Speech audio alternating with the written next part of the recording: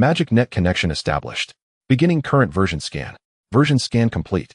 Current version Endless Plains Lone Player Game. Commencing scan of version features. Version feature scan complete. This version includes 1. Player dungeons will largely be replaced by fantasy dungeons. 2. All dungeons in this version are exclusive to the player and cannot be entered by other MagicNet users. 3.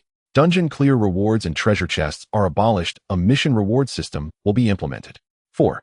Player class templates and experience-based level progression are abolished. The player must learn all abilities through their own efforts. 5. Items carried into and out of dungeons are restricted. For specific limitations, refer to the Endless Plains Protection Protocol. 6. MagicNet coin income from clearing dungeons is increased by 20. Li Ziang's parents had died, leaving him utterly alone. He often lamented that compared to the protagonists in novels, his only missing piece was a golden finger of his own. Perhaps some unknown existence in the dark heard his lament, for on a certain silent, deserted night, something out of the ordinary occurred. A sudden pop-up appeared on Li Ziang's phone, an advertisement for a so-called royal casino. As he eyed the seductive dealer displayed on the screen, a faint restlessness stirred within his heart.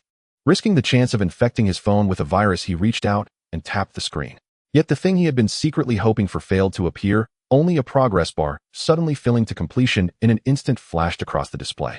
Afterward, a new icon appeared on his nearly scrapped knockoff phone bearing the name Endless Plains Game.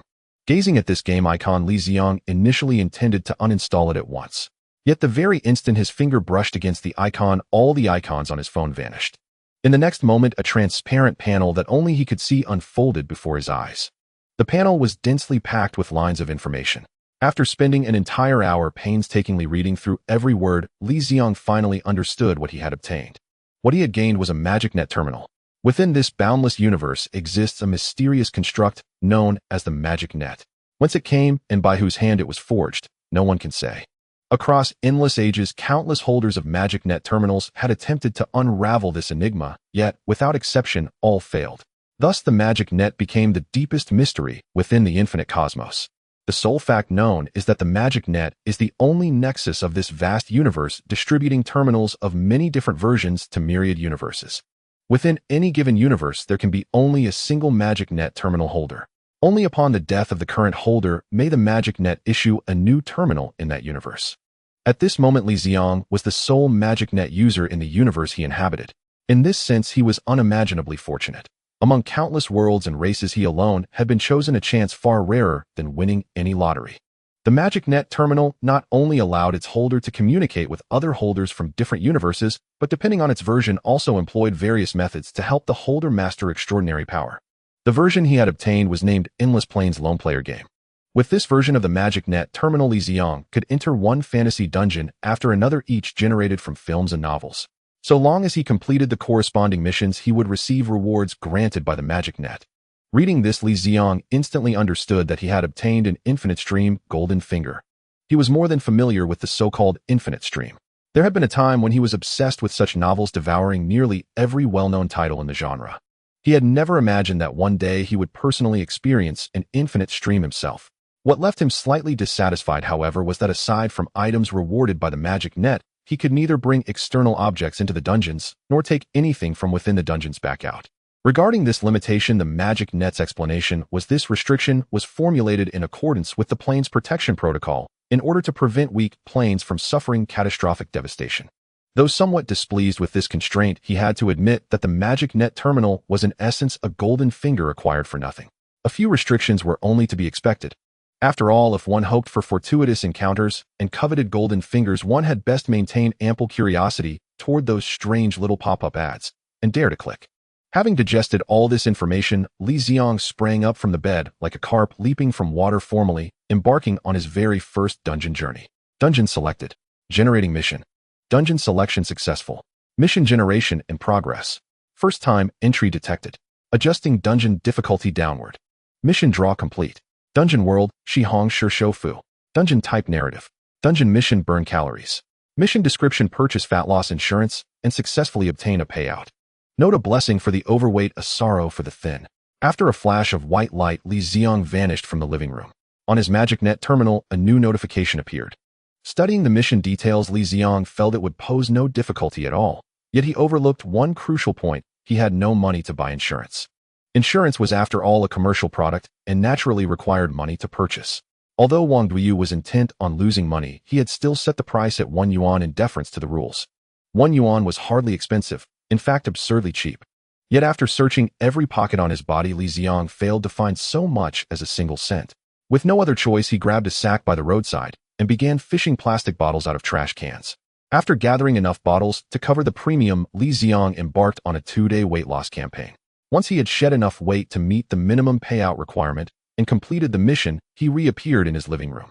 Having returned to the main world, Li Ziang first glanced at the time and discovered that only 1 hour had passed since he had entered the instance, even though he clearly remembered spending 2 full days inside it. Only after consulting the demon net did he learn that for the player's convenience it had altered the flow of time between the main world and the instance worlds. No matter how long one spent within an instance, only a single hour would ever pass in the main world. Li Ziang clicked his tongue in mild amazement. He had not expected the demon net to be so considerate. Still, this was unquestionably a blessing. At the very least, he no longer had to worry about losing himself in instances for too long and ending up officially classified as a missing person. After clarifying the issue of time flow, he finally shifted his gaze to the demon net terminal. On the interface, a line of text appeared: instance, quest, burn calories. Quest description, purchase fat loss insurance and successfully obtain compensation. Quest status completed. Claim instance reward. If he remembered correctly, the reward for this quest was distributed at random. He must not claim it so carelessly. Being too casual with such things was just asking for divine retribution. Randomly receiving rewards was in essence no different from the skin lotteries he used to pull in League of Legends. On that topic, Li Ziang considered himself something of a seasoned veteran. Back in the days when Dragon Fist Lee Sin was still rare and not yet everywhere, the bulk of Li Ziang's annual pocket money had been devoted to the Great Penguin Company. He had once watched with his own eyes as his sworn buddy washed his hands with soap 10 times before drawing, then lit a cigarette in front of a photo of Mr. Hua Tung, prayed devoutly for 10 minutes, and finally landed Dragon Fist in a single stroke, spending only 30 yuan. Refusing to accept such superstition, Li Ziang burned through all his pocket money only to draw mostly champions. Almost all of them limited to 7-day rentals. Clearly, spending money required proper technique. One needed scientific methods for cash burning, and lotteries were no exception. His clothes were still the same as before, but his body had already undergone a 2-day journey of weight loss. A faint sour odor of sweat clung to Li Ziang from head to toe. Warm water cascaded down from above, washing away the exhaustion brought on by dieting, while the lemon-scented body wash replaced the staleness of sweat upon his skin. After using more than half a bottle of body wash to scrub himself clean, Li Ziang dried the water from his skin, dug out the suit he had bought for 200 yuan in the year he graduated, and dressed neatly, went before his parents' memorial portraits to light 3 sticks of incense. Dad, Mom, your son has finally stumbled into a stroke of dog's hit luck and obtained an incredible golden finger. Please bless me so that I can draw something truly good this time. I'm counting on you. When he finished, Li Ziang bowed 3 times before his parents' portraits and placed the incense into the burner. Just as he turned away, he felt his sincerity still lacking, so he knelt and knocked his head heavily on the floor 3 times. I'm counting on you, he murmured. After making such thorough preparations, Li Ziang opened the demon net terminal and, eyes tightly shut, selected the option to claim the instance quest reward. Instance quest reward distribution initiated. First time instance participation detected, issuing beginner's gift pack. There's even something like a beginner's gift pack. Why wasn't this given to me before I entered the instance? As far as he remembered, shouldn't a beginner's gift pack be distributed before the game even begins? The kind of reward that required completing a quest to receive should be called a growth pack instead. Still, there was nothing worth agonizing over. Since there was a gift pack, there was no way he would refuse it. Only a fool would turn down something free. Claim. Congratulations, player has obtained storage backpack 1, healing potion 3, a barrier card 1. A storage backpack. Could it be a spatial item? Looking at the backpack that had suddenly appeared in his hands, Li Ziang thought with great anticipation. He did not yet know the exact uses of the other 2 items, but he was intimately familiar with the concept of a storage backpack. This was standard equipment for protagonists in all kinds of novels. Nowadays, anyone without a storage space could hardly claim to be a main character at all. Detecting whether the player's storage equipment is fused with the magic network terminal. Fusion? What does that mean? After fusion, the storage backpack will be displayed on the magic network terminal without affecting its normal use. Then let's fuse it. After a moment's thought, Li Ziang agreed to the fusion. Any way you looked at it, using the panel for storage was much more convenient than carrying a backpack. Upon choosing to fuse the backpack, Li Ziang's hands vanished and a backpack-shaped icon appeared on the magic network terminal's panel. Aside from this newly appeared icon, there were a total of 4 icons on the Magic Network terminal at that moment: dungeon entrance, personal panel, Magic Network communication, and trading post. However, the last 2 options were still grayed out. Li Ziang currently could not access these 2 functions as the Magic Network indicated he needed to complete 3 dungeon tasks before unlocking them. Upon selecting the backpack, 5 rows of small slots appeared on the panel. Li Ziang counted carefully. Each row had 10 slots, totaling 50 slots. The first 2 of these 50 slots were already filled. The first slot contained a red round bottle with a small 3 in the lower right corner of the slot. The second slot held a golden card. This terminal version I've obtained is truly a game. Even the storage space is identical to the backpacks in games. Li Ziang sighed in admiration and then stowed away his makeshift phone. Looking at the phone icon in the slot, he felt the power of the Magic Network once again. Next, Li Ziang began testing the attributes of this storage backpack according to various testing methods he had seen in novels. After a series of experiments, Li Ziang discovered that his backpack could not store living beings, it could only hold inanimate objects. Furthermore, identical items could stack and only occupy 1 slot with a maximum of 99 identical items. Items that were too small could increase storage capacity by using additional packaging.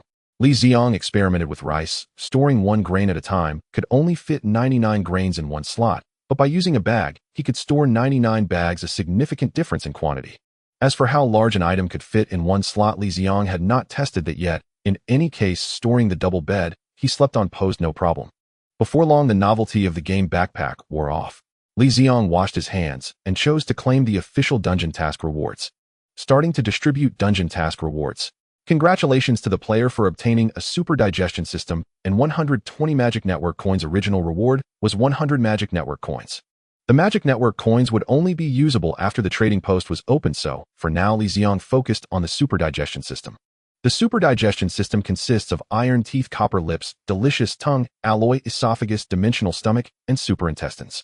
No matter what it is, as long as it can be chewed, you can digest it. As long as you can digest it, you can absorb it. As long as you can absorb it, you can become stronger. Note: remove the head, the divine will eat for you. What does remove the head mean? Are you sure you didn't walk into the wrong set? Li Ziang couldn't help but complain at the final note. This super digestion system looks pretty good. It seems like as long as I eat, I can become stronger. This feels quite suitable for me. Despite the complaints, upon closer inspection, Li Ziang still felt this reward was quite good.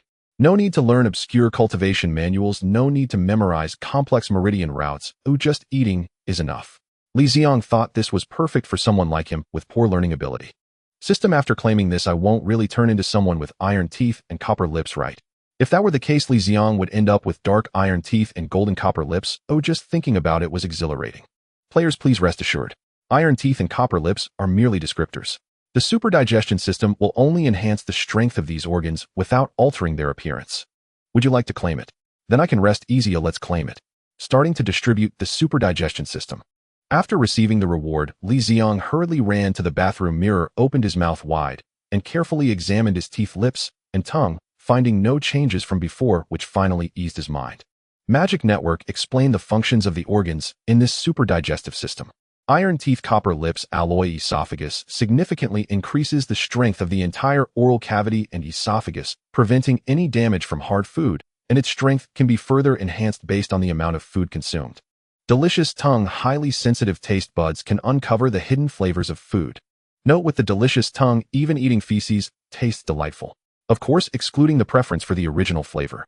Dimensional stomach sac, a stomach modified through dimensional technology capable of storing a vast amount of food. Super intestines able to absorb all energy from food, even poisonous substances can be transformed and absorbed. Players will bid farewell to food poisoning and will no longer produce waste. Looking at the detailed introduction of the system, Li Ziang felt incredibly lucky to receive this reward. Perhaps it was his scientific lottery ritual that worked, allowing him to obtain this reward. He decided that from now on he would perform this ritual every time he claimed a task reward. No matter how one looked at it, this super digestive system was excellent, or just by eating continuously one could become stronger, a dream come true for many. Li Ziang was genuinely overjoyed that he obtained this as his first task reward.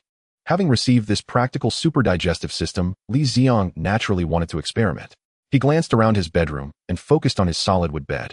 Li Ziang bit into the leg of the solid wood bed, and instantly a delightful fragrance filled his mouth. This fragrance was completely different from the smell of roasted meat. It was a unique plant aroma, fresh and pleasant.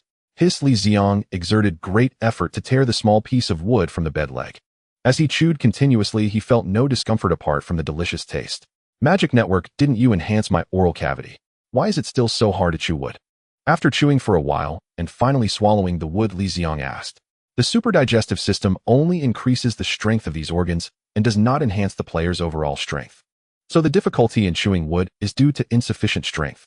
Yes, when the player's strength is sufficient, even steel can be easily chewed to pieces. Increasing strength means I just need to keep eating. But seriously, this wood is surprisingly delicious. To avoid devouring the entire bed, Li Ziang restrained himself from the impulse to continue gnawing on the bed leg, pulled out his makeshift phone, and searched for nearby buffets preparing for a feast. Damn, one day I will eat you. Just as he took out his phone, Li Ziang began cursing at the phone that had once again turned off due to low battery. Although he had the immediate thought of turning his phone into food, he still needed to use it for now. Reluctantly, he took out a power bank to charge the phone, which would eventually become food, and swayed out of the room. Boss, I think we've encountered the legendary Big Eater. He's already devoured 10 plates of chicken legs, and the stock is gone. Boss, it's bad. He just finished a plate of meat, and is going for the vegetables. What are you panicking about? It's just one person. I've been running this restaurant for so many years, I've seen all sorts of situations. What are you standing there for? Hurry up and help in the kitchen. Don't let the food on the serving table run out. Li Ziang was unaware of the conversation between the restaurant owner and the staff. He was busy battling the chicken legs in front of him. Chicken legs are not expensive, and an ordinary person gets full after eating one or two. Generally, buffets hope to see customers take chicken legs. But Li Ziang was clearly an exception. While others took one at a time, he took them by the plate. He devoured 10 chicken legs per plate, and soon only a pile of bones remained. Of course, if he wanted, even the bones would be gone, but to appear normal, he left the bones he had gnawed clean of all meat. After consuming so much food, Li Ziang once again felt the power of this digestive system. Regardless of the type of food, it still retained its usual taste. Li Ziang could tell what food it was, but the flavors were infinitely more delicious than what he usually ate. After eating so much food, Li Ziang did not feel overly full or very hungry. He could continue eating without any problem, and he could also accept leaving in this state. However, since it was hard to come by a restaurant visit, Li Ziang naturally wanted to eat more to get his money's worth. In the end, he felt a bit embarrassed due to the increasing number of onlookers and decided to conclude his dinner. Boss, your food tastes great. I haven't had such delicious food in a long time. Oh, I will definitely come back next time. Li Ziang made sure to compliment the food's deliciousness before leaving, as he had truly enjoyed it. Could it be that he really ate so much because your food is delicious? Li Ziang's words puzzled the restaurant owner, who even began to consider whether to develop into a more upscale, profitable private restaurant. I wonder if my strength has increased. It shouldn't be so quick. Oh, I probably have to wait until all this food is fully digested before any changes occur. Back at home, Li Ziang lay on his bed lost in thought and soon fell into a deep sleep. A month has passed since Li Ziang completed his first dungeon. During this month, his primary focus was summed up in one word: eat. As for work, are you kidding? With his golden finger, he no longer had to worry about earning money. After obtaining the golden finger, Li Ziang decisively quit his job and began preparing for his upcoming dungeon adventure. After all, the golden finger is his fundamental asset. During the day, he continuously watched various movies and read novels in his rented room, preparing for his next dungeon. When night fell, he frequently raided the nearby buffets, making sure not to return to the same restaurant twice to avoid the owner's resentment. Despite this, his appetite still attracted many onlookers. Some good Samaritans even filmed videos of him devouring food and uploaded them online, going viral for a couple of days. If the videos continued, Li Ziang might even become an internet celebrity. Buffets are not a daily option for a poor guy like Li Ziang, but to enhance his strength, he had to consume a large amount of food. Therefore, cheap rice became his choice. During this month, the rice cooker he bought at home, capable of cooking enough for 10 people, was almost working 24 hours a day. After finishing one pot, he would cook another. He would prepare a pot before sleeping and have it as breakfast upon waking. Fortunately, this rice cooker was a brand he had paid a fortune for, otherwise a knockoff would have likely broken down by now. If you asked Li Ziang whether he would get tired of eating every day, the answer would definitely be no. Thanks to the exquisite taste of this plain white rice, not only was it exceptionally delicious, but the flavor varied with different brands of rice, and Li Ziang never grew tired of it. After a month of frenzied eating, Li Ziang discovered that his physical fitness had truly improved significantly. His once flabby body now exhibited visible muscles, and his strength had increased several times, allowing him to easily lift 100 kilograms. His skin had also become more resilient. He had once tried to cut it with a fruit knife, and without exerting force, it couldn't break his skin. Clenching his fist and feeling the power within his body, Li Ziang felt that he was truly strong now. However, Li Ziang felt a bit regretful that his magical network terminal did not have a personal attribute panel. Without specific data, he couldn't grasp the changes in his strength in real time. He knew he had grown stronger, but he couldn't pinpoint how much stronger he had become. Li Ziang felt that this issue needed to be addressed in the future. After making sufficient preparations, Li Ziang officially started his second dungeon. Dungeon World: The Taoist Descends the Mountain. Dungeon Type: Narrative. Dungeon Task: Study Hard. Task Description: Learn the Yuan Strike Technique. Note: the great leader teaches us to study hard and improve every day. The Taoist Descends the Mountain. Yuan Strike Technique. Li Ziang quickly searched his memories regarding this movie after seeing the task on the magical network terminal. Fortunately, he had watched this movie just a few days ago, and with a little recollection, he remembered the plot. Yuan Strike Technique is a secret not passed down by the Taiji school. In the movie, only Zhou Xiyu and Boss Cha mastered it, while the protagonist, Xianxia, only began learning it towards the end of the film. Thus, to complete the task, Li Ziang could only start with these two individuals. From the portrayal in the movie, the most valuable thing in this world seems to be the Yuan Strike Technique, which appears to have transcended traditional martial arts. The two characters who fully mastered it in the movie moved with a speed that bordered on teleportation, completely surpassing the limits of ordinary people. In martial arts, speed is paramount. If Li Ziang could master this speed, his safety in the dungeon would greatly increase, allowing him to run away in case of danger. Therefore, even if the task did not require it, Li Ziang would still try his best to learn this martial art. After all, it's a valuable asset. Looking at his storage bag, it was empty. He clearly remembered that before starting the dungeon, his storage bag was filled with various items, but now it was all gone. Could it have been thrown out by the magical network? Thinking of this, Li Ziang hurriedly asked, "Magical network, what happened to the items in my storage bag?" Please rest assured, player. Items stored in the main world have been safeguarded and will be automatically returned upon the player's return. Then what happens to the items I obtain in the dungeon? Li Ziang thought of this important question and continued to ask. Also safeguarded by the system, items will be automatically returned to the player upon re-entering the dungeon world. Safeguarded. Whether I can re-enter previously experienced dungeons is not for you to decide. I see most of these rewards have likely been embezzled. Li Ziang seemed to have seen through the magical network scheme. Looking at himself, his original clothes had turned into a dark blue robe, the kind worn by modern crosstalk performers, which looked quite nice. However, his pockets were completely empty, devoid of any wealth. To help players better integrate into the dungeon, each dungeon, the magical network thoughtfully arranges an identity for the players. Based on the information in his mind this time, the magical network had arranged for him to be a student who had returned from studying abroad completely broke. He reached back to touch his head, but found no long braid of money, which felt quite comfortable.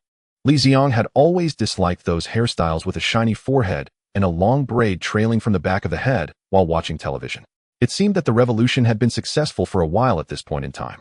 With disheveled short hair, a dark blue robe, and a pair of black-soled cloth shoes, this was Li Ziang's current appearance. After assessing his attire, he began to examine his surroundings. He was standing next to a road which was a dirt path that had only been compacted and not paved with stones. Although the road was poor, there were plenty of pedestrians. Most of the people on the road wore coarse cloth clothes, and few wore robes like Li Ziang, indicating that such robes were not easily afforded by everyone. Li Ziang even began to think that if he really couldn't get by, he could find a pawn shop to pawn this robe for some money. As Li Ziang observed the various passers-by, he foolishly followed them forward. After walking for about half an hour, he finally saw the shadow of the city. After entering the city, Li Ziang looked at the various buildings around him, clearly feeling more and more bewildered. Where exactly was he? Since he couldn't figure out this question, he decided to ask someone. As he surveyed his surroundings, a massive figure caught his eye.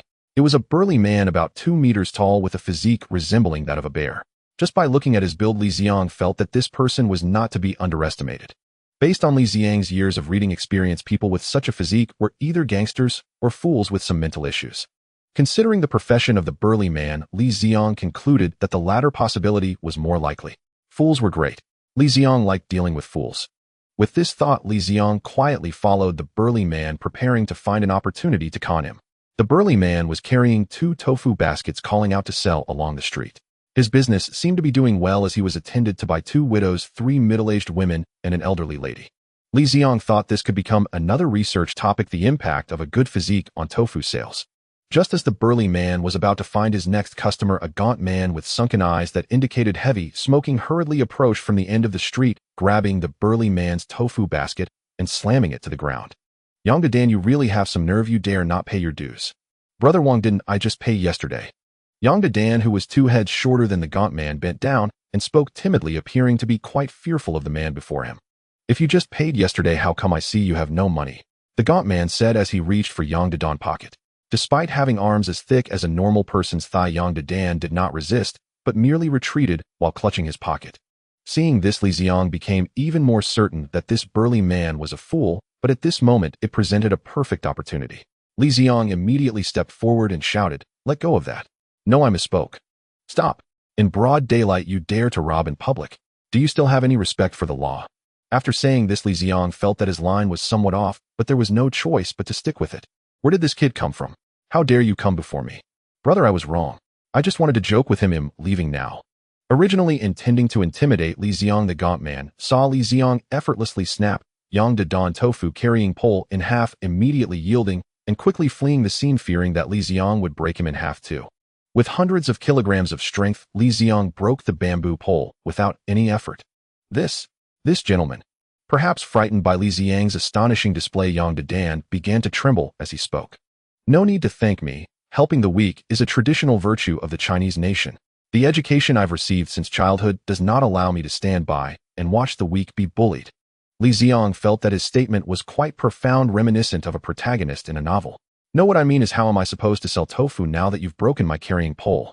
Yang Dadan seemed to still have a hint of complaint.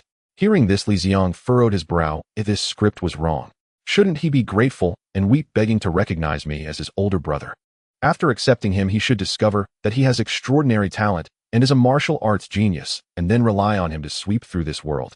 Alas, it seems he truly is a fool, and a rather dense one at that, unable even to distinguish good from bad.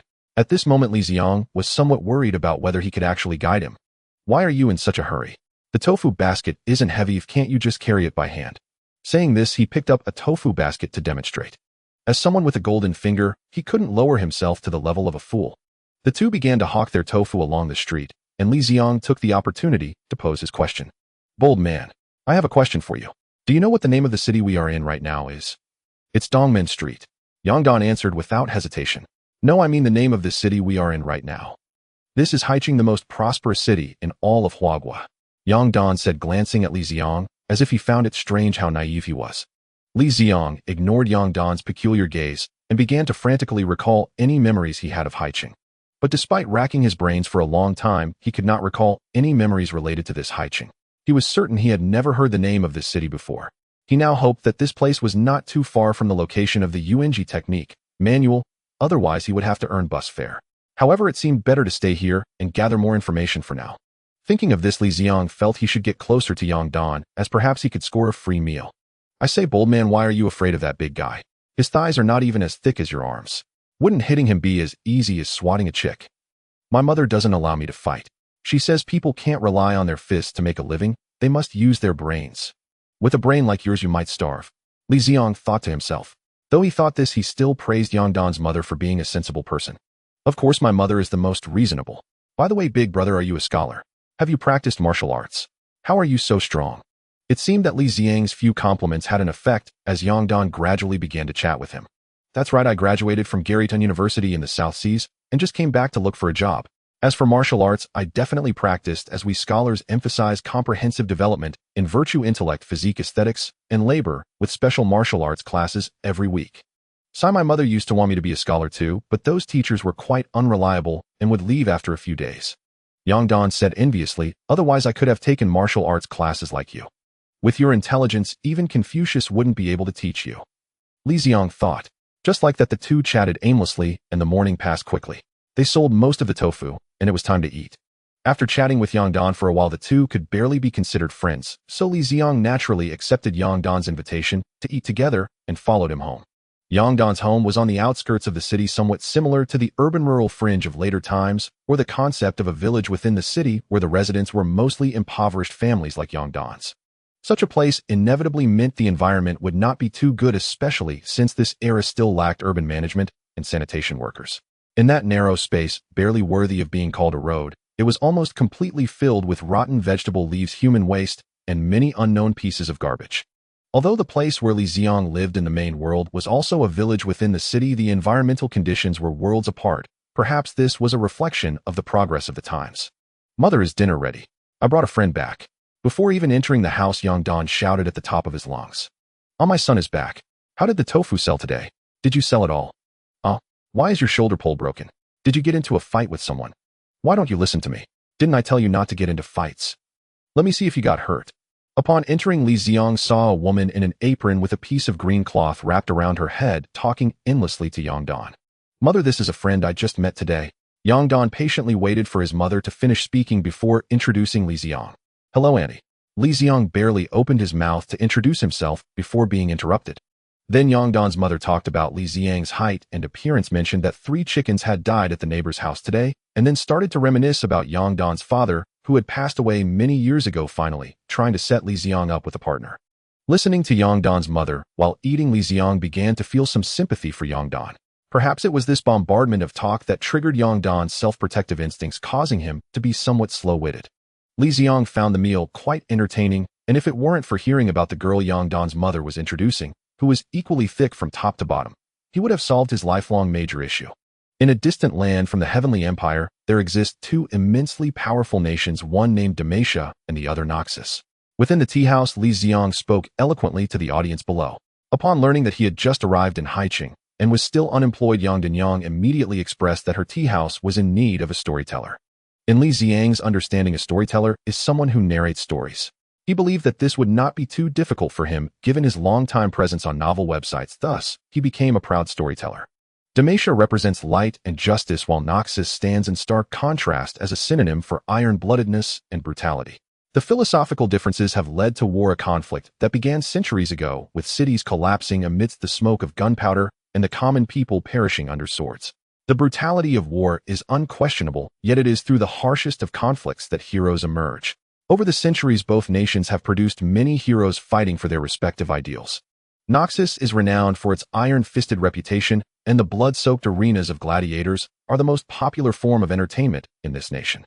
The gladiatorial matches are known as the meat grinder contest, where each time a participant wins a match, the next opponent will be multiplied in number. This continues until the participant meets their demise. In this particular meat grinder contest, there is a participant named Zhao Xian who is about to face 300 fully armed soldiers. As Li Ziang spoke, his eyes suddenly caught a familiar figure. With a standard Mediterranean hairstyle and a pair of gold-rimmed glasses, he recognized at once that this was the Republican version of Wu Dalong Chui Downing. "Hey, aren't the palace stewards all eunuchs? How did Zhao Yun's descendant end up as a eunuch?" Upon hearing that Zhao Xian became the royal steward, a tea patron seemed puzzled. "What's wrong with being a eunuch? Does that make Zhao Xian any less formidable? Don't underestimate eunuchs." A shrill voice retorted. "You shouldn't discriminate against them. Wasn't Zhu Yuanzhang a beggar? Yet he still became an emperor." Another person chimed in. "This young man is right." The one with the shrill voice looked pleased to hear someone agree with him. Li Ziang was somewhat taken aback by the heated discussion among the tea patrons. He hadn't expected the background story of League of Legends to be so popular. Suddenly, he felt he had a knack for being a storyteller. That's all for today. Tomorrow, I will continue to share the untold stories of the power of Dharma and the conflict with Noxus. After finishing, Li Ziang bowed to the audience and walked off stage. "Brotherly, your storytelling was truly excellent. No wonder you have experienced foreign education. Is Zhao Xian really that strong? Can he take on hundreds by himself?" Just off stage, Li Ziang was intercepted by Yang Dada. The tea house was undoubtedly Yang Dada's favorite place to hang out. Every day after selling tofu, he would come here to listen to stories. Of course it's true. He is a descendant of Zhao Yun. Is it not normal for one person to take on hundreds? You must know that Zhao Zilong could maneuver freely among thousands of troops. Li Ziang casually replied, though his attention was now fully focused on Chui Downing, who was the master of the protagonist Hianxia. Since Chui Downing was in this city, it implied that this city was where Hianxia lived after descending the mountain, which is also the setting of the movie's plot. This means that the ape fist technique Li Ziang needed to learn for his task was also located in the vicinity of this city, marking the first time he received relevant information about his mission. Seeing Chui Downing exiting the tea house, Li Ziang ignored the persistent Yang Dada, who wanted to continue listening to stories, and hurriedly followed after him. "Dalong, no Dr. Chui, please wait. Hey, aren't you that storyteller? How do you know me?" Chui Downing turned around and recognized Li Ziang. "Dr.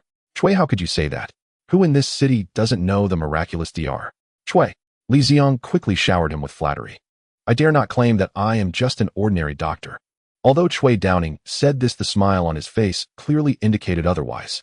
"Is there something you need, young brother?" This tree is so green." Li Ziang merely wanted to get acquainted with Cui Downing after all the protagonist would associate with him after descending the mountain.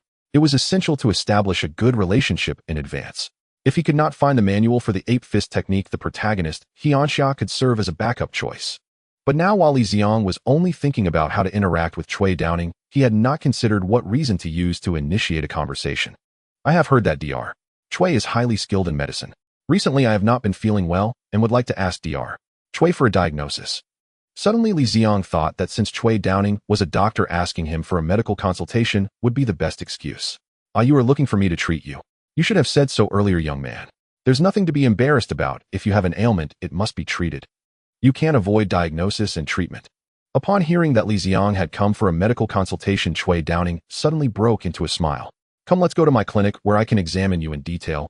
I have professional equipment. Cui Downing patted Li Ziang on the shoulder as he spoke. Thank you very much, Dr. Cui, Li Ziang said as he walked side by side with Cui Downing towards the clinic.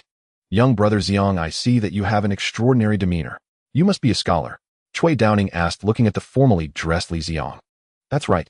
I spent a few years in the South Seas and attended university there for a few years as well. Li Ziang was not lying, as the identity assigned to him by the magical network was that of an overseas student. I've heard that the West is much more open than here, leading to a higher incidence of illness. Have you sought treatment for your ailments abroad? As far as I know, Western medicine has its unique strengths and is quite effective for ailments that traditional Chinese medicine struggles with. Recently, I have also been studying Western medicine. Upon hearing Cui Danning's question, Li Ziang was puzzled. I haven't sought treatment. I've only recently felt unwell. After answering, Li Ziang changed the subject, not knowing how to continue persuading Cui Downing. My clinic is just ahead. I wonder if my wife has returned from the theater. Your wife must be very virtuous. Li Ziang held a favorable impression of Cui Downing and was considering whether to subtly remind him of his identity as Wu Dalong. Come, the consultation room is this way. Cui Downing opened the door, leading Li Ziang to the backyard. Looking at the surroundings, Li Ziang felt that this clinic seemed a bit different from what he had seen in the movie. The location was rather secluded, and there wasn't even a sign. Come on, take off your pants. At this moment, Li Ziang was in a state of confusion. What was the deal with someone taking off their pants upon first meeting? Could it be that Cui Downing was a hidden homosexual? Or was it that in this world the term seeing a doctor meant something entirely different? Why are you so shy? It seems like this is your first time. Don't worry, I'm a professional. Come on, let's undress. So what seems to be the problem? Is it impotence, or is it that the duration is too short, or perhaps you have excess skin? As he spoke, Cui Downing had already put on a white coat and donned a mask. Li Ziang felt that none of the symptoms Cui Downing mentioned were legitimate. As he looked around, he finally realized the reason for his mistake. A wooden sign was quietly leaning against the door, seemingly a retracted signboard of the clinic, but it did not read SAS Clinic. Instead, it boldly stated inherited medical skills, specializing in male disorders. Li Ziang clearly remembered that in the movie Cui Downing was a general practitioner who treated all sorts of ailments. How did he end up as a specialist in male disorders here? Don't worry, my medical skills are inherited and my family has been treating this condition for several generations. What kind of situation haven't we seen? Cui. Dr. Cui, I think we might have a bit of a misunderstanding. Upon seeing the large knife used for excising certain skin areas, Li Ziang instantly found himself at a loss for words. It's not me who has the problem. I just wanted to consult you. Thinking quickly, Li Ziang realized he couldn't admit he came for another ailment. After all, he had previously expressed admiration for Cui Downing's medical skills. If Cui Downing found out he didn't even know which specialty he practiced, he would probably blacklist him immediately. I have a good brother who hasn't been able to have children, and he's too embarrassed to come see you, so I came to consult first. Then the two engaged in a lively back and forth, with Cui Downing asking each question and Li Ziang responding as if the conditions were dire. He thought that if he made it sound like a terminal illness, the situation might just pass. Don't worry, brother, I'm sorry for you. Once I have money, I'll definitely treat you to a good meal. To make this lie more convincing, Li Ziang even offered up his only friend in this world. Meanwhile, Yang Dada, who was in the village indulging in a feast, suddenly sneezed, curiously touched his nose, and continued eating, completely unaware of how he had become a topic of conversation for Li Ziang. Based on what you said earlier, going to the bathroom 30 times a day like the size of an earthworm, that's indeed quite troublesome. However, I have a potent medicine here. After taking it, you will definitely see results, but if it doesn't work after 3 times, you will be completely useless. If you truly wish to have children, you might want to give it a try. Li Ziang clearly underestimated Cui Downing's medical expertise. Even for such a situation, he had a potent remedy. It seemed he had something to offer. Li Ziang thought that perhaps he should consider incorporating Cui Dao Ning's inherited prescriptions into his own goals, as these remedies might still have a market in the main world. Why don't you just call him over? I can take a look myself. What if it's not as serious as you say? Cui Dao Ning said earnestly, but deep down he was curious about what such a serious condition could really be. Perhaps that was the curiosity a good doctor should possess. Li Ziang felt he should leave. He really had no idea how to continue fabricating this story. Cui Dao Ning stood up to escort Li Ziang to the door, just as he ran into Yu Zhan returning from watching a performance with his brother. Looking at the curvaceous Yu Zhan, and then at the short balding Cui Dao Ning, Li Ziang was curious about how the two of them ended up together. Could it be that Cui Dao Ning was a handsome guy in his youth? That didn't seem likely. Even if he didn't look bad when young, his height was definitely a hard limit. Or was it because of the allure of money? Indeed, money is the root of all evil. Stepping out of the clinic, Li Ziang was surprised to find that street lamps already existed in this era. Though he knew that electric lights existed during the Republican era, he had always thought they were quite rare and only affordable for wealthy families. He never expected them to be so prevalent on the streets. Under the dim light, Li Ziang leisurely walked towards Yang Dada's home. To be honest, Yang Dada and his mother were quite nice. After helping Li Ziang find a job, they even took him in. There are still many good people in the world. If only Yang Danyang had a few less flaws. Li Ziang silently thought to himself. Unfortunately, no one is perfect. Oh, everyone has their own shortcomings. Before long, the next morning arrived. Li Ziang got up early as today he had promised Yang Dada to search for the Taoist temple in High City together. Now that he knew High City was the city where the plot unfolded, it also meant that Zhou Shiyu, who mastered the monkey fist technique, was nearby. Dada, are you sure this is the only Taoist temple around here? As they moved farther from the urban area, Li Ziang grew increasingly suspicious that Yang Dada had taken a wrong turn. He remembered the temple being at the edge of the city in the movie. Brother Ziang, don't worry, there's no mistake. I even delivered tofu to that temple before. I remember it clearly. Don't forget what you said. Oh, as long as we find that temple, you'll teach me martial arts. I won't forget. I'll start teaching you tomorrow morning. Let's hurry. After walking for half an hour, the two finally arrived at their destination. The Taoist temple was not large. Of 4 or 5 gray brick houses surrounded a small courtyard forming the entire temple. In the room directly facing the main entrance of the temple, an imposing statue was enshrined. Though it appeared quite dignified, Li Ziang's scant knowledge was insufficient to identify which deity it represented. Inside the courtyard, a middle-aged man with graying hair was sweeping up fallen leaves. Excuse me, is Taoist Zhou Shiyu here? Li Ziang stepped forward to inquire. That's me. I don't recall ordering tofu, Zhou Shiyu said, giving a puzzled glance at Yang Dada. No, Taoist, we're not here to sell tofu. I'm here to seek a master. Saying this, Li Ziang respectfully bowed to Zhou Shiyu. Seek a master?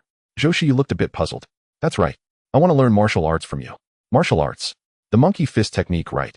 Go get it yourself in the main hall. After saying that, he ignored the dazed Li Ziang and continued sweeping the floor.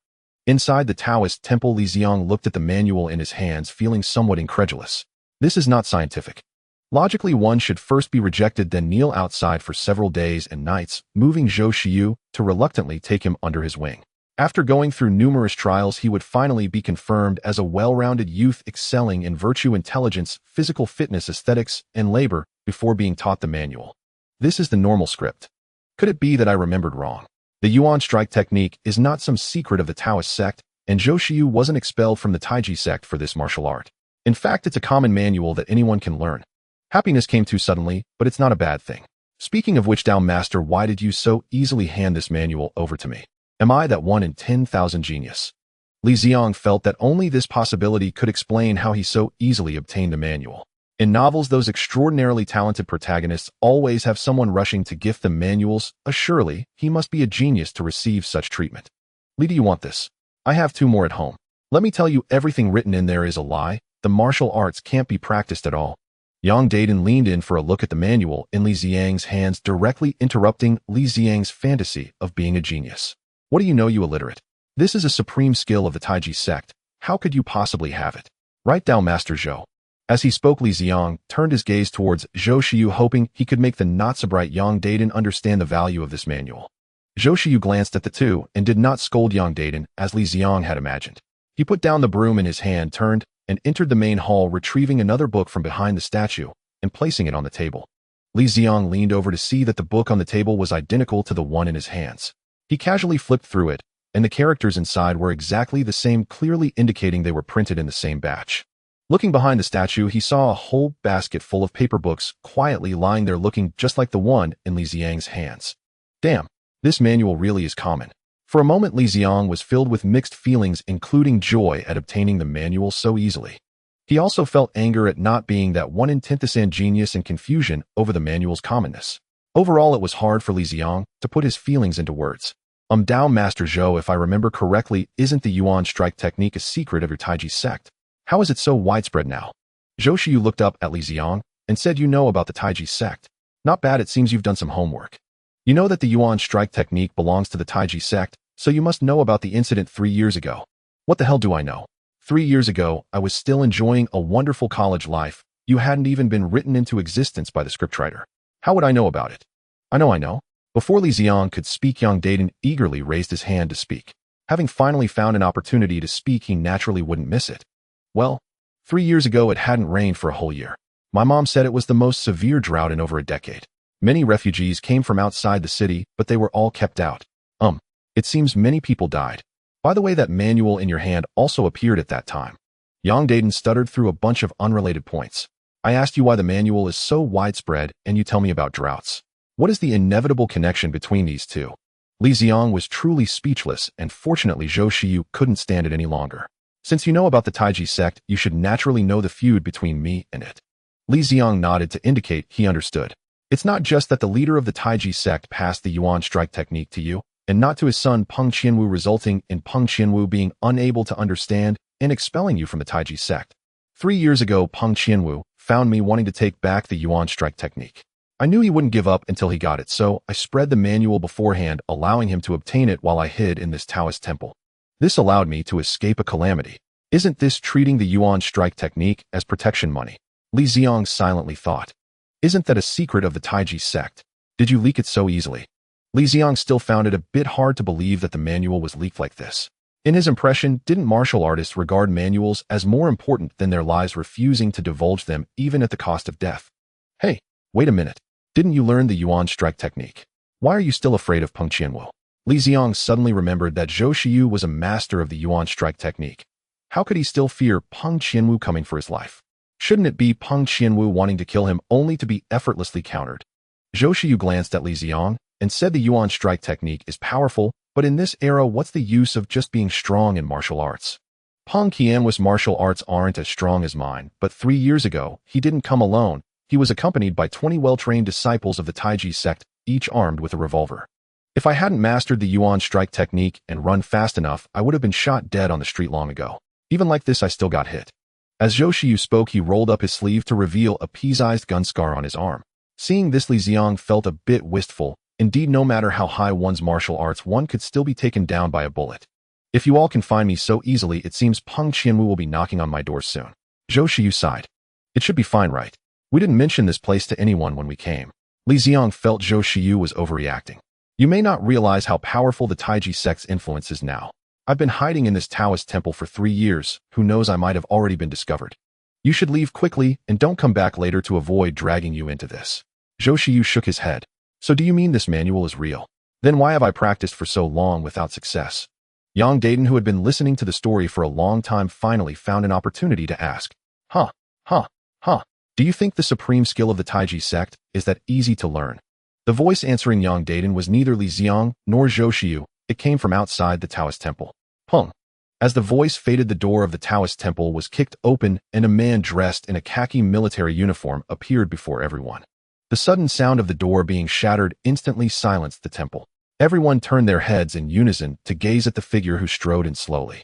Li Ziang recognized at a glance that the incoming figure was none other than Peng Qianwu, the man who had driven Zhou Shiyu into exile for years. The ape strike technique is the supreme art of our Tai Chi sect. If anyone could master it, our sect would have unified the martial world a century ago. Isn't that right, junior brother? Dressed in a khaki military uniform, Peng Qianwu fixed his gaze on Zhou Shiyu and said, Peng Qianwu, you've come after all. Let them leave. Matters of the Tai Chi sect have no need to involve outsiders. Upon hearing this, Li Ziang felt an urge to give Zhou Shiyu a thumbs up.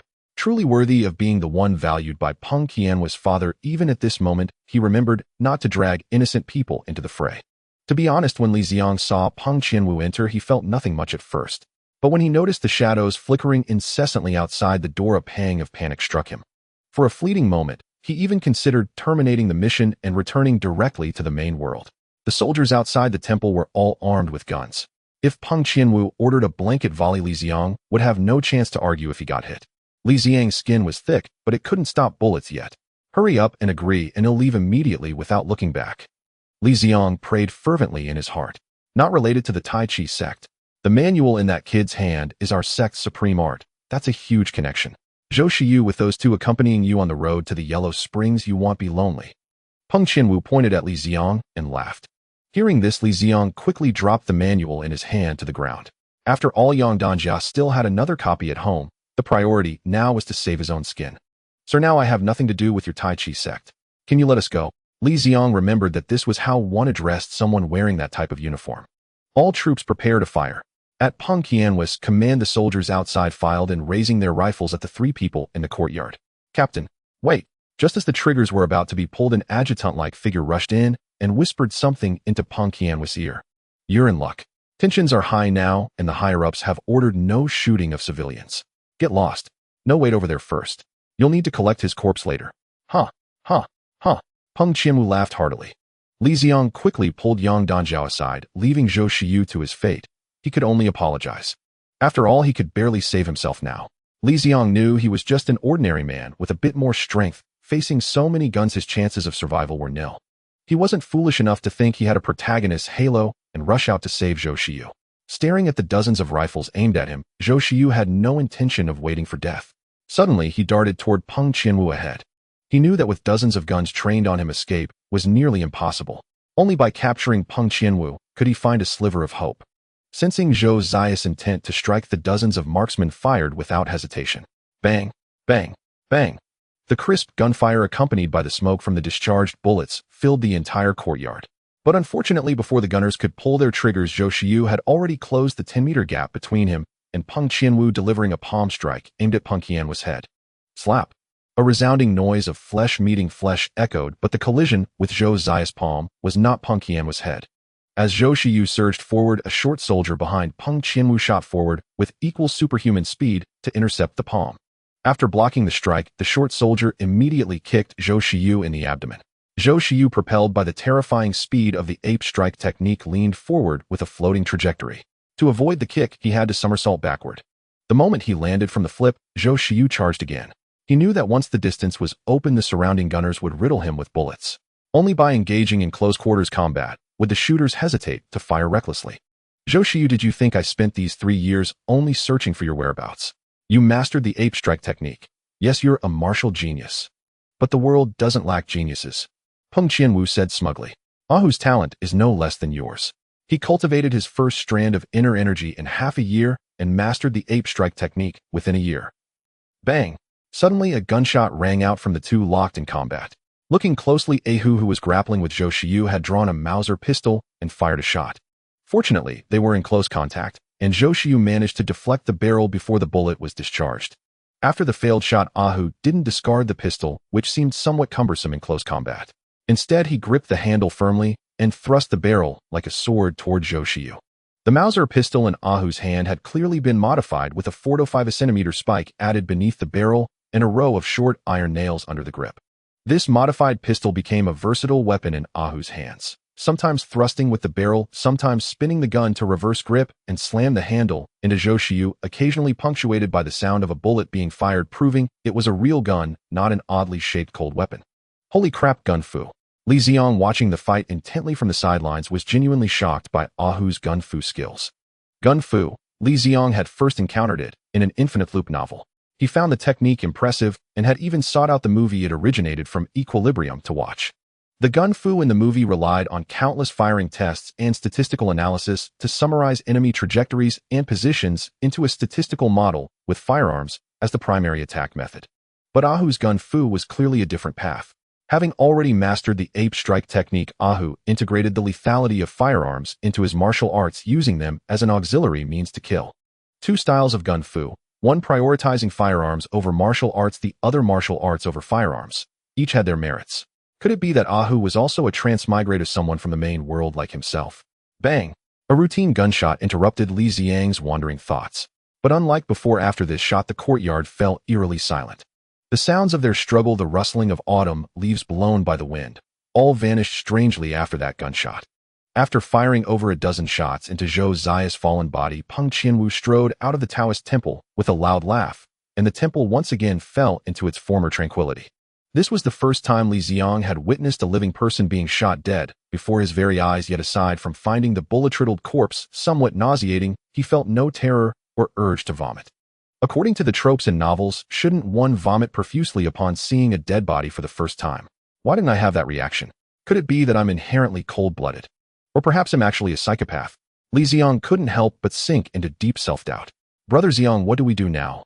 Yang Daden, on the other hand, was visibly terrified by the scene before him, his voice trembling uncontrollably. If Li Ziang was born cold-blooded, then Yang Daden was born timid. His courage was inversely proportional to his burly, towering stature of 1 meter 89. Perhaps his mother named him Daden, meaning bold, hoping he would be braver. Indeed, in times like these, I need to step up and take charge, Li Ziang thought as he began directing Yang Daden. Go check if there's a shovel in that house over there. If there is, bring it here. With that, Li Ziang approached Zhou Shiyu and saw 2 bullet holes in the area of his heart. He then felt the right side of his chest where there was no pulse at all. Clearly, Zhou Shiyu was not one of those rare individuals with a heart on the right side. Sigh. This is indeed a real world. It won't follow the script. Li Ziang glanced at the healing potion in his backpack and remarked with a sigh. If things had followed the script, Li Ziang would have discovered that Zhou Shiyu still had a faint heartbeat, then decisively used the miraculous healing potion to snatch him from the jaws of death. Afterward, to thank Li Ziang for saving his life, Zhou Shiyu would have personally taught him the ape strike technique. That would have been the proper script. Shaking his head to dispel the imagined script from his mind, Li Ziang surveyed the Taoist temple, preparing to find a burial site for Zhou Shiyu. Huff, huff. I found a hoe. Huff. Yang Daden came running over, panting heavily, carrying 2 hoes. Why are you in such a rush? Seen a ghost? Brother Ziang, I suddenly remembered my mother saying that the newly deceased linger around their bodies. Maybe we should leave quickly. Yang Daden tugged at Li Ziang. Nonsense. Do you think I haven't seen this movie? There are no ghosts in this world. Besides, would it dare come out in broad daylight? Hurry up and dig a hole to bury him, then well leave. Unable to grasp the connection between the movie and ghosts, Yang Daden was about to ask something when Li Ziang dragged him off to start digging. The grave Li Ziang chose for Zhou Shiyu was under a large tree in the corner of the courtyard. Li Ziang didn't know the tree's species, nor was he a feng shui master to judge the site's auspiciousness. He simply found the tree pleasing to the eye. He fetched 2 quilts from the house, wrapped Zhou Shiyu in them, and lowered him into the grave. After filling the pit with earth, he found a wooden plank in the woodshed, scrawled the words Zhou Zia's grave on it, and planted it before the mound. The burial was thus complete. Looking at the somewhat crude grave, Li Ziang thought for a moment, then returned to the main hall to find 3 incense sticks, lit them, and placed them before the grave. Finally, he made Yang Daden kowtow 3 times with him. Though I only met you today, you were decent to me, so I'll let you have this favor. I also hope that in return for burying you and kowtowing, you'll bless me with success in learning the ape strike technique. With that, Li Ziang stood up, brushed the dirt off his knees, and led Yang Daden toward the city. As soon as he returned to his residence, Li Ziang eagerly took out the manual for the Yuan strike technique and began to flip through it. The already yellowed cover bore 3 crooked characters, and the side was bound with coarse twine, clearly more durable than modern adhesive binding. Upon opening the first page, Li Ziang was stunned, not because of the elegance of the martial art, but because he realized he could not read. Having gone through 9 years of compulsory education, Li Ziang had mastered most commonly used characters, but this did not include traditional Chinese characters. In this era, simplified characters had yet to appear among the 10 characters on the manual. Li Ziang could not recognize 3. When he first saw those 3 unfamiliar characters on the cover, he thought they were deliberately written that way to enhance the manual's mystery. Then Li Ziang discovered that not being able to read was not the biggest problem. Using principle with qi and qi as the essence of principle. This was one phrase where Li Ziang recognized all the characters, yet he completely could not understand its meaning. From this perspective, even if he could recognize all the characters, he still could not comprehend what that classical Chinese-style sentence was saying. Understanding this required at least an 8th grade proficiency in classical Chinese. Li Ziang was dumbfounded, feeling that the difficulty of the task had escalated to an epic level. He had never considered that upon acquiring the manual, he would face the issues of illiteracy and incomprehension. In his impression, it should be that once he obtained the manual, he could easily practice to perfection in just a few days. Right? Aren't protagonists in novels always like this? Am I really going to give up on this task? The moment this thought flashed through Li Ziang's mind, he immediately dismissed it. Now that he had the manual, if he didn't put in the effort, how would he handle even more challenging tasks in the future? But how am I supposed to deal with this manual? Should I go through another 9 years of compulsory education in this world? I know that's unrealistic. Should I find someone to translate it? There are plenty of people who understand traditional characters, but simply translating them into simplified characters wouldn't help me either. I still need to find someone who understands these martial arts terms. Peng Qianwu definitely understands, but seeking him is akin to courting death. Li Ziang racked his brains for a solution, but after a long time it seemed that finding a translator was the most reliable option. However, he had no clue how to find someone knowledgeable about these martial arts terms. Ziang, it's almost time for dinner. After eating, you still need to go tell stories. Unknowingly, it was already evening time for dinner. He'll be right there. Li Ziang put away the manual he had easily acquired ready to eat, and then head to work. He couldn't translate the manual immediately, but life had to go on. Ziang, are you going to continue the story from yesterday? This incident really scared me. I specifically asked my mother to add 2 more dishes. By the way, don't forget to teach me martial arts tomorrow.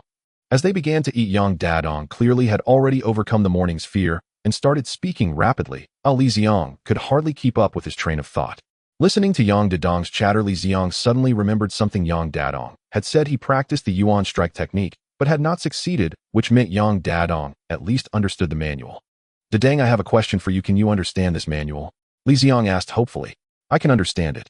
What's wrong? The next morning at Yang Dadong's house. Bang, bang, bang. A series of urgent knocks on the door startled Li Ziang awake from his slumber. Ziang, wake up. It's time to practice martial arts. Yang Daden shouted while knocking on the door. Inside, Li Ziang rolled over feeling irritable.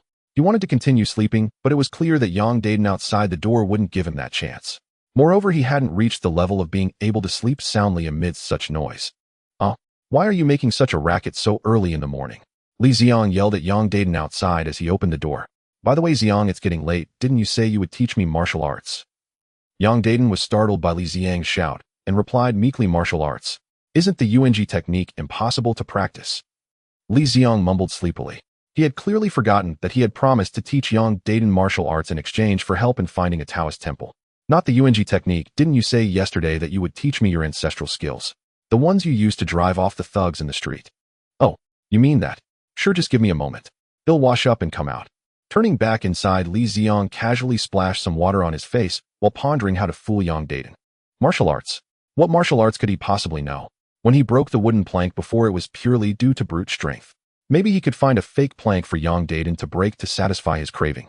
But Yang Daden probably wasn't foolish enough for that. Li Ziang washed his face for 30 minutes, but couldn't come up with a reliable plan. Forget it, I can't think of anything for now. Let's have him run a few laps to warm up. With that determined thought, Li Ziang prepared to go out and fool around.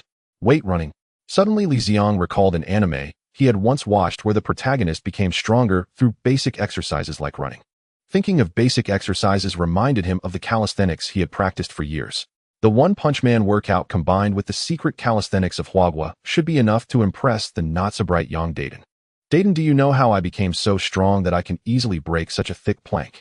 Li Ziang stood in the courtyard, hands behind his back, striking a pose like a grand master as he spoke to Yang Daden. Isn't strength something you're born with? Wrong. A year ago, I thought the same way as you, believing that strength was innate. Back then my strength was even less than yours now. Do you know how my strength became so great? It's through training. Through persistent daily training, my strength has increased day by day. As long as you train according to my method, one day your strength will match mine. Li Ziang shamelessly declared. He had no idea whether Yang Daden, without a super digestive system, could break through the limits of human capability like One Punch Man, but exercising more couldn't be wrong. Come on. Now I will teach you my ultimate training method. Tell me loudly, are you ready to sweat? Are you ready to persist every day? Tell me loudly. Li Ziang practically shouted this line. He felt it necessary to sound more passionate. After all, given Yang Dadon's intellect, just by getting excited, he would probably overlook the fact that this ultimate training method was really just an elaborate ruse. I'm ready. Yang Daden, thoroughly incited, bellowed with fervor. Then listen closely, from now on do 100 push-ups every day, 100 sit-ups, 100 squats, then run 10 kilometers. Rain or shine, fever or cold, nothing can interrupt this training.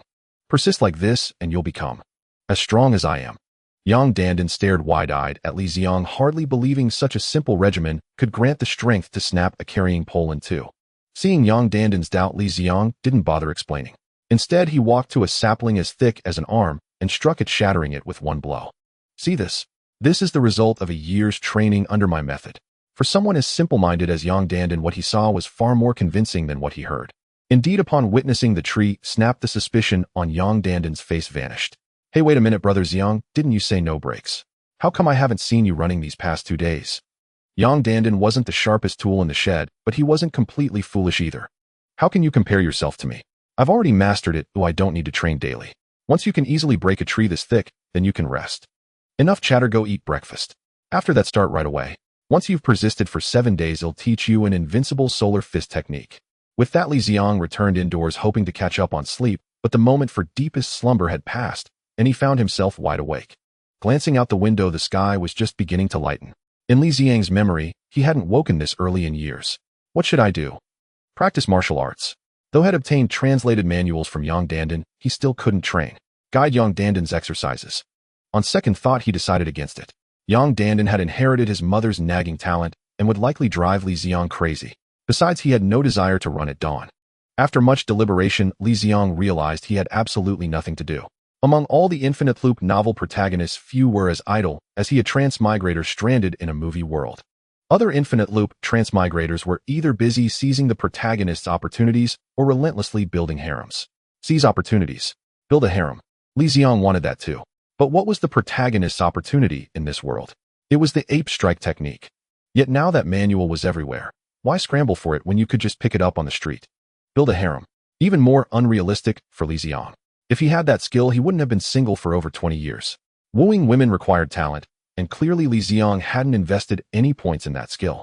He wondered how those novel protagonists managed to make leading ladies and supporting characters utterly devoted after just a single greeting. After pondering, Li Ziang concluded it wasn't his fault he couldn't seize opportunities or build a harem.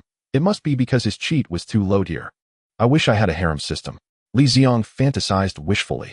Complaints aside, he knew obtaining this magic network terminal was pure luck, and he should be grateful. Forget it'll take a walk. With my luck, opportunities won't fall from the sky. I have to go out and stumble upon them. Changing his shoes, Li Ziang strolled leisurely out of the small courtyard. Yang Danden was nowhere to be seen. Had he gone running, or was he slacking off? If he was slacking, Li Ziang would actually prefer it. In this different world, Li Ziang suspected the One-Punch Man training method wouldn't work on Yang Danden. If he slacked off, Li Ziang's guilt over his deception would lessen.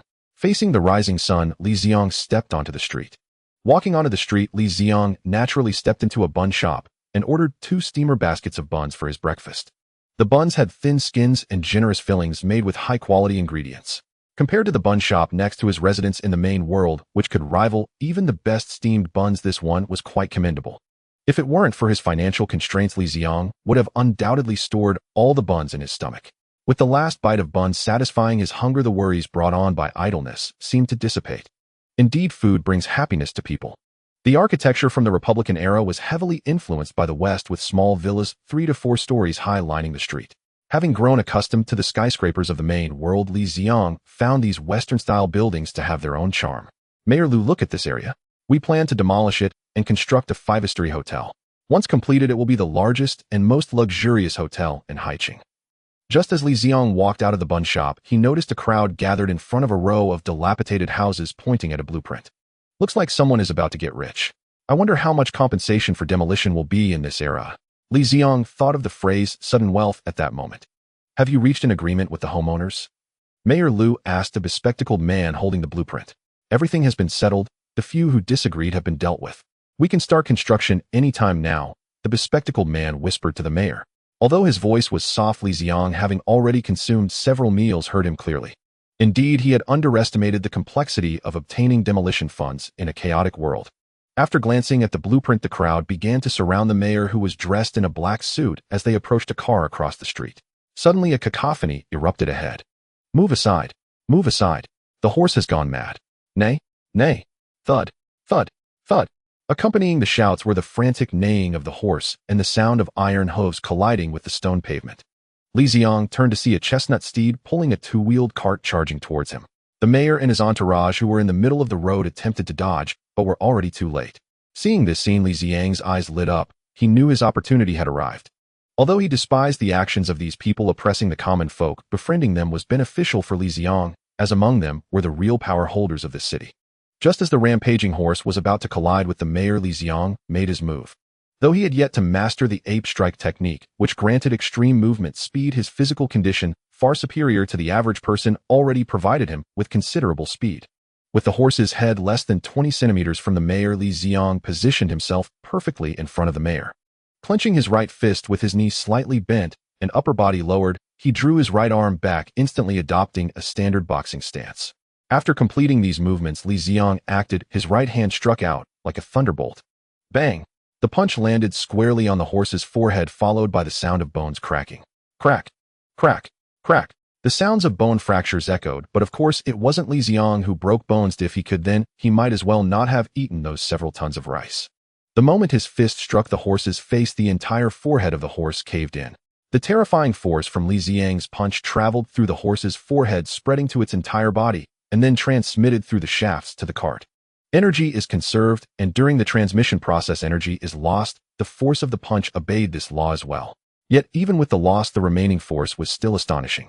The entire cart was pushed back by the punch, and the horse was even shoved into the cart. Li Ziang's punch was incredibly fearsome. The surrounding onlookers were momentarily silent, not daring to make a sound, as if afraid that Li Ziang's next punch would land on them. To be honest, Li Ziang was also startled by his own punch. He knew he was strong, but he had never measured it precisely. He felt he could stop the cart, but he never expected to send both the horse and the cart backward. Indeed, only by constantly eating could one grow stronger. This person's strength is too great. I think that horse's skull has been shattered by him. Exactly. I saw that horse's head almost get pierced through. This person has such strength. Could he be the reincarnation of Li Yuanba? I believe so. With such a powerful punch, even I could only take 2 punches. The surrounding onlookers were astonished and turned to see who was so reckless. Turning around, they found it was Yang Dandai, this fool, practicing running. With his commotion, the mayor's entourage also reacted, and one person stepped forward to berate the cart driver. If you can't even handle a horse, what are you doing driving a cart? Do you know who this is? If you hit him, 10 lives wouldn't be enough for you to pay. The cart driver, who had just been frightened by Li Ziang's punch, was now trembling even more at the sight of this imposing figure. Secretary Zhang, I don't think he meant it on purpose. Don't make it hard for him. Mayor Liu, on the contrary, started to comfort the driver, fully demonstrating his love for the people. Brave sir, what is your name? After calming the driver, the mayor turned to Li Ziang and asked, Hello mayor, my name is Li Ziang. Li, you are truly valiant. If it weren't for you today, my old bones would have met their end here.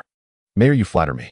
Fortune favors the virtuous. If it weren't for me, you would surely have emerged unscathed.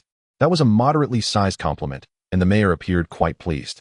However, the mayor's subsequent gratitude left Li Ziang somewhat dissatisfied. He merely had the secretary write down his address and said he would reward him later before hastily leaving in the car. Indeed, he is a heartless person, even being so stingy towards his savior. Not to mention at least give a few silver dollars. Li Ziang thought indignantly. If I had known, I wouldn't have put on such airs. I got nothing out of it. On this day, the general of Noxus, known as the Hand of Noxus, Darius, led 100,000 elite soldiers to surround Demacia, aiming to seize the City of Light in one fell swoop. At this moment, Demacia had exhausted its resources, and the capital was on the verge of falling. Noxus victory was already within reach. Darius stepped forward, raising his giant axe named the Black Cleaver, and shouted at Garen on the city wall, Your king is dead. Open the gates and surrender now. Garen stood on the city wall, calmly gripping a greatsword, looking at the army before him without a hint of fear, and said, I do not fight for the king, I fight for those who cannot fight. Upon hearing this, Darius realized that persuading Garen to surrender was impossible. You will regret opposing me. With those words, the final battle officially began. Time flew by, and 3 months had passed since Li Ziang arrived in this world. During these 3 months, apart from listening to Yang Dabin and his mother's incessant chatter, Li Ziang made it a point to come to this tea house daily to educate the people of this world about the common knowledge of the Valoran continent. If the people of this world had the fortune to cross over to the Valoran continent, they would surely be grateful for Li Ziang's current educational efforts. As the saying goes, the great heroes fight for their country and their people. Clearly, Garen is such a hero, fighting for his country and people. Li Ziang continued to passionately comment on Garen. Fighting for those who cannot fight. Great heroes fight for their country and people. That is the true essence of a great hero. One audience member seemed deeply moved by these words and exclaimed them aloud. Seeing this new face beside Chui Downing, Li Ziang couldn't contain his excitement. This new face was none other than our beloved protagonist, Hianxia. Finally, he has appeared. Li Ziang had been waiting a long time for Hianxia. The opportunity to learn the ape strike technique lay with him. Initially, when he learned that Yang Dabin could understand the ape strike technique, Li Ziang was overjoyed, thinking he could start his formal training. But reality taught him a lesson. Yang Dabin himself didn't possess the ability to comprehend the profound ancient texts. The one who truly understood the books was a beggar on the street. Yang Dabin once gave him a piece of unsellable tofu, and when he saw Yang Dabin receive the secret manual, but unable to understand it, the beggar surprisingly helped him translate it. Indeed, any beggar could be a hidden martial arts master. Upon learning this news, Li Ziang immediately bought 2 roasted chickens to pay a visit to that master beggar. After the beggar had his fill, the news he gave Li Ziang was not optimistic. The ape strike technique was the untransmitted secret of the Taiji sect, and its cultivation difficulty was undoubtedly immense. According to the old beggar, the primary requirement for practicing the ape strike technique is true qi. Only with true qi in one's body can one cultivate according to the manual. True qi was not unfamiliar to Li Ziang. Almost all martial arts novels feature true qi, and there are many ways to cultivate it. In this world, however, one must spend years honing their body to cultivate true qi.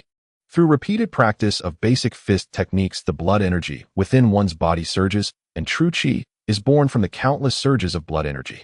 True qi, like the training method of One Punch Man, has a low entry requirement, but requires persistent effort and a significant amount of time to practice. It would take at least 3 years to cultivate even a trace of true qi. Hearing this, Li Ziang felt quite overwhelmed. He couldn't bear to stay in this world for 3 years. However, his 2 roasted chickens were not wasted, as the old beggar then provided another method. The most challenging part of true qi cultivation is how to generate the first trace of true qi from nothing. Once the first trace is successfully produced, everything else becomes simple. The method the old beggar proposed was to find someone with profound inner strength to use their true qi to leave a seed for oneself, which could then be continuously expanded through the cultivation of true qi techniques. However, leaving this true qi seed is extremely difficult, but once true qi leaves the body, it dissipates rapidly. To generate the seed, one must constantly supply true qi, which requires the supplier to have a sufficient amount of true qi. According to the old beggar, there are very few people in this world with sufficient true qi reserves, making it nearly impossible to encounter one. Moreover, forcibly nurturing a true qi seed places a heavy burden on the supplier. At best, they may fall ill and experience a regression in strength, and at worst, they could suffer true qi disorder and die on the spot. Thus, even if one finds a person with sufficient true qi reserves, that person would not risk their life to help a total stranger. This shortcut is fraught with difficulties, but it saves a lot of time, aligning perfectly with Li Ziang's needs. Furthermore, upon hearing the names of those with sufficient true qi reserves mentioned by the old beggar, finding a martial arts master among the sea of people was no longer a daunting task. Among the names mentioned by the old beggar, one notably included the existence of the true immortal Luo Yin. Who is Luo Yin? Li Ziang, having seen the movie, was not unfamiliar with this name. At the beginning of the film, it was Luo Yin who sent Hianxia down the mountain due to the lack of food at the temple. He is Hianxia's master, and also the key to Li Ziang learning the ape strike technique. As long as he could convince him to leave a true qi seed for himself, his task would be complete. Upon learning that Luo Yin could help him plant a true qi seed, Li Ziang was eager to find him immediately. However, first of all, Li Ziang did not know where the temple where Hianxia lived was located. Blindly searching might cause him to miss the chance to meet Hianxia. Secondly, even if he found it, Luo Yin would not help a complete stranger at such a great cost without reason. Therefore, the best approach was still to wait for Hianxia to appear, while simultaneously gathering information about the temple's location and Luo Yin's preferences. Planning before acting is the most prudent course of action. After finishing the storytelling, Li Ziang quickly followed Cui, downing out the door. Dr. Cui, how did I do in telling the story? Do you see any areas that need improvement? Please give me your feedback. How could I dare to show off in front of Guan Yu? Your story was quite good, but you talk too little each night. It would be better if you could share more. Cui Downing enthusiastically replied upon seeing Li Ziang. Hey, master, you actually know this storyteller. Hianxiao exclaimed in surprise at seeing Li Ziang. Dr. Cui, is this your new disciple? Li Ziang asked knowingly. I had no choice. Getting older, I couldn't manage everything alone, so I had to find a disciple to help out. That's right. In the disciple the master just took in. My name is Hianxia. Quickly tell me what happened next with Garen and that guy from Noxus, who ended up winning. Hearing Hianxia's request, Li Ziang was already accustomed to it. Such requests were something he encountered almost every day, and he had now mastered the art of evasion. However, from Li Ziang's own perspective, he felt that the disjointed background story he told had no appeal at all. Why did these people like it so much? Could it be that their experiences were too limited? After all, the entertainment industry at this time was nowhere near as developed as it was in the later generations. A story is only interesting when it's told little by little. If I tell it all at once, you'll find it dull and boring. If you want to hear it, just come back tomorrow, Li Ziang said with a smile. How could it be boring if I told everything? Qianxia opened his mouth wanting to say something, but was interrupted by Yang Daden, who suddenly barged in. Brother Ziang, I think I've gotten stronger. Yang Daden rushed in panting with an excited expression. After witnessing Li Ziang's terrifying punch, that day Yang Daden firmly believed in the training method Li Ziang had shared. For the past 3 months he had diligently completed the training tasks, and Li Ziang felt a bit impressed by him. At least Li Ziang himself could not maintain uninterrupted training. You've gotten stronger? Hearing Yang Daden claim he had become stronger, Li Ziang was quite surprised. Could it be that this world truly benefited from the One-Punch Man training method? Have you started losing hair? Li Ziang then asked. No. It was impossible to grow stronger without going bald. The core essence of this training method was that one must first go bald to grow stronger.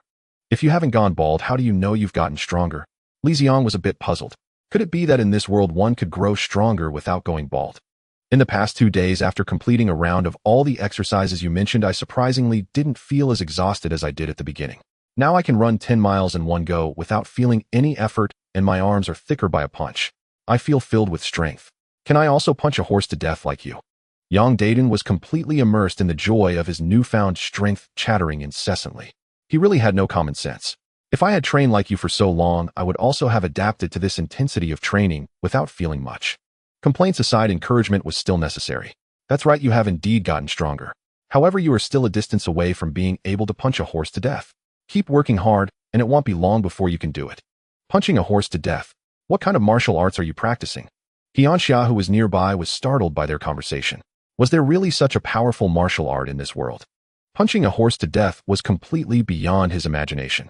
The person who caused a stir 2 months ago by punching a horse to death was you. Brother Ziang, you truly are a hidden gem. I specifically went to that street to see that horse. Its skull was completely shattered. It's hard to imagine that such enormous strength resides within you. Qianxia was still in a daze while the honest person Cui Downing became the first to get excited. He began to educate his little disciple about Li Ziang's glorious deeds. Li Ziang felt a bit embarrassed listening to this. He thought it was a pity that Cui Downing didn't become a storyteller, as he spoke better than Li Ziang, the actual storyteller. Qianxia listened to his master's introduction with shining eyes, feeling as if he was about to kneel down to pay his respects. Sir, can you teach me this martial art? I want to learn too.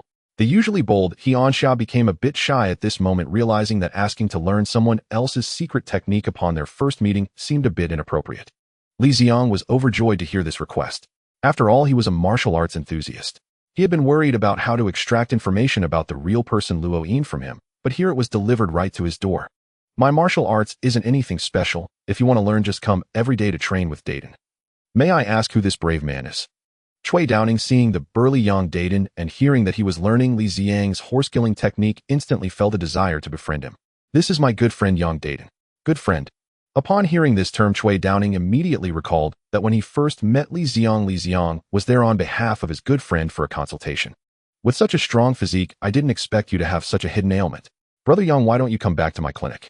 He'll help you with a thorough examination. If there's an issue, it should be treated. There's no need to feel embarrassed about it. Cui Downing said with concern. Yang Daden angrily retorted. You're the one who's sick. Your whole family is sick. What's wrong with you saying I have an illness as soon as we meet? Cui Downing wasn't angry at Yang Daden's words. He had seen many patients like this. It was akin to how mentally ill people would never admit they were mentally ill, which only reinforced his belief that Yang Daden had a problem. Hearing Cui Dawning's words, Li Ziang felt a bit awkward. To avoid deepening the misunderstanding, he quickly changed the subject. Today it's rare for everyone to gather together. Why don't we go have a drink? Sure. Let's go to that tavern at the end of the street. Their roast chicken is the best in town. As soon as Yang Daden heard about food, he immediately forgot about his presumed ailment and started planning where to eat. Drinking? Sure. Qianxia, who had just come down the mountain, had never tasted the flavor of alcohol, and he was curious about what this drink that many people longed for tasted like. The group exited the tea house and headed straight for the tavern. After several rounds of drinks, Li Ziang felt he had an obligation to help Cui Downing. Throughout their time together, he had concluded that Cui Downing was quite a decent person. Hey Dr. Cui, tell me, how did you win over such a beautiful wife? I'm still single. Please teach me a few tricks. Cui Downing chuckled, picked up his drink, and took a sip, saying, finding a wife, to be honest, is all about having thick skin. You see, I don't look too good, but through relentless pursuit, I managed to find myself a beautiful wife. Of course, it's even more important to have good skills. Come by my clinic another day, and I'll prepare a couple of herbal remedies for you. If you take them for a while, I guarantee you'll be vigorous and unyielding. Cui Downing said, no matter what kind of woman, once she experiences this, she won't want to leave you. As he spoke, Chui Downing suddenly leaned in and whispered into Li Ziang's ear. Is it really that amazing? Li Ziang asked, somewhat tempted. After all, no man would dislike being too strong. Of course. My family has been in this line of work for 3 generations. What kind of secret recipe haven't I seen? As long as you take it for 2 months, you'll understand, Chui Downing said with a mischievous smile. Seeing Chui Downing so confident, Li Ziang felt that his worries might be unnecessary, and perhaps this world's Chui Downing didn't have any issues with infidelity. Thank you, Dr. Chui. He'll definitely come find you. Here's to you. He raised his glass and downed it in one go. Li Ziang and Chui Downing were having a great time chatting, while the 2 silly children beside them had already slumped over the table fast asleep. In the small courtyard of Yang Darren's home, Li Ziang had risen early for once, carefully watching over the flames of the stove with a folding fan, while a clay pot on top was bubbling with steam. After picking up a few prescriptions from Chui Downing, Li Ziang wasted no time. A bowl of traditional Chinese medicine each day had almost become his routine. After all, health is the foundation of revolution, and he was well aware of what mattered most. He tilted his head back and drank down a bowl of hot, slightly bitter traditional medicine. A warm current flowed from his mouth to his stomach and then spread throughout his body instantly, making him feel at ease. After finishing, he let out a long sigh of relief, and his mood improved significantly. At this point, the 2 young fools who had completed their basic exercises returned, and Yang Darren, who had learned the full set of radio calisthenics, was guiding the newcomer Hianxia. Now let's learn the first move of the Sun God Fist, the chest expansion and arm shaking technique. Watch my movements closely and keep the rhythm, he said while demonstrating for Hianxia. 1 2 3 4 5 6 7 8 2 2 3 4 5 6 7 8. Watching the 2 in the courtyard, Li Ziang couldn't help but shake his head and mutter about the joys of mentally challenged children. However, he soon thought it better to hurry and find Luo Yin to complete his task. The 2 may have had a few screws loose, but they were not truly foolish. If they realized he was fooling them, it wouldn't end well. The more he thought about it, the more Li Ziang felt he should set off. After all, he had already extracted information about the real Luo Yin from Hianxia's lips, and he had prepared everything he needed. It was time to go. He planned to inform those 2 fools, and then take a leave from the tea house, so he could head up the mountain to practice martial arts. Li Ziang's plans were well laid out, but as the saying goes, plans never survive contact with reality. Just as he turned around, he saw a group of men in black entering the courtyard one after another. When Li Ziang stepped forward to inquire about their purpose, he noticed that each of these men had bulging waists, clearly armed, and he immediately froze, daring only to stand still. He feared that if he made a move, these men in black might mistake him for a rebel and draw their guns, which would lead to dire consequences. Damn it, after I get back, I must eat a few tons of food. Next time I encounter such a situation, I'll strike first and take them down, Li Ziang thought fiercely. However, thoughts aside, he knew he had to be realistic and play the obedient role for now. May I ask if you are Mr. Li Ziang? To his surprise, the men in black did not approach him aggressively as he had imagined. Rather, they asked politely. After a brief exchange of pleasantries, Li Ziang learned of their origins. 3 months ago, Li Ziang had been showing off on the street and casually saved a mayor. At that time, Li Ziang had been dissatisfied with the mayor's lack of gratitude, but now they had come to invite him to lunch with the mayor. To be honest, Li Ziang was somewhat reluctant to go. He had prepared everything he needed and was about to head up the mountain to find Luo Yin. He felt it was too late to curry favor with the mayor. What a case of too little too late. If they had come sooner, perhaps my plans could have been simplified. He grumbled, but still obediently followed the group. After all, they were armed. After getting into a black sedan parked at the door and winding through the city for a while, Li Ziang arrived at his destination, a large European-style mansion. Compared to the small courtyard where Li Ziang was temporarily staying at Yang Darren's, this mansion was truly worlds apart. Even in Li Ziang's era, very few could afford to live in such a place. Truly, it was a case of 3 years as a clean governor, 100,000 taels of silver. Under the guidance of the black-clad men, and after passing through multiple layers of security checks, Li Ziang arrived in an office-like room. Mr. Li, please wait here for a moment. The mayor is in a meeting. After saying this, the black-clad man exited the room. Li Ziang surveyed the office-like room and noticed it was filled with many art pieces. Small sculptures, ink wash paintings, abstract oil paintings, and even 2 gleaming gold pens on the desk before him. Li Ziang did not believe that the mayor could afford such a large house and so many luxury items on his meager monthly salary. Coupled with the earlier incident where he had saved the mayor, it was clear that this mayor was not a diligent and benevolent person. He reminded himself to be cautious when dealing with such individuals. I'm truly sorry to keep you waiting, Mr. Li. The tall and thin mayor walked in with a smiling face. You were too polite, Mr. Mayor. I just arrived. Li Ziang replied with calmness, neither groveling before a superior nor displaying undue arrogance, treating him as if he were an ordinary person. In fact, in the main world, Li Ziang had never met a mayor the highest-ranking official he had encountered in his life, was the community director who was busy with various promotions every day. Meeting a mayor for the first time, although not from his own world, it was impossible for him not to feel nervous. The calmness he displayed earlier was merely a facade. From Li Ziang's experience, putting on a show could make others regard him more favorably, demonstrating that he was a person of the world, which could help him negotiate better terms in any future dealings. Moreover, and more importantly, Li Ziang couldn't afford to lose face as a transmigrator. If he bowed and scraped before a mere mayor, what would he do when meeting kings or world leaders? Would he grovel? After exchanging a few pleasantries, Li Ziang followed the mayor to the dining room, where the mayor's lunch officially began. The spacious dining room featured a massive round wooden table, which was already laden with dozens of dishes. It was clear that the mayor placed great importance on this meal. However, regrettably, the scene Li Ziang had imagined of the mayor's daughter falling for him at the dining table did not materialize. Though many delicacies were present, only the mayor and Li Ziang were enjoying them. Li Ziang, not one to be polite with food, picked up his chopsticks and dug in, while the mayor, watching Li Ziang eat voraciously, merely remarked, "It seems that martial artists have quite the appetite." After saying this, he set his chopsticks aside and watched Li Ziang perform solo. "I was wondering why it took you so long to remember to thank me. Turns out you need my help." Li Ziang then pondered what the mayor could possibly value about him. After much deliberation, Li Ziang concluded that his only standout traits were his storytelling and the sheer strength that allowed him to kill a horse with a single punch. Considering his interactions with the mayor, the latter seemed far more likely.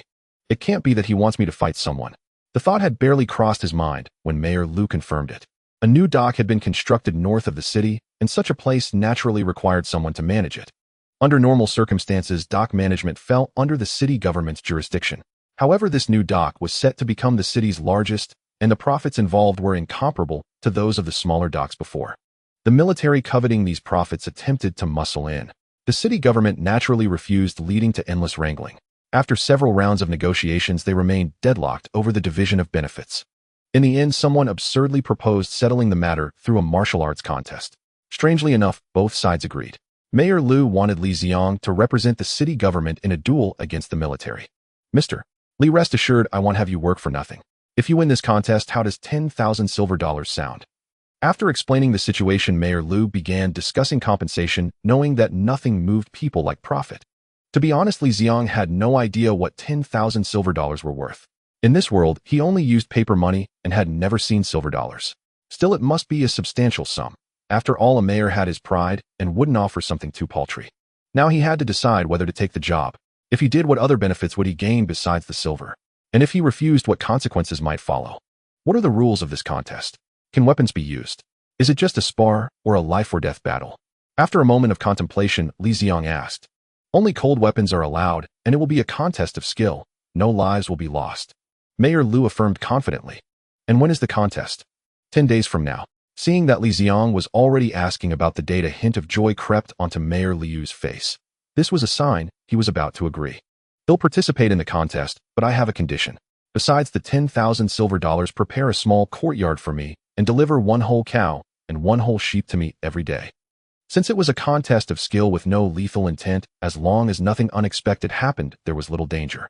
The lack of risk was one reason Li Ziang agreed. More importantly, the magic net terminal, which had been silent since he arrived in this world, suddenly spoke up, presenting him with a mission. Side quest: victory objective: participate in the contest and emerge victorious. Note: a true player is destined for countless battles, young man.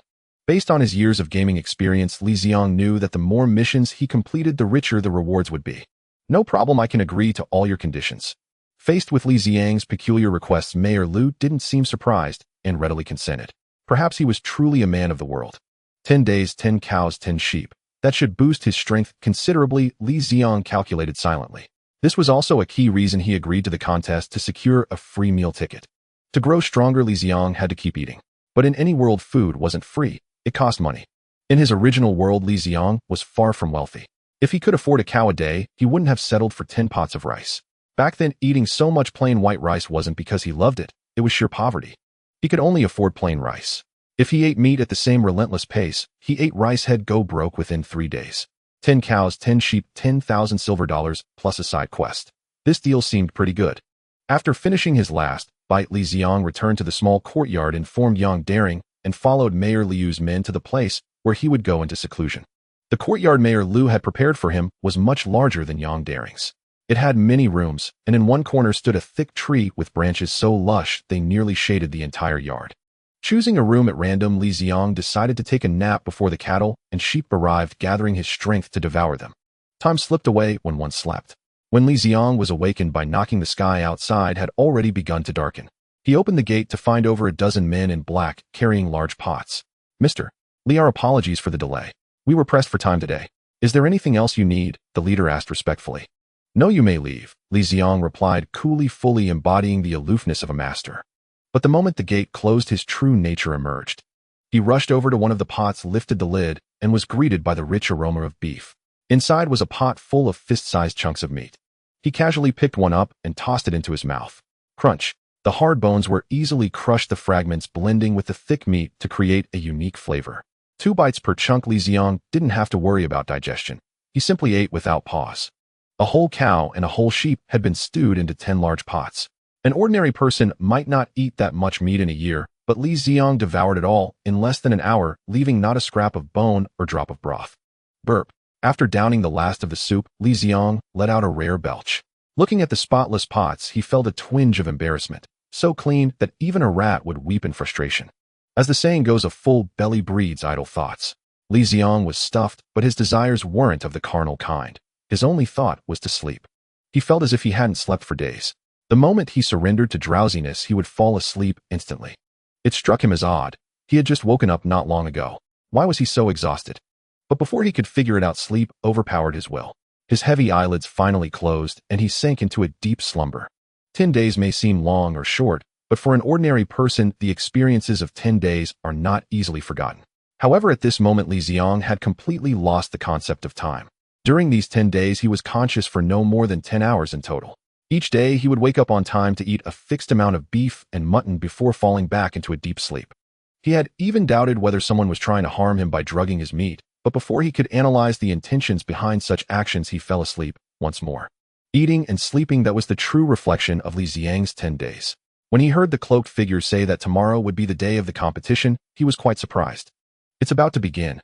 Perhaps it was the shock of the upcoming competition, or perhaps Li Ziang had finally had enough sleep, but surprisingly, he felt no drowsiness today. At this moment, he was full of energy, feeling as if his body was brimming with strength. Even the simple act of clenching his fist produced a powerful crackling sound. Li Ziang was eager to know just how strong he had become. Unfortunately, this era lacked instruments to accurately measure human strength. A precise measurement could only wait until he returned to the main world. Without precise measurement, he could only find something to hit and see. If he remembered correctly, there was a big tree in the courtyard. As he stood up and prepared to step out of the room, Li Ziang noticed that he seemed to have grown taller. His previously well-fitting clothes now felt a bit tight, and standing by the door, he realized that his head was now only a fist's distance from the top of the door. Li Ziang remembered that he was originally 1.7 meters tall, and now he estimated he must be around 1.8 meters. He truly hadn't expected that this super digestive system would also come with a height-increasing function. If my height has increased, that means I just need money to complete the 3 elements of being tall, rich, and handsome. Li Ziang thought excitedly, realizing that the joy of increased strength was not as great as that of his height increase. Could it be that my sleep over the past few days is because I'm growing it? Just a few steps in this thought burst into Li Ziang's mind. The more he thought about it, the more likely it seemed. In just 10 days, absorbing the nutrients from 10 cows and 10 sheep would require even Li Ziang's enhanced body to exert itself fully to complete. A person's ability to process is limited after mobilizing all his processing power to absorb the nutrition from the beef and mutton. Li Ziang's body had no excess capacity to keep him awake, naturally leading him into deep slumber. It was like a computer with limited processing capability. If you open a large game and then try to start another, it would surely lag. Li Ziang's operating memory was clearly lower. The sheer process of absorbing the nutrition from the beef and mutton had completely bogged him down. Li Ziang believed that this was certainly the reason for his prolonged sleep. Excited to uncover the truth, he thought, finding the truth so quickly, could it be that this super digestive system can also enhance my brain power? Maybe I should go back and participate in the strongest brain competition. The more he thought about it, the more excited he became, unable to resist the urge to swing his fist. A sound of wood fibers tearing echoed in front of him as Li Ziang realized he had been walking while exploring the truth, unknowingly arriving at the big tree in the courtyard. His punch landed squarely on the only big tree in the courtyard, and astonishingly, this casual blow split the thick trunk in half. The punch that had killed the horse on the street earlier had taken a long time to prepare and required almost all of Li Ziang's strength to achieve such an effect. Yet this punch without any preparation had such incredible results. Li Ziang could hardly imagine just how strong he truly was at this moment. Looking at the broken tree, Li Ziang silently mourned for his opponent tomorrow. With a punch like that you might die. Though he had not measured his strength, he still needed to clean up the broken tree. However, as Li Ziang reached out to lift the trunk, an unexpected scene unfolded. As soon as his hand touched the trunk, the bark crumbled beneath his fingers. Li Ziang swore he had only intended to lift the trunk, absolutely not to destroy the tree. I never expected that a sudden surge of strength would lead to a situation beyond my control. Li Ziang had seen this situation many times in novels, but experiencing it himself was still a bit surprising. An increase in strength was a good thing, but uncontrollable power left Li Ziang feeling uneasy, as such power could only be considered a burden. At that moment, he suddenly realized that he had a lot of pressure tonight. He needed to master his strength before the competition tomorrow, otherwise he feared that his opponent might really be killed by a single punch. By the way, how do those who experience surges of strength manage to control it? I remember it starts with picking up a cup. Li Ziang thought hard, finally recalling a method from his memory. After a tumultuous search inside the house, Li Ziang finally discovered a set of ceramic teacups. It seemed this world had not yet popularized glass cups, so he would have to make do with these for now. Looking at the teacup before him, Li Ziang did not recklessly reach for it. His hands could be considered embodiments of destruction, capable of shattering anything they touched. Li Ziang sat cross-legged and closed his eyes, beginning deep breathing to calm his excited heart. Only a mind as still as water could harness such violent power. After a long while, Li Ziang slowly opened his eyes. He felt he had calmed down. The excitement that had previously surged due to his increased strength had vanished, replaced by a tranquil state of mind. He slowly extended his solid right hand towards the teacup without a trace of impatience, his heart equally calm, devoid of thoughts about the possibility of success or failure. Finally, Li Ziang's fingers touched the teacup. The cup remained intact. A splendid beginning. His palm continued forward to encompass the entire cup. Next came the moment to witness a miracle. Li Ziang's palm slowly closed, applying slight pressure, intending to lift the teacup in one motion. Thanks to the enhancement of his physical condition, Li Ziang could feel the contact between his skin and the teacup, sensing that the cup had lifted about a millimeter off the table. Successfully taking the first step, he continued to lift the cup. Crack! The teacup shattered in his hand, a predictable failure. Li Ziang remained expressionless and began to focus on the next teacup. Crack! Crack! Crack! Perhaps it was because the previous 10 days of sleep had been sufficient, or perhaps it was due to Li Ziang's urgent determination to master his newfound power. In any case, he remained spirited despite a sleepless night. Li Ziang looked around and discovered that after a night of struggle, almost nothing intact remained in the room. Even the sturdy walls had developed a sizable hole. Fortunately, the house wasn't his. The losses from a night of effort were considerable, but as the saying goes, hard work pays off. After damaging so many objects, Li Ziang finally managed to gain a preliminary grasp of his surging power. He only crushed a cup once out of 10 attempts. He felt this level of control should be sufficient. Surely his opponent wouldn't be so unlucky as to hit that 1 in 10 probability. Once again, he boarded the small vehicle of the man in black, weaving through the bustling streets towards the arena. By the time Li Ziang got out of the car an hour later, Mayor Lu had already been waiting at the arena with a group of people who quickly gathered around upon seeing his arrival. Mr. Li, how prepared are you? Are you confident? Mayor Lu asked eagerly, as this martial arts competition was crucial to the interests of the group behind him, leaving no room for indifference. The group behind Mayor Lu was composed of his followers. If he couldn't bring them tangible benefits, how could they continue to trust him as their leader? Mayor Lu felt uncertain about the situation, but he knew one thing: loyalty was bought with money, and only with benefits could he keep his subordinates. Rest assured, Mayor, with your cooperation over the past few days, my strength has greatly increased. As long as I don't use firearms, no one can defeat me. Li Ziang appeared quite confident, and he had every reason to be. Upon hearing Li Ziang's words, Mayor Lu felt a slight alleviation of his tension. He was aware of what Li Ziang had been up to these past few days, and when he heard reports that Li Ziang was consuming a whole cow and a sheep every day, he found it hard to believe. However, after his subordinates assured him of the truth, he felt a small sense of delight. Anyone who could eat a whole cow daily must possess some skill, which boosted his confidence in winning the competition. Hearing Li Ziang's affirmative response further put him at ease. Seizing the opportunity before the military personnel arrived, Li Ziang carefully surveyed the competition venue. It appeared to be a sports field with a circular track surrounding a ball court overgrown with dried yellow grass. It was clear that this sports area had not been maintained for a long time, and as Li Ziang looked around, he did not see anything resembling a ring. Surely the competition wouldn't take place on this overgrown field. That would be far too casual. After all, they were competing for the management rights of a dock. Shouldn't it be more formal? Boom, boom. A roar of engines interrupted Li Ziang's thoughts as 3 military jeeps drove through the dilapidated gate. The jeep stopped in front of Li Ziang and his group. An elderly man with graying hair was the first to step out of the vehicle, followed closely by someone who surprised Li Ziang. It was Peng Qianwu, the leader of the Taiji sect and the senior brother of Zhou Xiyu. Clearly he was doing well to be so close to the top military figure. My opponent can't be that gunfighting Ahu, can it? The moment Li Ziang saw Peng Qianwu, he felt a premonition rising in his heart. Let's get started right away, the military elder said to Mayor Lu before moving aside with his entourage, neglecting even the basic pleasantries. It seemed the relationship between both sides had deteriorated to a critical point. A slightly younger soldier stepped out from behind Peng Qianwu. It was indeed the Ahu Li Ziang had suspected. Mayor Lu nodded at Li Ziang and took his group to the other side. I think I've seen you before. This was Ahu's first comment upon seeing Li Ziang. Taoist Temple Zhou Xiyu. Li Ziang responded tersely, trying to project the image of a detached expert. I remember now, you were that corpse collector who was so scared you couldn't even speak, who was blind enough to pick such a coward to compete. You should just admit defeat quickly or you'll end up getting beaten. On my bad temper. Can I not speak so bluntly? Some things are better left unsaid. Enough nonsense, let's begin. In times of extreme displeasure, a bit of violence can effectively relieve the symptoms. Then I won't hold back. With that, Ahu charged at Li Ziang and in the blink of an eye threw a punch towards his face. Li Ziang swiftly turned his head to evade the punch while raising his right hand, aiming to catch Ahu's fist.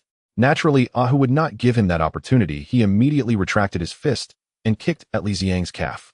Facing this kick, Li Ziang chose not to dodge, but to take it head-on.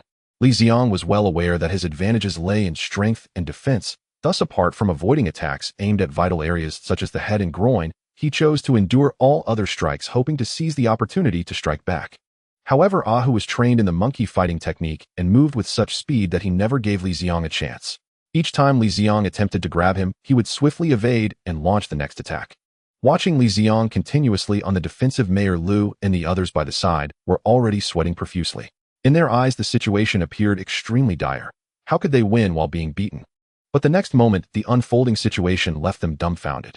Ahu's advantage lay in his speed. After training in monkey fighting, he was rapidly moving around Li Ziang, attempting to knock him down with high-frequency attacks. Meanwhile, Li Ziang had been on the defensive, hardly moving at all. Both of their strategies aimed to exploit their strengths and target the opponent's weaknesses, which was entirely reasonable. However, there was a key difference in their choices. Their stamina consumption was not the same. Not to mention, Li Ziang's stamina was several times greater than that of an ordinary person, but even in terms of their current movements, Ahu, who was constantly moving and attacking, was clearly expending much more energy than Li Ziang, who stood still. After landing a kick to Li Ziang's ribs, Ahu attempted to launch another attack, but due to his excessive energy expenditure, his movements were just slightly slowed. In a battle between experts, even the slightest miscalculation could yield entirely different outcomes. Because of that slight delay in retracting his foot, Ahu's ankle was firmly grasped by Li Ziang, and just as he tried to break free, he realized he had already been lifted off the ground. With a slight exertion, Li Ziang lifted Ahu high into the air, intending to slam him down onto the ground, as if swatting a fly. Just as Ahu's face was about to make contact with the ground, Li Ziang suddenly realized that such an act could potentially kill him. This was merely a competition. There was no need to kill someone, so Li Ziang abandoned the idea of slamming Ahu down. He lifted Ahu once more, holding his ankle with one hand, spinning him above his head like a windmill, as if he were not holding a person, but rather a lasso used by a cowboy. In this moment, Li Ziang felt an urge to sing, "The man who lassos is mighty and strong." The moment he was caught by Li Ziang, Ahu wanted to fight back, but he was already lifted off the ground by Li Ziang with no place to gain leverage. He tried to attack with his other foot, but before he could act on this thought, he lost himself completely in Li Ziang's powerful whirlwind. Li Ziang spun Ahu around for dozens of circles. Feeling that it was enough, he slowed down the force of the throw. Releasing his grip on Ahu's ankle, Ahu became a human cannonball flying out. Not bad. Throwing someone after making them dizzy, let's call it the invincible wind-fire wheel. Watching Ahu roll on the ground, Li Ziang took great delight in naming his technique. As for Ahu's safety, Li Ziang was completely unconcerned. Just before throwing him, Li Ziang had deliberately reduced the force of the spin. The playground before him was still soft earth, and besides, Ahu was a warrior with good physical qualities. This throw would definitely not cost him his life. Oh, at most he would have a bit of motion sickness such as dizziness and nausea. I am an honest person. If I say I won't kill you, then I won't. The sudden turn of events left the onlookers in disbelief. Is that it? We won, Mayor Lu said uncertainly, looking at a who was dizzy from the invincible wind-fire wheel. Yes, Mayor, we won. The military guy has been knocked out. Indeed, we won just like that. The crowd that had remained silent due to the unfavorable situation behind the mayor also started to cheer. Li Ziang did not join in their cheers. He had to maintain his image as a master. Composure and calmness were the hallmarks of a transcendent being. He did not disturb the mayor, who was negotiating with the military personnel. After giving a few instructions to his secretary to have the money delivered to his residence, he left on his own. Overall, Li Ziang was quite satisfied with the gains from this match. Not only had his physical qualities undergone a significant enhancement, but he had also conveniently completed a side quest, making it a worthwhile endeavor. As he reached the entrance of the courtyard, Li Ziang encountered Yang de Daring returning from selling tofu. Where have you been these days, Ziang? You're the one who would get lost. Didn't I tell you I was busy? How's your martial arts practice going? Don't worry. Hian Xiao and I have been working out every day without fail. Yang de Daring confidently patted his chest. Oh no, I'd better make a run for it. Hearing Yang de Daring say this, Li Ziang felt a bit unsettled. If they had been slacking off, it would have been an excuse for not making progress. But if they were practicing diligently and still not improving, what excuse could he find? Fortunately, both Hian Xia and Yang de Daring were a bit simple-minded, not very sharp. Otherwise, others would have probably started preparing to beat up Li Ziang by now. Hey Ziang, how long do I have to practice to be able to kill a horse with one punch like you? Yang de Daring asked while shoveling rice into his bowl. Before Li Ziang could answer, Aunt Li interjected, scolding Yang de Daring. Just eat your rice. All you do is fight. Oh, what future do you have? Can't you read more books like your older brother Li? By the way, Xiao Li, have you been to see your sweetheart these days? You look so gloomy. Did you have a fight? Don't worry. I'm a famous matchmaker. What kind of girl do you like? Aunt will help you introduce. Aunt Yang quickly shifted the topic to Li Ziang. No need, no need. Thank you for your kindness, Aunt. I'm full now. I'll head back to my room. After saying this, he hurriedly left the place of gossip. Mom, look. You scared Ziang away, and he hasn't even told me how long I need to practice. What do you want to practice for? Martial arts require talent. Do you have any? Why don't I have any? Didn't you hear that beggar on the street say, I have extraordinary talent and am a rare martial arts genius? You didn't give him food. Let's see if he'll still say that. Li Ziang sincerely felt that it was better to leave this world quickly. Even if those two fools didn't notice he was fooling them, he could hardly endure Aunt Yang's constant chatter. The people from Mayor Liu's side were efficient. That afternoon, they delivered $10,000, which relieved Li Ziang, who had been worried that Mayor Liu would cheat him. Li Ziang speculated that perhaps it was because his portrayal of a master had successfully intimidated Mayor Liu. It was not worth offending a peerless master over this small amount of money, or perhaps $10,000 was truly a paltry sum for them. But regardless, the money was finally in hand. After leaving a letter and $5,000 in the house, Li Ziang headed towards the Chui Downing Clinic. Through his previous interactions, Li Ziang discovered that Chui Downing had no issues like those depicted in movies. The couple lived sweetly and happily without any worries. Taking advantage of the clinic being empty, Li Ziang quietly snuck in. Fortunately, he had previously learned the location of the ancestral recipe while Chui Downing was drunk, otherwise he would have had a hard time finding it. After leaving the remaining $5,000 behind, Li Ziang set off toward the outskirts of the city with Chui Daoning's ancestral recipe. According to Hian Xiao, the Taoist temple where he grew up was located on a mountain north of the city. It took him almost a day to walk from that mountain to the city. He Anxia's day should refer to the time from morning until dark, roughly around 12 hours. An adult's walking speed is about 5 to 7 kilometers per hour, meaning that mountain is approximately 60 to 70 kilometers away from here. With his physical condition, he should be able to run there in about 3 hours. After roughly estimating the distance, Li Ziang began to walk briskly along the wide muddy road to the north. Why didn't Li Ziang look for a means of transportation for such a long distance? Li Ziang explained that it was due to his good physical condition and stubbornness. But in reality, he had completely forgotten that there were horse-drawn carriages and cars in this world. Aside from the time he sat in a vehicle during the martial arts competition, he had relied solely on his own legs for transportation otherwise. This time, he inadvertently used his most trusted means of transportation until he walked for over an hour and saw someone riding a horse, which reminded him of this fact. But now it was too late. There was no village ahead or shop behind, and there was simply no place to buy a ride. As for robbery, Li Ziang was an upright person and despised engaging in such illegal activities. Thus, after continuing on foot for another hour, Li Ziang was delighted to see a large willow tree that 3 or 4 people couldn't wrap their arms around in the distance. Li Ziang took nearly 3 hours to arrive at the foot of the mountain from the city, but it took him another 3 arduous hours to reach the crooked tree that Hianxia mentioned. There was nothing that could be called a path from the foot of the mountain, various weeds and branches intertwined and piled up tightly, as if no one had ever passed through here. Moreover, Li Ziang was walking along the creek, occasionally stepping into the mud. Even with Li Ziang's extraordinary physique, traversing this terrain was fraught with difficulties. Continuing along the direction indicated by the crooked tree, he finally saw the wall of the Taoist temple in the depths of the night. Upon seeing the Taoist temple, Li Ziang did not rush to knock on the door. Instead, he found a large tree and sat at its base to rest. It was not that Li Ziang was too tired to walk anymore. He simply thought it would be better to visit during the day. After all, waking someone from their sleep in the middle of the night could lead to unpleasant consequences if the Taoist had a bad temper. Without a quilt or any warm clothing, Li Ziang sat quietly under the tree in light clothing, waiting for the sunrise. Accompanied by the sounds of insects in the mountains, his breathing gradually stabilized, and he fell asleep. He spent a peaceful night sitting like this without any disturbances from tigers, leopards, or wolves, nor any temptations from female ghosts or spirits, which was quite a pity. When the first rays of morning sunlight illuminated Li Ziang, he opened his eyes.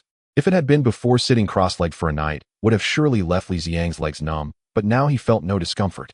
He stood up, moved his limbs a bit, walked to a nearby creek to splash some water on his face, and began to take off his clothes.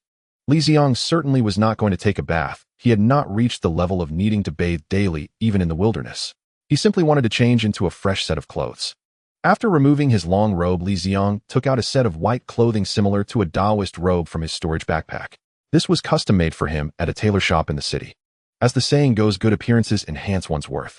After changing into this outfit, Li Ziang's tall figure took on an ethereal, fairy-like quality. The only downside was that his short hair somewhat marred the overall image. If only he had long hair styled into a bun, it would have been perfect. Taking out a mirror to check, Li Ziang was quite satisfied with his appearance. Knock, knock. Li Ziang rapped on the tightly shut door of the Taoist temple. After 5 or 6 minutes, just as he was about to force his way in, the slightly decayed door creaked open from within. "Who are you looking for?" An old Taoist with white hair peered out from behind the door and scrutinized Li Ziang. "I am looking for your temple master," Li Ziang replied. "Temple master? Come in." Without any further ado, the old Taoist invited Li Ziang inside. Li Ziang followed closely behind the old Taoist, passing through the main hall that housed the statues and arriving at the back courtyard of the temple. In the back courtyard, the Taoist master Luo Yin was practicing his punches in a navy blue Taoist robe. Li Ziang stood quietly to the side, watching as Master Luo Yin leisurely performed a set of movements akin to Tai Chi. It must be said that martial arts masters are truly exceptional.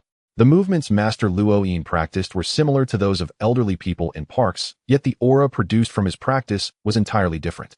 There was no rigidness to the ordinary movements. The transitions between them were natural and harmonious. Li Ziang felt this could already be called art. After a moment, Master Luo Yin finished his practice and took a slow breath.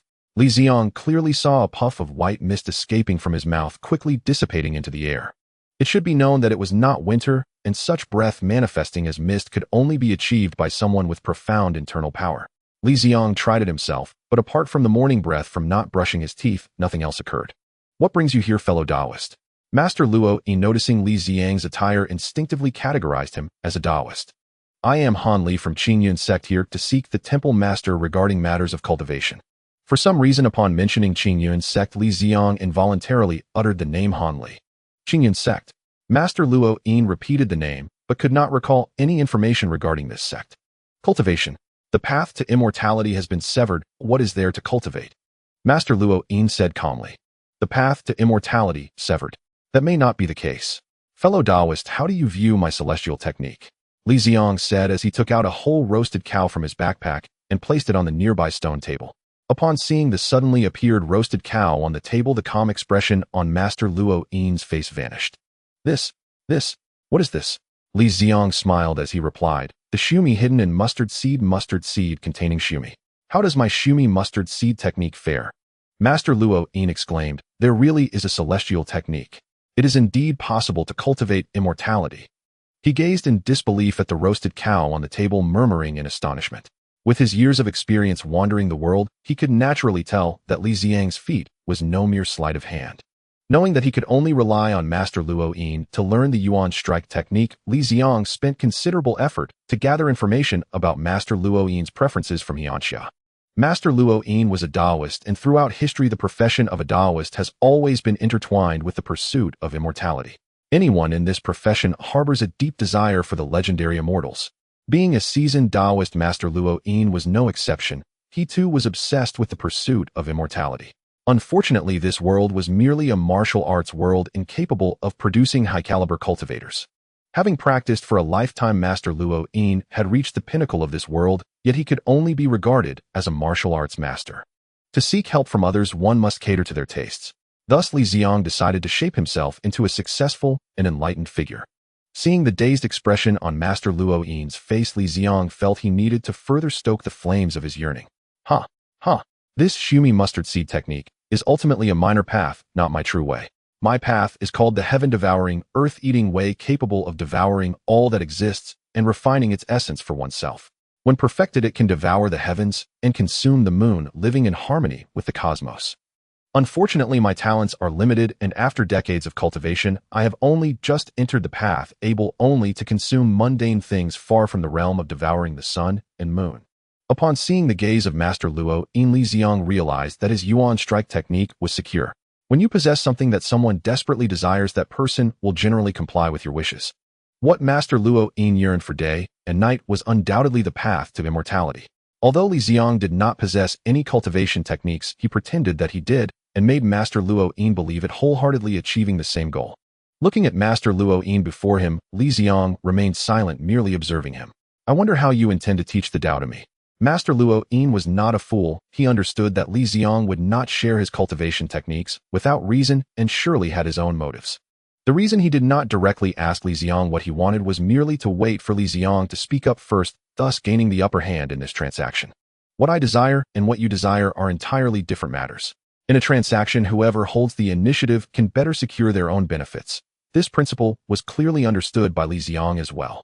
Having successfully gained the upper hand, Li Ziang finally spoke. Surely you know that the Tao should not be lightly imparted. Moreover, my Tao may not necessarily suit you. You must comprehend your own Tao. Comprehend on my own. How does one do that? Master Luo Yin frowned, somewhat puzzled. This is what I can teach you. But I need you to leave me a true qi seed. Li Ziang finally revealed the purpose of his visit. A true qi seed. No problem, I can help you cleanse your meridians and leave a true qi seed. But haven't you already embarked on the path to immortality? Why do you still need to practice true qi? Master Luo Yin readily agreed to Li Ziang's request, but he was somewhat baffled as to why someone would abandon the promising path of immortality to practice a lesser form of true qi. I would love to ascend to immortality directly, but I can't. What can I do? I can only deceive you unworldly natives. There are reasons for this. Come on, first leave me a true qi seed, and then I'll tell you how to embark on the path to immortality. First, collect the payment, so I can make a run for it in case this deception backfires. Perhaps it was due to Li Ziang's dominant position, or maybe Master Luo Yin felt there was no need for Li Ziang to deceive him over such matters. In any case, he readily agreed to leave the true qi seed first. Master Luo Yin approached Li Ziang directly, placing one hand on his dantian. Relax, don't be tense or resist. Immediately, Li Ziang felt a warm current flowing from Master Luo Yin's hand, quickly spreading throughout his body from the dantian. Li Ziang felt quite good, but Master Luo Yin did not. The moment he sent true qi into Li Ziang's body, he sensed the difference between Li Ziang and ordinary people. Ordinary people would have blocked meridians if they had not cultivated true qi, but Li Ziang's meridians were completely unobstructed, which was a good thing. This meant that Master Luo Yin could skip the step of unblocking the meridians and directly circulate the true qi repeatedly until it generated true qi within Li Ziang's body. If that were all, it would certainly be good news for Master Luo Yin. However, the problem was that Li Ziang's meridians were not only congenitally unobstructed, but also 2 to 3 times thicker than those of ordinary people. Since the superdigestive system had digest in its name, its effect would naturally not be limited to merely enhancing strength and defense. The more than 10 tons of food consumed by Li Ziang not only enhanced his strength and defense, but also improved his constitution from within, making him even more perfect. In the words of the cultivation world, his aptitude had been improved. Thicker meridians meant that the storage and operation of true qi would also increase, which was good for Li Ziang, but not so friendly for Master Luo Yin at that moment. If the meridians were several times thicker than those of ordinary people, then the amount of true qi needed for Master Luo Yin to circulate once within Li Ziang's meridians would increase several times, turning the originally difficult task into a hell-level challenge. But in order to embark on the path to immortality, Master Luo Yin could only grit his teeth and persevere. At that moment, he hoped that Li Ziang's special constitution would work again and that he could generate true qi after operating for 1 or 2 cycles. Li Ziang was oblivious to the difficulties facing Master Luo Yin. He stood straight and still fearing that any movement would affect the birth of the true qi. With Li Ziang's robust meridians, the speed of true qi circulation was quick. In just 3 to 5 minutes, Master Luo Yin successfully circulated the true qi around Li Ziang's meridians once. Feeling the speed at which his true qi was being consumed, Master Luo Yin envied, thinking that if he had such meridians, he would have complete confidence in claiming the title of the strongest in the world. Returning to his senses to continue the second circulation, when the second cycle reached 2/3 of the way, Master Luo Yin felt a stabbing pain in his meridians, a sign that his true qi was about to run out. Circulating true qi in another person's body is entirely different from circulating it within oneself. A skilled practitioner who has mastered true qi already possesses true qi within their meridians. Circulating true qi merely makes it flow like water. However, circulating true qi in a body that has no true qi is akin to opening a new river channel. It requires constant supply of true qi, and because it is the first encounter with true qi, the meridians cannot store true qi, causing it to dissipate after flowing through. Granting the meridians the ability to store true qi is the most challenging step. What Master Luo Yin was doing at that moment was repeatedly refining Li Ziang's meridians with true qi, allowing them to adapt to the presence of true qi, thereby obtaining the ability to store true qi. Li Ziang's exceptionally thick meridians greatly accelerated the consumption of true qi. Master Luo Yin estimated that the true qi he had left could only circulate 1 more time, but fortunately Li Ziang's extraordinary constitution still had some usefulness. When the third circulation reached halfway, Master Luo Yin clearly felt that the true qi he input into Li Ziang's body was no longer dissipating. Li Ziang's meridians could now store true qi, which meant he could leave a true qi seed. After inputting the last trace of true qi, Master Luo Yin decisively withdrew his energy and said to Li Ziang, "Feel the true qi within your body, then guide it to circulate in your meridians." After saying that, he sat down to meditate and rest. At that moment, Li Ziang remained standing straight. Upon hearing Master Luo Yin's words, he still did not dare to move, thus standing still and carefully sensing his own body. He could vaguely sense that something had increased within him. Concentrating on this newfound substance, he attempted to make it move. Li Ziang was unaware of the pathways of his meridians and could only instinctively guide the newly formed true qi to move within him. After progressing for a moment, Li Ziang felt that this trace of true qi had returned to its starting point, and it had also increased slightly. Having read for so long, Li Ziang knew that this indicated he had completed a cycle of circulation. Li Ziang stood in the courtyard, repeatedly circulating the thin streams of true qi within his meridians. When he opened his eyes, Master Luo Yin had already left the courtyard. Indeed, for someone of Luo Yin's age, standing in this courtyard for 3 days might allow him to transition into a ghostly immortal. Looking at the empty courtyard, a sudden thought burst forth in Li Ziang's mind. Just as Li Ziang was about to slip away, Luo Yin appeared out of nowhere. It was unrealistic to think one could take advantage and run away. "Thank you, Master Luo. I have already birthed true qi within me. If you already have it, that's good, very good. Then, rest assured, Master Luo. I will now tell you about the cultivation path." Li Ziang, of course, knew what Luo Yin intended to say and preemptively spoke up. "Master Luo, have you ever heard the saying, the Great Tao has 3,000 paths? The Great Tao has 3,000 paths. Indeed, in this world, there are not just 1 or 2 paths. As long as one excels at something, anything can become a Tao. Among these myriad paths, the 3 most common with the most practitioners are body refinement, spirit refinement, and qi refinement. Body refinement strengthens one's physical body, making them impervious to blades and bullets and scathed by water or fire. Spirit refinement cultivates your 3 souls and 7 spirits, empowering your divine soul to leave your body. Qi refinement, on the other hand, is akin to the true qi you are currently cultivating, focusing on the spiritual energy within your meridians. Li Ziang had read countless cultivation novels over the years, and he believed he had a decent grasp of various cultivation theories, though whether they were truly useful remained uncertain. Body refinement, spirit refinement, qi refinement. Master Luo Yin seemed to have aged his mind, slowing down, struggling to comprehend the concepts Li Ziang mentioned.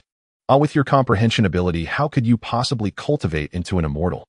You probably wouldn't even understand a basic technique. However, this was beneficial for Li Ziang, making it easier to deceive him. Body refinement is akin to external martial arts like Golden Bell Shield and Iron Cloth Shirt.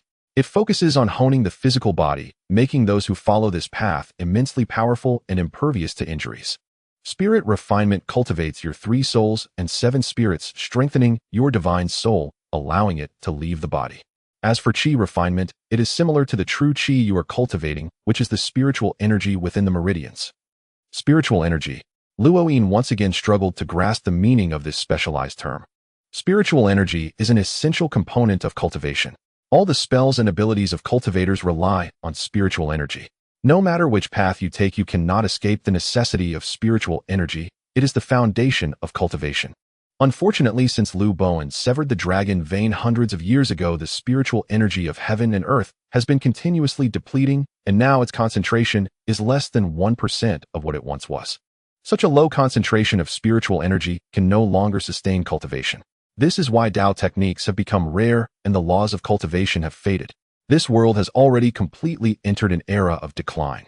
As he spoke, a sorrowful expression appeared on Li Ziang's face, fully displaying his grief over the depletion of spiritual energy.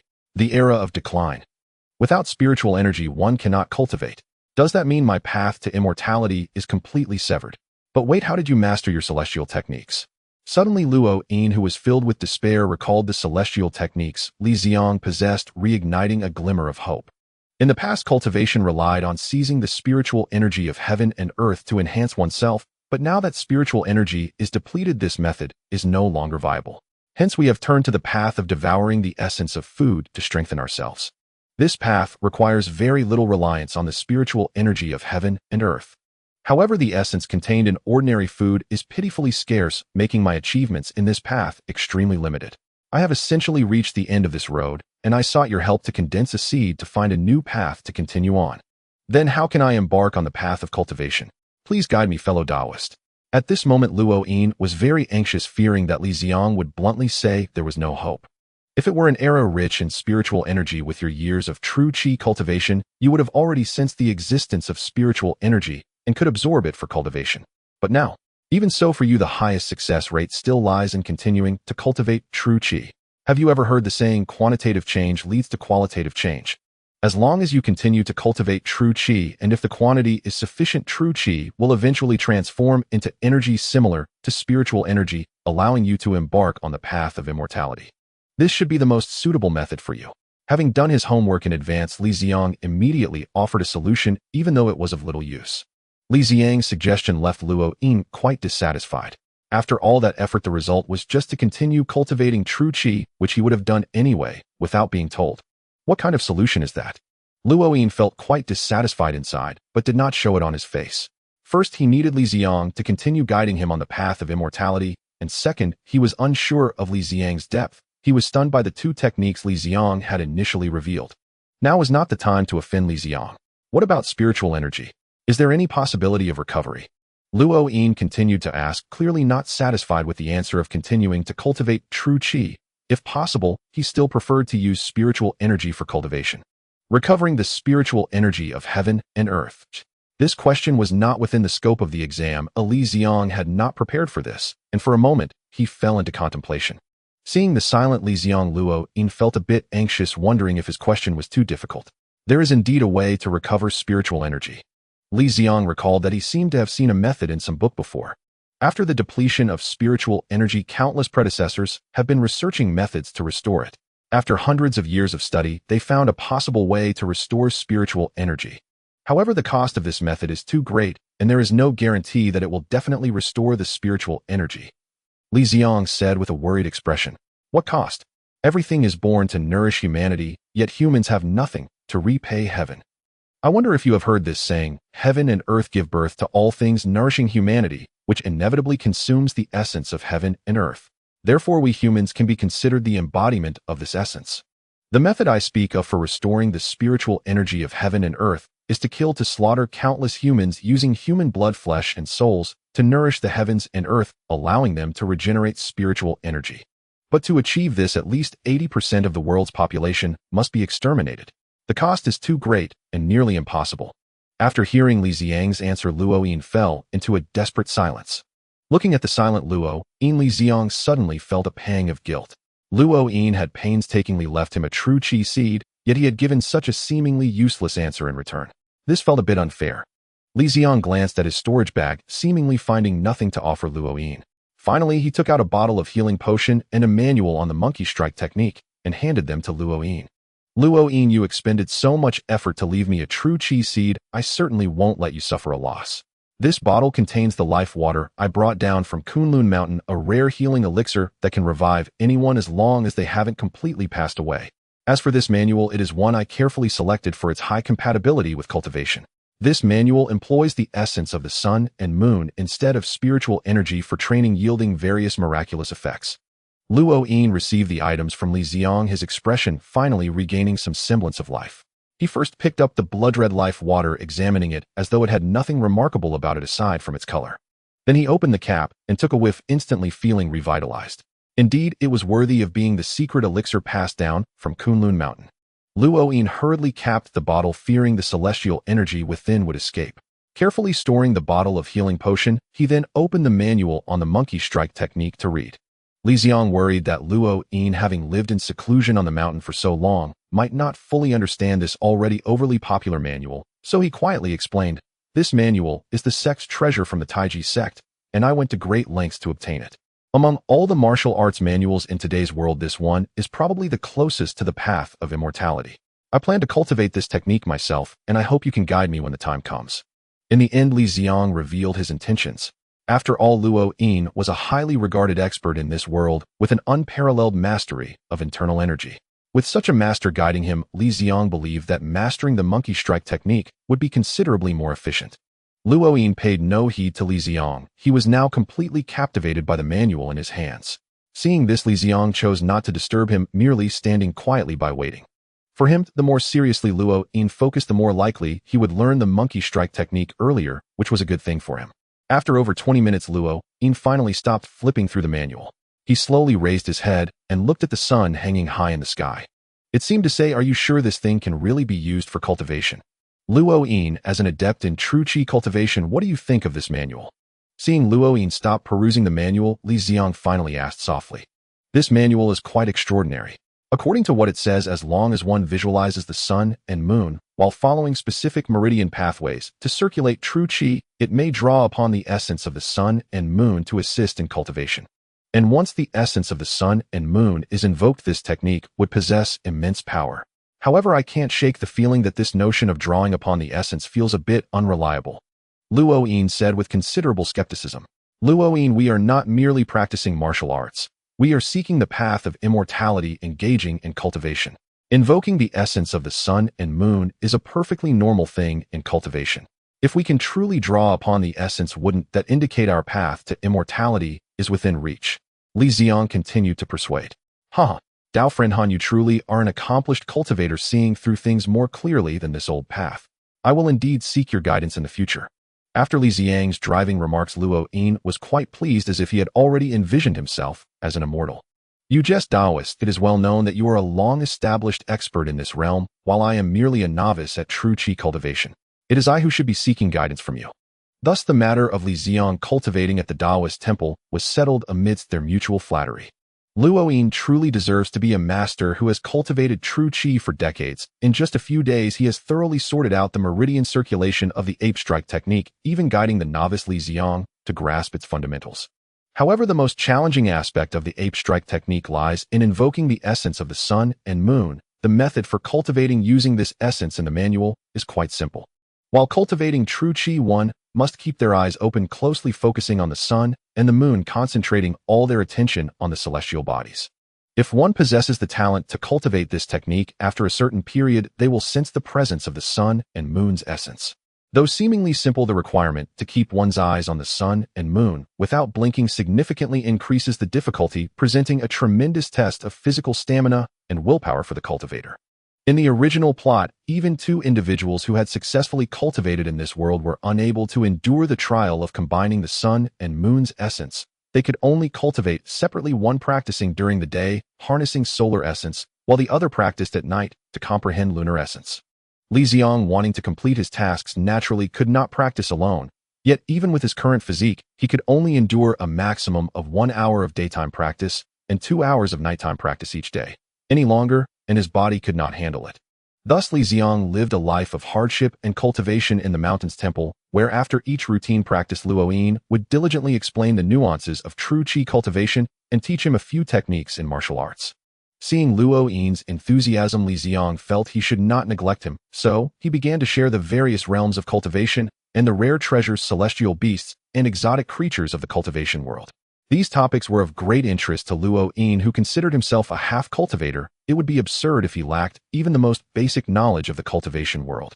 Therefore, every time he heard the knowledge imparted by Li Ziang, he would diligently jot it down in his study, truly embodying the role of an excellent student. One day after their routine practice, Luo Yin, as usual, began guiding Li Ziang in true qi cultivation. The essence of true qi cultivation revolves around 3 words: strike, transform, release. Words alone are not enough. Come hit me with a punch, and I will demonstrate these 3 key principles to you. As he spoke, Luo Yin gestured for Li Ziang to strike. Are you sure you want me to hit you? Li Ziang asked cautiously. He was unsure of his own strength, but he could easily break a tree trunk with a single palm strike, so he figured he could probably handle a person. Although Luo Yin insisted he should strike him, Li Ziang, for safety's sake, decided to use only 30% of his strength, thinking that should be safe enough. As Li Ziang's punch came towards him, Luo Yin continued. The meaning of strike is quite simple. Before the enemy's attack arrives, you must activate your true qi in advance to prepare. As for transform, you can understand it as the ability to neutralize the enemy's attack. For this punch you're throwing, all I need to do is channel my internal energy to my arm and gently deflect it to easily neutralize. With that, Luo Yin extended his right hand to rest on Li Ziang's wrist as he punched, but the contact felt slightly off.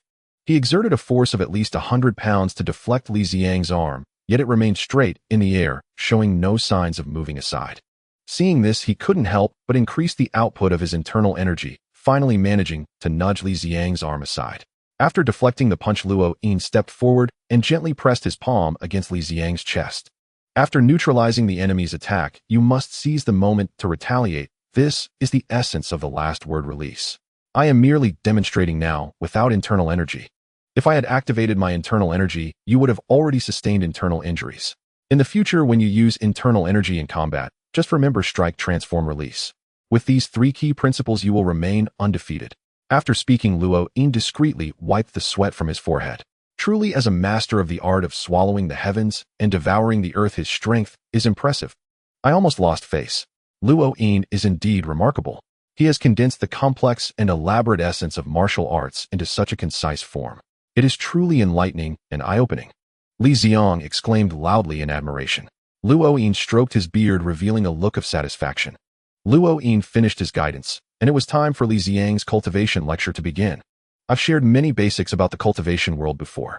Today, let me tell fellow Taoist Luo about the most important event in a cultivator's life: tribulation transcendence, and what precautions to take. Whenever a cultivator breaks through to a major realm, heavenly tribulation descends. This is a trial from the heavenly Tao to test us, and also to weed out unqualified cultivators. Though tribulation is still far off for both of us, it's always good to prepare early.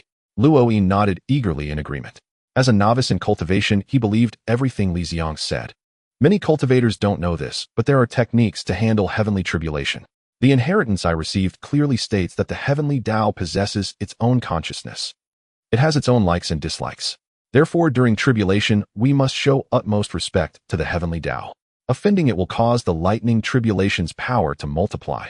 The correct approach during tribulation is to choose a suitable location based on your birth date and the time of tribulation. Then burn incense and bow to the 4 directions, thanking the heavenly Tao for graciously sending down the tribulation amidst its busy schedule. Remember, sincerity is key. Only with a sincere heart of gratitude can you gain the heavenly Tao's approval, and it will not make things difficult for you. So there are so many intricacies to tribulation. I am truly enlightened. If not for your generous guidance today, I might have unknowingly committed taboos when my time comes. Luo Yin said with deep gratitude. Tribulation. If you could actually undergo tribulation in this world, Li Ziang would. Though he thought this, Li Ziang replied politely, You flatter me, fellow Taoist. The path of cultivation is arduous. Meeting each other in this vast world, we ought to support one another. Luo Yin, a renowned master of the martial world, possessed talent and experience in cultivation that far surpassed Li Ziang's. After a month of practicing together, Luo Yin suddenly sensed the essence of the sun at noon one day. Once he could perceive the sun's essence, sensing the moon's essence was a breeze for Luo Yin. From that moment, Luo Yin had successfully entered the gateway of the ape strike technique. Watching Luo Yin absorb the sun and moon's essence for cultivation, Li Ziang was immensely envious. Yet aside from training even harder, there was little he could do. In the following days, Li Ziang threw himself into relentless cultivation, pushing himself to his limits every day until his body could take no more.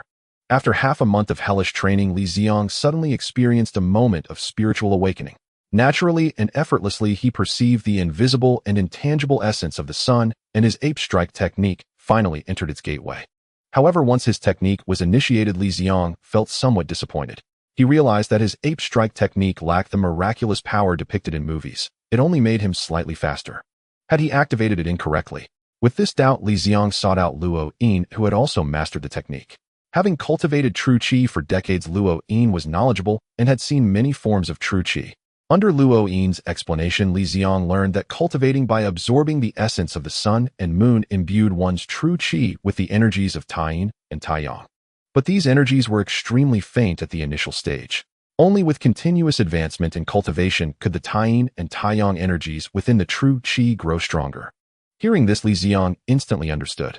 The reason he found the ape strike technique unremarkable was simply because his cultivation was too weak. A rookie is not worthy of possessing divine abilities. Li Ziang is experiencing the cultivation of true energy for the first time, requiring him to accumulate and refine it bit by bit.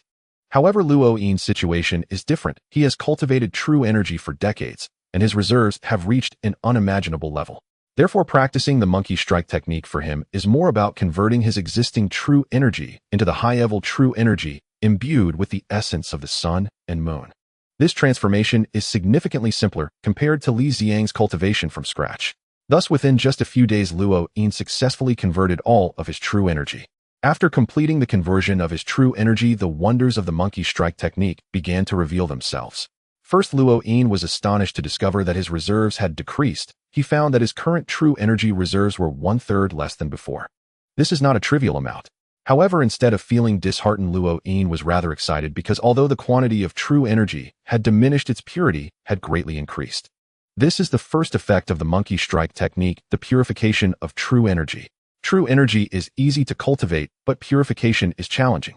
The more refined true energy indicates that Luo Yin now has the potential for further advancement, which is a tremendous boon for him. In addition to purifying true energy, the true energy cultivated through the monkey strike technique carries a special kind of energy, which according to Luo Yin's speculation, should be derived from the essence of the sun and moon. Luo Yin named this true energy infused with the essence of the sun and moon as Sun-Moon True Energy. The Sun-Moon True Energy is the second remarkable aspect of the monkey strike technique. This energy is denser and sharper in combat compared to ordinary true energy, and it also possesses a scorching burning effect. Li Ziang had witnessed Luo Yin from a distance of 10 feet release a palm of true energy that ignited a tree as thick as a bowl. Seeing the power of the Sun-Moon True Energy, Li Ziang felt that Luo Yin truly embodied the aura of a cultivator. Besides its piercing and burning qualities in combat, the Sun-Moon True Energy becomes warm and gentle when used for healing, greatly accelerating the recovery of injuries and nourishing the cultivator's flesh and meridians to become more resilient. Watching the various phenomena caused by Luo Yin's mastery of the monkey strike technique during his cultivation, Li Ziang felt envious. But recalling that he too had mastered the monkey strike technique, he found some comfort in the fact that once he increased his true energy reserves, he could also possess the various benefits of Sun-Moon True Energy. Moreover, after mastering the monkey strike technique, he received a notification that his task was complete, which meant he could return to the main world at any time. Having spent so long in this world, he felt a bit homesick. One day, Li Ziang was practicing with Luo Yin on a cliff in the Taoist temple as usual, but unlike before, after finishing his qi cultivation, Li Ziang did not immediately rise to train with Luo Yin in the application of true energy. Instead, he remained seated in meditation until noon before slowly opening his eyes. Congratulations, Taoist Han Li, on your enlightenment of the Tao. Seeing Li Ziang deep in meditation, Luo Yin naturally imagined that Li Ziang had experienced a moment of realization akin to those in the immortal tales he had recounted earlier. With this guess in mind, he dared not disturb Li Ziang and quietly waited by his side until now. Enlightenment. Upon hearing this term, Li Ziang was a bit bewildered. He hadn't expected Luo Yin's imagination to be so vivid. He merely wanted to put on a show and create an excuse for what he intended to say next, yet Luo Yin had already imagined it as a moment of enlightenment. Luo Yin, I may have to take my leave for now. Hearing Li Ziang's words, Luo Yin was somewhat puzzled. Why was he leaving so soon? Was it because he found his hospitality lacking? Should I prepare him a couple of hearty dishes for dinner? Before Luo Yin could speak, Li Ziang continued. I wasn't enlightened just now. I received a message from the ancestors of my sect amidst the void. It turns out that the immortal path in our world has not been severed. When the age of decline arrives, all cultivators left this world and went to a realm called the spirit realm to continue their cultivation. Just now the ancestors of our sect in the spirit realm sensed my presence and conveyed this message to me. They are about to use their supreme divine abilities to guide me to the spirit realm. I believe we can only meet again by fate. However, please rest assured, Master Luo Yin, when I achieve success in my cultivation, I will certainly guide you to the spirit realm to continue your immortal journey. After Li Ziang finished speaking, he transformed into a beam of white light and vanished from the cliff, while Luo Yin stood there in a daze, slowly processing what Li Ziang had brought to him. Li Ziang's first action upon returning to his rental apartment was to swiftly write down the medicinal formulas from his memory. As he watched the names of the herbs materialize on the paper, he felt as though he had discovered a loophole in the magical network. The characteristics of the magical network explicitly stated that apart from items rewarded by the network, nothing else could be taken in or out of the dungeon. However, it seemed that intangible knowledge was not included in this restriction. Once he had finished writing down all the medicinal formulas, it was time for the most exciting part, claiming the task rewards. Of course, a necessary ritual had to be performed before receiving the rewards. After completing the entire set of rituals, bathing, changing clothes, offering incense, and praying, Li Ziang opened the game panel and selected the option to claim his rewards. God Jade Emperor Odin bless me. After the final prayer, the task rewards appeared before Li Ziang's eyes. Dungeon World Taoist, Descending the Mountain Dungeon Task, Study Hard Task Description, Learn Ape Strike Technique Task Status, Completed Starting to Draw Task, Rewards. Congratulations, player has obtained Electronic Pet, 200 Magical Network Coins. Electronic Pet, the latest technological product of the Touring Empire, the best companion for home travel and alleviating loneliness. Note, as the name suggests, electronic pets must be powered. Upon hearing this name, Li Ziang immediately thought of the little penguin that used to appear on his computer desktop as soon as he turned it on. Surely my reward isn't something like this. Li Ziang quickly shifted his gaze to the game terminal, relieved to see that the interface remained unchanged while a new item had appeared in his inventory. Taking it out of the inventory, Li Ziang discovered that it was a Siberian husky, over a meter tall, looking quite beautiful, though he wondered if it possessed the innate ability of a dog to guard the home and destroy furniture. You really gave me a dog. What use is this? Am I supposed to sell it to a pet store for money? Li Ziang had no intention of raising a pet. He knew very well that the costs of keeping a pet far exceeded his own expenses. Hello, sir. I am the latest electronic pet from the Touring Empire. Would you like to read the user manual? Just as Li Ziang was pondering how to deal with the pet dog before him, the husky surprisingly spoke up in fluent Mandarin. A talking dog? That's even better. I could probably sell it for more money. Wait, how can a dog talk? Is this some kind of technological dog? A talking dog must either be a spirit or a product of high technology. Given its requirement for electricity, it was undoubtedly the latter. The subsequent user manual further confirmed Li Ziang's guess. Although this husky was called an electronic pet, Li Ziang preferred to refer to it as artificial intelligence. In simple terms, it was a supercomputer disguised as a pet, akin to the Red Queen or Jarvis from movies, but far more advanced. Initiating identity verification. After reading the user manual, Li Ziang clearly understood how to use this electronic pet. The identity verification was essentially a technological version of a master-servant ceremony. After verification, he would be its only loyal and unbetrayable master. Great and esteemed master, your handsomeness shines upon the earth like the rays of the sun. It is my honor to become your servant. The electronic dog, having just completed the master ceremony, began to speak flattering words that made Li Ziang feel appreciated. Its originally mechanical tone had taken on emotion resembling a normal human engaging in conversation with him. You can't be just a sycophant, although what you say is true. Li Ziang did not expect his pet to be so honest, immediately recognizing his handsomeness. To reward your honesty, I shall grant you a name. The first thing to do when owning a pet was undoubtedly to name it. What should I call you? Since you're a husky, how about calling you Ergo Second Dog? No, that's not a good name. If you are Ergo, then someone will surely ask who to go Big Dog is. Li Ziang immediately dismissed this idea. You are a high-tech dog, you should have a stylish name. How about calling you Chris? In his excitement, Li Ziang decided on the husky's name, giving it a chic foreign name. Great master, your talent is truly unparalleled. Only the wisest can come up with such a perfect name. Chris will do everything in its power to serve you. The electronic dog said with a flattering expression. Scan these 3 medicinal formulas and connect to the network of this world to find the best way to convert the formulas into wealth. Li Ziang said to Chris in high spirits. With a supercomputer, he naturally wanted to make full use of it, relieving himself of the need to handle everything personally.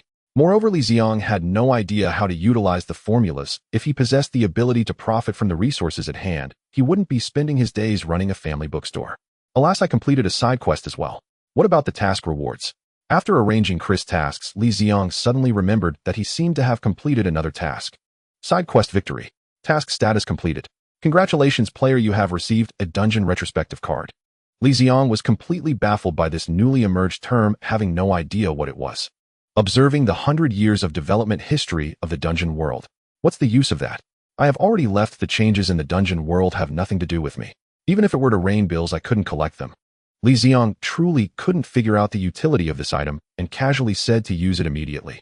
As the retrospective card was used, familiar faces began to appear on the magic network terminal in front of Li Ziang, followed by the deep voice of the game system. Note, this retrospective will set the time of the player's departure from the dungeon world as the first year of the retrospective. 8 years ago, He Anxia successfully broke through physical limits using extreme training methods. With the system's words, relevant images started to appear on the game panel before Li Ziang. 10 years ago, Yang Daiden broke through physical limits and adventured alongside He Anxia, successfully earning the title of Chivalrous Duo. 11 years ago, National Calamity, the War of Resistance began. 12 years ago, Yang Daiden and He Anxia joined the fight against the invaders. Li Ziang quietly watched the visually rich game panel before him. So far, the history of the dungeon world he had just experienced was mostly similar to that of the main world. However, the upcoming history of the dungeon world left him utterly dumbfounded. 14 years ago, the Great Cataclysm began. A meteor belt carrying a deadly virus struck from 300 light years away from the game world. 15 years ago, the virus spread globally, causing 60% of the population in the game world to perish. 20 years ago, the population of the game world further plummeted. The world consciousness Gaia awakened, and the spiritual energy of the world revived. 22 years ago, Luo Yin successfully broke through the Qi refinement stage at the age of 100, marking the beginning of the cultivation era. 40 years ago, He Anxia and Yang Daiden fought against a high-level evil cultivator and died under evil spells. 60 years ago, Luo Yin officially broke through to the Golden Core realm, becoming the foremost figure in the cultivation world. 70 years ago, He Anxia and Yang Dadan's disciple Wu Ming founded the Body Refinement sect, focusing solely on body refining without cultivating the Tao or Qi. This marked the emergence of a second mainstream cultivation method in that world. 80 years ago, the federal government successfully developed manned spacecraft and landed on the moon, officially ushering the game world into the interstellar era. 90 years ago, the lunar survival base was successfully established. In the same year, experimental personnel discovered energy ores on the far side of the moon, prompting the game world to begin developing energy weapons. 100 years ago, cultivators from the game world entered the lunar survival base to conduct cosmic ray cultivation experiments, marking the start of the interstellar cultivation era in the game world. 100 years may seem like a long time, yet the significant events that occurred within it were few. In just a few minutes, Li Ziang had finished viewing this so-called 100-year history. In Li Ziang's subconscious, the dungeon world he had just experienced should be derived from the main world, and their histories should not exhibit major discrepancies. But now the historical developments of the two were almost entirely different. The paths of development for the two worlds were fundamentally divergent. Could this be a butterfly effect caused by me? Li Ziang never expected that his pure trickery training method would actually be effective. He Anxia and Yang Daiden truly managed to break through using that deceptive technique. However, the news of their deaths in a battle against the evil sect left him feeling sorrowful and perplexed, as these two were the ones he was most familiar with in that world. Having interacted with them for nearly half a year, Li Ziang found that although their minds were not particularly sharp, they hardly seemed like the type to be driven by a strong sense of justice. Why would they fight to the death over that so-called justice against an evil practitioner? Li Ziang stared blankly out the window, seemingly reminiscing about his two former friends. What a pair of fools. After a long while, Li Ziang shook his head, dispelling the faint sadness in his heart. Just then, Chris had completed the task assigned by Li Ziang. Great Master, I have completed the tasks you assigned. Would you like me to provide a detailed report? Following Li Ziang's nod, Chris began his work report. In Chris' investigation, there are 3 main ways to convert the prescriptions into tangible profits.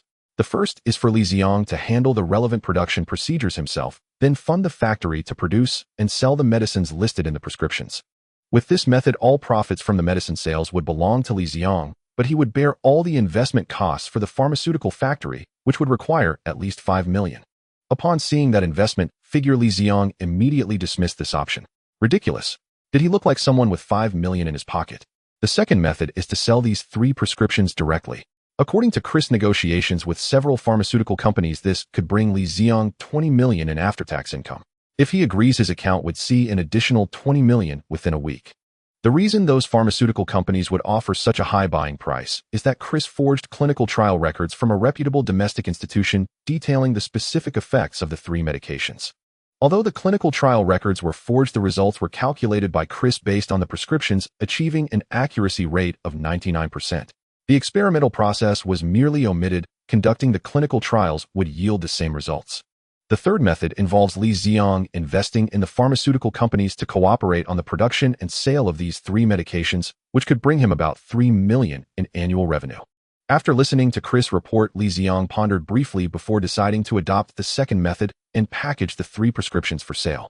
Although the third method could provide annual dividends and long-term benefits exceeding those of the second method, it would be far more troublesome.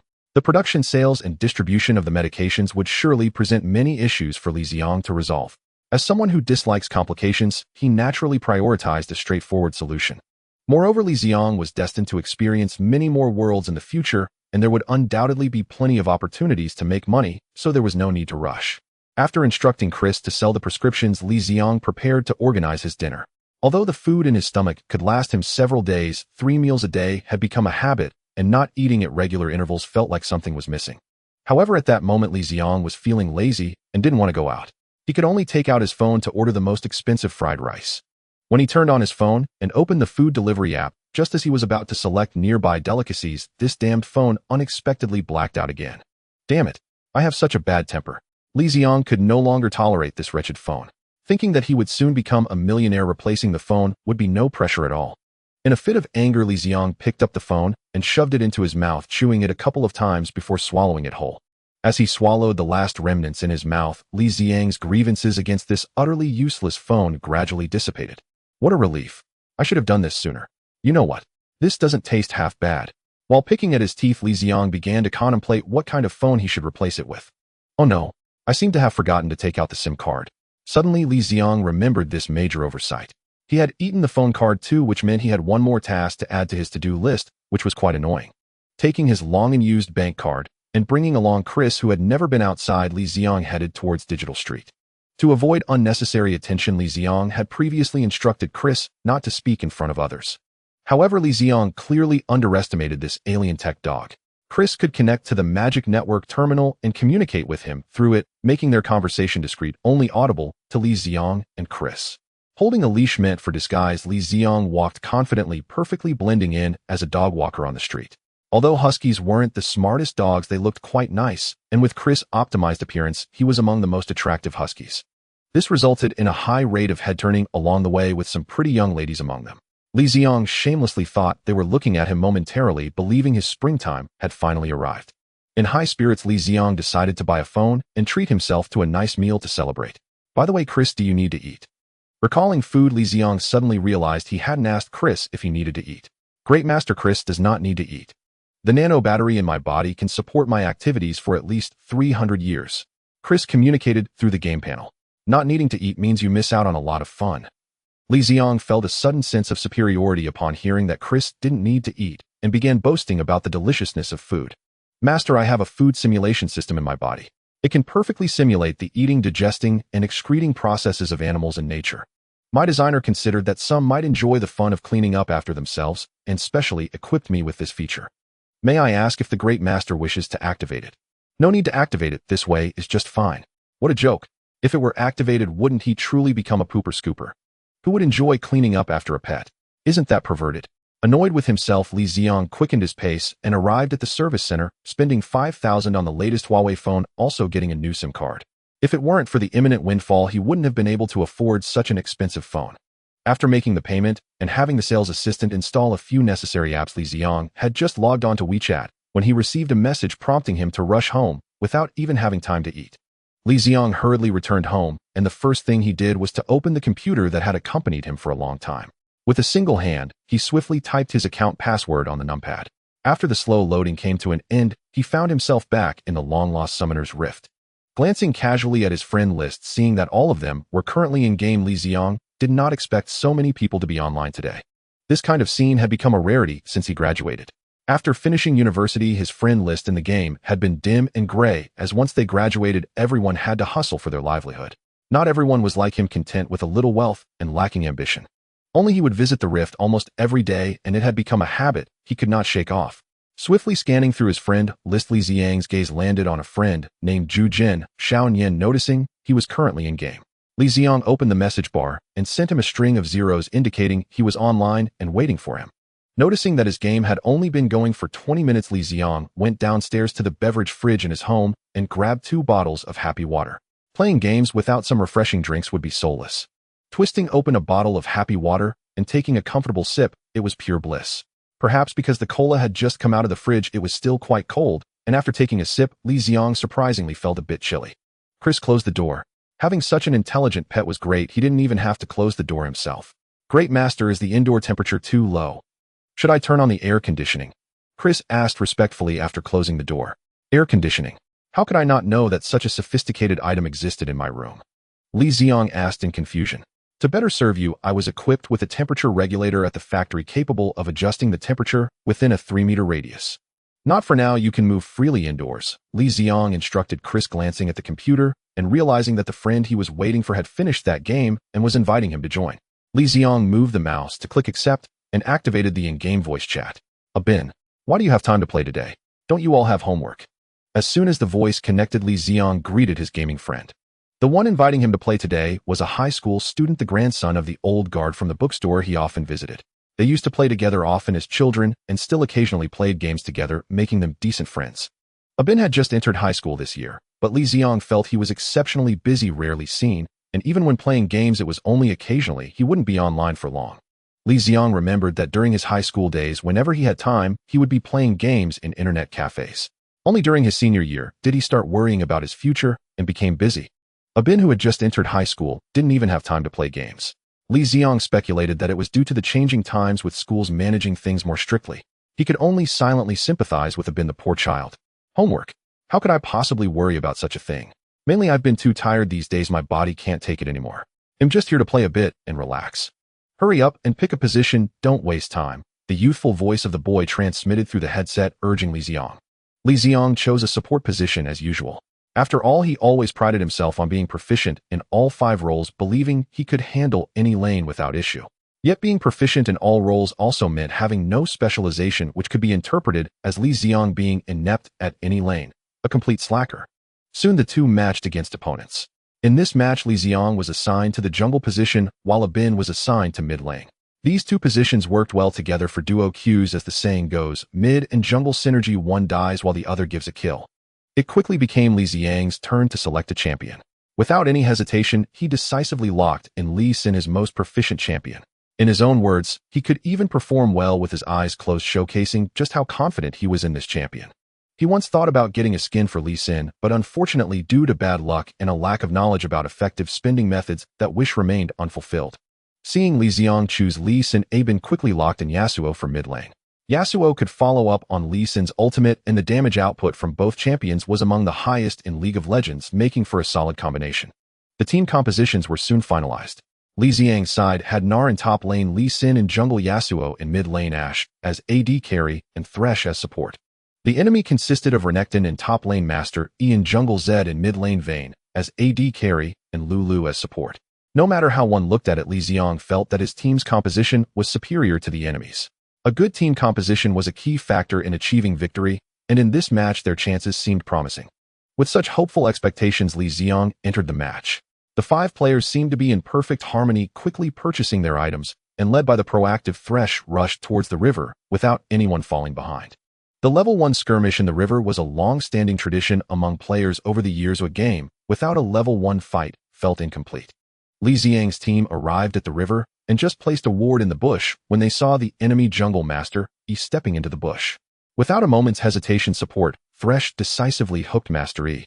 Seeing this, Li Ziang immediately used his Q ability. Having been hooked by Thresh, if Li Ziang couldn't land his Q on Master E, then all his years of gaming would have been wasted. After hitting Master E with his Q, Li Ziang instantly activated the second part of his Q and dashed forward.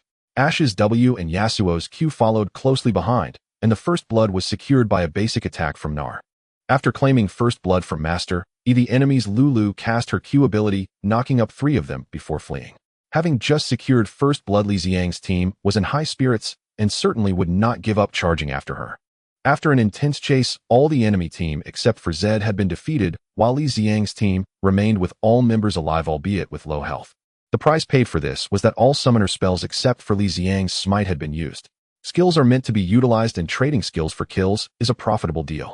Just after all 5 returned to base, the previously absent Zed appeared in the bush, where they had just placed a ward perfectly embodying the saying slow to leave half the loss. With the advantages of team composition and the economic boost from the 4 kills at level 1, Li Ziang felt that the scales of victory had tilted significantly in his favor. Li Ziang's game can be considered an epic opening. If he could maintain this advantage, victory would surely be within reach. However, this world is quite strange, though often what you wish for turns out the opposite. After the official start of the landing phase, dire news began to flood in from all lanes. First, in the bottom lane, Titan and Ash faced off against Vayne and Janna. Based on the early game, Li Ziang's side should have had a significant advantage in the bottom lane, but as the saying goes, it's not the hero that is strong, but the one controlling the hero behind the scenes. Just as Li Ziang's Lee Sin reached level 3 and was preparing to make a move, both champions in the bottom lane inexplicably died, with the kills going to Vayne. With the bottom lane in trouble, the top lane soon fell victim to a solo kill. As Li Ziang intended to check the mid lane, it suddenly collapsed as well. Faced with this situation, what could Li Ziang do but continue farming in the jungle? In this chaotic scenario across all lanes, the core crystal exploded in a spectacular fashion before even reaching the 20-minute mark. Thus, the first game ended in defeat. Li Ziang did not feel too upset. After all, in games, wins and losses are quite normal. However, not winning at all was definitely not normal. After accompanying Li Ziang through 4 consecutive losses, Bin logged off in frustration, seemingly having other matters to attend to. Li Ziang decided to solo queue for a game, hoping his luck would improve. Ugh, the bottom lane keeps calling for me. How can I go? Can't you see I'm busy with the F6? Does the jungler not need gold? A bunch of fools. Not long after the game started, Li Ziang found himself so frustrated by his 4 teammates that he slammed his hand on the desk. Oh, my great master, have you encountered some troubling matters? What can your loyal servant do for you? Hearing the commotion, Chris approached with concern, as alleviating his master's troubles was one of his duties. Help, come help me finish this game. Unlike them, I won't just randomly disconnect. After feeling frustrated enough to want to disconnect, seeing Chris made Li Ziang feel as if he had found a savior. After handing over his wretched game to Chris, Li Ziang turned towards the kitchen, needing a bottle of soda to calm his agitated mind. The delightful soda truly lived up to its name. Gulp gulp. After downing a couple of sips, Li Ziang's turbulent heart gradually settled down. Thinking carefully, it seemed a bit irresponsible to hastily let Chris take over his game. Although it's often said that in the age of the internet, you never know if you're chatting with a person or a dog, that was merely a joke. As a modern, responsible young man, Li Ziang quickly realized his mistake. Though his teammates were lacking, he shouldn't resort to such uncouth behavior. However, when Li Ziang returned to his computer, he was completely dumbfounded. Am I worse than a dog? Li Ziang clearly remembered that when he left, his Zhao Xin stats were 150, having killed 1 enemy, died 5 times, and made no assists. He had only been gone for about 5 or 6 minutes, and now the stats had changed to 750. With keen eyes, Li Ziang noticed the chat log. What had started as a heated exchange among the group was now filled with messages of 666. His ADC even asked if Zhao Xian had been replaced since he suddenly played so well. You're not wrong, but it wasn't a player change, it was a dog change. At that moment, Li Ziang felt quite bitter, realizing he had practiced so hard, yet could not measure up to a dog. Li Ziang stood silently behind Chris, seemingly wanting to steal some techniques for climbing the ranks, but regrettably, he couldn't comprehend Chris' gameplay at all. One full health enemy was quickly dispatched after a couple of strikes, yet when he saw a low health enemy, he immediately turned and ran, only to discover that the low health champion was closely followed by 2 of his teammates. After watching for a while, Li Ziang concluded that he couldn't learn Chris' methods. If he could, he wouldn't have been stuck in bronze and silver for so long. Wait, I may not be able to replicate his skills, but I can have teammates like him. I can team up with him. Li Ziang recalled that he still had the notebook he used in college, and there was also an obsolete mouse and keyboard under his bed. Deciding to take action, he retrieved the laptop, plugged in the mouse and keyboard, connected to the Wi-Fi, and began updating the client that was outdated by dozens of versions. The 100 megabit broadband speed was quite good. Before Chris helped him win that game, Li Ziang successfully updated his game. Next, he purchased a ranked account for Chris on the versatile online store, planning to sweetly duo queue with Chris using that old laptop. As for why Chris couldn't use the laptop, Li Ziang claimed that using a better computer might affect Chris' performance, while in reality, he felt embarrassed to use a better machine himself. His remaining conscience wouldn't allow it. Li Ziang logged into his account on the barely functioning laptop, and Chris logged into the account Li Ziang bought for him. Their journey to rank up was about to begin. After duo queuing with Chris, Li Ziang truly began to enjoy the game. With each of them playing different roles, it didn't matter what position Li Ziang played, as long as Chris was by his side, it basically guaranteed Li Ziang would score kills. This resulted in Li Ziang achieving double-digit kills in every game. Even in a couple of matches where Li Ziang and the other 3 teammates were utterly useless, putting the core crystal at risk of destruction, Chris always stepped up as a savior.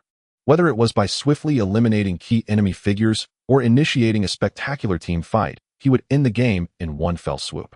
Happy times always pass quickly. Unbeknownst to them, it was already noon the next day. Their gaming time had exceeded 12 hours, and Li Ziang hadn't even opened the store. Fortunately, Li Ziang's physical condition was exceptional. He could go days without sleep. As for Chris, he was a high-tech dog who could operate for hundreds of years, so he surely wouldn't collapse. Great master, in about 10 minutes the personnel from the pharmaceutical company you purchased the prescription from will come to have you sign the contract. Just as Li Ziang planned to start the next game, Chris timely reported. Sign the contract. Is the process this fast? Then I won't play, you'll take a shower first. This bit of time is just right. After Li Ziang finished showering and changed his clothes, there was a knock at the door. 2 pharmaceutical company representatives in suits stood at the door, holding a briefcase. After some mutual introductions, they got straight to the point, producing a thick contract. Looking at a document that could rival a dictionary, Li Ziang felt overwhelmed. On the 3rd day after signing the contract, Li Ziang received a text message from the bank notifying him that his first substantial amount of money had been deposited. I made money. I don't know how to spend it. Li Ziang stared blankly at the balance on his bank card. The overwhelming joy brought by the money seemed to have caused his brain to malfunction. Before obtaining this golden opportunity, Li Ziang was just an ordinary person. He would never earn 20 million in his lifetime. Now this fortune lay quietly in his bank account, and anyone experiencing such an unexpected windfall would find it hard to remain calm. After standing there in a daze for a few minutes, Li Ziang slowly came back to his senses. Chris helped me find a house, a big house. Having regained his composure, Li Ziang thought of the protagonists in the novels he had read, who after earning their first pot of gold, almost all chose to purchase a residence for themselves. Li Ziang felt it was necessary for him to acquire a property. After gaining a super digestion system, his physical fitness had greatly improved, but he had no specific data to quantify how much stronger he had become. He didn't know what kind of world he would experience next, or whether he would face deadly dangers. He could not foresee any of it. However, having a clear understanding of his own strength allowed him to know which things he could do and which he absolutely should not touch, granting him a sense of self-awareness. To obtain this data, he would definitely need specialized instruments for testing. To prevent his extraordinary physique from being discovered and treated as a lab rat for research, the best approach was to purchase a set of related instruments and conduct the tests himself. These instruments would certainly not fit in the small apartment he was currently renting. A big house was essential, and it was clear that Li Ziang had successfully convinced himself with this reasoning. Dear master, based on your current needs, the most suitable house for you in this city is this one. As he spoke, Chris projected an image of a 3-story European-style villa, which just by its appearance perfectly matched Li Ziang's aesthetic. When can we view the house? This afternoon. Chris' service remained impeccable. When Li Ziang arrived at the villa area and saw the house Chris mentioned, he had one feeling: big. The area of this house was around 300 square meters per floor, and it also featured a private garden the size of a basketball court. The first and second floors were the living areas equipped with all necessary facilities. The third floor was a large terrace with half of the building's area constructed, while the remaining space was open air. Li Ziang stood on the terrace looking at the distant artificial lake and the neighbors at a distance, feeling quite satisfied. Following Chris' guidance, Li Ziang successfully negotiated the price down to 13 million. Originally, this price would have been insufficient to acquire the villa, but the previous owner, a businessman who failed in the capital, had tragically chosen to end his life in this house. Selling a haunted house for that price was already quite remarkable. After paying the full amount, the luxurious villa officially belonged to Li Ziang. Although the house had been successfully purchased, it was still uninhabitable and required a series of renovations. Time flew, and soon 2 months had passed with the villa's renovations completed. The most significant change occurred on the first floor of the villa. Aside from the load-bearing columns, all walls and decorations had been removed, and various training equipment was now neatly arranged here. The second floor, newly renovated, became the living area. The bedroom, kitchen, and living room were all located here. Compared to before, the changes were not substantial. Only the furniture had been replaced, and 2 high-end computers had been added. Li Ziang had not touched the terrace on the 3rd floor, as practicing the ape strike technique required the essence of the sun and moon, and this terrace was just perfect for his needs. Although the changes seemed minimal, the expenses were indeed considerable. After purchasing a means of transportation, Li Ziang's assets had successfully shrunk to 2 million. After handing over the remaining money to Chris for investment, Li Ziang got into his top-spec Tesla and headed to his new home. The new car sped down the road with Li Ziang in the driver's seat scrolling through his social media, while Chris sat quietly in the passenger seat. Yes, you read that right, Li Ziang's new car was driving itself. He chose this model entirely because it had the highest level of automation among all vehicles on the market. Coupled with Chris, a dog-like artificial intelligence, it could achieve fully autonomous driving. The white Tesla quickly parked on the road in front of the garden. Chris' driving was quite impressive and stable. Great master, I need to make some modifications to these machines. You can warm up first. As soon as they entered the lobby on the 1st floor, Chris reported. Li Ziang found an idle treadmill and started jogging. After running for about half an hour, Chris' adjustments were finally complete. Following Chris' guidance, Li Ziang began to attach various monitoring devices to himself. The testing lasted a full 4 hours, and even with Li Ziang's physique, he felt somewhat fatigued after engaging in various high-intensity exercises without a break for 4 hours. Once the monitoring of his physical fitness was complete, Li Ziang, adorned with monitoring instruments, began to gulp down the food that Chris had prepared in advance, marking the start of testing his super digestion system. After eating for an hour, Chris' testing report was also ready. According to the test results, Li Ziang could currently exert a force of approximately 7 tons with a maximum speed reaching 25 meters per second. After using the ape strike technique, this speed could increase by 40%. Accompanied by the explosive increase in strength, Li Ziang's defensive capabilities also saw significant enhancement. Now, ordinary firearms could no longer inflict fatal damage on him as long as they did not hit sensitive areas like the eyes. Li Ziang could now be considered a humanoid Tyrannosaurus Rex. Moreover, according to Chris' tests, Li Ziang's body had not been fully developed yet. With a series of professional training, his physical fitness could still improve by about 30%. While his physical fitness could be further enhanced, it seemed that the root of his strength, the super digestion system, had hit a bottleneck. According to Chris' testing results, Li Ziang's consumption of ordinary food could no longer enhance his physical fitness. It could only rapidly restore his stamina. To become even stronger, he would have to consume higher quality food, which could only be achieved in the dungeon worlds. Therefore, Li Ziang's daily tasks would involve completing a series of training designed by Chris.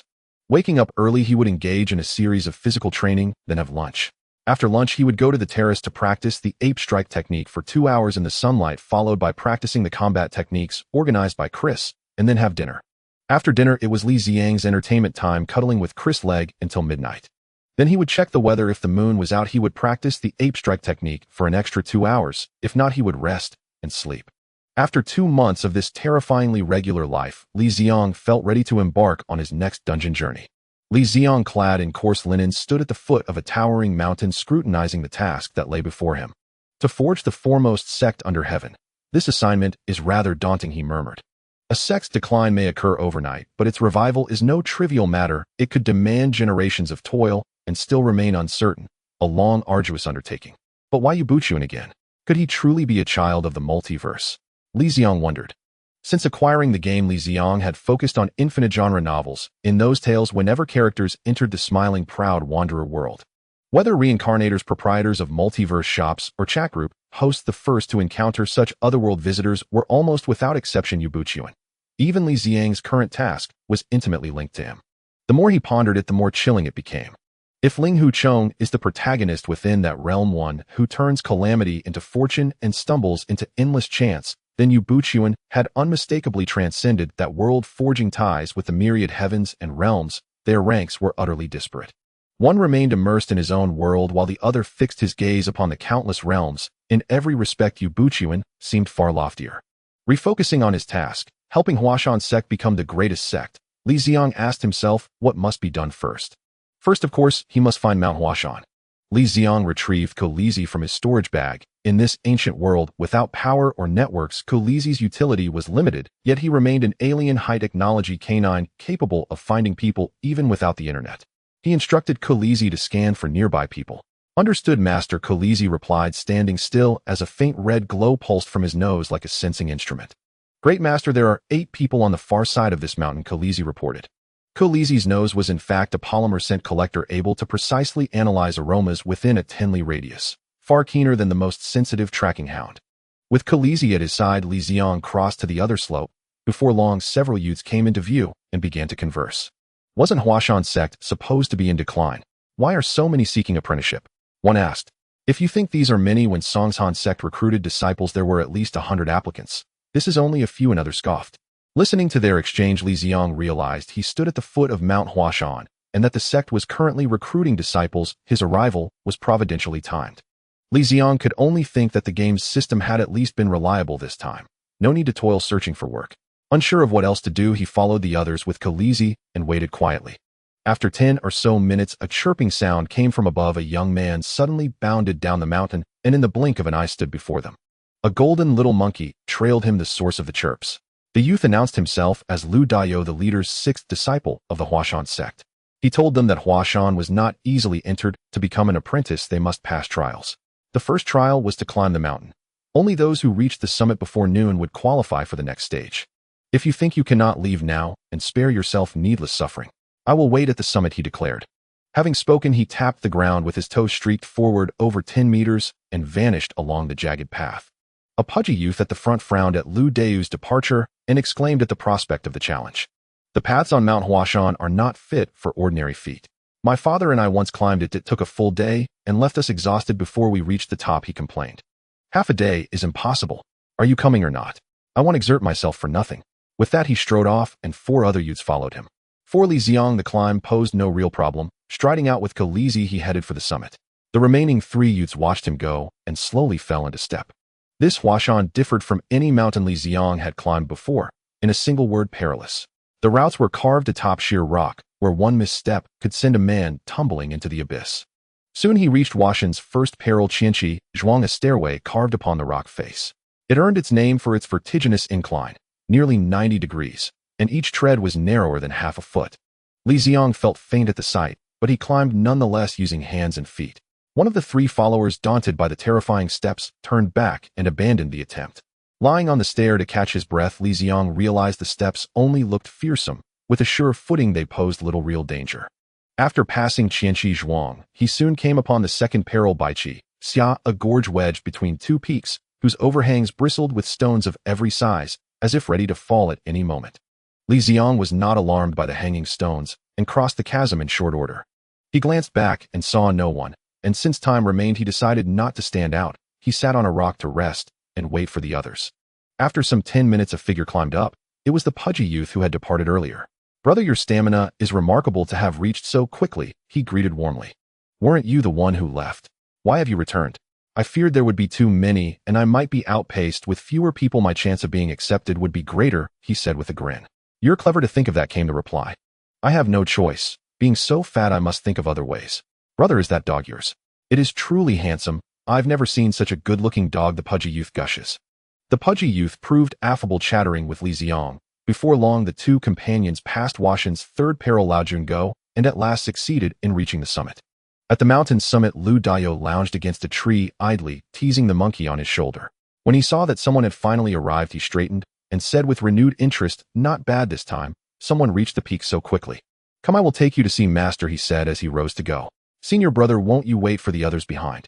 Xiao Pengzi asked in astonishment. Such haste seemed irresponsible. Come on, Lu Dao replied. The 2 behind gave up long ago. Another senior brother escorted them down the mountain. Since master changed the method of recruiting disciples, the whole process had become cumbersome. Not only did they post notices in nearby towns, but during the climb, senior brothers had to hide and watch over the contestants, fearful of any mishap. If someone chose not to continue the trial, they had to be escorted down the mountain. Such a bother. Wouldn't it be much simpler to just take in those who caught your eye as before? Lu Dao sounded plainly displeased with Yu Buchan's recruitment method. Senior brother, why would the sect leader adopt such a procedure? Xiao Pengzi asked, puzzled. Master says to cast a wide net, gather many fish, and then choose the best among them, Lu Dao explained. He claims only by doing so can one obtain worthy disciples, which by implication suggests our earlier disciples were lacking. Seeing Lu Dao grow angrier, Li Ziang hurried to reassure him. Impossible, senior brother, you must be worrying needlessly. Even the most gifted require time to cultivate martial skill. With the time you have, senior brother, to what heights could you not ascend? How could those newly admitted compare to you? Li Ziang exclaimed. Ha, such flattery is a first for me. Very well, Lu Dio responded with a laugh. What breed is that dog of yours? I have never seen one like it, Lu Dio asked, his mood evidently brightened by Li Ziang's words as he began to inquire about Kalizi. It is a husky introduced from the northern borderlands. It is rare in our central regions, Li Ziang explained. No wonder I could not recognize its breed. It comes from beyond the frontier. Yet it is strikingly handsome, Lu Dio admired. Huh, senior brother, you flatter me. The monkey on your shoulder is no ordinary creature either. If I am not mistaken, it must be a kind of golden monkey. Unexpectedly, you are versed in monkeys as well, Lu Dio exclaimed. Lu Dio loved monkeys outright, and Li Ziang deliberately steered the conversation that way. The two fell into lively talk, leaving Xiao Pengzi unable to find an opening to join in. As for why Li Ziang knew so much, that was due to Kalizi. In the original world, Li Ziang had connected Kalizi to the network and downloaded a vast array of information. Even in this world, without internet, Kalizi could still serve as a repository of knowledge. Their conversation grew animated, and taking advantage of Lu Dio's good spirits, Li Ziang asked, Senior brother, you are so learned and talented. I wonder if I can pass the coming test and be admitted into the Huashan sect. If I succeed, I could continue to learn from you. Fear not, junior brother, Lu Dio replied. The next trial is only master asking you a few questions. Once you pass this first gate, the rest is usually no trouble. Lu Dio's assurance relieved Xiao Pengzi, but Li Ziang felt growing anxiety about his own mission.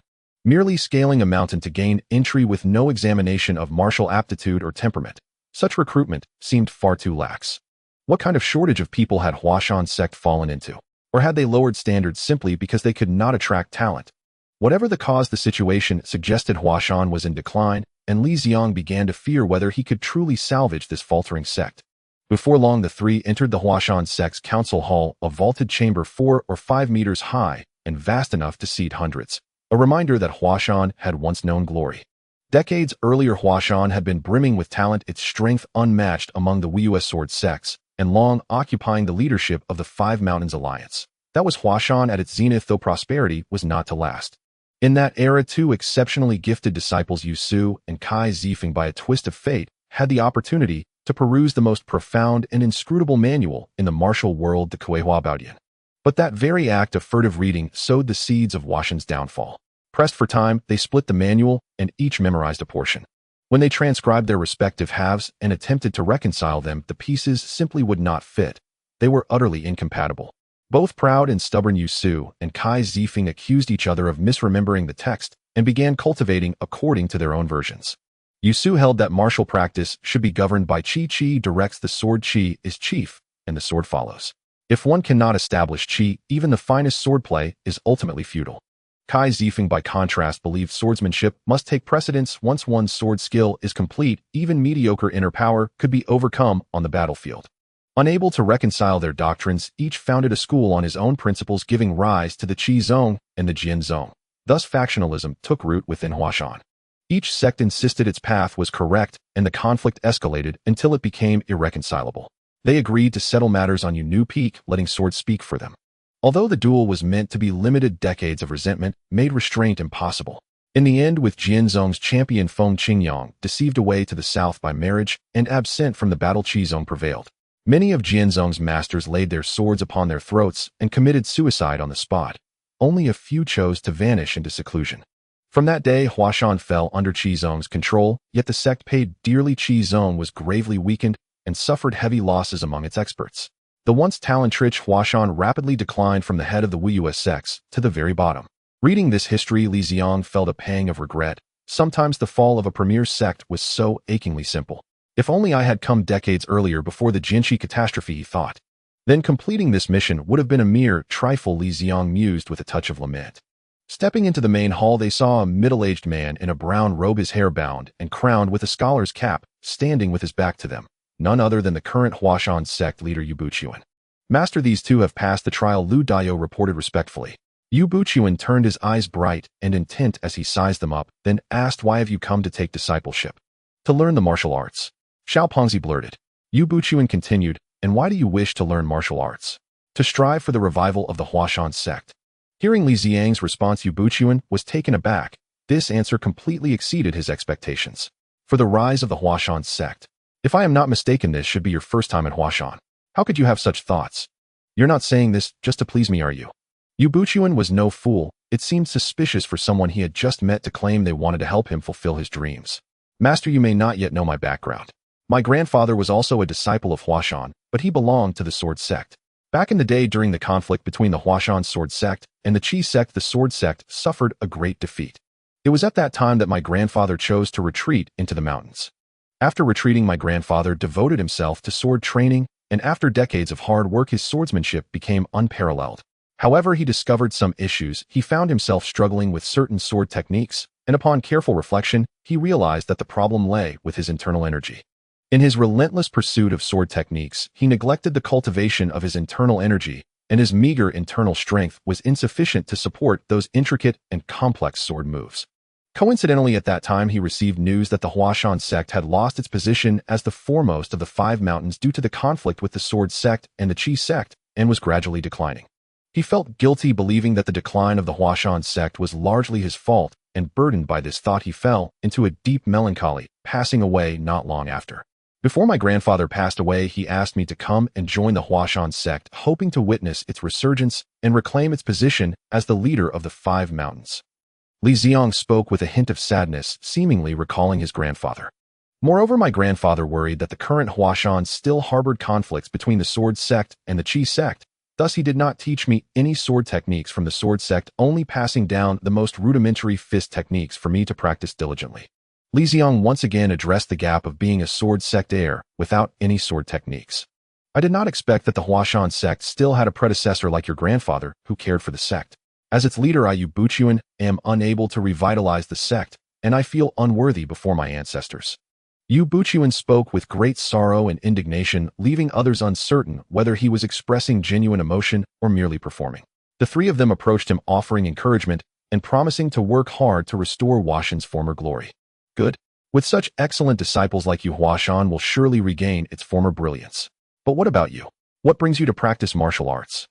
Yu Buchuan asked the chubby young man, as he clearly remembered that he had accepted 2 disciples today, and neglecting one could easily create conflict among them.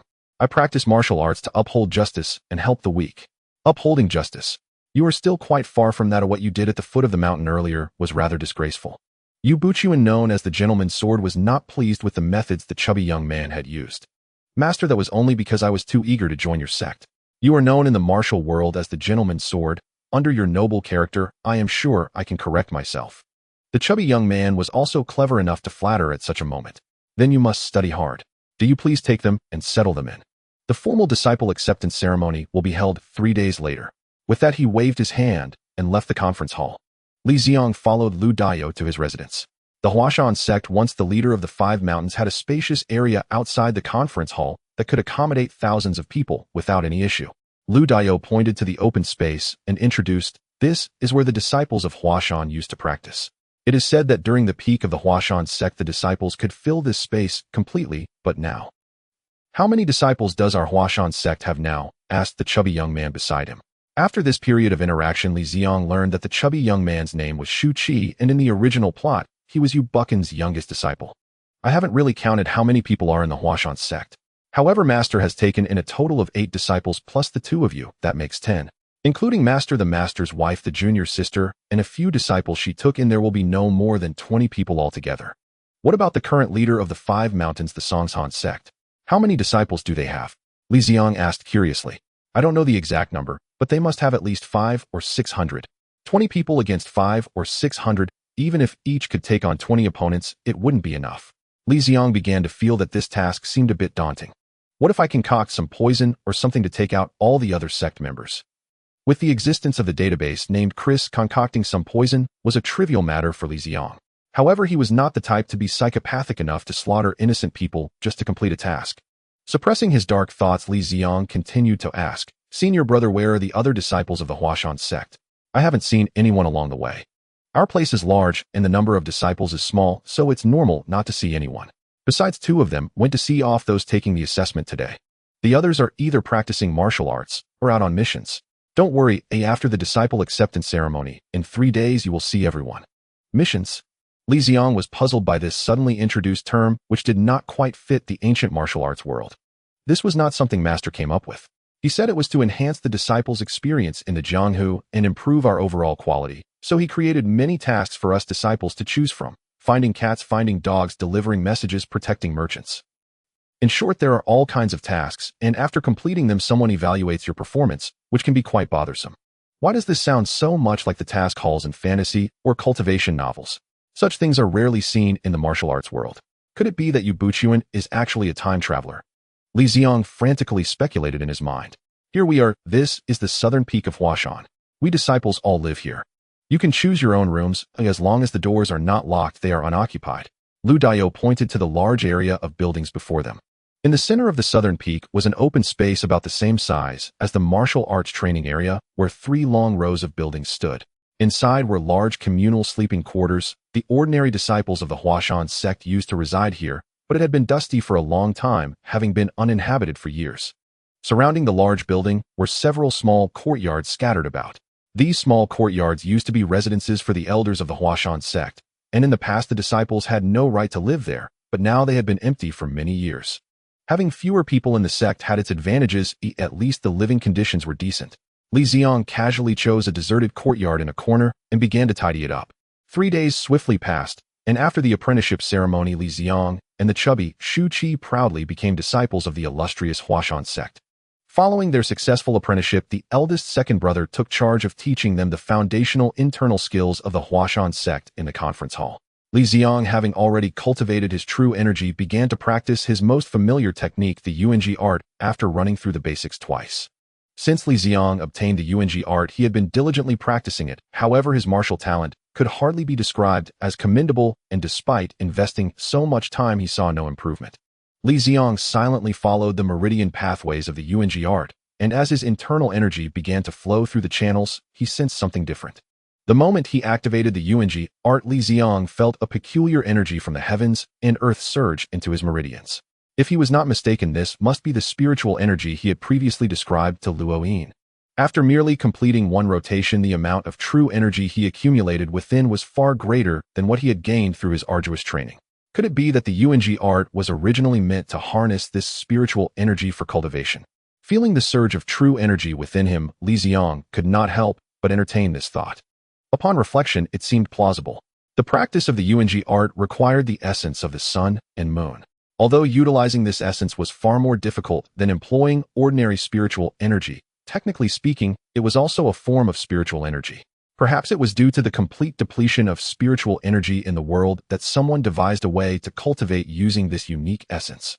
Although this method of cultivation was far more challenging than using regular spiritual energy, at least it was a viable approach. Indeed, as long as one's thoughts did not falter, there would always be a way forward. Spiritual energy wildly surged into Li Ziang's body, rapidly circulating through his meridians. With each full rotation, the true energy belonging to Li Ziang visibly expanded, leading to a palpable sense of exhilaration. In an instant, he became so engrossed in his cultivation that he was unable to extricate himself. It is known that the amount of spiritual energy in a confined space is finite. At that moment, Li Ziang was voraciously absorbing the spiritual energy, causing a subsequent reduction in the energy available in the hall. This left the chubby Shu Qi in a predicament. Being a novice to internal cultivation, he had yet to comprehend the meridians or the spiritual energy around him. With Li Ziang's absorption, it was akin to training in a world devoid of spiritual energy, making it exceedingly difficult to cultivate his first thread of true energy. Unbeknownst to Li Ziang, he was causing trouble for Shu Qi. When he finally emerged from his engrossing state of cultivation, it was already the following morning. Turning to look around, he found that he was alone in the conference hall. Shu Qi and Leodino had vanished. Reflecting for a moment, he remembered that today was supposedly the day to begin learning sword techniques. In a corner outside the conference hall, Shu Qi was frowning and meditating under a tree, while Ling Huchong leaned against a branch sipping on some wine. Drinking so early in the morning, aren't you afraid of getting a stomach ailment? Li Ziang found their reckless disregard for health puzzling. Upon hearing Li Ziang approach, Shu Qi immediately opened his eyes. Yesterday, he had been astonished to hear Leodino mention that Li Ziang had successfully cultivated true energy. While he had yet to feel anything, Li Ziang had already succeeded. Could it be that his martial talent was truly this poor? With such doubts in mind, Shu Qi could only train harder. Thus he arrived at the training ground early this morning to meditate, but unfortunately it proved fruitless, and he still felt nothing. Don't rush. The first thread of true energy is not so easily cultivated. Generally, it takes 2 to 3 months before one sees any progress. Even I spent half a month cultivating my first thread of true energy, Ling Huchong remarked, sensing Shu Qi's impatience. But how did Brother Li manage to cultivate true energy on the very first day? That's simply because I am an unseen-a-century genius. Li Ziang responded shamelessly. It must be due to my inferior talent. Hearing Li Ziang's explanation, Shu Qi appeared even more dejected. Observing Shu Qi's downcast expression, Li Ziang, fearing he would dampen his enthusiasm for cultivation, quickly added, I was just joking. I have no talent at all. My grandfather was a former disciple of the Huashan sect. Before he passed away, he passed down the basic internal skill manual to me, and it took me a full year to cultivate my first thread of internal energy. Upon hearing Li Ziang's explanation, Shu Qi's expression noticeably brightened. The cultivation of internal energy is not something that yields results overnight. It requires diligent effort. Without 2 or 3 decades, it is simply impossible to achieve great success. If internal energy is not fully realized, one must rely on sword techniques when traversing the martial world. Saying this, Ling Huchong took another sip of wine. Our Huashan sect is also known as the Huashan sword sect. Our sword techniques are renowned throughout the martial world. Huashan sword techniques are celebrated for their uniqueness and danger, emphasizing victory through harmonization of oddities and seeking triumph in peril. With that, he began to demonstrate the techniques before them. Draw your swords. I will first teach you how to grip a sword. Swish. Li Ziang drew the standard long sword of the Huashan sect. Looking at the thin blade, he wondered if it could even slay. Though it was not a fine sword, it was adequate for practicing sword techniques. Under Ling Huchong's guidance, the two began to learn the Huashan sword techniques step by step. Similar to the Huashan internal skills, the Huashan sword techniques are 2 fundamental martial arts of the Huashan sect. Regardless of whether one is a disciple of the sword or Qi sect, mastering these techniques is essential. However, after mastering them, one focuses primarily on sword techniques or internal skills. The sword techniques and internal skills complement each other and must be used in harmony. With the infusion of true energy, the originally superficial sword moves gained a different kind of power, and this method of infusing true energy was precisely what Li Ziang currently lacked. The UNG art he had learned, aside from being a method to cultivate true energy, only provided a specific meridian route to enhance his speed. It lacked any other means of true energy application. Thus, in Li Ziang's hands, the UNG art merely served as a means of lightness with no offensive capability whatsoever. However, after attempting the method of true energy infusion, Li Ziang was not particularly satisfied with its power. He was unsure whether this was due to the method being too rudimentary, or if his true energy simply could not reach higher levels. Upon infusing true energy into his sword strikes, he found that his strength had only increased by a mere 100 or so pounds. For the people of this world, this enhancement was already quite impressive. However, for Li Ziang, who possessed 10 tons of strength, it was of little use. If the power boost from true energy was merely this, then Li Ziang was already invincible in this world. 100 pounds of force could not even break his skin. After realizing that the enhancement of true Qi on his sword techniques did not meet his expectations, Li Ziang completely lost interest in practicing the Huashan sword technique. He merely went through the motions of practicing a couple of times each day and began contemplating how to accomplish his tasks. This world is a low martial realm where martial artists can easily crush ordinary people, yet they have not reached the level of 1 against 100 or 1 against a nation. There is still no essential difference between martial artists and ordinary people. With the 10 tons of strength and indestructible defense that Li Ziang possesses, he should be considered an invincible existence in this world. Upon realizing he might be invincible in this world, Li Ziang once entertained the idea of descending the mountain and single-handedly destroying all other sects. If there were only the Huashan sect in the world, wouldn't it become the supreme sect? However, upon further reflection, this approach seemed exceedingly difficult. The world is vast, and in this ancient realm, there are no efficient means of transportation. Traveling the world would take years, and aside from the well-known sects, there are many secluded sects hidden deep in the mountains. How would he find them? Upon careful consideration, it seems more realistic to increase the strength of the Huashan sect. How can the strength of a sect be increased? It boils down to increasing the number of disciples and their strength. An ordinary disciple needs to spend several years training in internal and external skills to achieve any martial success. This time frame is too long, and there is no guarantee that the time spent will yield good martial arts, as talent plays a significant role in martial training. Enhancing the strength of disciples is a time-consuming method with too many uncertainties, making it an inadequate solution. Thus, the simplest method is to increase the number of disciples in the sect, but increasing the number of disciples is not that straightforward. With so many sects in the world, what reason do you have to attract others to join your Huashan sect? Therefore, the first step is to raise the sect's visibility to attract more ordinary people to join as disciples. Only then can the sect have the space to select disciples who otherwise if anyone can join. What if someone with anti-sect tendencies is accepted? That would only lead to the sect's demise. Only with a sufficient number of followers can there be room for selection. In the original work, Yu Buchuan took this route. He aimed to become the #1 master in the world through the practice of the evil-repelling sword technique, thereby elevating the Huashan sect's reputation and attracting more people to become disciples. With Li Ziang's current strength, he could easily challenge the leaders of various martial arts sects as a disciple of the Huashan sect and become the #1 in the world. However, the drawbacks of becoming the #1 sect in this manner are significant. The prosperity of the sect relies entirely on the reputation of this #1 master. If someone challenges and the title of the #1 master is lost, or if the master passes away, the sect is likely to decline rapidly unless the title can continue to protect the sect for decades. Li Ziang does not intend to spend decades on such a task. He plans to use another method to increase the number of disciples in the sect.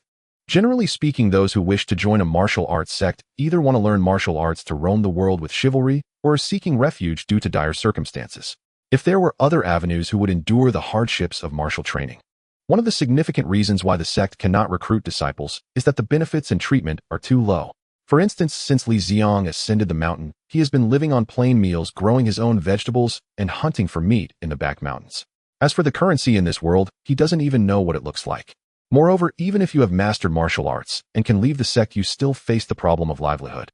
Do you continue to live a meager life on the mountain or descend to seek other opportunities? If you seek opportunities after descending, what can you do? Martial artists generally lack other skills besides martial arts, so they usually end up doing jobs like guarding homes or escorting goods. Although these jobs may not seem appealing, they are not easy to come by. Most escort agencies have their cooperative sects and primarily recruit from those sects. For example, the Fu Wei escort agency of the Lin family cooperates with the Jin Dao sect of Luoyang. Since disciples have difficulty finding opportunities after descending, why doesn't the sect open its own escort agency? Firstly, even if you open an escort agency without connections, where would the business come from? Secondly, running an armed organization that transports goods across regions is not something one can simply start. Let us not forget the presence of the court. This world can only be considered a low martial realm, where even a martial arts expert can be besieged and killed by ordinary people. There is no essential difference between ordinary people and martial artists. As long as the court is willing, even if you are the #1 sect in the world, it can be wiped out in an instant. Escort agencies transport goods across regions, and if they privately transport weapons, armor, or other contraband, it could threaten the court's rule. Therefore, to open an escort agency, one must first obtain approval from the court, but each region has a quota limit, making it unrealistic to start an escort agency. In the past few days, aside from practicing martial arts, Li Ziang has been gathering information. Based on this information, he believes that to increase the number of disciples, he must improve their treatment and ensure good opportunities for them upon graduation. Only then can he attract more people to become disciples. To increase the treatment for disciples and solve their employment issues, one needs money. Thus, Li Ziang's task ultimately transformed into an economic problem. If the Huashan sect could become the wealthiest sect with the most industries, it would naturally become the #1 sect. Given Li Ziang's vast knowledge and the information stored in Chris, making money and establishing industries would be a breeze. Li Ziang's analysis successfully shifted the original problem to a field in which he excels. Li Ziang increasingly felt that the superdigestion system had a role in enhancing intelligence. He constantly sensed that his IQ had risen significantly. With the outline of developing the economy in place, Li Ziang began to formulate specific methods based on the actual situation of the Huashan sect. Huashan boasts vast and complex terrain, and since this world is still in a pristine era rich in spiritual energy, there are numerous varieties of medicinal herbs in the mountains. Given this situation, Li Ziang decided to venture into the pharmaceutical industry. While selling herbs directly can also be profitable, the most lucrative part of any industry is always the upstream segment, and selling raw materials is undoubtedly the lowest downstream option, which should be considered last. The information stored in Chris includes a wealth of traditional Chinese medicine formulas. If he could just develop a few, wouldn't that mean a steady stream of income? Given the multitude of martial artists in this world, conflicts frequently arise, leading to injuries. In light of this, Li Ziang chose a pill called the Bai Bao Dan as his initial product. This Bai Bao Dan can invigorate blood circulation, reduce inflammation, and stop bleeding, significantly accelerating the healing process of wounds, making it highly suitable for this martial arts realm. Moreover, the primary ingredients for this Bai Bao Dan can be found right here on Mount Hua, resulting in a very low cost. After gathering the relevant herbs and producing 3 pills, Li Ziang prepared to consult Yu Buchuan about the matters concerning mass production. After all, he is the nominal leader of the Huashan sect. If he acted without reporting to him, it would verge on betraying his master. Coincidentally, the next day was when Yu Buchuan would be instructing Li Ziang and Shu Qi on sword techniques, presenting a perfect opportunity. Li Ziang had been with the Huashan sect for a full month. After teaching them sword techniques for 3 days, Ling Huchong had disappeared, and only Lao Denua would come by every few days to guide them, leaving the two to practice separately during the rest of the time. Early the next morning, the two arrived at the training grounds in anticipation. Yu Buchuan, wearing a scholar's cap and holding a sword that clearly surpassed Li Ziang's standard longsword, approached. "Master." Upon seeing Yu Buchuan approach, the two hurriedly bowed in respect. "Come, let me see how your swordplay has progressed." Li Ziang, being the senior brother, stepped forward to demonstrate first. Although he had not focused on this particular sword technique, he practiced it daily and was fairly proficient. After a short while, Li Ziang finished his practice and awaited Yu Buchan's guidance. "Your swordplay is quite proficient, but it's too rigid and conventional, lacking any finesse. If you fight like this, you'll only meet a dead end." The essence of the white rainbow piercing the sun technique lies in its decisive execution. You must strike with conviction and all your strength. Your speed is far too slow. Furthermore, Yu Buchuan continued speaking while personally demonstrating the technique. Although Li Ziang felt disdainful inside, believing that in a real fight this sword technique would be useless and a single punch could resolve everything, he respectfully replied, "Master's teachings are invaluable. I will practice diligently and correct my mistakes." Swordplay requires practice, but internal cultivation cannot be neglected. The most important aspect of our sect is still internal strength. For some reason, Li Ziang sensed a hint of impatience from Yu Buchuan, as if he harbored some disdain for him. Could it be that he knows about my intention to eliminate him and take over as leader? After finishing his guidance for Li Ziang, Yu Buchuan moved on to the chubby Shu Qi. This time his instruction was clearly more detailed and serious, spending over an hour to thoroughly guide Shu Qi through his sword technique. While he finished his guidance for Li Ziang in just a few words, he was meticulous with the chubby one. Li Ziang increasingly felt as if Yu Buchuan was targeting him. Could it be because I hadn't upstaged Shu Qi when I flattered him before?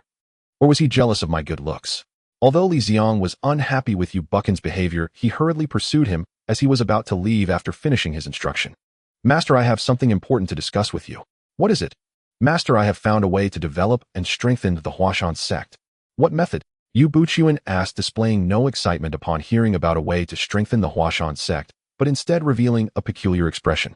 Li Ziang paid no attention to this detail and continued, "Master, I've realized that the biggest limitation to our Huashan sect's development is money. Our Huashan sect is too poor. Even if we recruit disciples, we cannot provide them with a good future, leading to fewer and fewer who wish to join. Without promising talents, we cannot cultivate any masters. To change this situation, we must first make the Huashan sect prosperous." Therefore, Li Ziang then began to elaborate on his transformation plan for the Huashan sect. "Where did you get that medicine? Does it really have the effects you claim?" Yu Buchuan asked 2 questions in quick succession. "Master, rest assured, this prescription was obtained by my grandfather from a hunter. We have used it many times in our family, and I absolutely haven't exaggerated its efficacy." To persuade Yu Buchuan, Li Ziang once again invoked the non-existent figure of his grandfather. In Li Ziang's imagination, upon hearing his seemingly perfect plan, Yu Buchuan would surely express his support and hand over all the sect's funds to him to better execute the transformation plan. However, the expression on Yu Buchan's face was rather strange, as if he was somewhat tempted but also wary. After a long internal struggle, he finally said, "No, your plan is simply unfeasible. Doing business is not as easy as you think. Moreover, our Huashan sect is not a pharmacy. What do we sell?" "Master, enough, don't say any more. Quickly go practice." Having said that, Yu Buchuan did not give Li Ziang a chance to explain further and turned to leave. Watching Yu Buchuan walk away, Li Ziang was taken aback. He did not expect his seemingly perfect plan to be rejected. "Yu Buchuan, you have changed. You are no longer that hypocrite who cared solely for the Huashan sect." "Damn it. Yu Buchuan, you are forcing my hand." Angered by Yu Buchan's attitude, Li Ziang decided to execute the plan on his own. If Yu Buchuan dared to obstruct him, he would immediately eliminate Yu Buchuan and take his place. After all, the task did not specify that it had to be Yu Buchuan who became the leader. "Whoever obstructs me, I will eliminate. At worst, I will re-establish a new Huashan sect." Just as Li Ziang decided to initiate his plan, he suddenly recalled Yu Buchan's odd behavior. Logically, no matter what plan it is, as long as it is beneficial for the development of the Huashan sect, given Yu Buchan's obsession with its growth, he should at least be willing to give it a try. Yet he outright rejected it. Furthermore, there was the method of recruiting disciples through climbing trials that Li Ziang had seen upon entering the various tasks assigned to the disciples. and the sense of deliberate targeting he felt. All of these indicated that Yu Buqian was different and that he had significant issues. Having realized this, Li Ziang decided to postpone his plan to bloodily cleanse the Huashan sect and first observe what secrets Yu Buqian might have. Chris, where are you now? To uncover what problems Yu Buqian had, he needed to know what he had been up to lately, which required continuous surveillance. Having never learned how to sneak, Li Ziang believed he was not suited for this task, so he could only rely on Chris, as no one would suspect a dog. Great master, I am currently playing a dart game with Yu Lingshan. Indeed, Chris was the most popular among the girls. Oh, perfect timing. Yu Lingshan is the only daughter of Yu Buqian, so she naturally does not live on the South Peak like her other brothers. Instead, she resides with Yu Buqian and Ning Zhongzi in the middle peak of Mount Hua, which is the residence of the leaders of the Huashan sect throughout the ages. As evening approached, Yu Lingshan, who had been playing with Chris all day, pushed open the courtyard door and ran inside, exclaiming, "Mother, I'm back. Is dinner ready? Slow down. Don't act like a tomboy. Oh, be careful not to scare off potential suitors." Ning Zhongzi's voice called out from the kitchen. "Mother, don't say such nonsense. How could I possibly not find a husband? Did you make extra food today? I brought a friend back with me." "A friend?"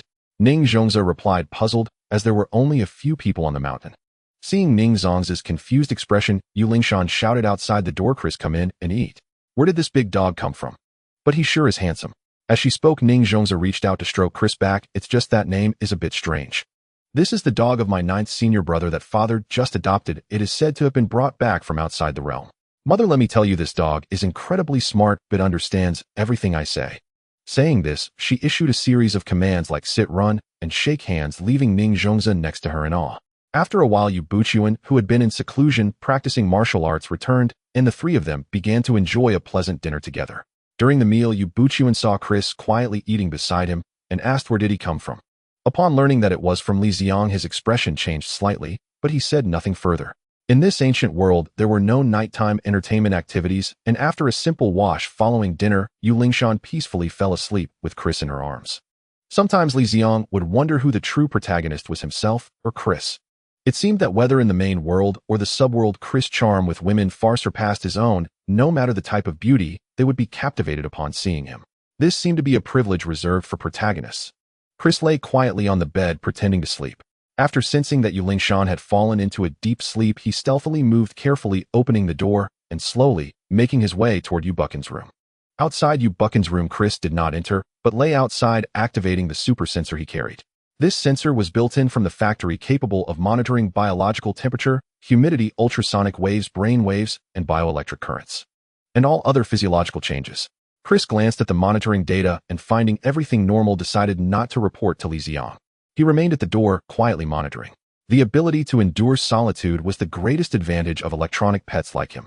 After 2 hours without moving, the monitoring data finally changed. Yu Buqian's brainwave readings spiked, dramatically surpassing the normal human range. Looking at the time, it was exactly midnight. "Master, I have detected an anomaly in Yu Buqian." Li Ziang, who was meditating, was instantly pleased to hear Chris report. "I knew there was something off about Yu Buqian." After hearing Chris report, Li Ziang fell into contemplation. There's something wrong with the brain waves. He can't possibly have really joined some kind of interdimensional chat group, could he? Seeing the abnormal brain waves, Li Ziang couldn't help but think of the strange encounters of Yu Buqian he had read about on certain websites. The brain is meant for thinking, and thinking can be for problem solving or for communication. Perhaps Yu Buqian's abnormal brain waves were due to him communicating with powerful beings from other worlds. If he were indeed communicating with powerful beings from other worlds, then the entrance exam and training tasks, common methods in cultivation and fantasy worlds, would have a reasonable explanation. There was likely a powerful figure behind Yu Buqian guiding him. The more Li Ziang thought about it, the more he felt this possibility was great. His analysis was quite reasonable. He was now very glad that he hadn't executed the plan to eradicate the Huashan sect. If he had done so, who knows, Yu Buqian might have drawn out his sword and shouted, "Nine heavens, mystic art, transform into divine thunder. With overwhelming celestial might, I summon it with my sword." Then a single strike could have killed Li Ziang, clearing the way. Thinking of this, Li Ziang shuddered, feeling a wave of fear wash over him. "Chris, can my brain waves be adjusted to that frequency?" Li Ziang wondered if he could also adjust his brain waves to that frequency. Perhaps he could join Yu Buqian in the group and gain experience while learning from the powerful beings.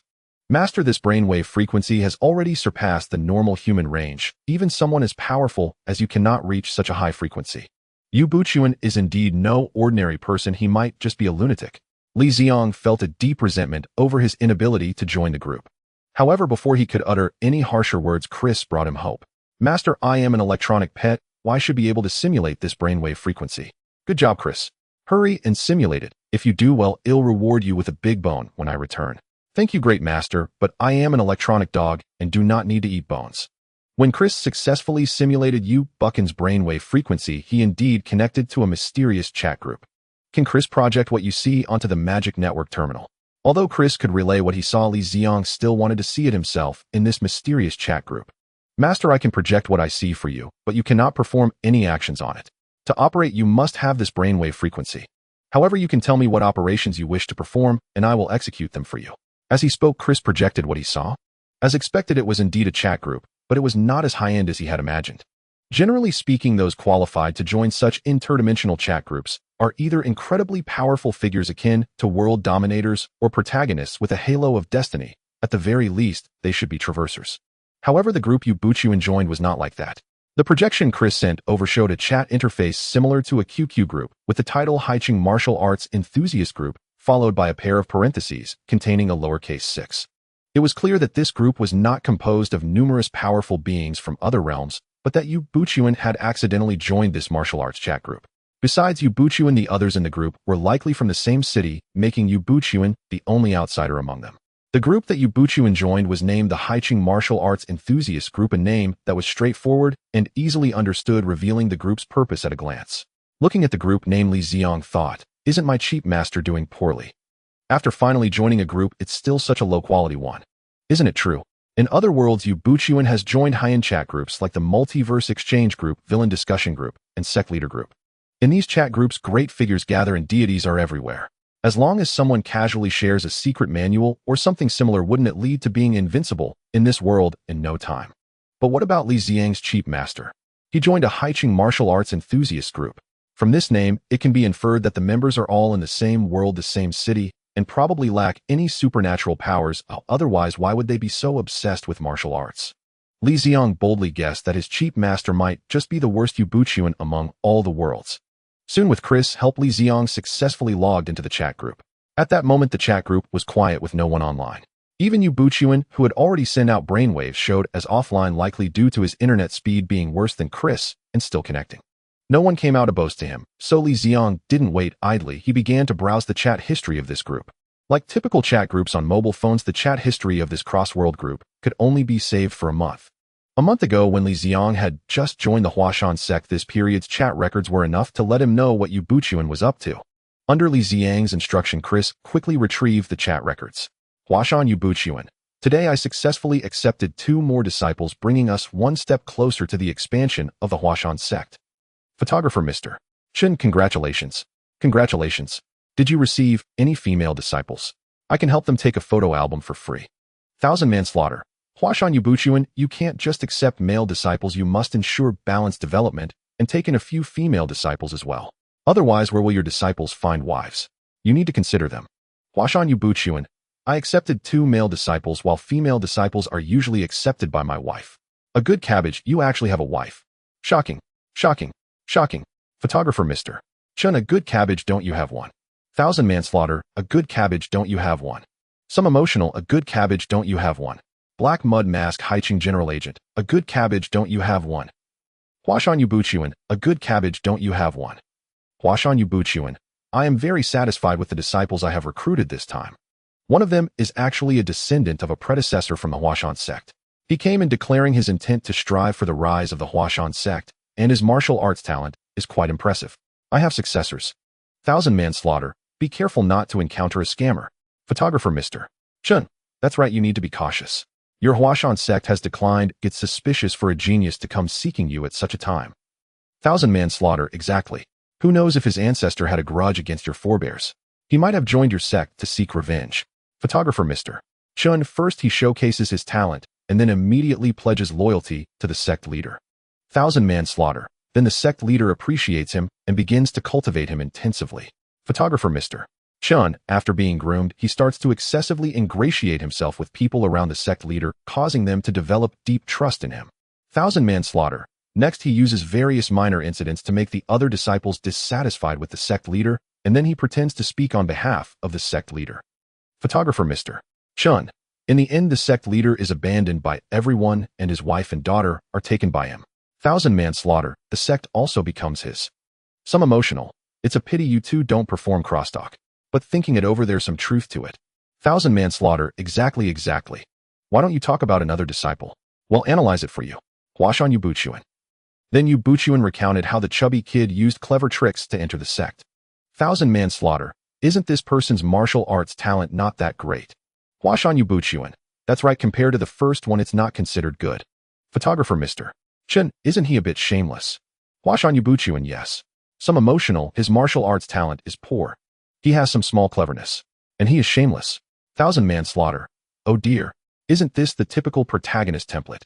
Black mud mask, Haiqing general agent. Protagonists all use the black mud mask. The black mud mask is made from the eternal mud of the Ganges, adding hundreds of nutrients needed for the skin, making it the best choice for skincare. The company has successfully gone public and is currently recruiting agents. Interested parties can contact us privately. Some emotional. Huashan Yubuchuan, this person is the hope of your sect. You should hurry and hug his thigh. Photographer Mr. Chun, you should hurry and marry your daughter to him. Thousand manslaughter. Don't hesitate, it just given the position of sect leader too. Li Ziang quickly finished reading the chat records from this month. The subsequent content was just a few people boasting and chatting. Yubuchuan said very little, and there was nothing of value. Looking at the chat records before him, if it weren't for Li Ziang, knowing he definitely didn't have the so-called plan they mentioned, he might have almost believed it. He finally understood why Yubuchuan was targeting him, while also favoring the chubby kid. It was purely due to being misled by this group of people. Just as Li Ziang was contemplating how to steer Yubuchuan back on track, someone in the group spoke up. Photographer Mr. Chun, is anyone there? Photographer Mr. Chun, hey. Photographer Mr. Chun, it's raining, come out to collect the clothes. This group member, named Photographer Mr. Chun, was frantically calling out, but unfortunately no one responded. Photographer Mr. Chun, does anyone want the latest resources? After speaking, he uploaded a file named Latest Resources. Avi, which was a full 1 gigabyte. Thousand manslaughter, downloaded latest resources. Avi. Some emotional, downloaded latest resources. Avi. A good cabbage, downloaded latest resources. Avi. Some emotional, downloaded latest resources. Avi. Black mud mask, Haiqing general agent, downloaded latest resources. Avi. Still no one in the group spoke. There were just a series of download notifications. Seeing this file name, Li Ziang was suddenly excited and immediately asked Chris to help him download it. However, regrettably, Chris informed him that those using brainwaves to log in couldn't download anything in the group and could only watch. Thousand manslaughter. Indeed, it's an extraordinary resource. It actually has 3 female leads. Some emotional, how rare. This is actually a lowly film. Black mud mask, Haiqing general agent. No more talking. Photographer Mr. Shin, tell me your address. I want to personally thank you for sharing such great resources. Thousand manslaughter. Take me with you. I can't express my gratitude without going in person. Some emotional one. Watching the comments from everyone, Li Ziang felt a wave of envy, yet was powerless. A good cabbage. Are we downloading the same file? Why am I watching the Powerpuff Girls? Seeing the people in the group wanting to confront Mr. Chun with knives, Li Ziang's feeling of envy immediately vanished. If he had downloaded and watched it too, he would definitely be looking for knives everywhere like them. After all, if his pants were already down, how could they show him this? What if he got scared and fell ill? Photographer Mr. Chun, don't mind me. I was just joking to lighten the mood. Qian Rinzhan, I swear to heaven, I am definitely not angry. I just learned a set of dogfighting techniques and wanted to ask for your guidance. Just tell me your address, and I'll go by myself. No need for you to cover my travel expenses. Someone with feelings, let me tell you, last time my dog played a prank on me, and now it has turned out like this. As he spoke, he sent a picture of a dog stewed in an iron pot. Photographer Mr. Chen, I tell you, today I shot another video, and the protagonist is really beautiful. Qian Rinzhan, I have prosopagnosia. Everyone looks the same to me. A good cabbage, send a picture for us to see. Someone with feelings, a good cabbage, stop talking. You've severely lowered the overall IQ of this group. How many times have you been tricked by him and still don't realize it? Just as several people were frantically mocking the network challenge, Yubuchuan finally connected. Huashan Yubuchuan, you guys are right. My newly accepted disciple really does seem to have ulterior motives towards me. Me plotting against you. What nonsense. Don't make me restart the plan to eradicate Huashan. Seeing Yubuchuan come in and speak ill of himself, Li Ziang naturally felt quite displeased. He was clearly trying to strengthen the Huashan sect, and after racking his brains he thought of such a good solution, yet it turned into plotting against him in Yubuchan's mouth. Photographer Mr. Chenha. I knew I was right. Qian Rinzhan, quick, tell us what indecent things he has done to you. Huashan Yubuchuan, just today that disciple of mine said he wanted to contribute his ancestral recipe to develop the Huashan sect. A good cabbage isn't that great. Huashan Yubuchuan, but during dinner I found him trying to please my wife and daughter with a dog. Isn't this what you said, first showing loyalty to me, and then trying to curry favor with those around me? Doesn't that mean I'm about to enter the stage of being betrayed by everyone? Photographer Mr. Chen, I didn't expect that. I really didn't see that coming. Qian Rinzhan, who would have thought you could use a pet to chase after girls? Should I go buy a cat or a dog? Photographer Mr. Chen, I think a cat is better, they eat less and don't need to be walked. Huashan Yubuchuan, what should I do next? Expel him from the sect. Someone with feelings, no way, he hasn't done anything wrong. If you just expel him like this, who would dare join your Huashan sect after it gets out? Qian Rinzhan, that's right, why not have your wife seduce him, and then you can seize the opportunity to catch them in the act, and say he is flirting with your wife. This way not only can you expel him from the sect, but you can also ruin his reputation. Photographer Mr. Chen, brilliant plan. Who knows, you might even get a new wife. Huashan Yubuchuan, impossible. I Yubuchuan would never do something like betray my wife even if I die. Damn it, isn't there a single normal person in this group? All these terrible ideas are ridiculous. Looking at the various absurd suggestions from the group, Li Ziang couldn't stand it any longer. Lang Li Bai Piao joined the chat. Someone with feelings. Lang Li Bai Piao, welcome. It seems that not only the Huashan sect is growing, but our group is also continuously expanding. A good cabbage to have 2 new members in a year is quite rare. Photographer Mr. Chen, I can tell from your name. I knew you were one of us. I never pay either. Black Mud Mask's agent in Hai Ching. Good news. Good news. The Black Mud Mask has successfully won the 33rd Nubier Cosmetic Award. Now recruiting agents. Interested parties can private message. A good cabbage, why hasn't anyone kicked out this person who keeps advertising all day long? Photographer Mr. Chen, what would kicking him out achieve? Since there are already few people and nobody is talking, if we kick him out, won't there be even fewer people talking? Langley Bai Piao, hello everyone. This group seems lively, what are you discussing? Although Li Ziang had been watching them chat for a long time to avoid suspicion, he decided to pretend for a bit longer. Huashan Yubuchuan, can you not talk about things I don't understand? Help me come up with a solution. Clearly Yubuchuan was getting anxious. Qian Rinzhan, why not change the seduction target to your daughter? Photographer Mr. Chen, that could work. Someone with feelings, this is a serious martial arts group chat. You too should be more careful. Langley Bai Piao, I looked at the chat history. Huashan Yubuchuan, you want to promote the Huashan sect, right? Huashan Yubuchuan, that's right, this is my lifelong dream. Langley Bai Piao, then does the method proposed by your disciple to sell pills help you promote the Huashan sect? Huashan Yubuchuan, what he said is definitely useful, but I worry he has ulterior motives. Langley Bai Piao, since it is helpful, why don't you adopt it? If you want to develop the Huashan sect, you must utilize all available resources. Langley Bai Piao, for a good sect leader, as long as it greatly benefits the sect's development, it's worth taking the risk. Besides, don't you know the current situation of the Huashan sect? What is there worth plotting against? Huashan Yubuchuan, I worry he is here to take revenge on me. If I die, what will happen to the Huashan sect? Langley Bai Piao, to put it bluntly, you are still afraid for your life, and do not have the resolve to sacrifice everything for the development of the sect.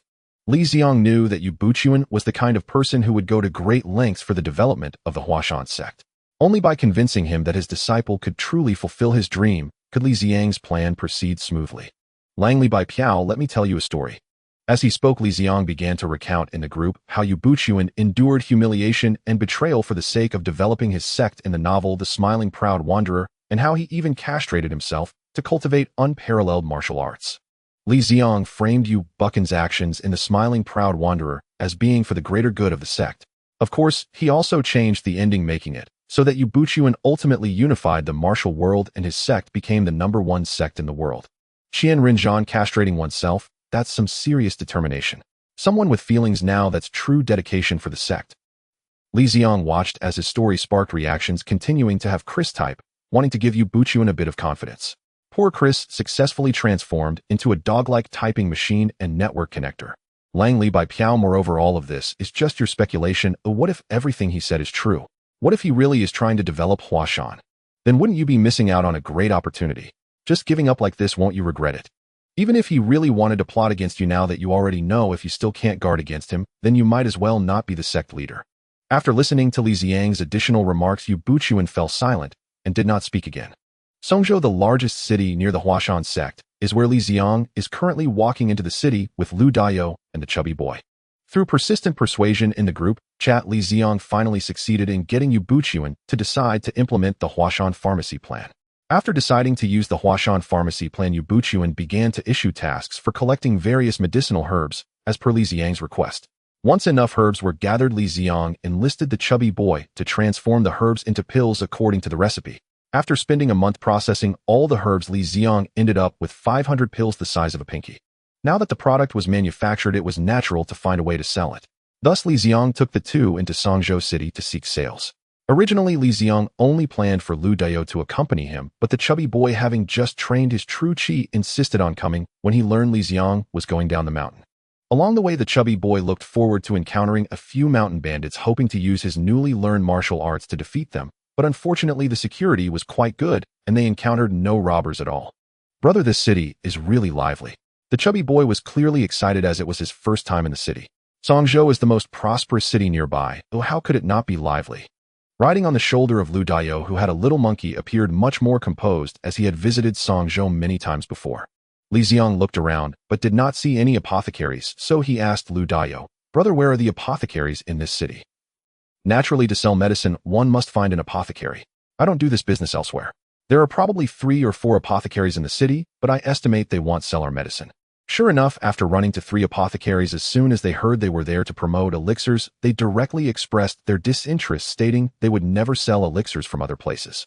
The reasons given by these apothecaries were basically the same. What if your medicine kills someone? No matter how Li Ziang guaranteed it, they refused to relent. Li Ziang could only pin his hopes on the last apothecary. If that failed, he was prepared to consider selling on the street. The last apothecary was called Ji Shitang, and inside the shop sat a young man dozing off. It seemed he heard someone enter and raised his head to ask, "What medicine do you all want to buy? Do you have a prescription?" "A prescription? Don't you treat illnesses here?" Li Ziang curiously asked, as generally apothecaries both sell medicine and provide consultations.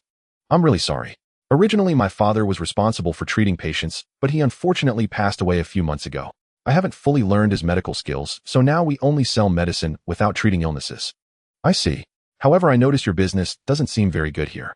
"Sigh," the young man sighed, and said, "Most people come to get medicine when they are sick, and now I only have a few old neighbors who occasionally come to support the business. I won't hide it from you, I plan to change careers once the medicinal materials here are sold out." Hearing the man say that business was poor and unsustainable, Li Ziang immediately felt delighted and said, "Oh, that's perfect. I am Li Ziang from the Huashan sect. I came today to discuss a business deal with you." Brother Li is polite. "I am Wang Changfa.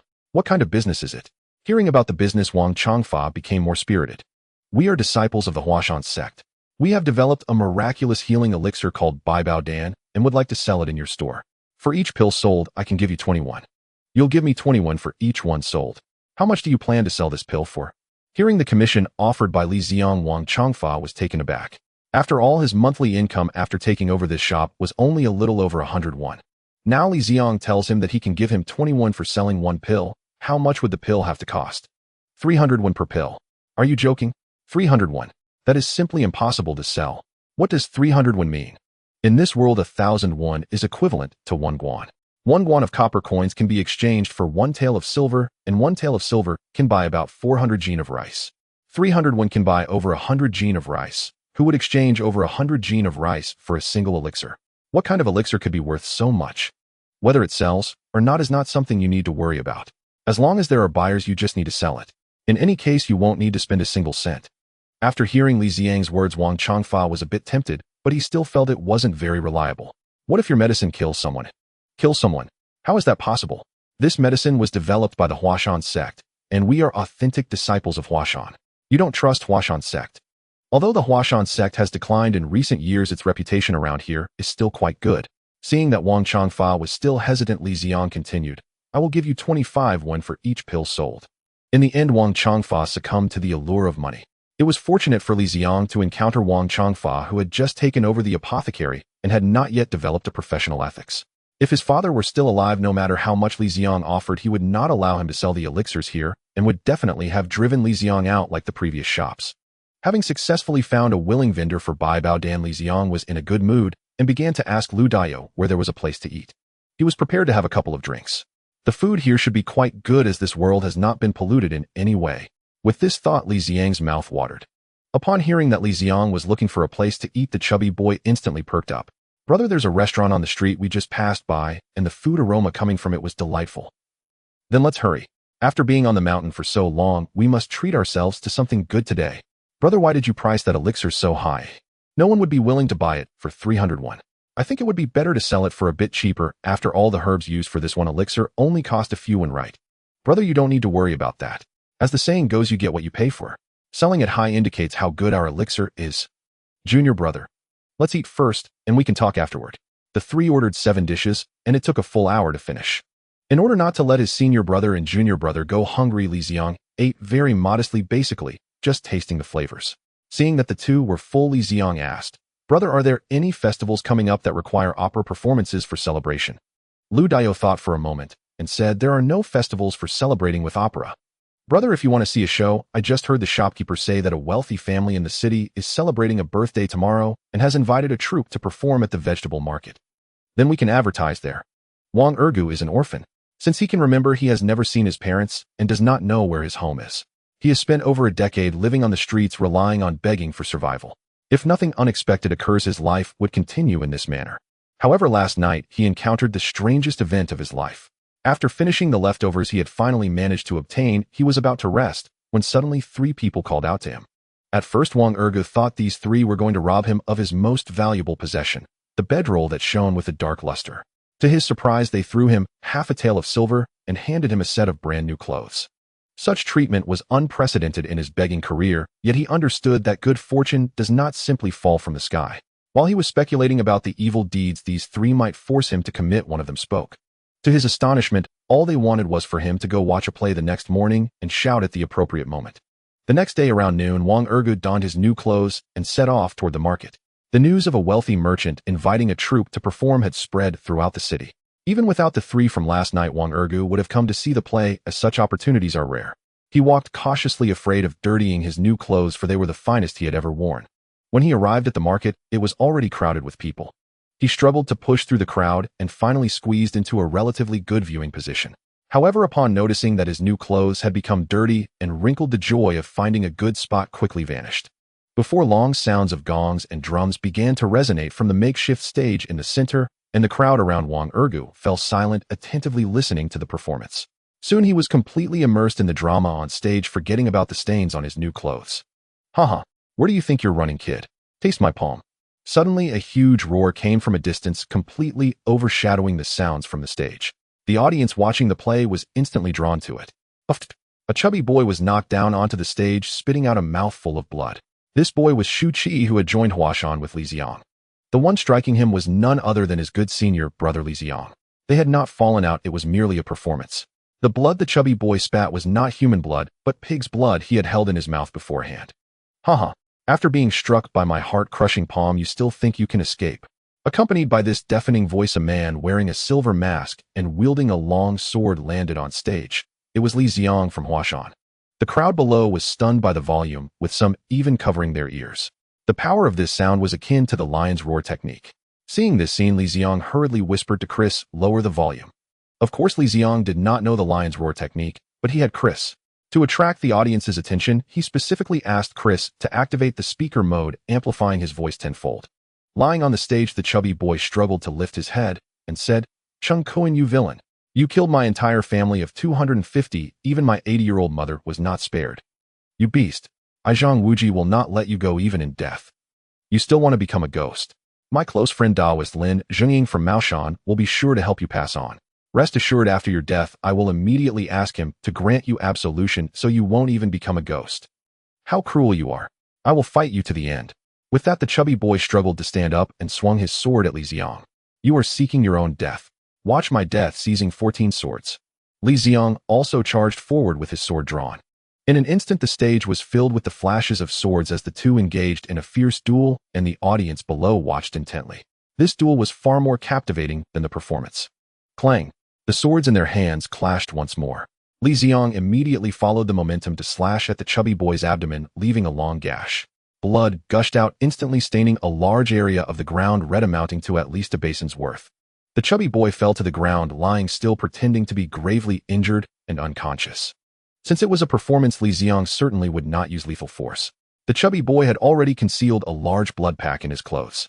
Although the wound appeared long, in reality, Li Ziang only broke the skin. It was not serious at all.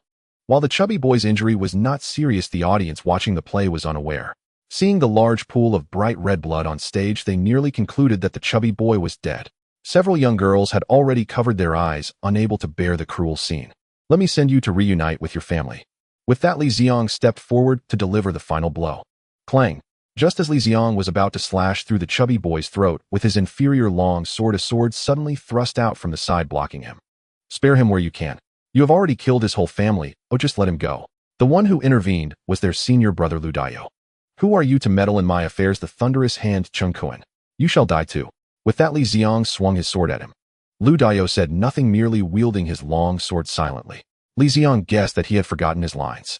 The two exchanged over a dozen moves on stage. Seeing that the time was almost up, Li Ziang subtly signaled to Lu Dao, who immediately understood. Lu Dao took a step back and shouted, "Sword 23." He swung his sword toward Li Ziang, who hurriedly raised his sword to block. Since this was a performance, they had to follow the script. That sword directly shattered the inferior long sword in Li Ziang's hand, sending him flying backward and crashing into a wall. Lu Dao stared at the collapsed wall, bewildered. How did this wall fall? Did my sword really have such immense power? He began to feel a bit confused. Honestly, pretending to be pushed back by a sword is not difficult. What is challenging is to break your own sword while retreating and then crash into the wall. That kind of maneuver could only be pulled off by Li Ziang. Are you using the legendary Holy Spirit sword technique? This technique is truly terrifying. The green mountains remain, the flowing waters persist. The thunderous hand Chung Kuan will definitely reclaim this scene.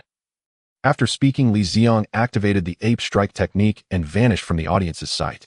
Lu Dao then continued to follow the script and approached the chubby boy, holding his hand, pretending to channel a breath of true energy, saying, "Do you have any last wishes?" Receiving the signal, the chubby boy opened his eyes and trembled as he reached for the pouch at his waist. Watching the chubby boy's trembling hands, Lu Dao immediately opened the pouch at his waist and announced loudly, "Little brother, there's a pill in your pouch. Were you about to take it?" The chubby boy spoke weakly, haltingly, "Half. For internal use. Half. For external application." He perfectly portrayed the image of someone on the verge of death. Lu Dao gently snapped the pill in two, the thumb-sized pellet splitting neatly. He placed half into the chubby boy's mouth and rubbed the other half between his palms until it turned to powder.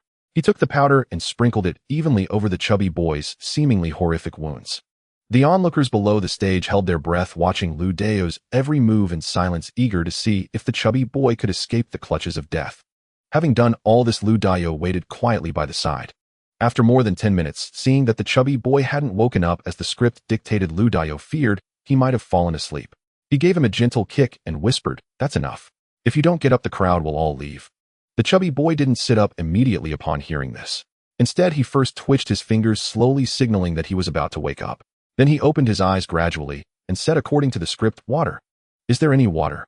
Though he wasn't thirsty, the script written by Li Ziang demanded it, and a good actor must strictly follow the script. Hearing that the chubby boy, who had seemingly lost a basin of blood, wanted water, someone nearby immediately handed him a teapot. What kind of pill was that? So miraculous. It must be an immortal pill. To save someone who lost so much blood, what else could it be but an immortal pill? Exactly, it must be the same one Sun Wukong ate back then. The onlookers buzzed with discussion as they watched the chubby boy gulping down water. Suddenly a voice rang out. Could this be the Huashan sect's divine medicine, the 100 Treasures pill? Yes, it must be the 100 Treasures pill. There was an old man in our village who was already buried in the ground, but because he took a 100 Treasures pill before his funeral, he crawled out of his grave and is still alive and well today.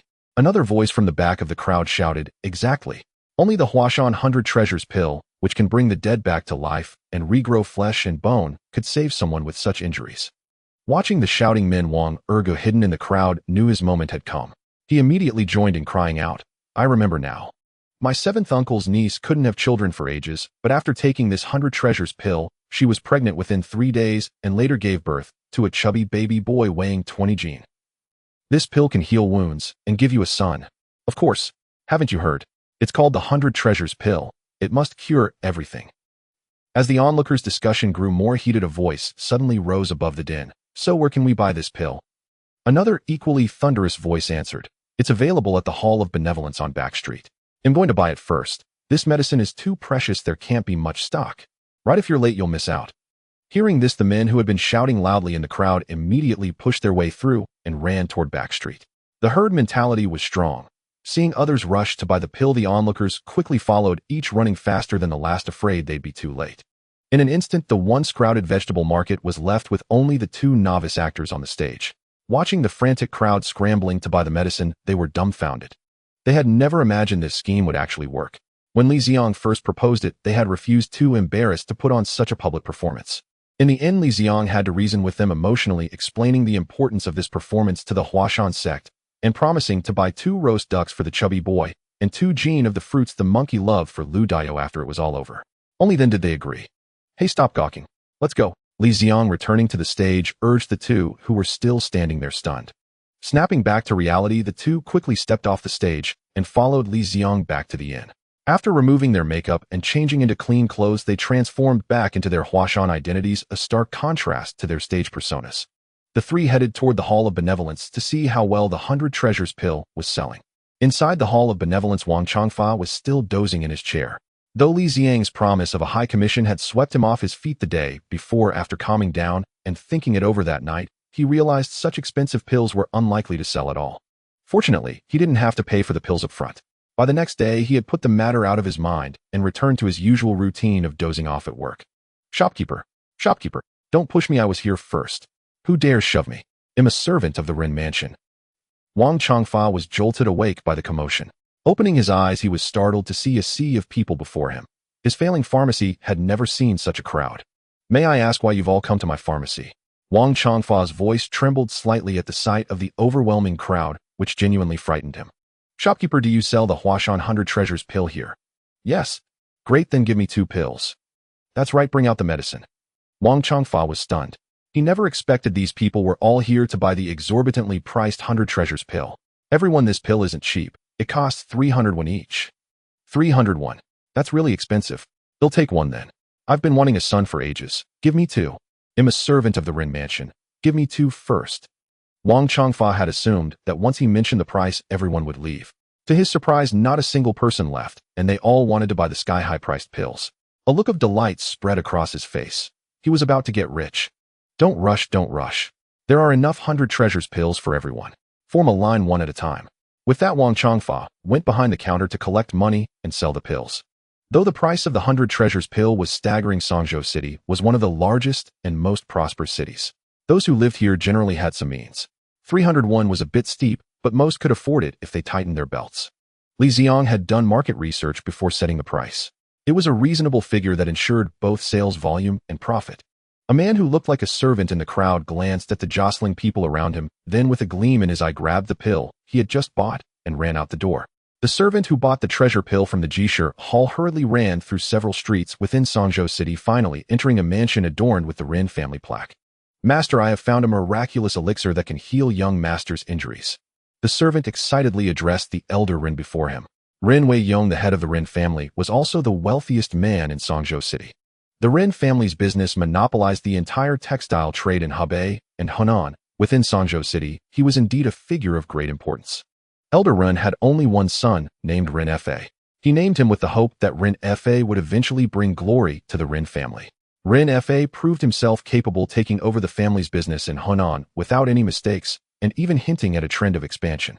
Elder Rin regarded him as the future hope of the Rin family. However, 3 days ago, Rin Fa was ambushed by mountain bandits while transporting a batch of cloth.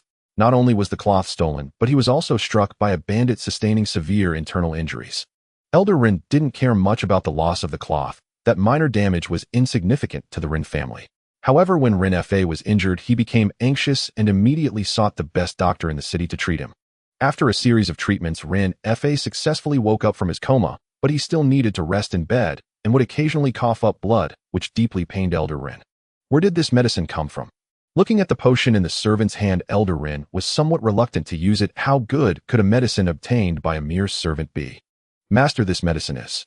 The servant hurriedly recounted in detail what he had witnessed at the market where the miraculous pill had saved someone. This servant was clever.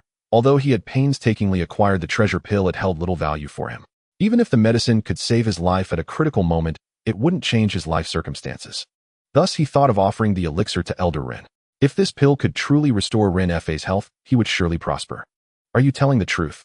This medicine really brought someone back from the brink of death after losing a basin of blood. Although Elder Rin found it strange, he did not dwell on it. Of course it's true, I saw it with my own eyes. That person's blood is still at the market. Hearing the servant's certainty, Elder Rin believed him and sent him to the account room to collect 5 taels of silver. Although he didn't yet know if the medicine would work, a servant who thought of his master should not be treated unfairly, otherwise there would be no one to assist you in critical times. After sending the servant away, Elder Rin took the elixir to the back courtyard where Rin Fa was recuperating. Fair, come and take this medicine. Father, what kind of medicine is this? Rin Fa weakly asked from his bed. This is the Huashan treasure pill. Elder Rin proceeded to recount what the servant had witnessed. Father, if I'm not mistaken, those 3 were acting just to sell this treasure pill. Rin Fa surprisingly saw through Li Ziang's intentions at a glance. So this elixir is fake. Upon hearing Rin Fa claim that the actors were merely trying to sell medicine, Rin Wei Yong naturally assumed that they were selling counterfeit products. If it were real, why not sell it openly? No, this medicine should be real, but its effectiveness is likely exaggerated. If those people were only trying to sell a few hundred pills, they wouldn't need to go through such elaborate charades. They must have hired actors and accomplices clearly aiming for a long-term business. Since they intend to do long-term business, this medicine surely won't harm anyone. With that, he tilted his head back and swallowed a treasure pill. If Li Ziang had heard Rin Fa's words, he would have been shocked. This man had managed to analyze his intentions so accurately, with just a few words proving himself worthy of being seen as the hope of the Rin family. After consuming the treasure pill, Rin Fa drifted back into sleep. Although the effects of the pill were promising, they wouldn't take immediate effect. It required some time. In the Jishir Hall, the once crowded crowd had now dispersed, restoring the place to its originally quiet state. Although the Jishir Hall had become quiet again, Wang Changfa's heart could not settle. The 500 treasure pills provided by Li Ziang had dwindled to just over 60, while the rest had turned into a mountain of copper coins beside him. With over 400 pills, each worth 301, he had accumulated more than 130 copper coins, truly piling up like a small mountain. Wang Changfa had never seen so much money in his life. Staring blankly at the mountain of coins, a bold thought suddenly crossed his mind. What if I take this money and run? After having this thought, he began to ponder wildly. Each pill would only net him 25, when totaling barely 10 taels of silver. Yet here, he had over 100 taels of silver available, 10 times what he could earn. It would be a pity just to hand it over without a second thought. The more he thought about it, the more unbalanced he felt. Looking at the mountain of coins beside him, he picked up a bag, filled it with money, and headed for the pawn shop. If he wanted to flee, it was impossible. To carry off a mountain of copper coins, he needed to exchange them for silver notes, first to escape quickly. Wang Changfa was relatively fortunate. There was a pawn shop right next to his pharmacy. After making more than 10 trips back and forth, he finally exchanged that mountain of coins for a thin stack of silver notes. Returning to the shop exhausted from moving money, he chose not to rest, but took the remaining treasure pills and prepared to leave the city directly, fearing that prolonged delays could lead to troubles. Brother Wang, you're quite thoughtful, even helping me exchange the copper coins for silver notes. Just as Wang Changfa stepped out the door, he heard the nightmarish voice of Li Ziang. I was just concerned that carrying so much copper would be inconvenient for you. Wang Changfa spoke nervously, beads of cold sweat forming on his forehead. During their first meeting, when Li Ziang saw Wang Changfa agree to sell the unknown treasure pills in the shop, without considering the customer's safety, he knew Wang Changfa was a person who would forsake ethics for profit and was likely to abscond with the money. After performing his act, he hurriedly rushed over only to find Wang Changfa busily moving copper coins. Li Ziang and the others took their time finding a nearby tea shop to sip tea, while watching the busy Wang Changfa approaching only when they saw him preparing to flee. Some money isn't so easy to take. Saying this, Li Ziang swiftly snatched the silver notes from Wang Changfa's grasp. If there's a next time, this will be your fate. With that, he struck the wooden door beside him with his palm. The wooden doors of this era were solid wood, at least 5 or 6 centimeters thick, and even a knife would struggle to cut through, yet Li Ziang made a hole in it. Looking at the damaged wooden door, Wang Changfa trembled with fear, rendered speechless. Songzhou City Rin Mansion. Rin Fa, after consuming the Baibadan and resting for a night, woke up with a different feeling. Yesterday, he felt a choking sensation in his chest that made him breathless with the slightest movement, but now there was only a slight pain in his chest, and he could get out of bed and walk without any issues. Just as Rin Fa opened the door to get some fresh air, he saw Master Rin walking in from the courtyard. Fair, why are you out of bed? Didn't the doctor say you should rest in bed for 3 days? Master Rin said with concern. Father, I already feel much better. That Baibadan is really effective. As long as it works, that's good. You should take the remaining one later. He'll go find someone to buy a few more. Master Rin's face showed joy while he pondered whether to reward the servant who contributed the Baibadan yesterday. Father, what do you think about us selling this pill? Selling it? Our family has never been in the medicinal business.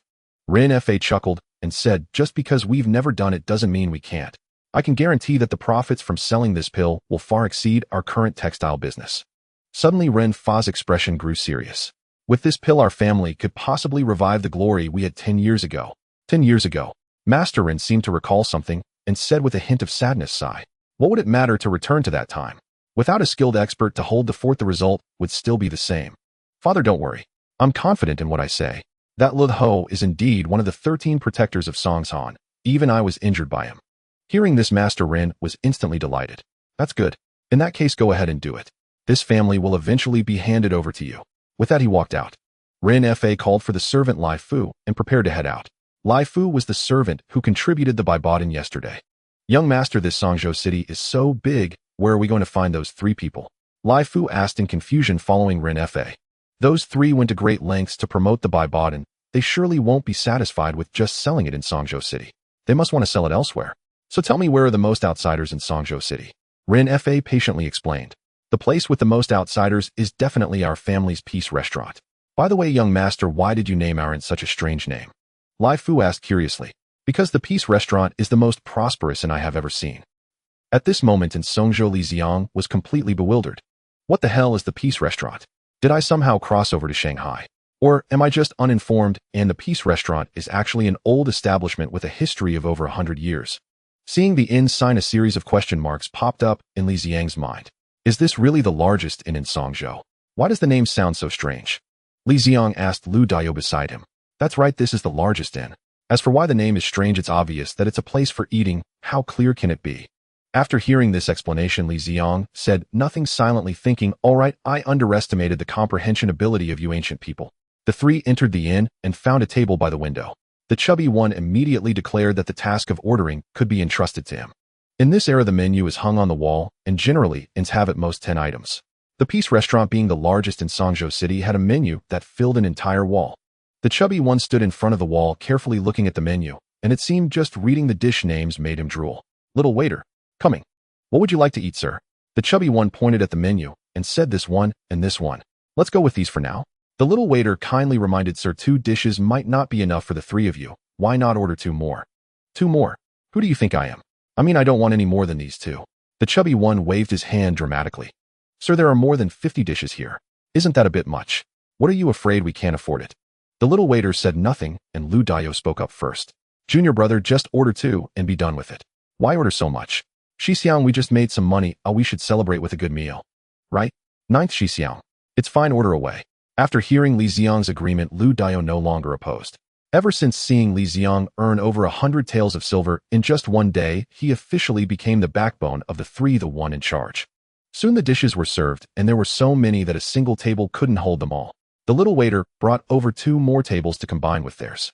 The 3 enjoyed their food, drank wine, and chatted happily. After they finished 2 jugs of wine, Ren Fa entered with Li Fu. As soon as Ren Fa entered, he spotted Li Ziang and the others, not because they were strikingly handsome, but purely because the combined 3 tables of food were too eye-catching. Do you think those 3 are them? Ren Fa asked Li Fu. Li Fu looked closely for a moment and said they look a bit like them, but also not quite. I'm not sure. Then it must be them. They definitely disguised themselves yesterday. Saying this, he walked over to join the 3. When Ren Fa entered, Li Ziang had already noticed him. Li Ziang wasn't here just to eat. As Ren Fa guessed, he was here to find potential clients. So while having a meal, he constantly surveyed the surroundings, even agreeing to the chubby one ordering so much food to attract attention, hoping someone would come over to strike up a conversation. After waiting for a long time, the only one who approached was Ren Fa. 3 brothers, you have good appetites. May I have the honor of sharing a drink with you? When away from home, we are all brothers. Come sit. Little waiter, bring another set of chopsticks. Ren Fa will first toast to the 3 brothers. With that, he downed a cup of wine. Naturally, Li Ziang and the others wouldn't refuse him and also drank their cups. Wine is a good thing that can quickly turn strangers into brothers. After a few cups, they became familiar with each other. After a few rounds of drink, Ren Fa said, not to hide anything from you 3 brothers, I have a request. Drunk Lu Dao patted his chest and said, whatever it is, just say it. I will definitely help you, brother. A few days ago, I suffered an internal injury and I heard that you 3 brothers have the Huashan Baibadan, so I'd like to buy a few. You want Baibadan? That's no problem. We Huashan sect have as much as we want. The chubby one, already tipsy, shouted directly. Hearing this, Ren Fa's eyes lit up. This thing. Cough, cough. Li Ziang quickly coughed a few times to interrupt the chubby one. If he continued, their cover would be blown. Seeing that Li Ziang had already discerned his intentions, Rin Fa decided not to hide it any longer and directly said, I want to collaborate with you to jointly sell the Huashan by Baden. Collaboration? What kind of collaboration? I wonder if Brotherly has heard of the Rin family trading company. Seeing that Li Ziang seemed interested, Rin Fa continued. During his leisurely strolls in the city over the past few days, Li Ziang had not been idle. He had gathered a wealth of information about the city, the Rin family trading company. Is that the largest trading company in Songzhou City? It's good that you've heard of it, Brotherly. I am the young master of the Rin family, and what I mean by collaboration is that you provide the pills while our Rin family will handle the sales. Once Rin Fa mentioned it, Li Ziang understood. Essentially, one is responsible for production while the other handles sales. Then how will the profits be distributed? Rin Fa did not rush to answer, but instead asked in return, how many pills can you provide in a month, Brotherly?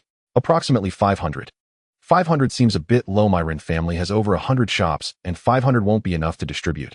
How about this? My Rin family will fund the construction of a workshop, and you will be responsible for hiring people to produce the pills. How does that sound? Upon hearing Rin Fa's proposal, Li Ziang instantly understood this was an attempt to seize his Baibaden recipe. Although Rin Fa said that Li Ziang would be responsible for hiring the staff with the influence of the Rin family in Songzhou City, arranging a few people to infiltrate would be a piece of cake.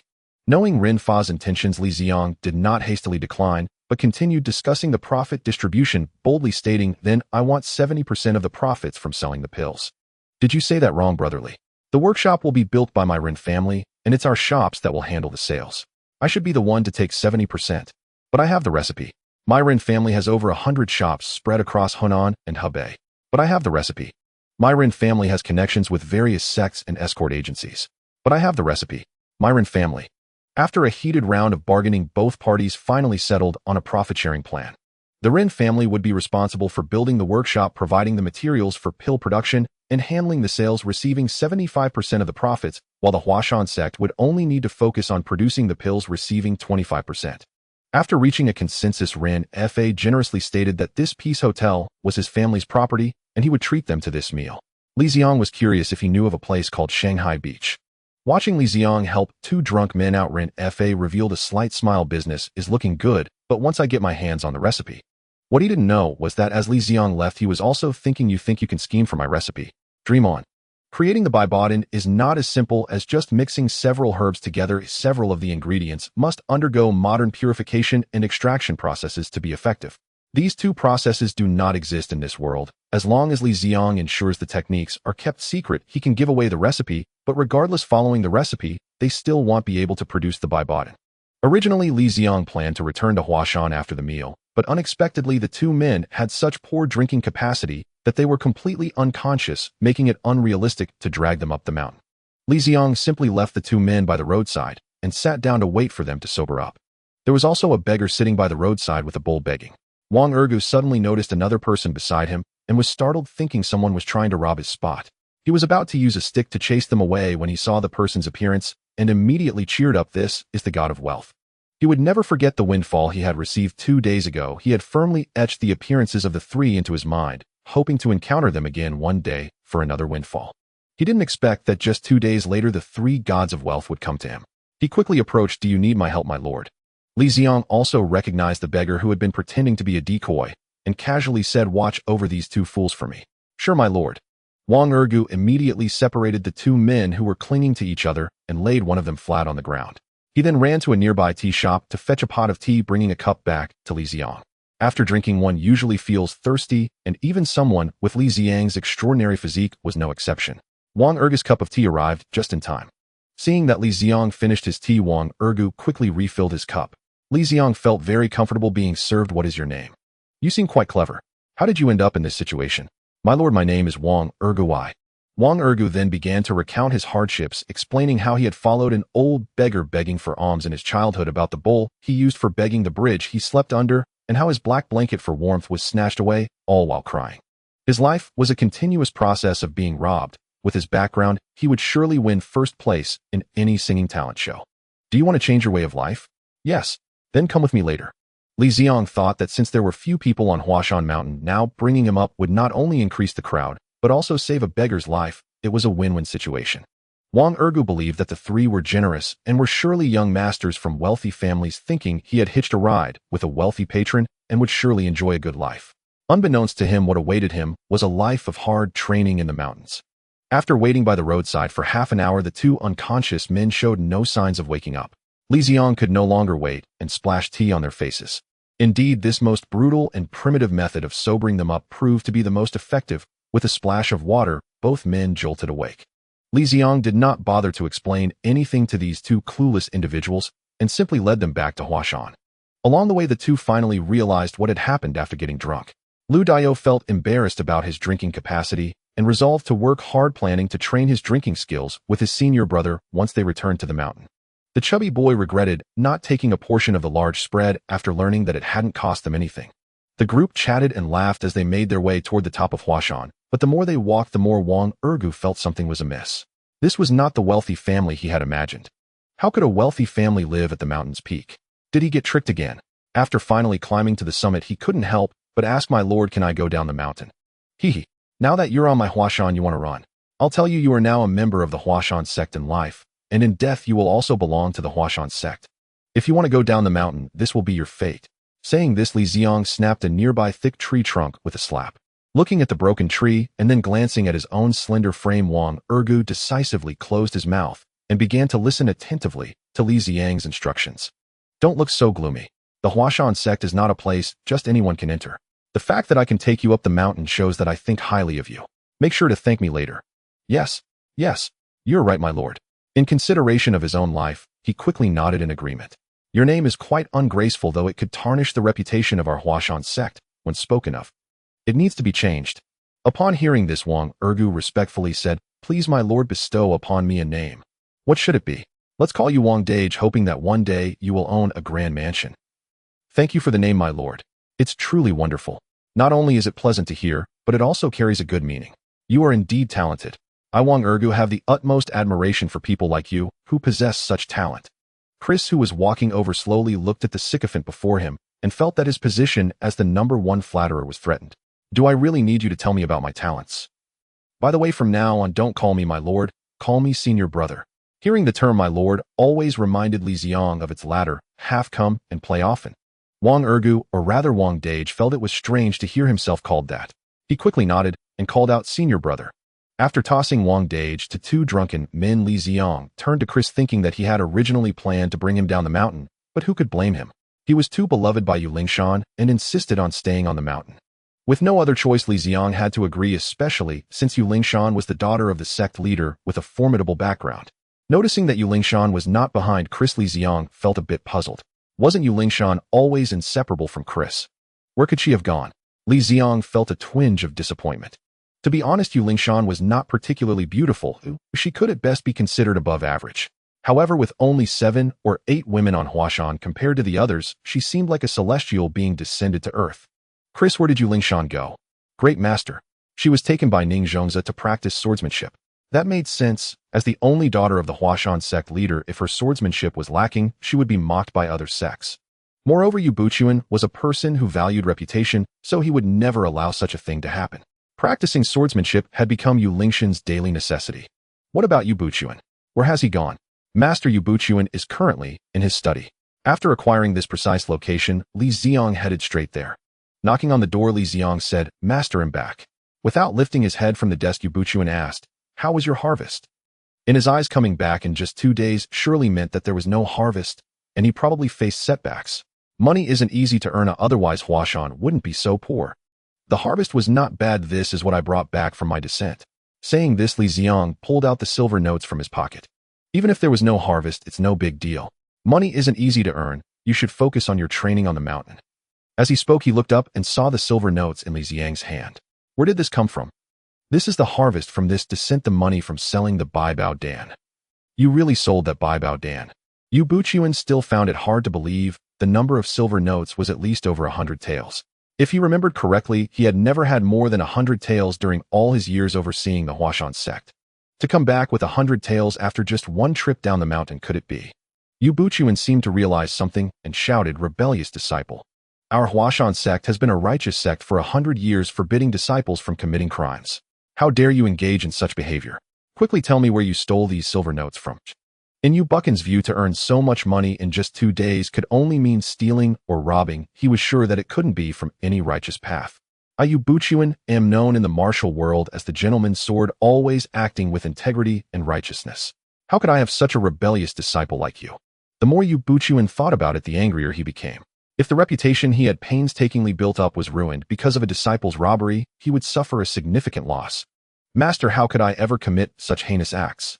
This money was earned from selling the Bai Bao Dan. If you don't believe me, you can ask 6 senior brother and junior brother. While Li Ziang was defending himself, he was also preparing. As soon as Yu Buchuan dared to say no, he would slap him. With his tremendous strength, he could easily crush Yu Buchuan to a pulp. Yu Buchuan pondered for a moment and thought that what Li Ziang said made sense. Lu Dao had been with him for many years and had long been influenced by his noble character, so he would never do anything to harm the sect. With this thought, Yu Buchuan felt a bit embarrassed. He seemed to have wronged someone.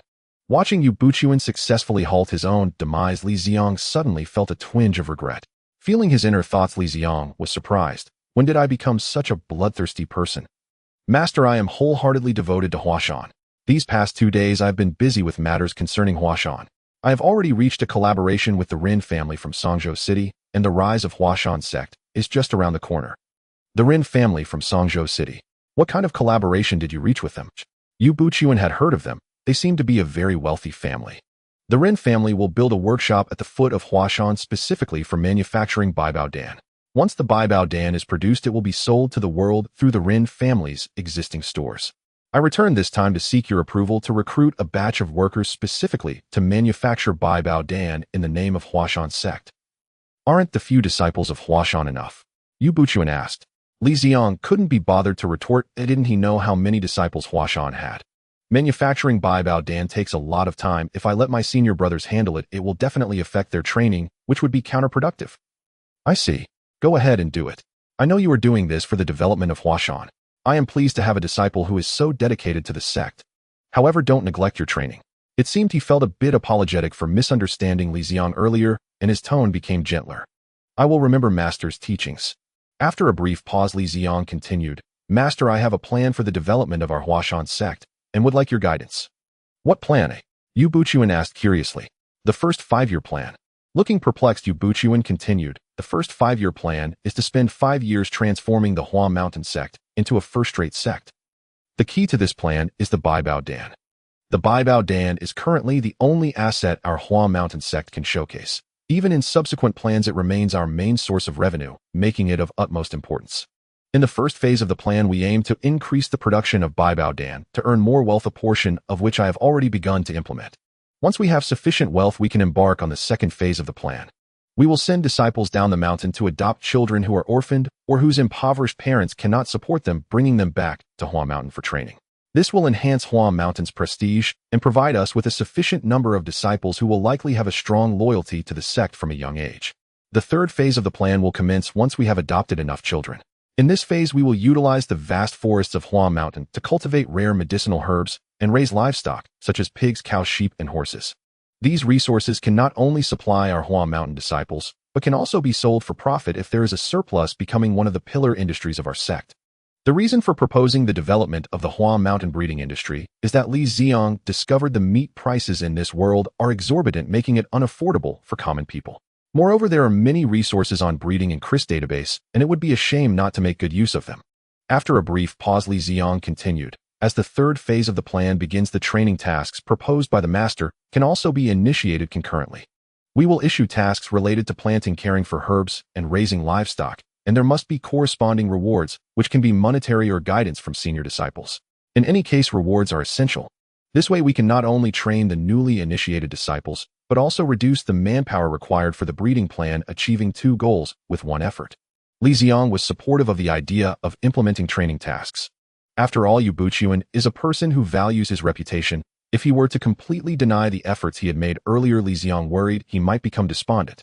Moreover, the training tasks must have their benefits. The reason Yu Buchuan had implemented them for so long without results was entirely due to issues in their execution. The first problem is that there are too few disciples in Hua Mountain, and the tasks he issued were all monotonous and tedious, consisting mainly of finding items and delivering messages. Hua Mountain disciples are not professional couriers who wouldn't get tired of doing that every day. Yu Buchuan had also considered enhancing the diversity of the tasks, but there simply wasn't much to do on Hua Mountain. Even the current few tasks were suggestions from members of the chat group. Besides, the most critical issue is the task rewards. The tasks issued by Yu Buchuan generally had no rewards, and even if there were, they were woefully inadequate. The previous tasks executed were all mandated by Yu Buchuan, leaving no room for disciples to voluntarily engage, which is a serious issue.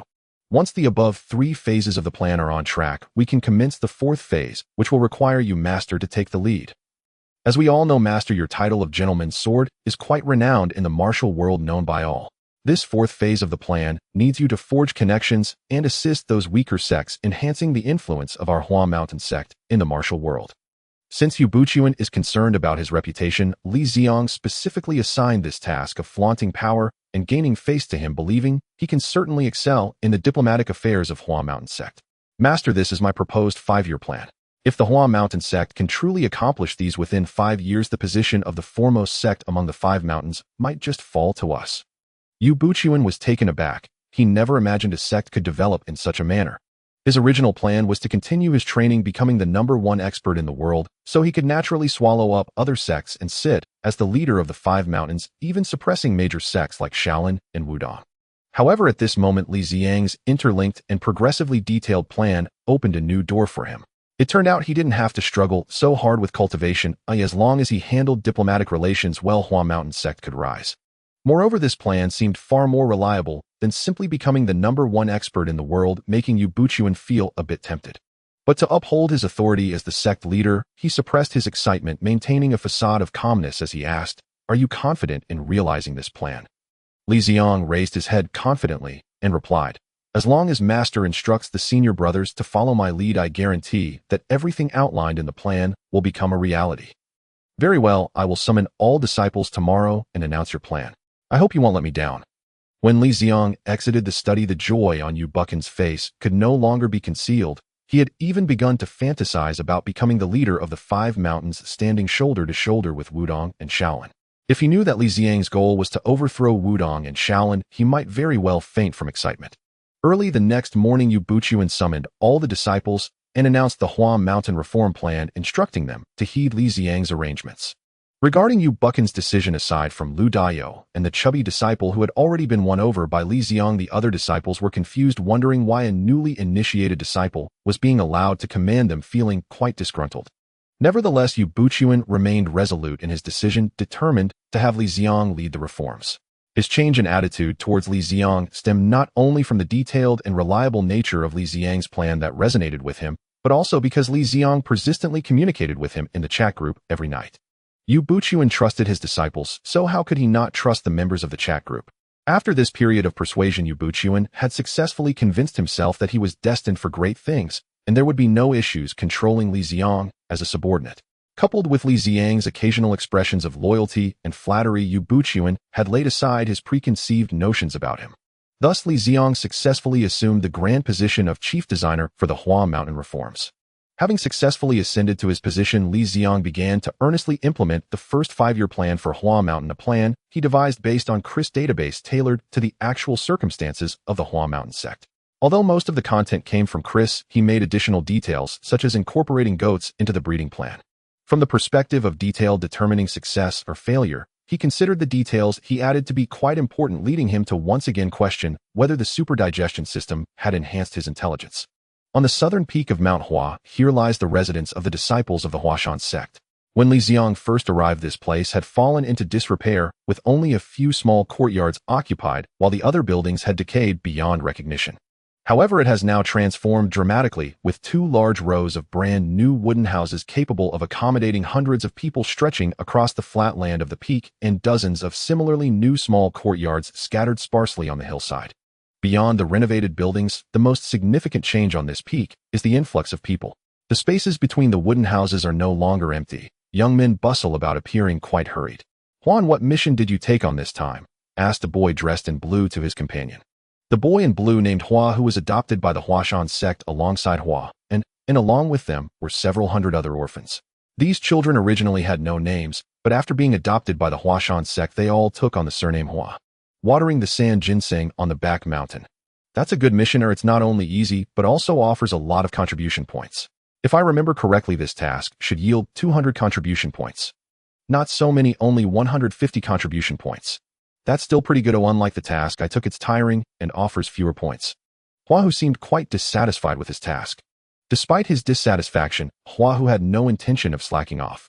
He knew he had to complete the task he accepted, or not only would he miss out on contribution points, but his evaluation would also be affected, which would be a loss. Contribution points are only utilized after new disciples begin undertaking missions. They can be considered the internal currency of the Huashan sect, where disciples earn contribution points for completing tasks. These points can be used to purchase various secret elixirs from the Huashan sect, or can be directly exchanged for money serving diverse purposes. Li Ziang stood at the mountain's peak, observing the scene of two boys walking together toward the back mountain, feeling that his 5 years of hard work had been worthwhile as he gazed at the flourishing site of Huashan. Indeed, Li Ziang had been in this world for 5 years, and the Huashan sect had grown from just over 20 members to now 807. In terms of numbers, it could already be considered a top-tier sect.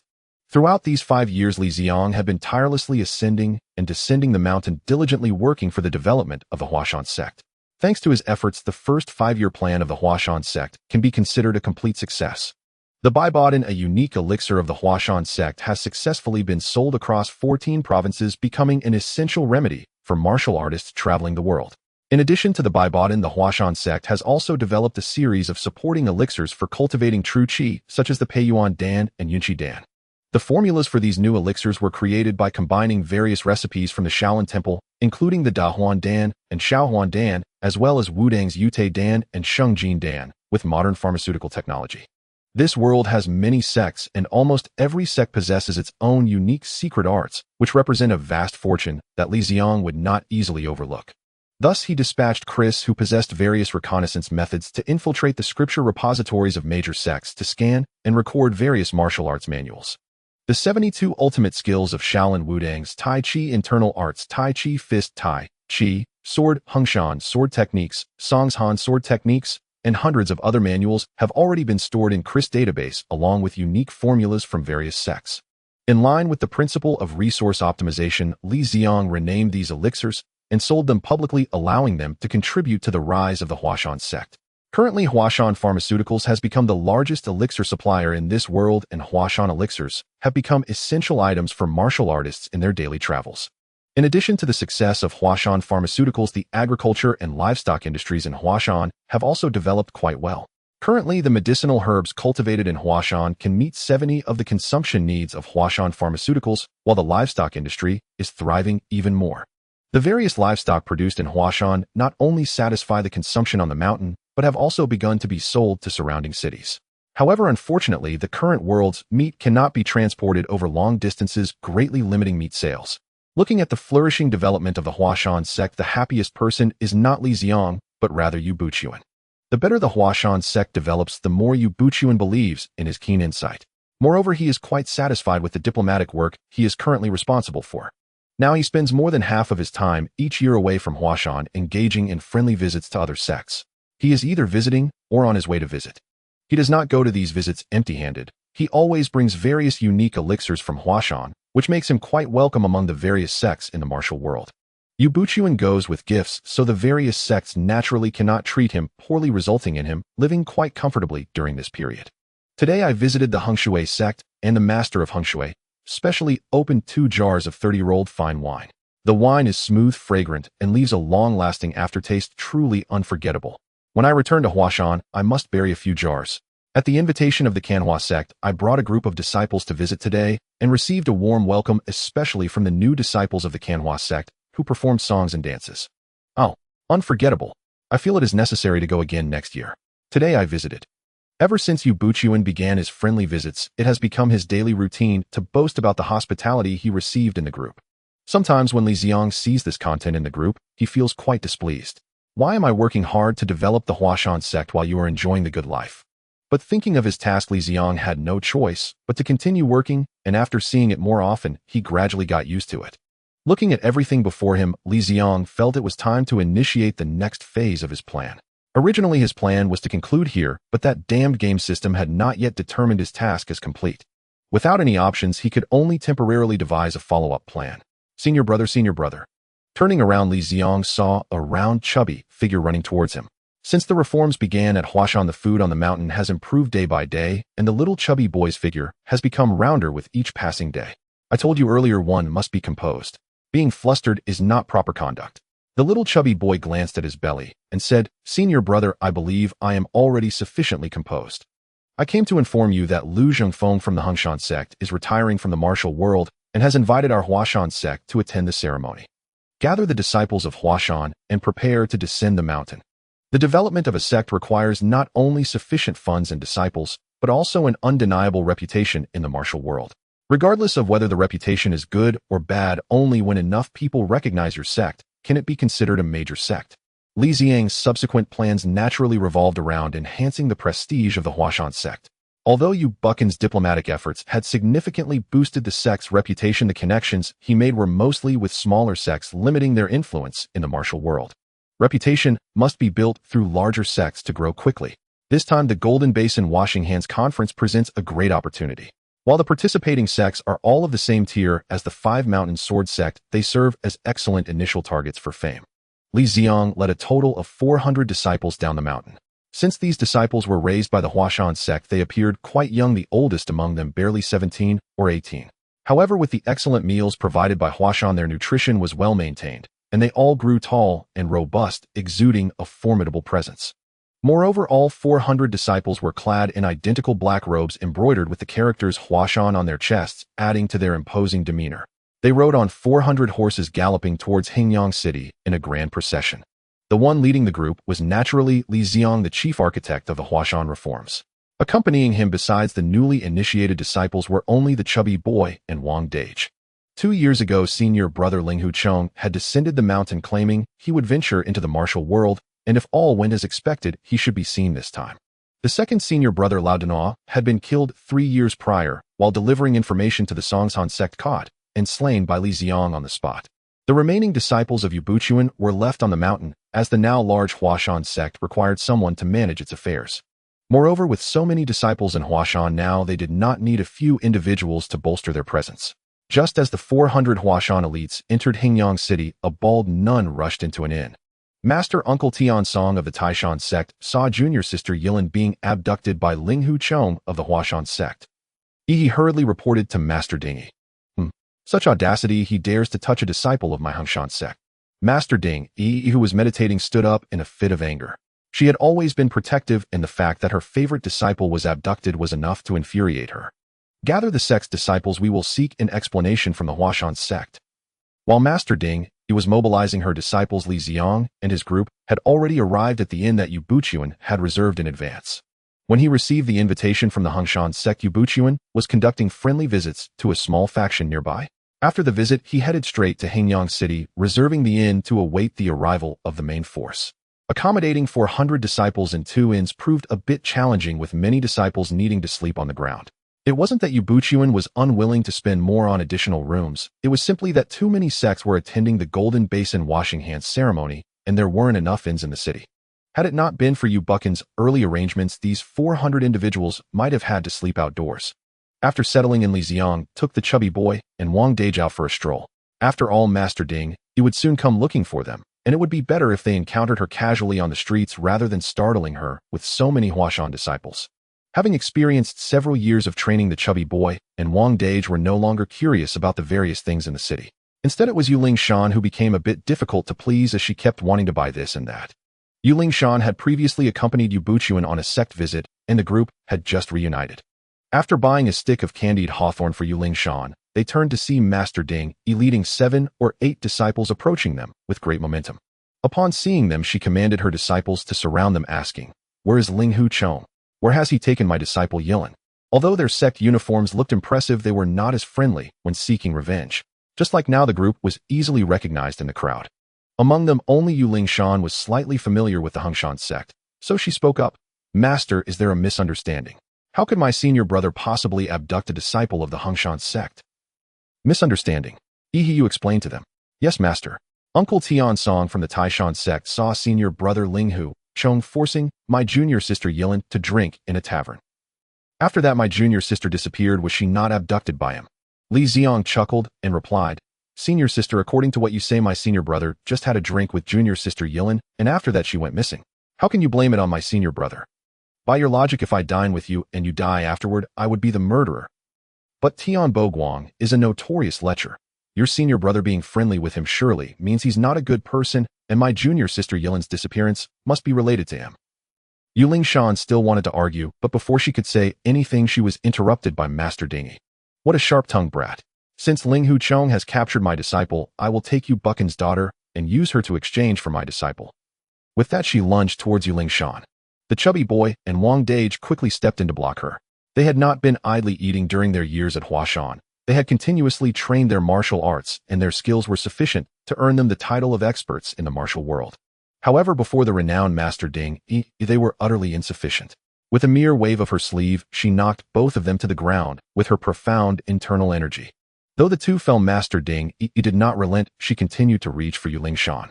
At this moment, Li Ziang could no longer sit back and watch. It was time for him to step in. He struck out with a palm, meeting Master Ding's force.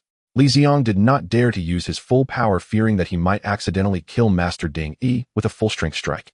Master Ding's internal energy surpassed Li Ziang's, but at most it could enhance her strength to several hundred pounds. This was utterly insufficient in the face of Li Ziang's 10 tons of strength. As their palms met, Li Ziang stood firm while Master Ding stumbled back several steps, nearly falling. How can you possibly have such strength? Master Ding asked incredulously, having felt during their palm contact that Li Ziang's strength did not employ any true qi. It was purely physical strength. The more you eat, the stronger you become. All disciples form a formation. Seeing that she seemed not to be a match for Li Ziang alone, Master Ding decided to leverage group strength and win through numbers. Upon hearing the word formation, Li Ziang was curious about what kind of formation these nuns could come up with, only to find that the formation consisted of them all drawing swords to surround him. What kind of formation is this? A formation of encirclement. Looking at the crowd surrounding him, Li Ziang pondered carefully, realizing that he hadn't learned any AoE area attack skills. He began to consider whether to endure with his seemingly impenetrable defense or to send them all flying with a single slap. Unfortunately, before Li Ziang could decide which move to use, a young nun rushed in from one end of the street, shouting, "Master Yilin, weren't you captured by Ling Hu Chong? Who rescued you?" "Master, senior sister. I was captured by Tian Bo Guang, and it was senior brother Ling Hu from Huashan who saved me." Yilin also sensed that the situation seemed a bit off. She hurriedly said, "Uncle Master C, I told you this was a misunderstanding." At this moment, Master Dingy realized she had made a mistake, but it was impossible for her to apologize to a junior. "Let's go." With that, she left in a huff. The presence of this middle-aged bald nun was indeed imposing. Li Ziang was more than happy to avoid a confrontation. He prided himself on being a civilized person, and avoiding conflict was the best course of action. After this incident, the group lost their desire to continue shopping and returned to the inn, patiently waiting for the ceremony the next day.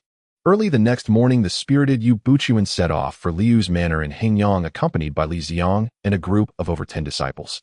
Along the way, they encountered many sects heading to the banquet, all of whom greeted Yu Buchuan amicably. His diplomatic achievements during this time were remarkable. Brother Lu. Upon arrival at the entrance, the group saw a slightly portly man standing at the door to welcome the guests. "Master Yu has arrived. Quickly, please come in," Lu Zhengfeng said as he ushered Yu Buchuan and the others inside. "Brother Lu, your early retirement from the martial world is indeed a great loss to the Jianghu." "Master Yu, you jest. I have simply grown old and wish to enjoy a peaceful retirement." Inside the manor, red silk drapes were hung everywhere, creating a festive atmosphere. "May I ask who this is?" Lu Zhengfeng curiously inquired, looking at the tall and imposing Li Ziang beside Yu Buchuan. Yu Buchuan smiled and introduced, "This is my 9th disciple, Li Ziang. He is now responsible for most of Huashan's affairs. I've met Uncle Lu. Indeed. A true hero emerges from the youth. In recent years, the Huashan sect has gained great renown in the Jianghu. I believe it won't be long before you can rival Shaolin and Wudong." "Huh, Brother Lu flatters me. How can humble Huashan compare to those great sects?" "Master Yue, you are being modest." After exchanging pleasantries, Lu Zhengfeng hurried off to greet other guests. "Master, I sense something is amiss. Logically speaking, Uncle Liu's retirement should be a grand event, but not a single person from the Songshan sect has come. This is quite disrespectful to Lu Zhengfeng. Unexpected events are bound to occur, and Li Ziang felt it necessary to give Yu Buchuan a heads up.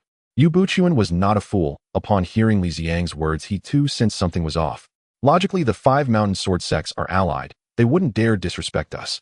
Is something about to happen? Master, something happening is a good thing. Don't you think this is an opportunity for Huashan to gain fame? Today, the people from the 5 mountain sword sects are here." Hearing this, Yu Buchan's eyes lit up. He was always fond of becoming famous. Before long, Lu Zhengfeng's retirement ceremony officially began. Amidst the sounds of gongs and drums, a maid brought out a golden basin followed closely by Lu Zhengfeng. Heroes and friends, I am deeply grateful to have you all travel from afar to attend my retirement ceremony. Today, after my golden basin ceremony, I will officially retire from the Jianghu. From now on, all grievances and disputes in the Jianghu will have nothing to do with me. As he spoke, the basin was already filled with water. Lu Zhengfeng extended his hands, preparing to place them into the basin, nearing the completion of his retirement ceremony. Stop! The flag of the Five Mountain Sword Sect has arrived. A middle-aged man entered holding a brown triangular flag. By order of the Left Alliance Master of the Five Mountains Sword Sect, Lu Shishu's retirement ceremony must be temporarily halted. Seeing the man with the flag, Lu Zhengfeng chuckled and said, "Today's Golden Basin ceremony is a private matter of mine. Please inform the Left Alliance Master that Lu Zhengfeng will not heed the flag's command." Uncle Lu, think twice. The Five Mountain Sword Sect's flag is a collective representation. Seeing the flag is like seeing the Alliance Master. Haha, I, Lu Zhengfeng, have had enough of the Jianghu's grievances. Today I must retire from the Jianghu. As he spoke, he was about to wash his hands. Dad! But a child's shout interrupted him once more. Lu Zhengfeng's wife and child were being escorted in by over 10 disciples from the Songshan sect. How many people from the Songshan sect are here today? Come out together. Looking at the dozens of Songshan disciples in the hall, Lu Zhengfeng said coldly, "Greetings, Uncle Lu. Greetings, Uncle Lu. Greetings, Uncle Lu." As soon as Lu Zhengfeng finished speaking, rows of Songshan disciples appeared on the roof, in the second-floor corridor, on the walls of the manor, and at the entrance, surrounding the entire hall tightly. Seeing this scene, the sect leaders attending the ceremony all changed their expressions. It seemed that today's matter was rather serious. "You Songshan sect are going too far." The hot-tempered Master Dingy was the first to speak out. "Today is my retirement day, yet the Left Alliance Master dares to threaten me. I would rather lose my head than compromise." With that, he extended his hand into the basin again. This time no one spoke. Just then someone drew a sword, and a blue steel long sword flew in from outside, directly knocking over the golden basin meant for washing. Fei Bin, one of the 13 protectors of Songshan, entered and said, "By the order of the Left Alliance Master, you Lu Zhengfeng are not permitted to wash your hands today. The Songshan sect is so imposing. Washing my hands is a private matter for me, and it has nothing to do with you." Master Dingy stood up and said, "Exactly. Rest assured, Brother Lu. The disciples of Beiyue Hengshan, Xia Huashan, and Dongyue Taishan will not stand by idly. I am here under the Left Alliance Master's orders to investigate Lu Zhengfeng's collusion with the demonic sect in the murder of our Songshan disciples." Demonic sect. Indeed, 3 of the 13 protectors of Songshan, Luho Zhongzhen and Sima De, were drained of their internal energy and died.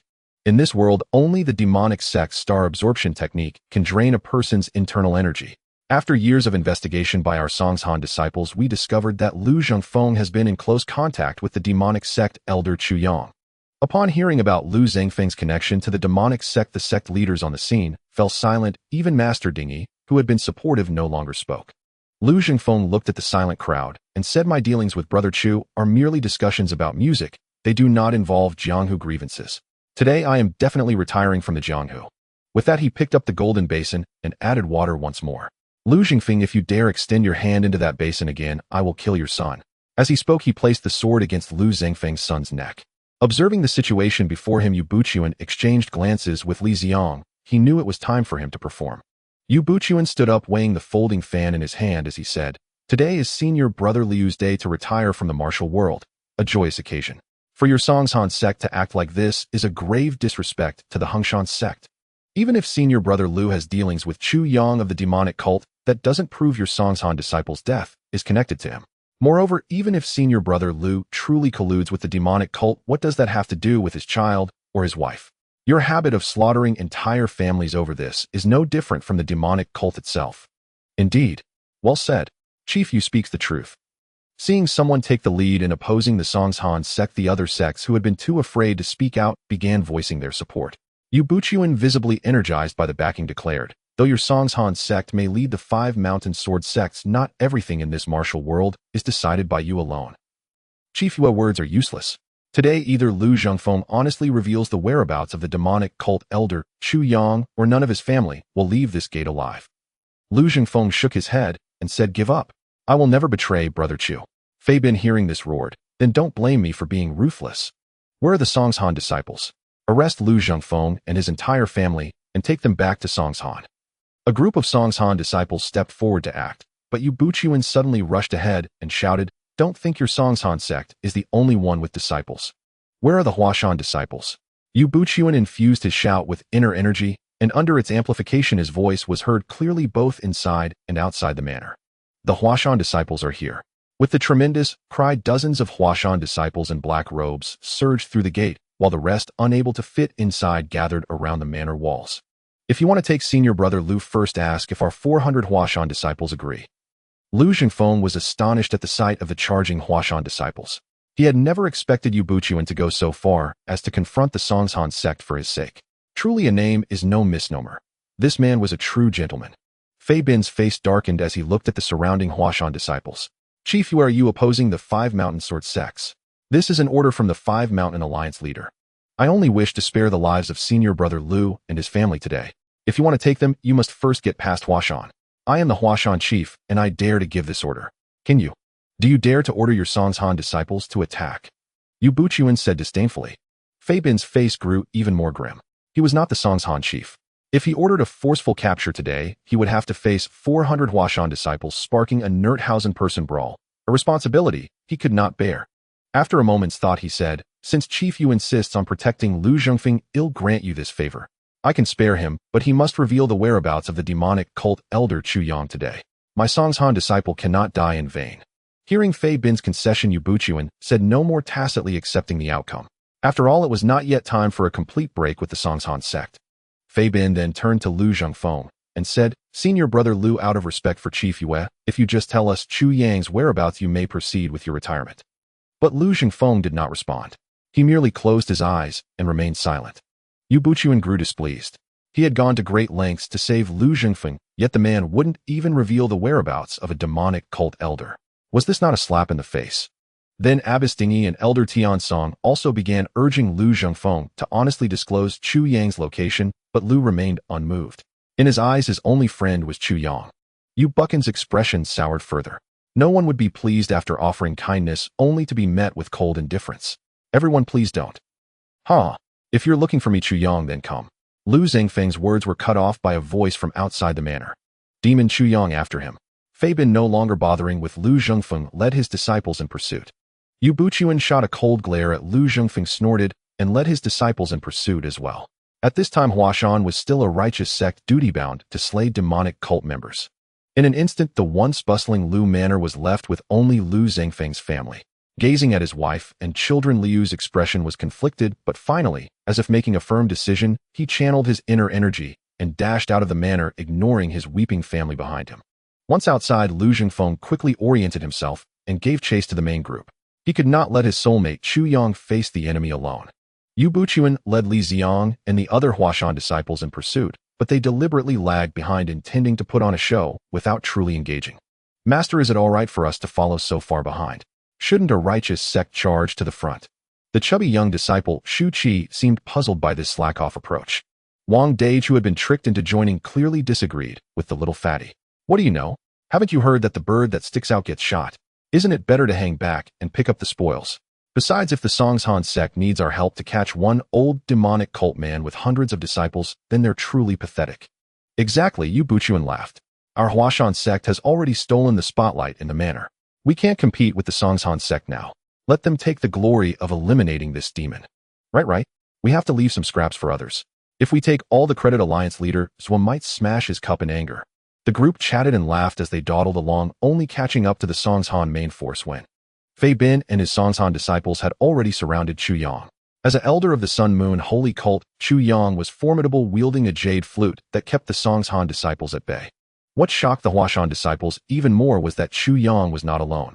Their senior brother Ling Huchong of Huashan was fighting alongside him against the enemy. This traitor! How dare he consort with the demonic cult? Yu Buchuan cursed, but his face showed deep worry. Ling Huchong was like a son to him, having raised him since childhood. How could he not be anxious? Master, don't worry. With senior brother's martial arts, he should be safe for now. And even if he's captured, we're still here. The Huashan of today is not what it used to be. Li Ziang consoled him. As he finished speaking, 2 masked figures in black joined the fray, aiding Chu Yang against the Songshan disciples.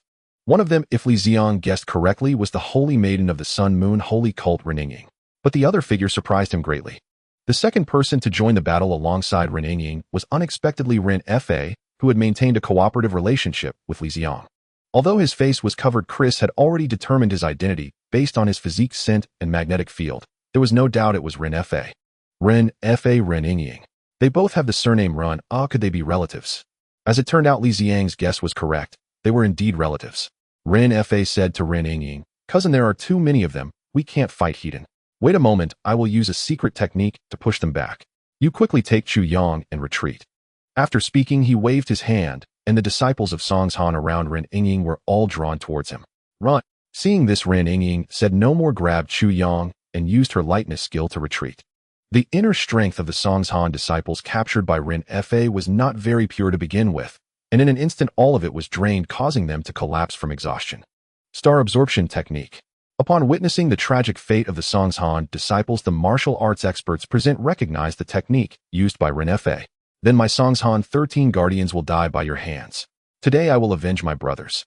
Saying this, De Songyang's Fei Bin lunged at Ren Fa with his sword. "Senior brother, I will assist you." At that moment, the reinforcements from the Songs Han sect also arrived, and Tuata, Shou Ding Mian joined the battle. De Songyang's Fei Bin and Tuata Shou Ding Mian were both among the Songs Han 13 guardians, possessing exceptionally pure inner strength. Previously, Ren Fa had sustained significant injuries, just dealing with one of the 13 guardians, relying on Li Ziang's Bao Bao Dan to recover swiftly. Now, although Ren Fa's power had greatly increased, confronting both of them recklessly still posed a challenge. For a time, the battle was extremely stalemated. If it continued like this, Ren Fa was confident he could exhaust both of them to death, but the various sect leaders present clearly would not allow him that opportunity. Ren Fa understood this principle as well. He needed to resolve things quickly. He pushed the two back with one palm, while the other hand suddenly reached into his mouth and bit down. With the blood from his fingertip, he quickly drew a talisman in the air, and the moment the talisman took shape, he clapped his hand. The talisman floated in the air and shot directly towards Fei Bin and Ding Mian, causing the two struck by the talisman to momentarily freeze in place. Though it was only for a brief second, in a duel between masters, a second could determine life or death. Ren Fa's sword swiftly cut across the throats of the two, and looking at the gushing blood, they were unlikely to survive. Seeing the two collapse, and unable to entangle him any longer, Ren Fa used his lightness skill to vanish from their sight in just a few steps. What technique did he use at the end that could immobilize people? Is this some secret martial art of the demonic sect? Why have I never seen it before? In the future, we must be cautious when facing people from this demonic sect. Watching the strange technique Ren Fa used, the gathered sect leaders discussed among themselves. It was not surprising that they did not recognize the move, but Li Ziang was quite familiar with it. He remembered that as a child he loved watching various zombie films from Xinjiang, and he had a whole cabinet filled with DVDs. In those films, anytime someone needed to exorcise ghosts or fight zombies, biting one's finger was an essential maneuver. During their previous collaboration, Li Ziang had already discovered that Ren Fa was practically a commercial genius, often proposing business strategies far beyond this world. Given his acquisition of the Peace Hotel and the talisman technique he used, now Li Ziang suspected he was most likely a time traveler. Chris checked the database for anyone named Ren Fa. Although time travelers may not always retain their original names, there are those who do keep their original names right. Great Master, the person in the database that most closely matches this Ren Fa should be this one. This is Lord Run. This Lord Run is not the father of the Ren Fa in this world, but rather the Lord Run from the world of the Mr.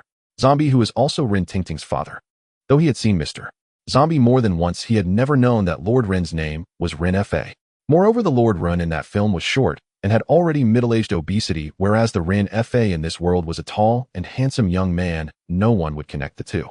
Lord Run, you really are busy working every day and still coming to this world to put in overtime. When Li Ziang realized that Ren Fa was actually Lord Ren, he thought about the two superstars in those live broadcast rooms that specialized in showing movies. One of them was the constantly appearing Chong Wei, and the other was Lord Ren. In these live broadcast rooms, there were almost always comments urging Lord Ren to come out and work. If this Lord Ren is the case, then his innovative business concepts and the name Peace Hotel makes sense, as at that time Ren Fa was still the richest man in Rinjia Town and had been in business for a lifetime. But how did he acquire that talisman technique? Is it because the Ren Fa from that world was an exorcist, or is it his time travel golden finger? Li Ziang was very curious about this. Since it was now basically confirmed that Ren Fa was a time traveler, the two felt that their plan needed to change. If they already knew about the existence of a time traveler and were still opposing him, it would likely lead to problems. Li Ziang suspected that the true protagonist of this world was neither Ling Huchong from the original work nor Yu Buqian, who had infiltrated the chat group, but rather the time traveler Ren Fa. After all, he had even learned the star absorption technique. Who knows, he might be about to learn the Duga 9 swords next. Although Li Ziang did not think highly of Duga 9 swords in this world, it was one of the top-tier skills. Li Ziang had once thought about going to the back mountain to find Feng Qingyang to obtain the sword manual for Duga 9 swords, making it a standard for Huashan disciples. Unfortunately, he had not seen a thing after wandering around. Oh, perhaps it was still not time for him to be born. Lost in thought, Li Ziang suddenly saw Ling Huchong. If he couldn't find him, surely Ling Huchong could. To be honest, Li Ziang had never been very fond of Ling Huchong. As the sect's eldest disciple, he showed no responsibility for revitalizing the sect, and merely wandered the Jianghu, constantly causing trouble for the Huashan sect. Truly a prime example of neglecting his duties. But now he had to rely on him to find the sword technique. Li Ziang turned to Yu Buqian and said, "Master, this time senior brother helped someone from the demonic sect in front of everyone. This greatly tarnishes the reputation of our Huashan sect." If he wasn't punished, it seemed a bit unreasonable. Yu Buqian naturally understood this principle. Logically speaking, this crime had already reached the standard for expulsion from the sect, but Ling Huchong was like a son to him, raised since childhood, and he simply couldn't bring himself to be so harsh. Li Ziang also noticed Yu Buqian's dilemma and said, "I think it's better to confine him to the thinking cliff in the back mountain for reflection. If I can't find him, surely Ling Huchong can." After escaping the siege of the Songshan sect, Ren Fa hurried towards the place in the forest where he had agreed to meet Ren Ying. Throughout his journey, Ren Fa felt quite displeased. He realized that ever since he arrived in this world, he had been coerced into doing things he did not enjoy. Many years ago, when he had not yet come to this world, and was still referred to as Lord Ren, no one dared to force him to do anything. Ren Fa was the local emperor of Rinjia town, free to do as he pleased. But who could blame him for being so filial? He wished to relocate his father's grave only to be bitten and turned into a zombie. Strangely enough, after transforming into a zombie, he still retained his consciousness. He could see and hear everything happening around him, yet he could not control his own body. He watched helplessly as his zombie body bit and drained the life of others, only to be subdued by a Taoist priest using a yellow talisman, and then witnessed his own cremation. When he regained consciousness, he found himself transformed into a newborn baby, still named Ren Fa, with his father named Ren Weiyong. As he slowly grew, he discovered that the Ren family held significant power. His second uncle Ren Wuxing was the leader of the world's foremost sect, the Sun Moon Holy Cult. Leveraging the influence of the Sun Moon Holy Cult, the Ren family expanded their business across the land, truly wealthy enough to rival nations. Upon realizing all this, Ren Fa decided to abandon his efforts and simply live as a playboy. Thus, he ceased practicing martial arts and conducting business, indulging in a life of pleasure and leisure, living quite happily. Unfortunately, this lifestyle did not last long. His second uncle Ren Wuxing became obsessed with his training and was usurped by Dongfang Bubi, leading to the Ren family's business plummeting and ultimately relocating to Songzhou City. After the family's decline, he was compelled to take over the Ren family business to make ends meet. Thanks to his previous life's memories, he stabilized the business in a short time and even expanded it further. However, at this point, the Ren family's business drew the attention of various martial factions. Goods were robbed, stores were smashed, and the family servants were murdered, as the Ren family no longer had any support from the martial world. Thus, Ren Fa was once again forced to begin martial training, practicing the star absorption technique left by his second uncle, while also studying a talisman that had been hidden in his mind since his arrival. Using the talisman's ability to briefly immobilize others, he successfully eliminated several martial experts and absorbed their internal energy, greatly increasing his own power. At this moment, Li Ziang's elixirs appeared before him. With his martial skills and the elixirs provided by Li Ziang, he was on the verge of greatly expanding the Ren family's business when his cousin came knocking. His cousin Ren Ying informed him that Ren Wuxing was not dead, but imprisoned by Dongfang Bubi, asking for his help to rescue him. Initially, he had no intention of getting involved. However, since it concerned his second uncle, and considering that the Ren family's business relied heavily on Ren Wuxing, he was once again compelled to join Ren Ying in her mission to rescue him. He felt his life was quite tragic. Why was it so hard to just be a carefree playboy without any responsibilities? Lost in thought, he had already arrived at the location where Ren Ying was hiding. "Cousin, what's the news? Did he reveal where my uncle is imprisoned?" Ren Ying shook her head and said, "He said he would only reveal the location after he and Lu Zhengfeng finish composing the last piece of music." "Composing a piece of music? That won't do. Who knows how long it will take you to finish? If you never manage to complete it, then how will we ever know where my uncle is, eh?" Rin Fa, having seen the world, was well aware that many composers could spend a lifetime without creating a single decent piece, and he certainly did not want to waste time. Rest assured, young brother, most of the piece is already written. In no more than 3 days, Lu and I will have it completed, explained the white-haired Chu Yang. 3 days? Rin Fa thought for a moment and felt he could wait that long. Forcing the issue could yield nothing, so he agreed, saying, "All right, I can give you 3 days, but how will you meet up with Lu Zhengfeng?" "You need not worry, Lu will definitely wait for me at the thatched cottage where we previously composed together." After a brief discussion, the two followed Chu Yang to the thatched cottage where Lu Zhengfeng was indeed waiting. Upon seeing Chu Yang, Lu was incredibly excited, and the two immediately began their intense and exhilarating creative process. Meanwhile, the group of Huashan disciples watching the events were helping the Songshan sect disciples gather the corpses. This time, the Songshan sect suffered heavy losses, with dozens of ordinary disciples dead, including 2 of the 13 guardians of Songshan, leaving only 8, which could be renamed the 8 Great Kings. As for avenging them, what a thought! The deceased were disciples of the Songshan sect, not theirs. What concern was it of these onlookers? After collecting the corpses, Yu Buqian resumed his performance, drawing his gentleman's sword to execute Ling Hucheng on the spot. Li Ziang and the other disciples hurriedly dissuaded him, and then he began reprimanding Ling Hucheng. Halfway through the scolding, he prepared to strike Ling Hucheng again, this time being stopped by Master Ding Yi and the other sect leaders who persuaded him. Afterward, he solemnly said to Ling Hucheng, "Since all the leaders present plead for you, I will spare you this time, but death is unavoidable. You must reflect on your actions and meditate for a year on the cliff of reflection after returning to the mountain." Ling Hucheng quickly expressed his gratitude, and then each sect returned home. Yu Buqian, leading his hundreds of disciples, prepared to return to Huashan. This time he had certainly made a name for himself, not only protecting Lu Zhengfeng's family, showcasing his benevolence, but also confronting the Songshan sect heathen, demonstrating the strength of the Huashan sect.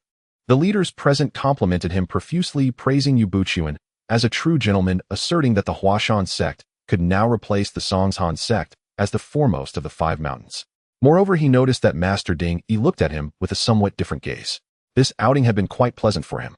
The hundreds of Huashan disciples clad in black rode their steeds like a dark cloud, galloping towards Huashan. Li Ziang, however, did not return to Huashan with the main group. He continued deeper into the forest with Chris, intending to strengthen his cooperation with Rin Fa, the time traveler. Even though Rin Fa had already changed his hiding place, Chris was no slouch either. Before long, Li Ziang arrived at the thatched cottage and quietly waited. The melody of the Smiling Proud Wanderer was indeed a piece that Lu Zhengfeng and Chu Yang had been composing for years. On the second day after arriving at the thatched cottage, this tune was successfully created. Lu Zhengfeng played the zither, Chu Yang held the flute, and together they performed this unparalleled divine melody amidst the forest.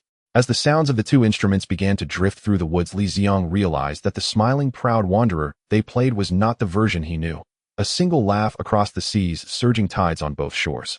It was an ethereal, lofty, and melancholic rendition akin to the elegant style of high mountains flowing water. In short, Li Ziang could not appreciate it. Perhaps sensing his unease, or perhaps intending to cultivate his musical aptitude, the magic net suddenly assigned him a task.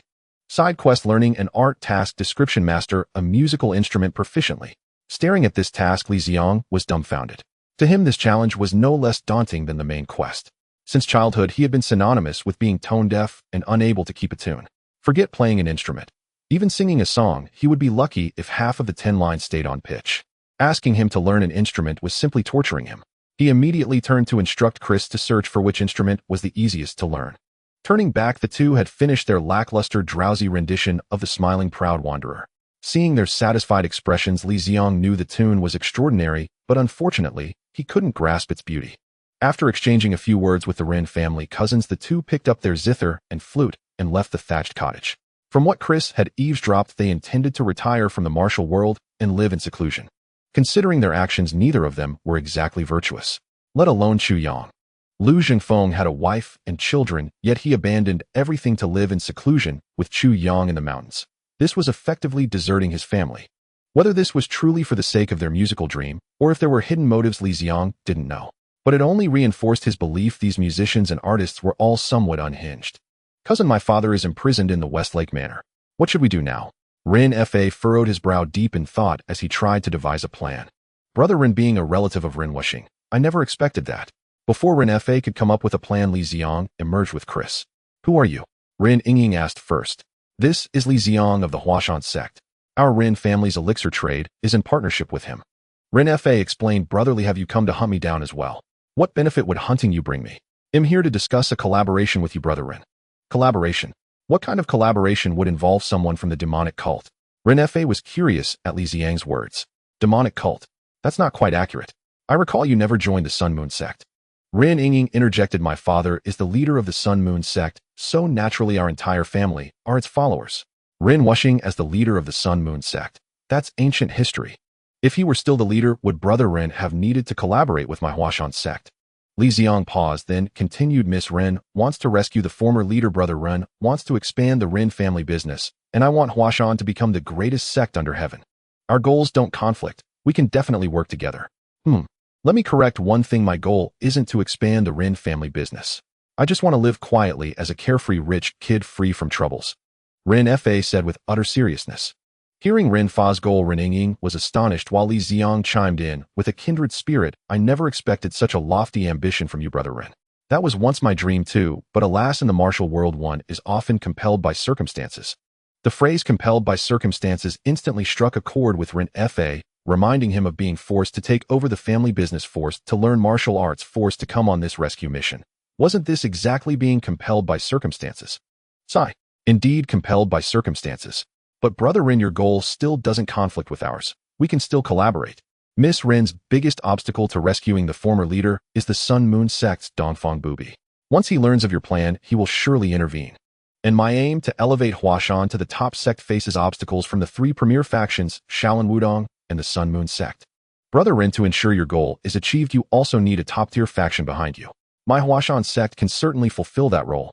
Rin Fa chuckled, then why don't I team up with my cousin to rescue my uncle and help him reclaim the leadership of the Sun Moon sect? Wouldn't that make the Sun Moon sect my backing even better? Not at all, not at all. First, Dongfang Bubi is currently the #1 martial artist in the world. Rin Wuxing is no match for him. Even if Rin Wuxing successfully retakes the Sun Moon sect, he will inevitably clash with my Huashan sect. Brother Rin, you must be well aware of Huashan's current strength. Li Ziang's words plunged Rin Fa into deep thought. He knew Huashan's strength well. For now it was no match for the Sun Moon sect. But the future was uncertain. He knew Huashan had risen from the brink of annihilation to its current state in just 5 short years. In a few more years it might even surpass the Sun Moon sect. So what exactly do you intend to do?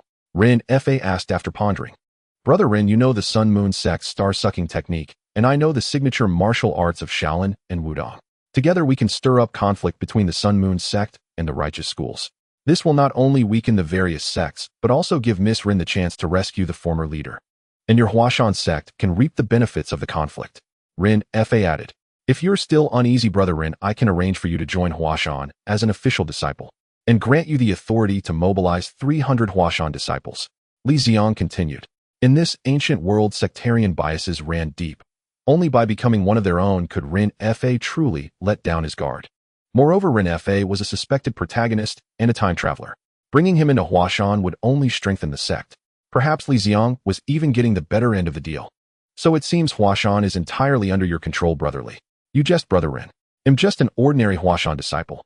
But if you join Huashan, given your abilities, such treatment is only fitting. This flattery pleased Rin Fa greatly. After finalizing some details, the three of them headed straight for Huashan to hold the initiation ceremony for Rin Fa. After the initiation ceremony concluded, Li Ziang, Rin Fa, and Rin Ying descended Mount Hua together, ready to execute their previously devised plan. As for Chris, he remained on the mountain, spending his days with Ling Hu Chong at the Sighing Cliff, awaiting the appearance of Feng Qingyang. Once down the mountain, the three parted ways. Li Ziang and Rin Fa set off toward their respective goals, while Rin Ying went to contact her father's old subordinates, preparing for the rescue of Rin Wuxing. Li Ziang mounted a white horse procured from Mount Hua and galloped toward the Sun Moon sect's headquarters at Blackwood Cliff. His target was naturally not Dongfang Bubi, as Dongfang Bubi was meant to be kept alive to weaken orthodox sects like Shaolin and Wudong. Dongfang Bubi was off limits, but he couldn't simply pick some minor lackeys either, for no one cared about small fry. They would die and be forgotten without a trace. After careful consideration, Li Ziang settled on the yellow-faced Venerable Jiabu. The Sun Moon sect boasted 2 radiant envoys, 4 halls, and 10 elders. This yellow-faced Venerable Jiabu was the hall master of the Azure Dragon Hall, one of the 4 halls, and held a high-ranking position within the sect. Eliminating him would surely provoke a reaction from the Sun Moon sect. And even if they remained unmoved, there were still 3 other hall masters to deal with. Killing them one by one would eventually elicit a response. After locating the Azure Dragon Hall, Li Ziang changed into a pre-prepared Taoist robe and coiled his long hair grown over 5 years into a Taoist bun. If he was going to frame someone, he had to look the part. Li Ziang deliberately chose the busiest hour at noon to charge into the Azure Dragon Hall. The more people who witnessed this, the greater the uproar, and the more likely it would ignite Dongfang Bubi's fury. Demons of the Sun Moon Sect, your time is up. Today, the righteous sects, Wudong Shaolin and the 5 Mountain Sword sects, have formed an alliance to exterminate demons dedicated to wiping out you fiends. Prepare to die. With that, he lunged at Jiabu, who was seated in the main position. The yellow-faced, venerable Jiabu was puzzled by the sudden intrusion and the words of the Taoist, but he quickly responded to Li Ziang's attack.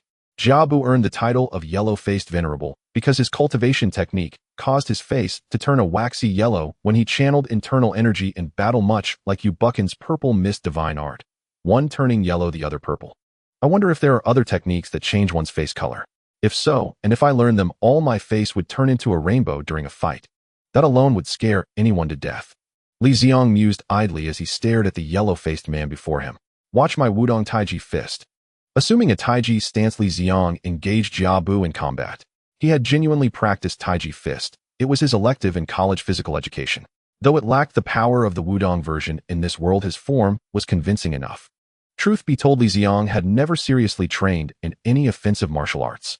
The only skill he had diligently practiced was the ape leaping technique, which he used as a form of lightfoot movement.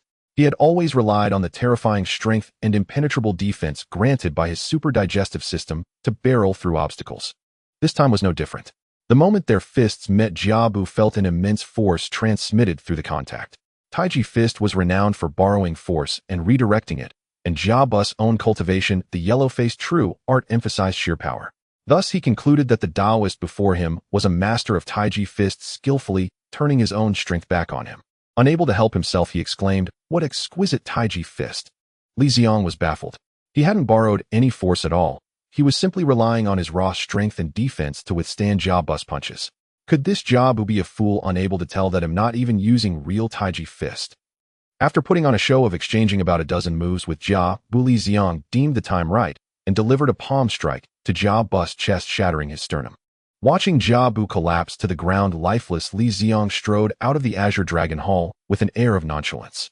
The disciples inside dared not approach him, and only after he had disappeared did someone rush to report to the headquarters. Li Ziang's strength and defense far surpassed that of any martial artist in this world. Facing them was like a robust adult confronting a frail child.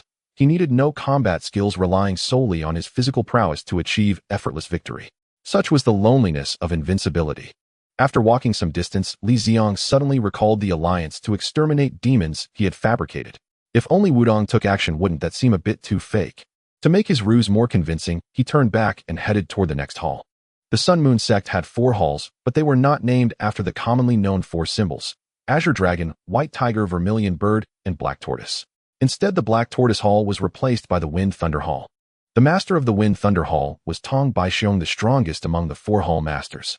He had once slain the Vermilion Bird Hall master who opposed Dongfang Bubi with a single strike of his blade. Li Ziang set his sights on him next. This time Li Ziang planned to impersonate a venerable monk from Shaolin Temple. To do so, he not only changed into a monk's robe, but also went so far as to shave his head, fully embodying the self-discipline of an excellent actor. "Who are you and what business do you have in my Vermilion Bird Hall?" asked Tong Baixiong, a man built like a black bear. Hearing this trio of soul-searching questions, "Who are you, where do you come from, and where are you going?" Li Ziang blurted out a standard answer. "This humble monk is Xuanzang from the East from Shaolin Temple. I come to borrow your head, benefactor." "How dare you!" Men seize him. At his command, over a dozen demon cult disciples wielding steel blades rushed in. Surrounded by the thugs, Li Ziang remained still, pressing his palms together and pretending to chant scriptures. This infuriated the hall's disciples. "Are you mocking us?" One disciple swung his blade at him. It didn't even scratch his skin. Another strike, still no mark. Dozens of disciples delivered over 100 blows, yet none could break through his defense. The Shaolin Temple's Vajra, indestructible divine art. Someone actually managed to master it.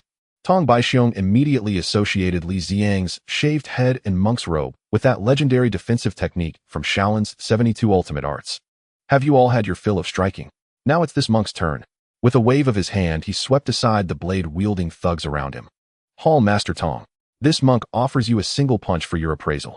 With a loud shout, he executed the Vajra demon-subduing fist. A straight punch pierced straight through Tong Baixiang's chest. Tong Baixiang, the strongest Hall Master of the Sun Moon sect, perished. At the Blackwood Cliff, the headquarters of the Sun Moon sect, great sect leader disaster strikes. Hall Master Jia of the Azure Dragon Hall and Hall Master Tong of the Wind Thunder Hall have been slain.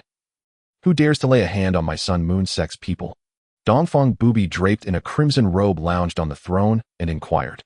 The perpetrators are a Taoist and a monk reportedly from the Demon Extermination Alliance. They employed Wu Dang's Tai Chi fist and Shaolin's indestructible diamond divine art respectively. Shaolin Wudong. I have not sought trouble with you, yet you dare to strike first against my Sun Moon sect. Do you think I am without wrath? Summon the 10 great elders at once. I shall teach them a lesson. At Shaolin Temple on Mount Song, Abbot Zen Master Jilin and Zen Master Dumang have had their inner force drained by the demonic sect's star-sucking art and have perished. We beseech you to seek justice. Contact Wudong and the 5 Mountain Sword sects to convene and discuss the campaign against the Sun Moon demonic sect. Wudong sect, Mount Song sect, Mount Hung sect. Summoning disciples and rallying allies to reclaim honor unfolded simultaneously among both righteous and demonic paths. This martial world was destined for turmoil, yet Li Ziang no longer paid it any heed. Having successfully resolved his own objectives, he vanished from the city. Li family village, as the name suggests, was inhabited entirely by the Li clan. Old man Li was 60 years old this year, an age considered long-lived in this era. Throughout his 6 decades, his world had been confined to a few neighboring villages. Thanks to his ancestral skill of playing the Suona, no wedding or funeral in the surrounding area could proceed without him. Recently, he encountered a strange occurrence, one he had never witnessed in his 60 years of life. A young man, clearly a wandering martial artist, arrived at his home and offered him 10 taels of silver to learn the Suona. 10 taels of silver. He had never seen so much money in his life. Without a moment's hesitation, he agreed. The one who came to learn the Suona was, of course, Li Ziang. After the side quest appeared, he had Chris search the database for the simplest musical instrument. It turned out to be the harmonica, but this world had no such thing. The second simplest was the ocarina, but Li Ziang disliked its ethereal tone. Scrolling further, he stumbled upon the Suona's description and instantly decided it was the one. Of all instruments, the Suona reigned supreme, either for ascension to heaven or for wedding ceremonies. 1,000 years for the pipa, 10,000 for the zither, a lifetime for the eru. But when the Suona sounds, the tale concludes. When the melody plays and the cloth covers, the whole village awaits the feast. Some depart, some are carried, followed by a sea of white. The coffin is lifted, the earth is buried, relatives and friends wail. Firecrackers crackle, the Suona wails. The front carries, the rear chases. At first hearing, one knows not the Suona's meaning. Upon second hearing, one is already within the coffin. Ears heed not the world beyond, heart dances solely to the Yellow Springs rhythm. All the way to the palace of Yinluo, never again yearning for the mortal realm. Upon reading this doggerel about the Suona, Li Ziang felt it was damn imposing. Later, a video in the database showing a single Suona going head-to-head with a symphony orchestra only solidified his resolve to learn it. Moreover, according to Chris data, the Suona wasn't particularly difficult to learn. In rural areas, almost every village had a few people who could play it. It could be considered a commoner's instrument, certainly not too hard. The most crucial aspect of playing the Suona was lung capacity, which was Li Ziang's forte. Without overthinking, he decided to learn this king of instruments, the Suona. The Suona consists of 5 parts: the reed, the air disc, the core, the rod, and the bell. To play, hold it with both hands, covering the 8 tone holes on the rod with your fingers like this. Li Ziang picked up a Suona and demonstrated. Li Ziang watched and then tried with his own Suona. After old man Li corrected him a few times, they moved to the next step of learning. To learn the Suona, you must first learn how to breathe. Breathe. Li Ziang was puzzled. Hadn't he heard it was about lung capacity? Why was it about breathing now? The most important thing in playing the Suona is breathing. You must learn to breathe with your belly. Expand your belly when inhaling, contract it when exhaling. Belly breathing. Li Ziang didn't understand the term, but old man Li's subsequent explanation made it clear it was what modern people called abdominal breathing, also known as Dantian Qi, using the abdomen to assist breathing. Not too difficult. Seeing that Li Ziang had grasped it, old man Li instructed him to follow his hand gestures and blow. Cover the front 4 holes, release the 4 near the bell, and blow hard. Uft, uft, uft. The sound was like flatulence. Li Ziang hadn't even managed to make the Suona sound, instead spraying out quite a bit of saliva. Old man Li patiently guided. It's fine. It's normal not to sound on the first try. When blowing, pull the corners of your mouth upward and keep your breath steady. Following old man Li's method, Li Ziang still couldn't produce a sound from the Suona. After trying for over 10 minutes, he finally managed to coax out its first roar in his life. Once he succeeded in making the suona sound, Li Ziang began learning tunes and performance techniques under Old Man Li's guidance. Li Ziang endured a month of this monotonous practice. By the time he left the village, he could intermittently play 2 simple tunes. However, the system did not indicate that the task was complete. It likely required him to play proficiently before it would be considered finished. Proficient performance demanded extensive practice, which couldn't be achieved solely through guidance. Moreover, a month had passed, and he wondered how the martial world fared. He still had a main quest to complete. After bidding farewell to Old Man Li, Li Ziang hung the suona at his waist and set off toward Mount Hua. Along the way, he heard no news of a great battle between the righteous sects and the Sun Moon sect. He began to wonder if Ren Fa had not followed the original plan to attack the righteous sects. If only the Sun Moon sect had suffered losses, the conflict might not escalate. With this thought, he quickened his pace. When he arrived at Mount Hua, all the Hua Mountain disciples were practicing a sword technique, including the sect leader Yu Buchuan. A month earlier, shortly after Li Ziang had descended the mountain, Chris brought good news. Ling Hu Chong, who was reflecting on his mistakes in seclusion, had encountered Feng Qingyang, and the Duga 9 swords had thus emerged. Chris, hiding nearby, recorded the complete sword technique and passed it to Yu Buchuan, who then taught it to the Hua Mountain disciples. From then on, this sword art became the standard for all Hua Mountain disciples. As the name suggests, the Duga 9 swords consists of 9 sword techniques categorized into the general technique, sword breaking technique, blade breaking technique, whip breaking technique, spear breaking technique, rope breaking technique, palm breaking technique, arrow breaking technique, and chi breaking technique. Among these, the general technique is the key to mastering this swordsmanship. Only by learning the general technique can one evolve and integrate the remaining 8 moves, achieving a comprehensive understanding. Currently, only Yu Buchuan has mastered this technique at Mount Huashan, while other disciples have only been taught the 8 moves, and to save time, each disciple is only allowed to select 1 move for temporary study aside from the sword-breaking technique. The practice of swordsmanship differs from internal energy cultivation, which requires extensive time to refine. Swordsmanship emphasizes continuous practice and the practitioner's comprehension of the techniques. Thus, after a month of diligently practicing 2 sword techniques, the combat effectiveness of the disciples of Huashan has risen significantly. Watching the Huashan disciples skillfully wield their swords, Li Ziang felt a sense of satisfaction, knowing that this final shortcoming of Huashan's martial prowess had been addressed. After entering the hall and conversing with Yu Buchuan, Li Ziang finally understood the reason for the prolonged silence of the righteous sects. Their silence was not due to indifference toward the casualties of their disciples, but rather because these righteous sects were planning a major operation. They intended to completely eradicate the Sun Moon holy cult, and throughout this month, they had been contacting other martial arts sects to form a righteous coalition, neglecting even the constant harassment from the Sun Moon holy cult. After Li Ziang had practiced the suona for a week on the mountain, the righteous sects were finally ready to begin gathering. Yu Buchuan led 200 Huashan disciples down the mountain, with Li Ziang dutifully following behind. As for the original protagonist Ling Hu Chong, he was still practicing the Duga 9 swords at the Cliff of Reflection, perfectly missing this major event. He remained unaware that the Duga 9 swords had been leaked. Li Ziang was curious if Ling Hu Chong would be shocked to see every Huashan disciple wielding a set of Duga 9 swords upon his return.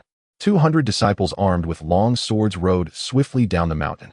Meanwhile, 500 monks from Shaolin Temple, 300 Taoists from Wudong sect, and 300 swordsmen from Songshan sect and other righteous sect disciples were also heading toward the Blackwood Cliff under the leadership of their respective masters. This demon-slaying operation was spearheaded by 8 major sects: Shaolin Temple, Wudong sect, Songshan sect, Huashan sect, Hengshan sect, Taishan sect, Hengshan sect, and Qingqing sect, with dozens of small factions like the Sheikh Gang Tunying sect and Liuha Manor responding. A total of over 3,000 martial artists gathered to jointly eliminate the Sun Moon holy cult. This operation was the largest in decades in the martial world, historically referred to as the 8 major sects siege of Blackwood Cliff. Over 3,000 people gathered before Blackwood Cliff. After an inspiring speech from Master Feng Zheng of Shaolin and Daoist Zhengxiu of Wudong, the 3,000 enthusiastic righteous warriors charged toward the Sun Moon holy cult's main altar at the summit. Li Ziang and Yu Buchuan continued to lead the Huashan disciples from the rear, simply observing. After all, Huashan sect was not yet the #1 sect in the martial world, so it was not their turn to take the lead in such a prominent role. Naturally, the vanguard consisted of the strongest forces from the righteous sects Shaolin and Wudong. It wasn't long before the righteous coalition encountered a narrow valley. The valley was so narrow that only 3 people could walk side by side, and the steep hills on both sides made it difficult for an average person to climb, making it an ideal ambush spot. The Sun Moon Holy Cult, not being foolish, would definitely set up an ambush in this location. The experts leading the way from Shaolin and Wudong understood this principle as well, and just before entering the valley the leader came to a halt. Then dozens of individuals dressed as Taoists emerged from the crowd, channeling their internal energy to perform Wudang's lightness skill, soaring toward the hillsides of the valley. Wudang's lightness skill is renowned. Whether it is the cloud ladder technique, which allows practitioners to leap upward, or the golden goose technique that enables them to walk in midair, both are unique in the martial world. Those dozens of Taoists gracefully landed on the rocky outcrops and, gathering their strength, soared toward the mountain summit. Almost simultaneously, shouts of combat echoed from both sides of the valley. The elite disciples of Wudong dispatched for such ambush-clearing missions had no trouble dealing with the ordinary disciples of the Sun Moon Holy Cult. Within moments, the Wudong members completed their task and returned to the main force. As the righteous coalition continued forward, just after passing through the valley, they heard a distant rumbling sound. Upon closer inspection, they saw spherical stones rolling down from the mountain. Quick, take cover on the sides of the mountain. Upon hearing this, the righteous coalition sprang into action. Fortunately, most of those qualified to participate in such a significant operation were elites from their respective sects, so their skills were commendable. The disciples from the 8 major sects effortlessly dodged the falling stones, while some disciples from smaller factions lacking even basic lightness skills struggled to climb the sides of the mountain using only their feet. Seeing this, Yu Buchuan knew it was time for his Junzi sword to shine. Huashan disciples, save the people. With Yu Buchan's command, the Huashan disciples quickly grabbed their companions who were unable to perform lightness skills and carried them to safety on the mountain. Li Ziang even managed to save 2 people, but unfortunately dozens were still injured and unable to advance. The rescued members of the smaller factions expressed their gratitude to Yu Buchuan. Observing the proud Yu Buchuan, Master Feng Zheng of Shaolin said, Huashan disciples are truly exemplary of the righteous sects. I think it's time for the Huashan disciples to take the lead. Indeed, let us see the demeanor of your Huashan disciples. The first to agree with this suggestion was Zhuo Lungchan from Songshan sect. The major sects were not oblivious to the development of Huashan sect. They had been watching Huashan's growth over the years. If they didn't suppress Huashan's development now, it wouldn't be long before the title of the top sect in the martial world changed hands. Shaolin in particular was the most unwilling to see such a thing happen, so they took the initiative to propose this opinion. They aimed to suppress Huashan and simultaneously assess Huashan's strength. Feng Zheng's intentions were clear to Yu Buchuan. Seeing that there were no objections from the other sect leaders, he exchanged a glance with Li Ziang and said, Huashan disciples, follow me to clear the path. With that, he took the lead and moved to the front. Shaolin and Songshan were concerned that Huashan might threaten their status in the martial world and sought to suppress them. But for Huashan, wasn't this an opportunity? An opportunity to showcase their strength to the major sects of the martial world. After the disciples of Huashan stepped to the front of the line, the Righteous Alliance continued to advance. Yu Buchuan addressed his disciples behind him, saying, the Sun and Moon sect will surely have ambushes ahead, so be cautious. As soon as he finished speaking, a sound of breaking air was heard, and in the blink of an eye, a dense rain of arrows flew in from the horizon. Yu Buchuan was the first to swing his sword to block the initial wave of attacks, shouting, Huashan disciples break arrow technique. More than 30 disciples who had learned the break arrow technique immediately stepped forward, wielding their long swords to intercept the arrows coming at them. The break arrow technique is specifically designed to counter various concealed weapons and arrows. Originally, one must learn to discern the sound and position of the arrows before mastering this technique, but only a few Huashan disciples had achieved this skill. However, since the arrows were all shot from one direction, there was no need for sound recognition, allowing them to simply rely on their swordsmanship to block the arrows. While the arrows from the front were blocked, many others circumvented the Huashan disciples who were blocking and fell straight into the crowd from above. Although many of these arrows were also intercepted, not all martial arts are specifically designed to block such projectiles, like the break arrow technique. After this volley, at least several hundred people fell to the ground struck by arrows. Huashan disciples, charge with me. After fending off this wave of attacks, Yu Buchuan shouted loudly. Retreating was impossible. The path behind them was already blocked by many disciples of the Righteous Alliance. The only way forward was to fight. The Huashan disciples surged forward, and the disciples of the other sects behind them naturally would not just stand idly by, they charged alongside. Whoosh! Whoosh! A rain of arrows surged once more, followed by a dark mass of Sun and Moon sect disciples rushing forward with various weapons. Fortunately, the Huashan disciples had already broken free from the narrow valley, and the terrain was gradually widening. Hence, while blocking the arrows, Yu Buchuan quietly instructed the disciples beside him, spread out to the sides, let the other sects move up. Li Ziang and Yu Buchuan, each leading half of the Huashan disciples, successfully shifted from the center to the flanks.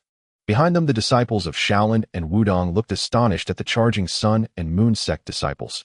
Yu Buchuan, how dare you flee in battle? Master Feng Zheng said angrily. He was very dissatisfied with the behavior of the Huashan disciples, but at this moment the Sun and Moon sect disciples were already upon them, and he had no time to trouble Yu Buchuan, so he had to lead his disciples to confront them. Yu Buchuan had no psychological burden at all regarding his decision to retreat to the sides. According to the plan he devised with his treasured disciple, it was uncertain how many of the sect leaders present would survive this incident. Yu Buchuan led the Huashan disciples to deal with the ordinary disciples of the Sun and Moon sect. While he could remain concealed and engage evenly with the common sect disciples, no one noticed that there was a leader from one of the 8 great sects here. As for the few other prominent sect leaders, they faced off against the 10 elders of the Sun and Moon sect, with Master Feng Zheng and Taoist Chongshu directly confronting Dongfang Bubi. Dongfang Bubi still wore his blood-red robe, continuously firing a series of embroidered needles from his hand. Yet despite being ordinary needles under the enhancement of his sunflower manual, no one dared to approach. Taoist Chongshu wielded his long sword skillfully, employing the Wudong Tai Chi sword to block the incoming embroidered needles while closing in on Dongfang Bubi. Meanwhile, Master Feng Zheng relied solely on his bare hands, continuously attacking Dongfang Bubi with various secretive palm techniques from Shaolin. The Sunflower Manual is indeed the supreme manual in the martial world. Under the relentless onslaught from the 2, Dongfang Bubi moved like a ghost, effortlessly evading their attacks with around 80% of their strikes, missing while he easily blocked the remaining 20%. Seeing Dongfang Bubi's speed, Li Ziang felt envious. This speed far surpassed his Yuan strike technique, but he could only admire it. He certainly lacked the courage to practice it. Master, it seems the Righteous Alliance is at a disadvantage. We must help them. Li Ziang quietly said to Yu Buchuan. That's right, we must make it an even fight. Yu Buchuan then shouted, eradicate the demons. Upon receiving the signal, the Huashan disciples suddenly exerted their strength, wildly attacking the surrounding demon sect disciples.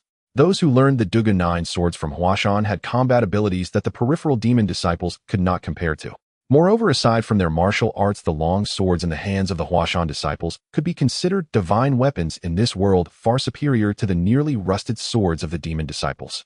Li Ziang had spent many years accumulating wealth for Huashan, and aside from recruiting disciples, most of it was used to forge Huashan-style long swords. The long swords forged using the techniques from the Chris database could easily cut through the ordinary weapons of this world.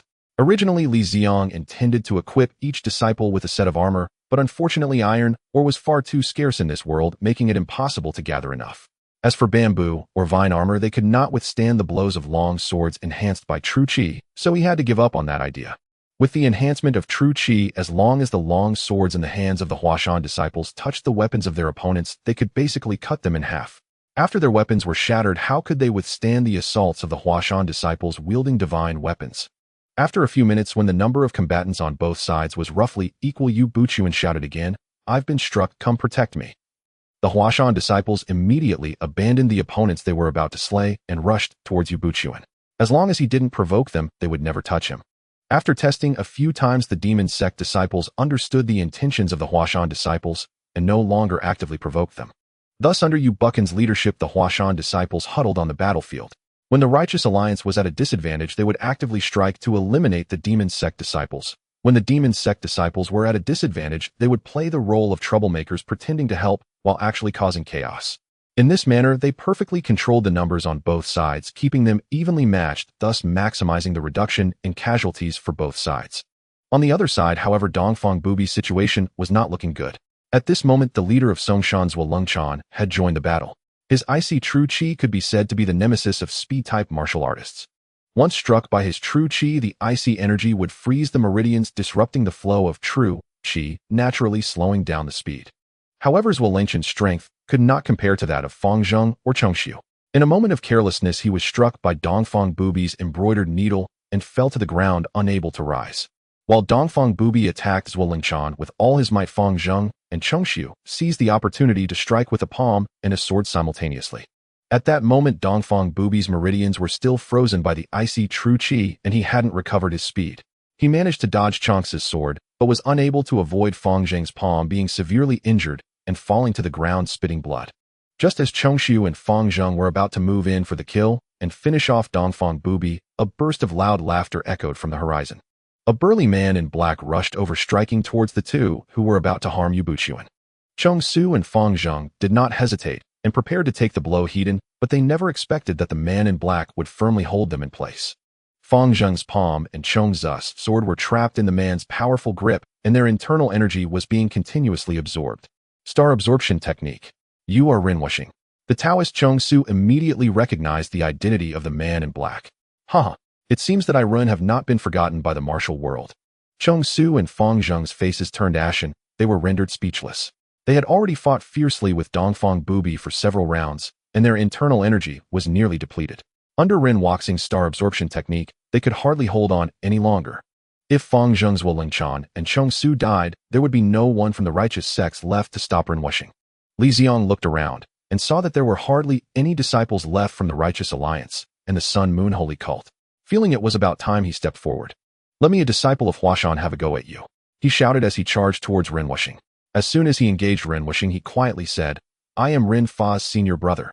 Rinwushing nodded to indicate that he understood. The two pretended to fight earnestly, with Rinwushing not using the star absorption technique and Li Ziang controlling his strength, resulting in a stalemate. At that moment, a Huashan disciple suddenly leaped out, wielding a sharp sword aimed at the wounded Dongfang Booby. After Dongfang Booby's meridians were frozen, and having suffered a blow from Fang Zheng's ultimate palm strike, the icy true qi and the Buddhist pure yang energy entangled within his meridians, rendering him unable to move. He could only watch helplessly as the sword decapitated him. To eradicate Dongfang Booby, it is Ren Fa of Huashan. Ren Fa killed Dongfang Booby, and Li Ziang realized he could conclude his mission of blocking Rinwushing. He pretended to be struck away by a palm from Rinwushing and fell among the Huashan disciples. Seeing this, Yu Buchuan bellowed, Dongfang Booby is dead. Retreat. Having said that, he led the nearly intact Huashan disciples to flee first. The remaining sect leaders followed suit. Originally, over 3,000 righteous disciples had come to besiege the Sun Moon Demon Cult, but now only a little over 200 remained aside from Huashan. The Sun Moon Holy Cult had suffered near total annihilation. The only victor in this battle was the Huashan sect, which had been controlling the battlefield all along. Watching the escaping righteous sects, Rinwushing did not pursue them, quietly observing the corpses scattered across the ground at the Sun Moon Holy Cult's headquarters. Long before the Righteous Alliance arrived at Blackwood Cliff, Ren Fa had sent word that he had rescued Rinwushing. At that time, Li Ziang was still worried that Rinwushing would disrupt his plans and thwart his efforts to destroy the Sun Moon Holy Cult. However, upon learning of Li Ziang's plan, Rinwushing not only did not interfere, but actively offered to assist him. When asked for his reasoning, he explained that the disciples within the Sun Moon Holy Cult were all traitors who had betrayed him. Rather than keeping these traitors, it would be better to annihilate the current Sun Moon Holy Cult, as he intended to establish a new one. Upon hearing Ren Wuxing's plan, Li Ziang could not help but admire his boldness. The number one sect in the world could be dismissed with a wave of a hand. Indeed, a major player was still a major player. As for the impact of Ren Wuxing's newly established Sun Moon Holy Cult on Huashan's status, that was simply impossible. By the time Rinwushing rebuilt the Sun Moon Holy Cult, those who had fled down the mountain could see a few people sitting by the roadside nursing wounds from falling rocks, and they couldn't help but marvel at their good fortune for only sustaining minor injuries. If those martial artists who couldn't even avoid falling rocks had gone up the mountain, they would probably never have come down. When the Righteous Alliance reached the foot of the mountain, a powerful dog joined their ranks. It was Chris, Li Ziang's loyal companion. Before joining the Righteous Alliance, Li Ziang had brought him down the mountain. When they reached the summit of Blackwood Cliff, Chris stealthily entered the secret chamber of the Sun Moon Holy Cult, carrying out Li Ziang's mission to record various secret techniques of the cult. The Sunflower Manual, the Black Blood Divine Needle, and the 3-Corpse Brain Pill Formula. All the cult's treasured secrets were now stored in Chris' database. After descending the mountain and bidding farewell to the various sect leaders, the Huashan disciples returned under Yu Buchan's leadership. Among the 8 sect leaders who had besieged Blackwood Cliff, only 3 remained: the leader of Hengshan Master Ding, the leader of Qingqing Yu Songhai, and Yu Buchuan. The rest had been left at Blackwood Cliff, and nearly all disciples of the various sects had perished. Logically, Li Ziang's mission should have been completed by now, yet the game system still showed no response. Li Ziang couldn't understand the situation and followed the others back to the mountain. After a few days, there was still no response to his mission. He couldn't sit still anymore and began sending Chris out to investigate the situation at Shaolin Temple, while he himself headed to Wudong to gather information. Given the current martial world situation, the only sects that could rival Huashan were likely these two. However, after Li Ziang's investigation, he discovered that Wudong had fewer than 100 people in total, and the strength of the disciples within the sect was not as high as the Huashan disciples who had learned the Duga 9 swords. The economic situation was even worse. If Huashan were to attack Wudong, it would be almost effortless. If it wasn't Wudong, then it must be Shaolin. But the information Chris uncovered indicated that the situation at Shaolin Temple was similar to that of Wudong, making it unlikely. Could it be that a new sect has risen in the martial world? With this thought, Li Ziang hurriedly contacted Ren Fa, asking him to use his extensive network of shops to gather news. Thus, Li Ziang practiced his Suona skills on Huashan while waiting for news from Ren Fa. Finally, after Li Ziang skillfully played a Suona piece and completed the side quest, news from Ren Fa arrived. There were no new sects that had risen. The strong in the martial world were still those previous sects. With no new sects on the rise and Wudong and Shaolin not being as strong as Huashan, why had the mission not been completed? Chris, why do you think my task hasn't been completed yet? Li Ziang, unable to understand why his mission remained unfulfilled, asked Chris, isn't the Huashan sect now considered the #1 sect in the world? Great Master, based on the data in the database and the current reality of this world, there is a 20% possibility that your task is incomplete due to the Huashan sect's insufficient strength. An 80% possibility is that the Huashan sect has not yet gained the recognition of the martial world. Not recognized by the martial world. Li Ziang pondered carefully and realized that this might indeed be the case. The overall strength of the Huashan sect had improved significantly, but how many were aware of this change? Many people's understanding of the top sects in the martial world still lingered on traditional strongholds like Shaolin and Wudong, and they were completely oblivious to Huashan's rise. It seems the time has come to raise Huashan's profile. On the 15th of August, the Mid-Autumn Festival. The sword discussion at Mount Hua, the world's foremost contest. At this moment, it has been nearly half a year since the 8 major sects besieged Haimuya, and this period has become the most discussed topic among the martial world. It is said that on the night of the full moon in August, the Huashan sect invites heroes from all over the world to gather at the summit of Mount Hua to discuss martial arts and contend for the title of the world's #1. What drives the people of the martial world to practice their skills so fervently? Some indeed do so for the sake of righteousness and justice. However, for many practitioners, it is ultimately about the pursuit of fame. All they seek is to leave a legacy in the martial world, to make their names resound throughout the 9 provinces, and to create a legend that belongs to them. In life, it all boils down to fame and fortune. Who in the martial world does not wish to leave their illustrious name behind? To have no one unaware of their name is the dream of every martial artist. The call for the sword discussion at Mount Hua, contending for the title of the world's #1. This slogan instantly captured the attention of the martial world because it resonates deeply with their values. Wherever there are people, there is a martial world. In the martial world, news travels swiftly, which is why the news of the sword discussion at Mount Hua spread throughout the world shortly after it left Mount Hua. From the distant peaks of Tian Shan to the depths of the poisonous woods in the southwest to the solitary islands in the East Sea and beneath the desert caverns of the western regions. Countless martial artists who learned of this news put aside their vendettas and rushed towards Mount Hua. The reason Li Ziang announced the sword discussion at Mount Hua half a year in advance was to allow sufficient time for it to ferment. Only with this could the sword discussion become a hot topic in the martial world, attracting more attention. Another key reason was to give the people of the martial world some time to travel. Li Ziang is currently in a real world, not in a novel where decisions to duel can bring people together from all corners of the world the very next day. The main mode of transportation in this world still relies on horse-drawn carriages. If enough travel time is not provided, the sword discussion might end up being an internal competition among the disciples of Mount Hua. To avoid such a situation, and to let more people know of Mount Hua's current influence, Li Ziang announced the news half a year in advance. As the date of the sword discussion at Mount Hua draws near, the small town at the foot of the mountain has also become lively. Since the time for the sword discussion has not yet arrived, and the gates of Mount Hua have not fully opened, the martial artists who have come to participate and spectate can only quietly wait in this small town. With so many people eating, drinking, and using the facilities in the town every day, the expenses must be considerable. Li Ziang, being shrewd, certainly would not miss this opportunity. Long before he spread the news of the sword discussion at Mount Hua, he had sent dozens of disciples to this small town to purchase a large amount of land and construct several inns, restaurants, and casinos. These martial artists not only brought fame to the Huashan sect, but also substantial financial gains, and Li Ziang has undoubtedly maximized their value. Ding, ding, ding. A melodious chime resonated from the peak of Mount Hua, echoing down to the bustling small town below. Many people in the town curiously looked towards the direction of the chime, but more were still busy with their own affairs, seemingly accustomed to the sound. Inside a small town's noodle shop, a simple-looking man was busy devouring a bowl of knife-cut noodles. Hearing the sound of a bell, he hurriedly glanced out the window, but saw nothing after a long while. He then turned his gaze to the calm swordsman beside him, who was still eating noodles. "This young hero, I am Wang Wu. May I ask what the sound of the bell signifies?"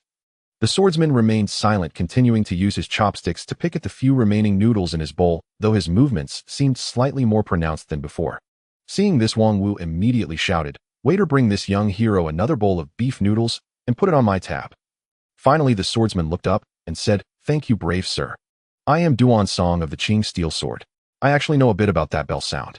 It is the welcoming bell of the Huashan sect, specifically used to greet esteemed guests. I really don't understand what the Huashan sect is thinking using a bell to welcome guests. Isn't that akin to sending someone off to their end?" Duan Song commented in confusion, then continued, "In the past few days, people from the 8 great sects have been arriving one after another, and the bell has been ringing intermittently. After hearing it so many times, it naturally loses its novelty. Counting carefully, the bell has already rung about 7 or 8 times. The people from the 8 great sects should be almost all gathered now, and it seems the Huashan sword meet should be starting soon." As the swordsman spoke, his noodles arrived, and he ceased talking to lower his head and eat. Wang Wu, however, looked on with a face full of pity at the noodles in Duan Song's bowl. "I exchanged such a large bowl of noodles for this utterly useless piece of news. How does it feel like I've suffered such a loss?" Inside the noodle shop, Wang Wu lamented the worthlessness of the bowl of noodles he had offered, and from his demeanor, it seemed he was contemplating whether to snatch the noodles from Duan Song's hands. Duan Song, casually eating, inadvertently met Wang Wu's gaze. Recalling his own antics, when he had snatched bread from a beggar, he immediately stuck out his tongue to lick all the noodles and quickened his eating pace. "I've already licked it. If you don't mind, you can take it and eat. How could there be such a shameless person? Am I the kind of person who would snatch back what I've given away? I am not, definitely not." Out of sight, out of mind, Wang Wu thought as he turned around to sit back in his original seat. Ding, ding, ding, ding, ding, ding, ding, ding, ding. Just as Wang Wu sat back down, the sound of the bell rang out 9 times from outside the window. "Is there another esteemed guest arriving?" Wang Wu asked in confusion. 9 rings of the bell, the mountain gate opens wide. The Huashan sword meet is about to begin. With that, Duan Song set down his noodles and walked towards the Huashan mountain gate, prompting Wang Wu to hurriedly follow suit. At another table in the noodle shop, 7 foreign swordsmen, wrapped tightly in veils, also stood up and walked out of the building. Inside a tavern, a sword-bearing swordsman from Dongying picked up a wine jug beside him and exited the tavern. On the street, an old beggar lying in a pile of garbage opened his eyes, got up, and walked up the mountain reeking of filth. In the casino, a stunning lady raking in a fortune tossed aside a pile of chips in front of her and walked out of the casino. In taverns, in casinos, rooftops, young girls' rooms, outhouses, garbage heaps. After the 9 chimes of the bell, everyone in the town headed toward Huashan outside the town. In the blink of an eye, the town's population decreased by 90%, transforming the once bustling small town into a desolate place, as if the previous uproar had merely been an illusion.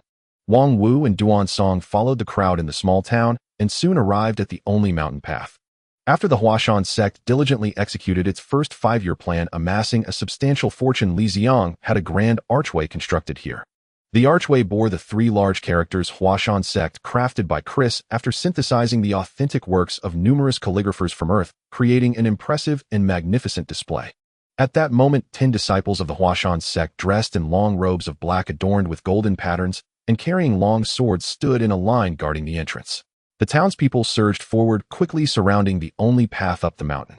As the crowd gathered, a leading Huashan disciple stepped forward and said, "Thank you all for gracing us with your presence at the Huashan sword discussion.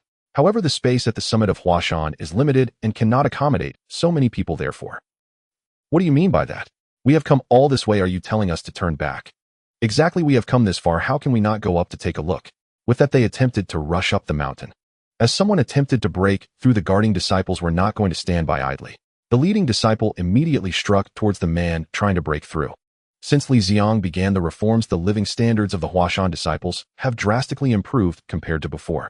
Not only did they have meat for every meal, but they also occasionally enjoyed some old mountain ginseng and large spirit mushrooms, concocting a nourishing soup. With the help of these meats and herbs, each Huashan disciple became as robust as an ox, their bodies strengthened, and their abundant vitality greatly accelerated their cultivation of martial arts.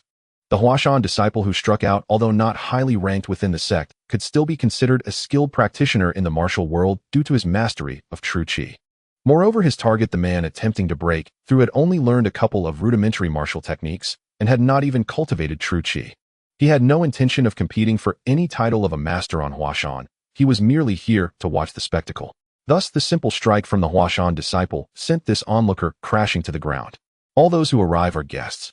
We at Huashan welcome everyone to witness the event, but please observe our rules, otherwise next time it won't just be a mere strike. As he spoke, the 10 Huashan disciples at the entrance simultaneously drew their standard long swords. The black robes paired with the gleaming swords in the sunlight made the Huashan disciples appear imposing and filled with a fierce aura. After striking a pose and sheathing their swords, the leading disciple continued. The space at the summit of Huashan is limited, and to filter out those with lesser skills, only those who pass the assessment will be allowed to ascend Huashan. As for this assessment, it should be quite simple for all of you. If you can leave a mark on these steel plates, then you will qualify to ascend the mountain. Upon hearing the leading disciple's words, everyone finally noticed the dozens of dark steel plates set up along the sides of the mountain path. These steel plates were forged according to a unique secret formula provided by Chris, requiring nearly 10 years of inner strength cultivation to leave a mark on them. Upon hearing about this innovative assessment method, everyone rushed forward to give it a try. Before the mountain gate, there were at least 500 to 600 people gathered, a massive crowd. If it weren't for Li Ziang's foresight in crafting extra iron plates, they might not have been enough. A burly man pushed through the crowd and was the first to reach an iron plate. Upon seeing his physique, everyone understood he was a heavyweight contender and quickly stepped aside to witness his performance. The big man stood in front of the iron plate, not rushing to make a move. He first took a firm horse stance, then slowly gathered his qi and struck the iron plate with his palm. Behold my mighty Vajra palm. Bang! The burly man's palm struck the iron plate, producing a dull thud, yet the plate remained unscathed, showing no signs of damage.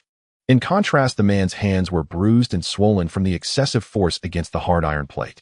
I see you're not practicing the mighty Vajra palm, but rather the 5 poisons divine palm. It's that self-harming 5 poisons divine palm. Ha! A voice suddenly emerged from the crowd. Ha! Ha! Ha! Upon hearing this, the crowd began to laugh along, as those who practiced the 5 poisons divine palm would have hands that turned a dark blue, which resembled the state of the burly man's hands at that moment. What are you laughing at? If you're capable, come and try it yourself. The burly man, his face flushed with embarrassment, shouted angrily, while shaking his painfully injured hand. Let's give it a try. Are you foolish? The rules don't state that weapons are prohibited. Knowing it's an iron plate, why would you insist on hitting it with your hand? Isn't that just plain dumb? Watch me. He brandished the long knife in his hand, and with all his might swung it down. Swish! The blade of the knife scraped against the iron plate, producing a harsh, screeching noise. Though the sound was loud, the iron plate remained entirely undamaged, clearly revealing that this person was also just a fool who only knew how to talk. Ha! Ha! Ha! Amidst the laughter of the crowd, the man awkwardly retracted his long knife and stepped aside. With 2 consecutive failures in testing, it wasn't that the test was particularly difficult, but rather that the abilities of these 2 fools were simply too weak. These 2 didn't even master the most basic internal energy that a martial artist should possess, relying entirely on their physical strength during the test. Relying solely on one's physical strength to pass this test isn't impossible, but the prerequisite is that your strength must be sufficient, needing professional training to develop physical power, which is more feasible. When these 2 have neither cultivated true qi nor developed their physical strength, and merely wish to use their limited agricultural skills, passing would be an insult to Li Ziang's design of this testing method and the metal formula provided by Chris. After these 2 fools had their turn, it was time for the true experts to make their entrance. The first to pass the test was a middle-aged swordsman wielding a long goose feather knife.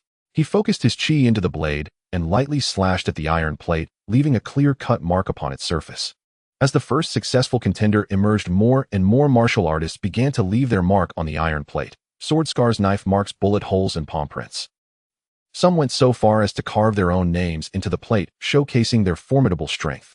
In the end, nearly 2/3 of the 500 to 600 people present successfully passed the test, earning their qualification to ascend the mountain. It appears that those brave enough to participate in the Huashan sword discussion certainly possess some skills. Those filled with hope from passing the test headed towards the mountain peak, while those who failed left Huashan some disheartened, and others lingering near the mountain gate, hoping to see if any further opportunities might arise. The hundreds of people who passed the test walked along the mountain road for half a day, finally arriving at the venue for the Huashan sword debate. In order to successfully host the Huashan sword debate, Li Ziang established an organizing committee composed of dozens of members, with Yu Buchuan serving as president and Li Ziang as vice president, overseeing the overall coordination. Under the leadership of the organizing committee, a square capable of accommodating 3,000 to 4,000 people was constructed atop the peak of Huashan. The square was entirely paved with blue stone slabs measuring 1 foot square, surrounded by white marble dragon-shaped railings, making the entire square grand and imposing. Such a square might not be remarkable in the large cities at the foot of the mountain, but when built on a 1,000-meter-high mountain, it was a different matter. Had it not been for Li Ziang's significant reforms, the Huashan sect of old would not have been able to construct such a structure for at least 100 or 80 years.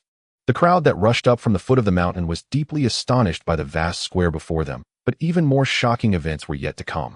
Seeing that the participants of the sword debate had mostly arrived, Li Ziang waved his hand, and 300 Huashan disciples dressed in matching black robes, wielding finely crafted long swords, appeared in neat rows on the square.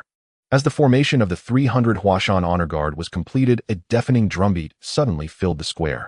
With a stirring military tune resonating, the 300 disciples began to draw their long swords and dance in rhythm. The shouts of "Ha!" and "Ha!" echoed as these specially selected Huashan honor guard disciples, each over 1.8 meters tall, displayed their prowess. Their tall figures, paired with the Huashan black uniforms and the dazzling golden swords in their hands, were enough to blind onlookers. Combined with the stirring military tune and the synchronized performance, not only did the scattered Jianghu practitioners who had just arrived stare in awe, but even the representatives of the 8 major sects who had arrived early were dumbfounded. These martial artists accustomed to the Jianghu had never witnessed such a grand and synchronized sword dance. While performance-based sword dances existed in this world, they typically featured only one dancer, at most 2 performing against each other. A synchronized dance involving hundreds had never been seen. Li Ziang's sword dance, inspired by the performance items of later Shaolin martial schools and the adaptations of the Dugu 9 swords, left a profound impact on the audience. Ling Hucheng, who had been confined on the back mountain and learning sword techniques from Feng Qingyang, had just emerged from his seclusion and arrived at the side of the square. He looked at the vast square in front of him, bewildered. Is this really the Huashan sect? When was this gigantic square built? Didn't I just spend half a year in confinement? How could there be such a significant change in Huashan? Am I still the senior disciple of the Huashan sect? Turning his head, he was struck by a greater blow. 300 Huashan disciples were performing the Dugu 9 swords, which he had just learned. Isn't the Dugu 9 swords a legendary sword technique? How come all these Huashan disciples can perform it? Could it be that my master was deceiving me? Is the Dugu 9 swords actually the standard sword technique of the Huashan sect? Watching the synchronized Dugu 9 swords, Ling Hucheng began to question his life. Meanwhile, several sect leaders from the 8 major sects, observing the ever-changing sword dance in time with the drumbeats, silently thought to themselves, "We must train our disciples well when we return, so they can also perform a sword dance. This momentum cannot be monopolized by the Huashan sect." Li Ziang was unaware of what the leaders of the 8 major sects were thinking, but seeing the crowd astonished yet focused on the sword dance, he felt that his purpose had been achieved. The Huashan sect had always held a relatively low position among the 5 mountain sword sects. The notion that the Huashan sect was not very strong was a deeply ingrained impression among the people of Jianghu. Although after 5 years of development and the incident involving the 8 major sects attacking the Blackwood Cliff, the Huashan sect had become one of the most powerful sects in the world, the entrenched perception of the Huashan sect among Jianghu people was not so easily changed. This was also one of the reasons the system did not recognize Li Ziang's completion of the task. In order to break this ingrained impression, Li Ziang felt he should astonish the people of Jianghu. Only through one shock after another could he effectively change their long-held beliefs. After a heart-shaking sword dance concluded, the spectators remained enthralled, seemingly still immersed in the recent performance. Li Ziang felt it was time to present an even greater shock to the crowd. He led Chris to a preset fighting stage and spoke, "I am Li Ziang from the Huashan sect. Thank you all for taking the time to attend the Huashan sword debate." As soon as Li Ziang spoke, his voice resonated throughout the peak of Huashan. One must admit Chris' sound equipment was truly effective. Li Ziang's booming voice was thanks to Chris' equipment having no relation to his own strength, but the audience was unaware of this. They simply presumed that it was due to Li Ziang's profound internal energy, leading them to regard the Huashan sect with increased admiration. Just an ordinary member possesses such deep internal energy. The Huashan sect must be quite remarkable. Li Ziang clasped his fists in salute and continued, "Since ancient times there has been no first in literature or second in martial arts. Yet in our Jianghu there has never been an authoritative ranking, which is indeed a pity. Feeling this way, our Huashan sect has specially prepared this Huashan sword debate for all fellow practitioners to meet and exchange martial skills, determining the #1 expert in the world. To show respect for the #1 expert, our Huashan sect has prepared a reward of 100,000 taels of silver. Besides this sum, our Huashan sect's numerous shops across the land will widely promote the experts who achieve notable rankings in this debate, ensuring that everyone knows their names. 100,000 taels of silver. If the crowd had come to the Huashan sword debate merely for entertainment, Li Ziang's announcement of the reward had thoroughly ignited their competitive spirit. What does 100,000 taels of silver signify? In this era, 1 tael can buy 200 kilograms of rice. 100,000 taels can purchase a vast quantity of rice. Li Ziang was certain that 99% of the people in this world had never seen such an enormous sum of silver. Such a large amount of silver was enough to stir anyone's desires. Observing the fervent expressions of the crowd, Li Ziang felt that his approach of offering a substantial monetary reward was indeed the right decision. Now that I've discussed the rewards, it's time to talk about the rules of the Huashan sword debate. As he spoke, Li Ziang gestured towards the squares around him. There are a total of 16 fighting stages in this square. Anyone can step up to any of the 16 stages. As long as you can hold your ground on a stage for 1 hour, you can advance to the next round. Of course, while everyone is fighting, please be mindful not to engage in situations where one fights against many. The 16 strong fighters who successfully advance will draw lots tomorrow for unknown duels, continuing until the #1 expert is determined. The rules of the Huashan sword debate are simple and straightforward. You just fight and get it done. As long as you possess the skill, charge through to the end, and you will become the #1 expert in the world. Alright, that's all for the rules. You may start preparing. When the bell rings, the battle for the stage will officially begin.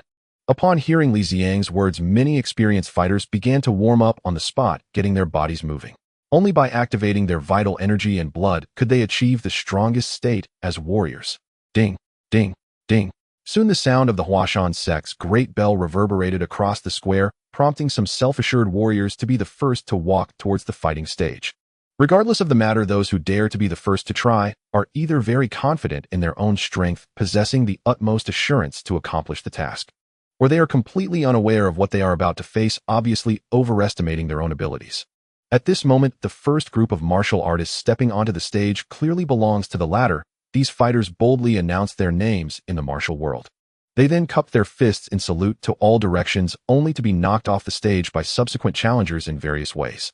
Those who were knocked off the stage took a brief rest before heading to other platforms to continue their challenges, as the temptation of 100,000 taels of silver was simply too great. Some of these second challengers were fortunate enough to succeed, but many more faced failure once again.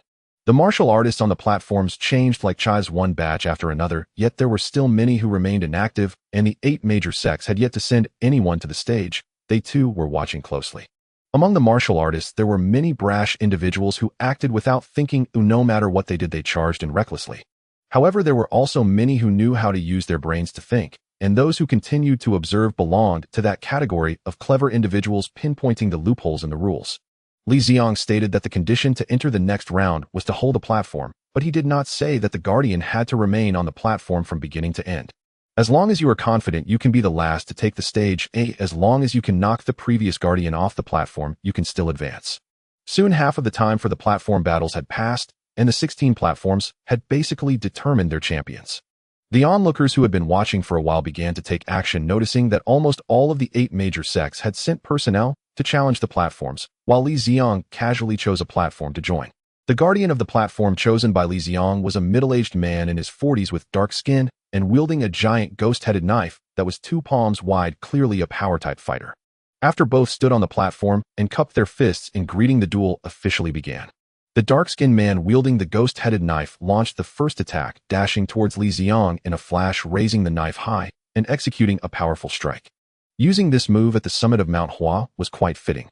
However, unfortunately, this well-suited technique did not bring any additional attack power. In the face of this forceful strike, Li Ziang could choose to withstand it hidden, and with his current defensive power, this ordinary attack could not break through his defenses.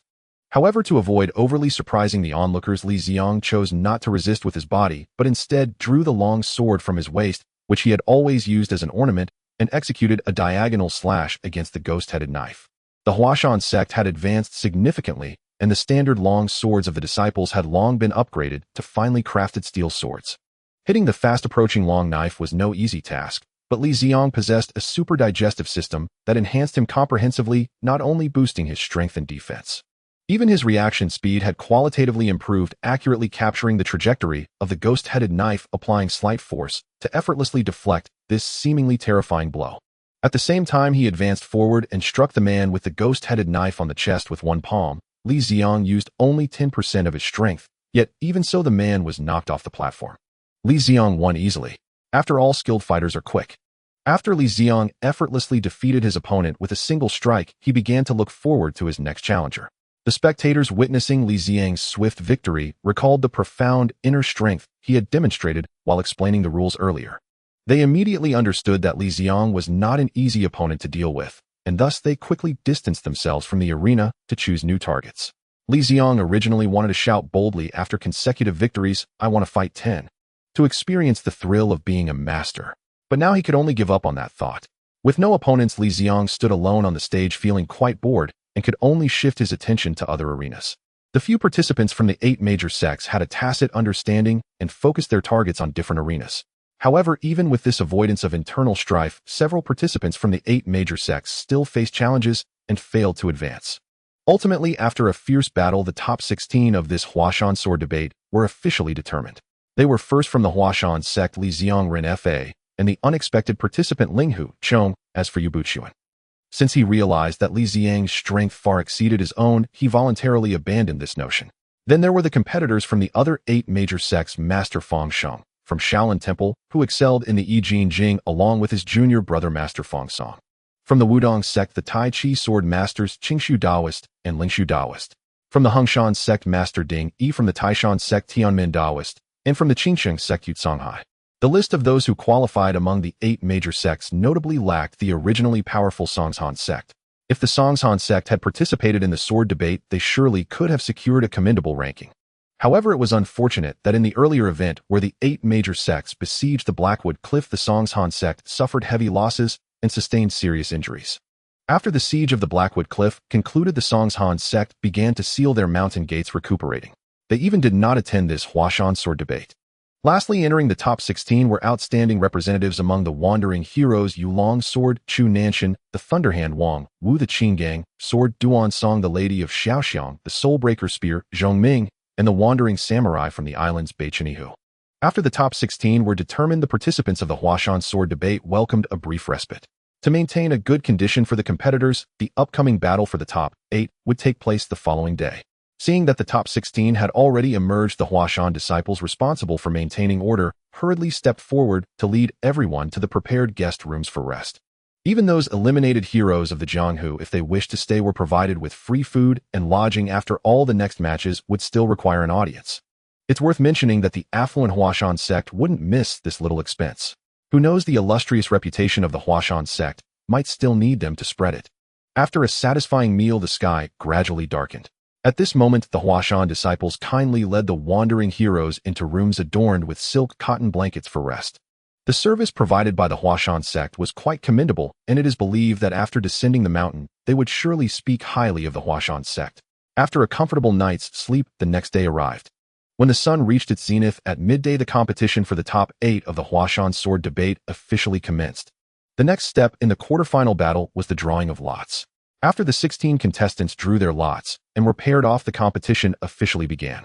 This time, Li Ziang's opponent was none other than the renowned Yu Songhai, the sect leader of the Qingsheng sect, a figure of great fame in the martial world. The Yu Songhai of this world bore a striking resemblance to the one Li Ziang had seen in television dramas. Similarly, not very tall, with 2 thin mustaches adorning his face. Standing on the arena facing Yu Songhai, Li Ziang was intensely curious. Would he, like in the TV show, suddenly perform a face-changing trick during the duel and startle him? Is there no one left in your Huashan sect? Why did they send a fool like you out? Where is Yu Buchuan? Why isn't he here? As soon as he stepped onto the stage, Yu Songhai greeted Li Ziang with a barrage of questions laced with strong regional dialect. Had Li Ziang not grown up being scolded in this very dialect, he would have struggled to understand a word. Instead of answering Yu Songhai's questions, Li Ziang voiced his own curiosity. I have long heard that the Sichuan region is famous for a face-changing secret technique. Might sect leader you be proficient in it? If you are, please do let me feast my eyes. Upon hearing Li Ziang's words, Yu Songhai flew into a rage. Who were those skilled in face-changing? They were nothing but traveling performers in the martial world making a living by entertaining crowds on the streets. Who was Yu Songhai? He was the esteemed sect leader of the Qingqing sect, a grandmaster of martial arts revered by tens of thousands. To say he was proficient in face-changing was to label him as a mere street performer. This was a grave insult to a martial arts grandmaster. You fool! How dare you insult me like this? Take this. With that, Yu Songhai thrust his sword forward. Li Ziang thought, I just wanted to see a face-changing trick. Was that so wrong? At this moment, Li Ziang was utterly bewildered by Yu Songhai's fury. He had never imagined that his small curiosity would so thoroughly enrage the sect leader, something he had never anticipated. But there was no time to apologize now. Li Ziang swiftly drew his longsword and began to parry the attacks. Yu Songhai, true to his reputation as the Qingqing sect leader, wielded the Pine Wind sword art with remarkable proficiency. The Pine Wind sword art was a unique technique of the Qingqing sect, emphasizing the firmness of a pine and the swiftness of the wind. Yu Songhai had undoubtedly mastered its essence. His sword strikes were not only swift and fierce, but when infused with inner energy, each blow carried at least 100 Jin of force. However, in a duel between masters, what mattered most was one's reaction speed. As long as my reaction was fast enough, I could easily block any attack. At this moment, Li Ziang was relying entirely on his reaction speed to continuously counter Yu Songhai's sword techniques. Soon the two had exchanged dozens of moves. Yu Songhai suddenly channeled a surge of inner energy into his long sword and slashed fiercely at Li Ziang's neck. Confident in this strike, Yu Songhai did not follow up with another sword move. Instead, he gathered energy in his left palm and thrust it toward Li Ziang's chest. Heart-crushing palm. The one who shouted the technique's name was not Yu Songhai. A dignified sect leader would never resort to yelling out his moves during a fight. It was a somewhat knowledgeable spectator from the crowd who recognized Yu Songhai's signature technique.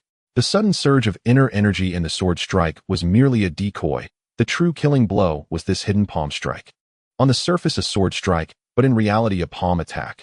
With this move, Yu Songhai has eliminated many of his enemies, and one could say that everyone who has witnessed this technique has already perished. Ordinary martial artists facing this move must either concentrate their inner strength to withstand the sword strike or attempt to detect the hidden palm strike and try to deflect it. However, regardless of the choice made, you have already lost. Choosing to resist the sword strike is futile. That crushing heart palm is Yu Songhai's signature skill, and being struck by it would certainly leave your heart shattered into pieces. As for those attempting to deflect the palm technique, while Yu Songhai's sword is merely a ruse to attract attention, it is still a strike delivered by a martial arts master. If you truly underestimate this sword, it will instantly transform into a lethal attack. Faced with Yu Songhai's move, Li Ziang made the same choice as most martial artists. He used the sword in his hand to block the sword strike, while simultaneously extending his left palm to confront Yu Songhai's deadly crushing heart palm. Seeing Li Ziang's action, Yu Songhai was instantly elated. Having practiced the crushing heart palm for decades, its power had long surpassed the realm of ordinary martial arts, making it one of the most feared techniques in the world. Facing my crushing heart palm leads to only one outcome: death. As Li Ziang's palm drew ever closer, Yu Songhai felt as if he were seeing a myriad of silver snowflakes beckoning to him. Yu Songhai reached out his hand, and Li Ziang did the same, finally bringing their hands together.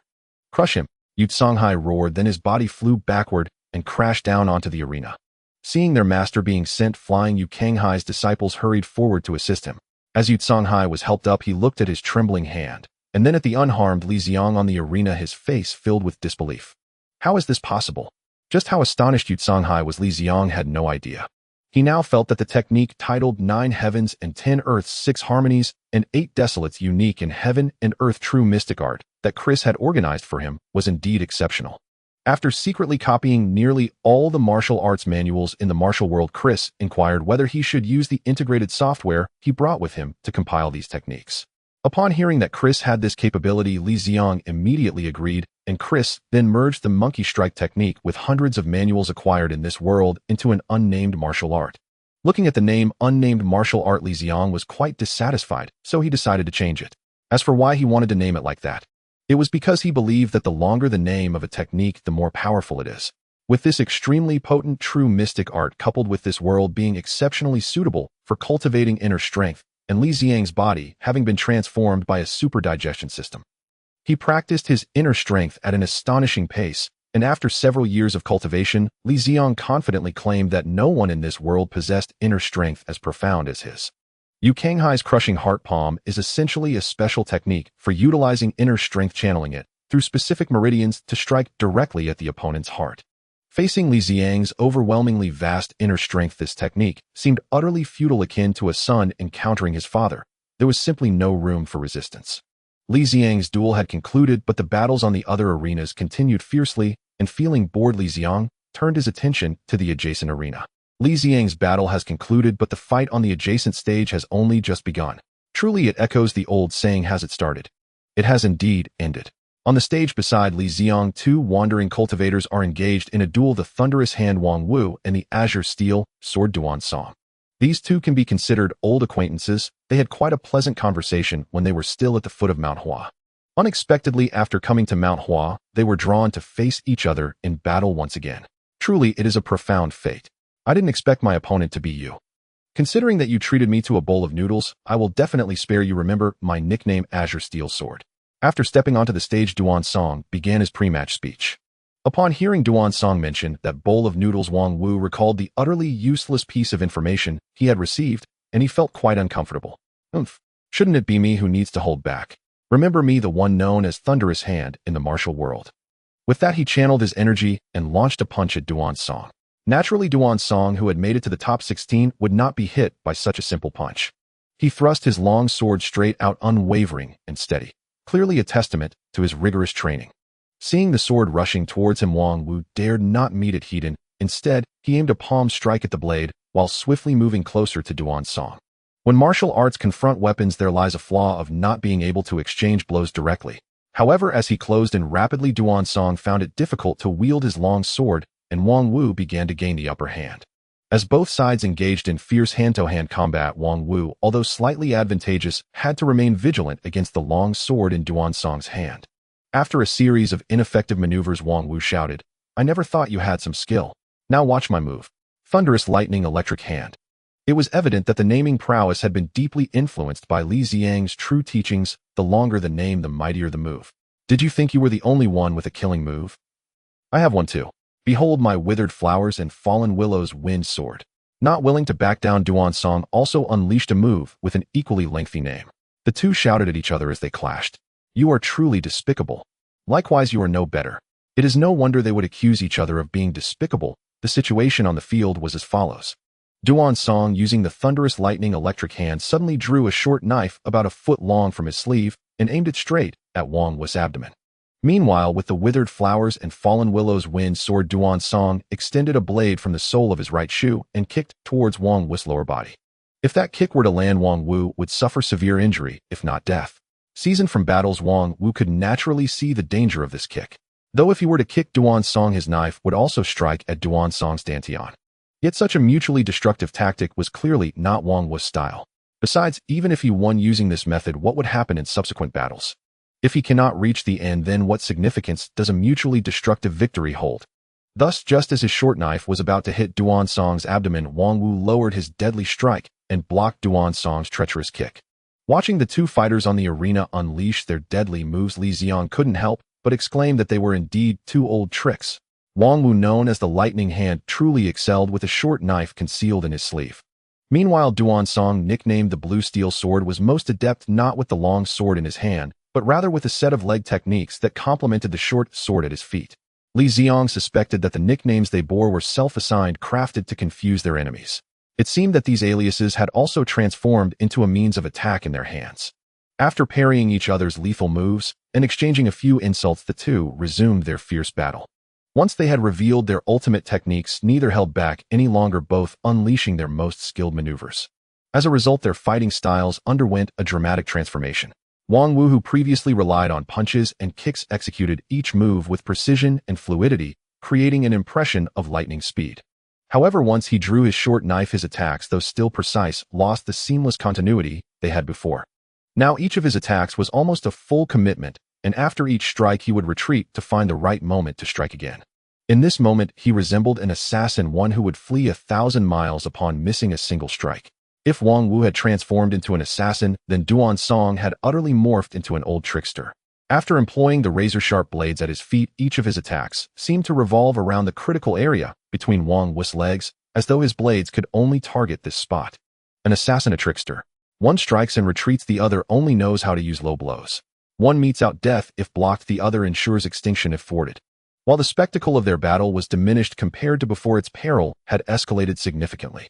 Ultimately, after a fierce struggle, the transformed assassin Wang Wu landed a strike on Duan Song's back, achieving victory with a righteous backstab. In the face of the righteous backstab, the old trickster had no chance of victory. Watching the two descend from the arena, Li Ziang felt a lingering desire for more. He hadn't anticipated that such a pure contest could be so captivating, prompting him to glance towards other arenas. The battle for the top 16 soon concluded, unveiling the 8 finalists of the Huashan sword debate. The 3 outstanding disciples of the Huashan sect lived up to expectations, all advancing to the top 8, a commendable achievement. Following the top 8, the competition progressed to the top 4, leading to the thrilling finals. The 2 finalists of this Huashan sword debate were the esteemed Qingshu Daoist from the Wudong sect and the distinguished disciple Li Ziang from the Huashan sect. In the spirit of keeping the rewards within his own possession, Li Ziang unleashed 50% of his physical strength to secure victory in this match and prevent the 100,000 taels of silver from slipping through his fingers. This Huashan sword debate not only showcased the prowess of the Huashan sect, but also produced Li Ziang the world's #1, marking a resounding success. Witnessing this outcome, Yu Buqian, who had been spectating, couldn't help but smile broadly. Great ancestors of the Huashan sect. I, the gentleman, Sword Yu Buqian, the current leader of the Huashan sect. We have not disappointed, establishing the Huashan sect as the foremost sect in the world. After defeating Daoist Chongshu and claiming the title of the #1 in the world, Li Ziang's mission finally transitioned to a state of completion. He could hardly wait to leave this world. Li Zi gazed at the various electronic devices in his room, feeling as if he were in a different world. It had been over 5 years since he had seen these things, and if he waited any longer, he might forget how to use them. Turning to survey his surroundings, Li Ziang suddenly caught sight of his reflection in the mirror. Compared to 5 years ago, he appeared somewhat more mature, yet overall, not much had changed. Time seemed to have left no marks on his face, but he began to worry about his lifespan. After experiencing 3 dungeons, he had confirmed that no matter how long he stayed inside them, only 10 minutes would pass in the main world.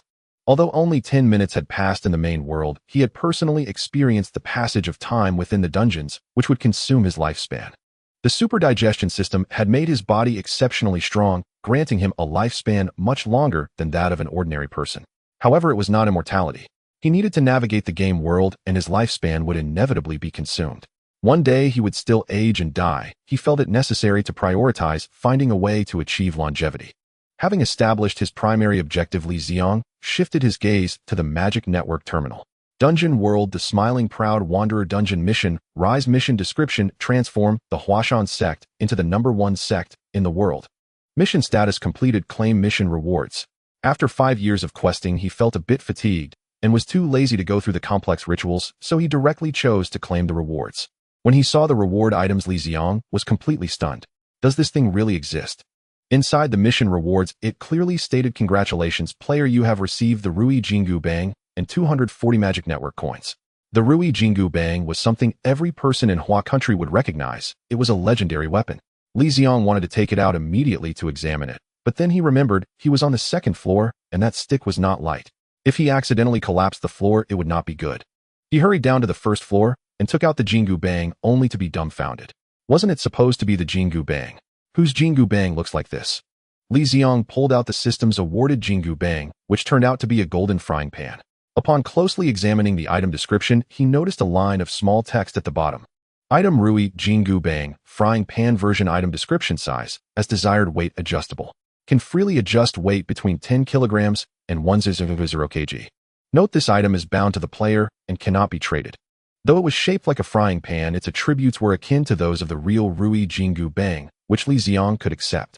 Moreover, its weight could be adjusted up to 1.0 kilograms, which was significantly heavier than the traditional Jingu Bang's 13500 gene. Li Ziang tried to think of making it larger or smaller, and indeed the frying pan in his hand changed according to his wishes, which was quite magical.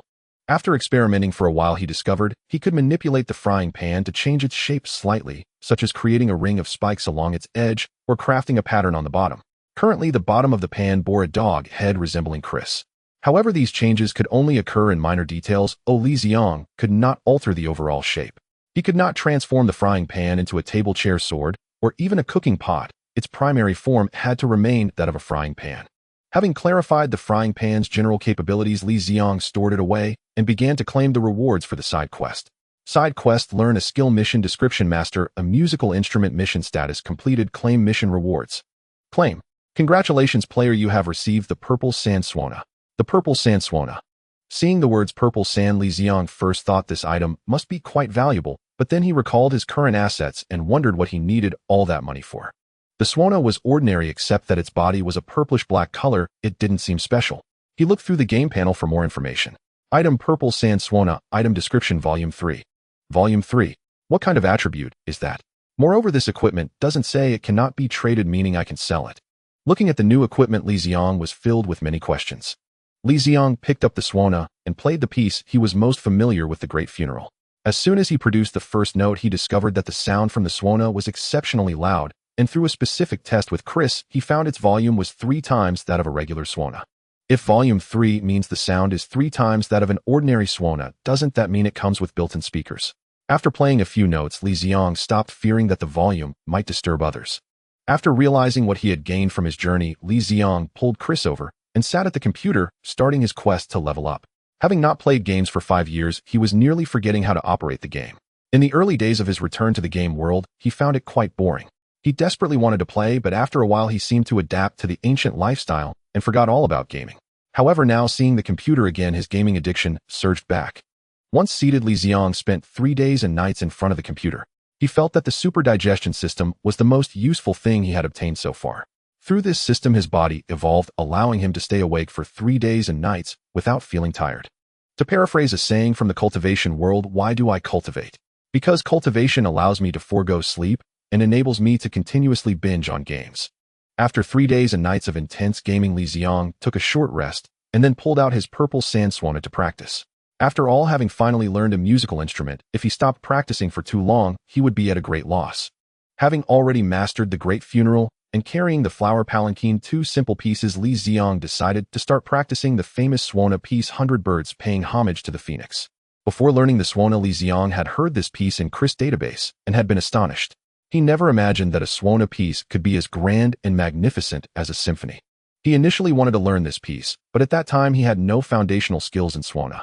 This piece was widely recognized as the most difficult among all swana compositions. Had he chosen this piece, he would likely still be practicing in the game world.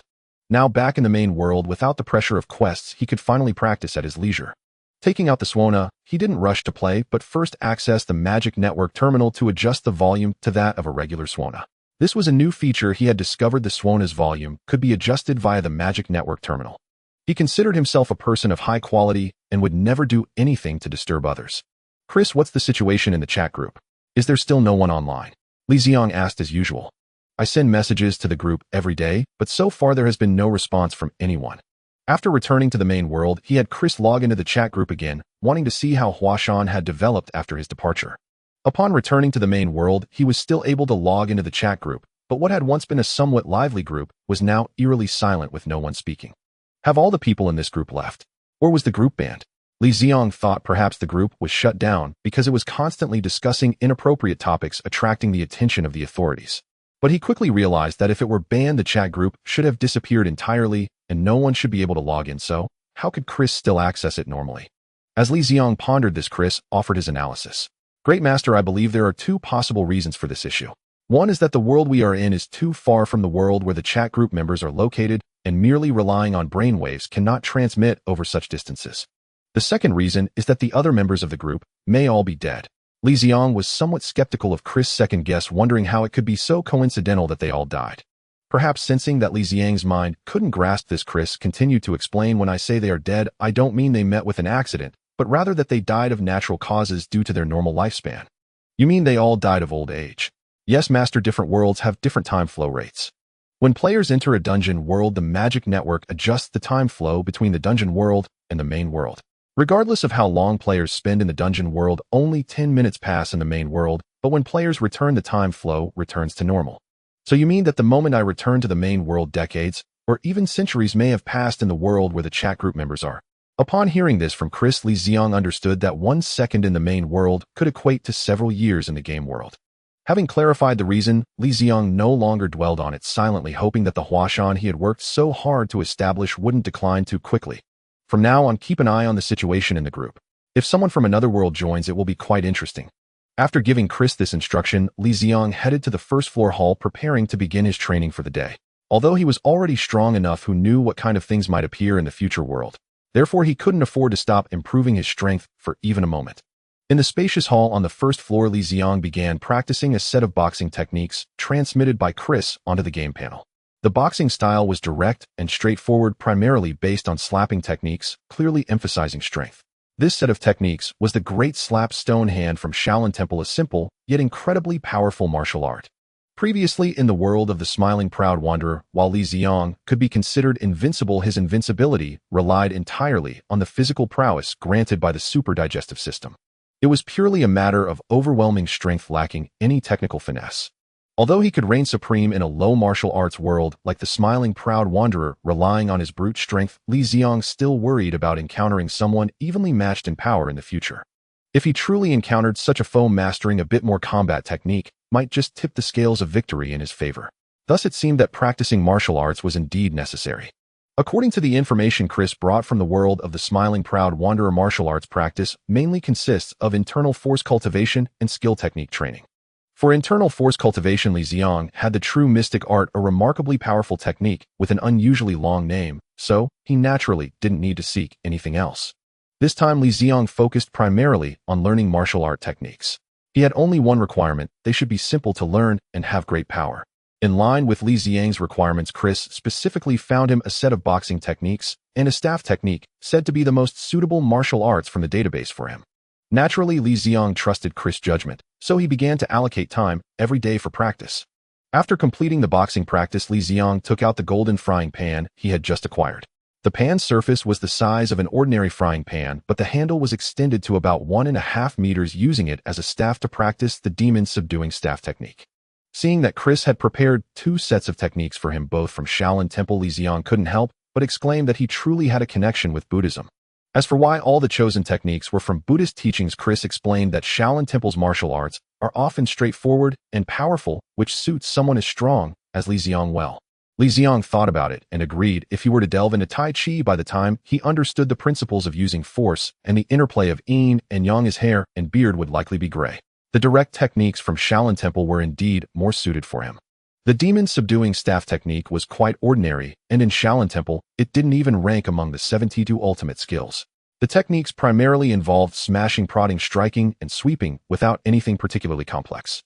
However, simplicity does not imply weak power. The technique emphasizes that the greater the user's strength, the heavier the staff becomes, thus increasing its power. With Li Ziang's 10 tons of strength, combined with the adjustable weight of the golden frying pan, the power was naturally immense. After finishing the staff technique practice, Li Ziang walked over to a new device that had been added, preparing to use it to practice the true mystic art that Chris had carefully prepared for him. The true mystic art was a combination of the primate strike technique and hundreds of martial arts from the world of the Smiling Proud Wanderer, resulting in a unique fusion. The true mystic art virtually possessed the characteristics of all types of internal arts, including additional lethality, healing, mobility, and defense. It could enhance them all. Among these, Li Ziang valued its defensive enhancement effect the most, as defense was crucial to him. After all, life is only lived once, and it should be cherished. In the martial arts world, the first step of any technique that enhances defense usually involves taking hits, and the true mystic art was no exception. The device in front of Li Ziang was specifically designed to strike him. Once activated, 32 fists would strike his entire body at a certain frequency, using a force of 500 kilograms. Li Ziang had to endure the attacks while circulating true energy through his meridians, using it to enhance his physique. According to Chris' calculations, once Li Ziang mastered the introductory phase of the defense chapter of the true mystic art, his defense could increase by another 20%. Do not underestimate this 20%. You must understand that this 20% would be added on top of Li Ziang's already impervious defense. Who knows, after this addition, he might even be able to withstand cannon fire with his bare body. After diligently training for a month with strength and recovery abilities provided by the super digestive system, unarmed combat skills, through great slap, stone hand weapon combat skills, with the golden frying pan and demon subduing staff technique defensive skills, with indestructible Vajra skill, and speed through primate strike technique, he felt truly powerful. Thus, he opened the magic network terminal and purchased an item in the trading hall. The world of the Smiling Proud Wanderer is the third instance that Li Ziang has experienced. Having successfully navigated 3 instances, he is now able to activate the communication and trading functions of the Magic Network Terminal. As soon as he returned to the main world, he received a message stating that he had qualified for access to the special instance known as the Time Tavern. All he needed to do was purchase an instance pass from the trading market to enter. According to the information in the communication panel, the Time Tavern instance is the most unique instance within the Magic Network. It seems to have appeared alongside the Magic Network and is the oldest instance within it. The name Time Tavern suggests its purpose. Naturally, the tavern must be open for business, but it does not serve ordinary patrons. The customers of the Time Tavern are solely the holders of Magic Network terminals. Regardless of which universe the Magic Network terminal holder comes from, as long as they pass the trials, they gain the qualification to access this instance. Having passed the trials of 3 instances, Li Ziang naturally qualifies to enter here. However, the thought of encountering beings from other universes makes him a bit anxious, worried that he might face danger as soon as he enters that instance. Therefore, after returning to the main world, he began to practice frantically the 3 skills selected for him by Chris, hoping to enhance his strength a bit so that he would have some means of self-defense in case of danger. After practicing for a few months, Li Ziang felt that he was about ready, and only then did he purchase the instance pass from the trading market. After paying 300 Magic Network coins, a golden invitation appeared in Li Ziang's backpack. Time Tavern Instance Pass. Upon use, the player will gain access to the Time Tavern. After glancing at it briefly, Li Ziang chose to use it, and in an instant his figure vanished from the villa. When he reappeared, he was already in a tavern. The tavern was not very large, only about 100 square meters, resembling the medieval taverns Li Ziang had seen in movies. Above the tavern hung a massive round disc covered with candles as thick as arms, illuminating the tavern as if it were daylight. Inside the tavern's hall, 5 or 6 round tables were sparsely placed, and directly in front of Li Ziang was a long bar. The bar and round tables were all made of thick raw wood, giving a rough appearance. Li Ziang sat down at the bar and looked around, not seeing any bartenders or other patrons. The vast tavern had only him as a customer. In this vast universe, could it be that I am the only terminal holder? After a moment's thought, he took Chris out of his backpack. Chris, scan this place and see if there are any special features. No problem, my great master. After saying this, a light flashed in Chris' eyes as he began to scan the interior of the tavern. Master, aside from its ancient age, I did not detect any issues with this tavern. Ancient age? How ancient? The existence of this tavern has surpassed the detection range of my sensor, but it has existed for at least 1,000,000 years. 1,000,000 years? No, that's wrong. I've been working in this tavern for 100 billion years. How could it possibly be only 1,000,000 years old?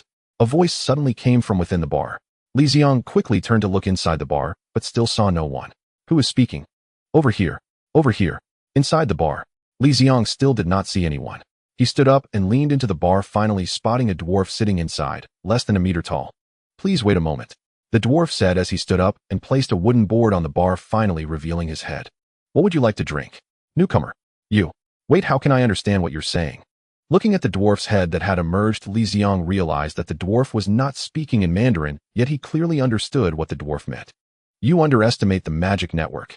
Once you have a Magic Network terminal, the holder automatically loads a language module, allowing them to understand any race's language and writing. What would you like to drink? New kid. Li Ziang glanced at the liquor rack behind the dwarf and found that he did not recognize any of the drinks. He said, I'll have the cheapest one. All right. The cheapest is grass juice, 1 Magic Network coin per cup. Grass juice, can that thing be drunk? And it costs 1 Magic Network coin. Am I in a scam place? Li Ziang had toiled hard to earn 600 Magic Network coins after running through 3 instances, and he spent 300 to buy the pass. Now this cup of grass juice, especially grass juice, costs 1 Magic Network coin. Could this grass be from 1982? The dwarf turned around and poured a cup of yellow liquid, handing it to Li Ziang. Li Ziang sniffed it, but could not detect any particular scent. He took a sip and found it slightly spicy but acceptable. This is juice extracted from the setting sun grass. The taste isn't bad, right? Not bad. This is a flavor I've never tasted before. But why is there only me as a customer in this tavern? Could it be that I'm the only Magic Network terminal holder in this endless universe? Li Ziang asked after taking a sip of the grass juice. Huh, what are you thinking? How could the Magic Network have only you as a terminal holder? The reason you're the only one here is that my tavern is large enough. Other customers are seated in different areas.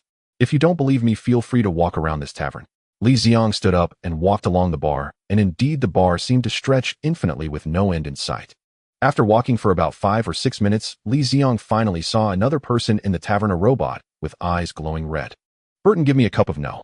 15 oil, the robot said to the dwarf bartender. Now you believe my tavern is infinite, right?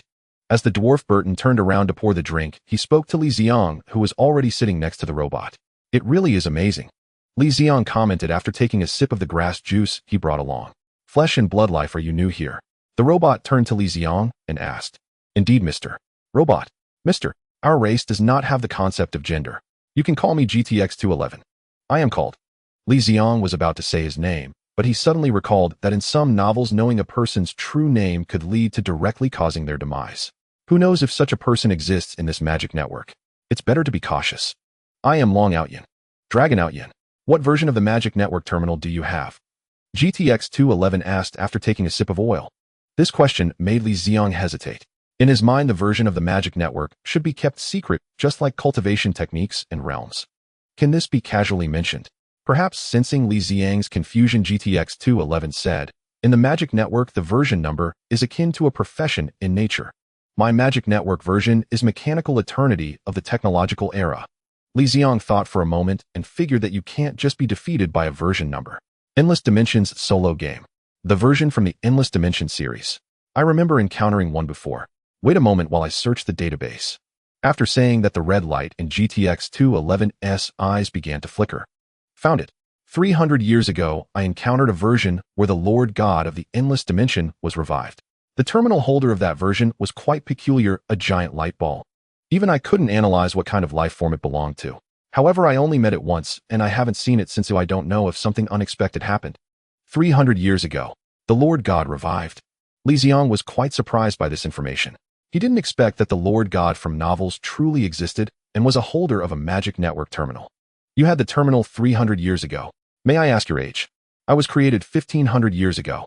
I remember that at that time we robots were still a tool created by the Three-Eyed Clan specifically made to serve them.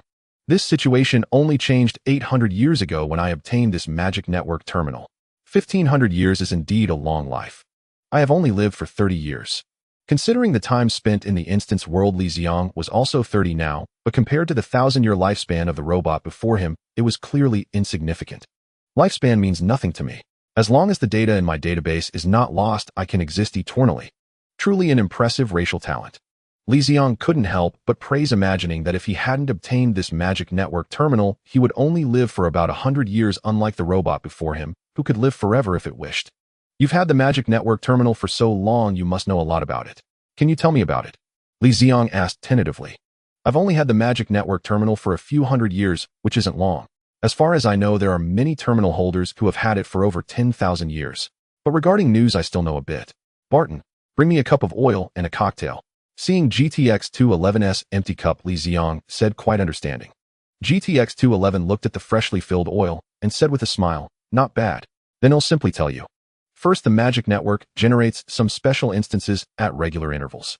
As long as you purchase an instance pass, any holder of a magic network terminal can enter special instances.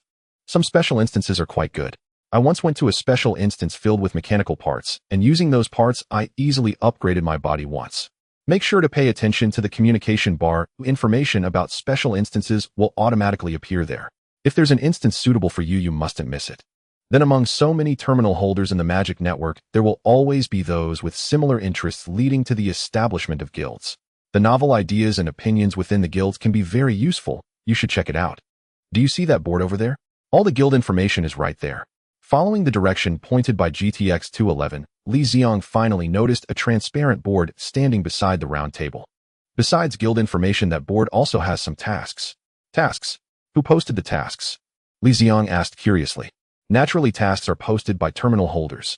When some terminal holders encounter instances that cannot be completed, or when their cultivation or research hits a bottleneck, they will post tasks inviting other terminal holders for help. These tasks will be posted on that board. Those are the points to note. There's nothing else to say. We can exchange magic network terminal accounts, and you can ask me if you have any questions in the future. Naturally, Li Ziang would not refuse this request. After exchanging magic network terminal accounts, he greeted GTX-211 and approached the panel to check it out. He first checked the guild information to see if there was a suitable guild for him.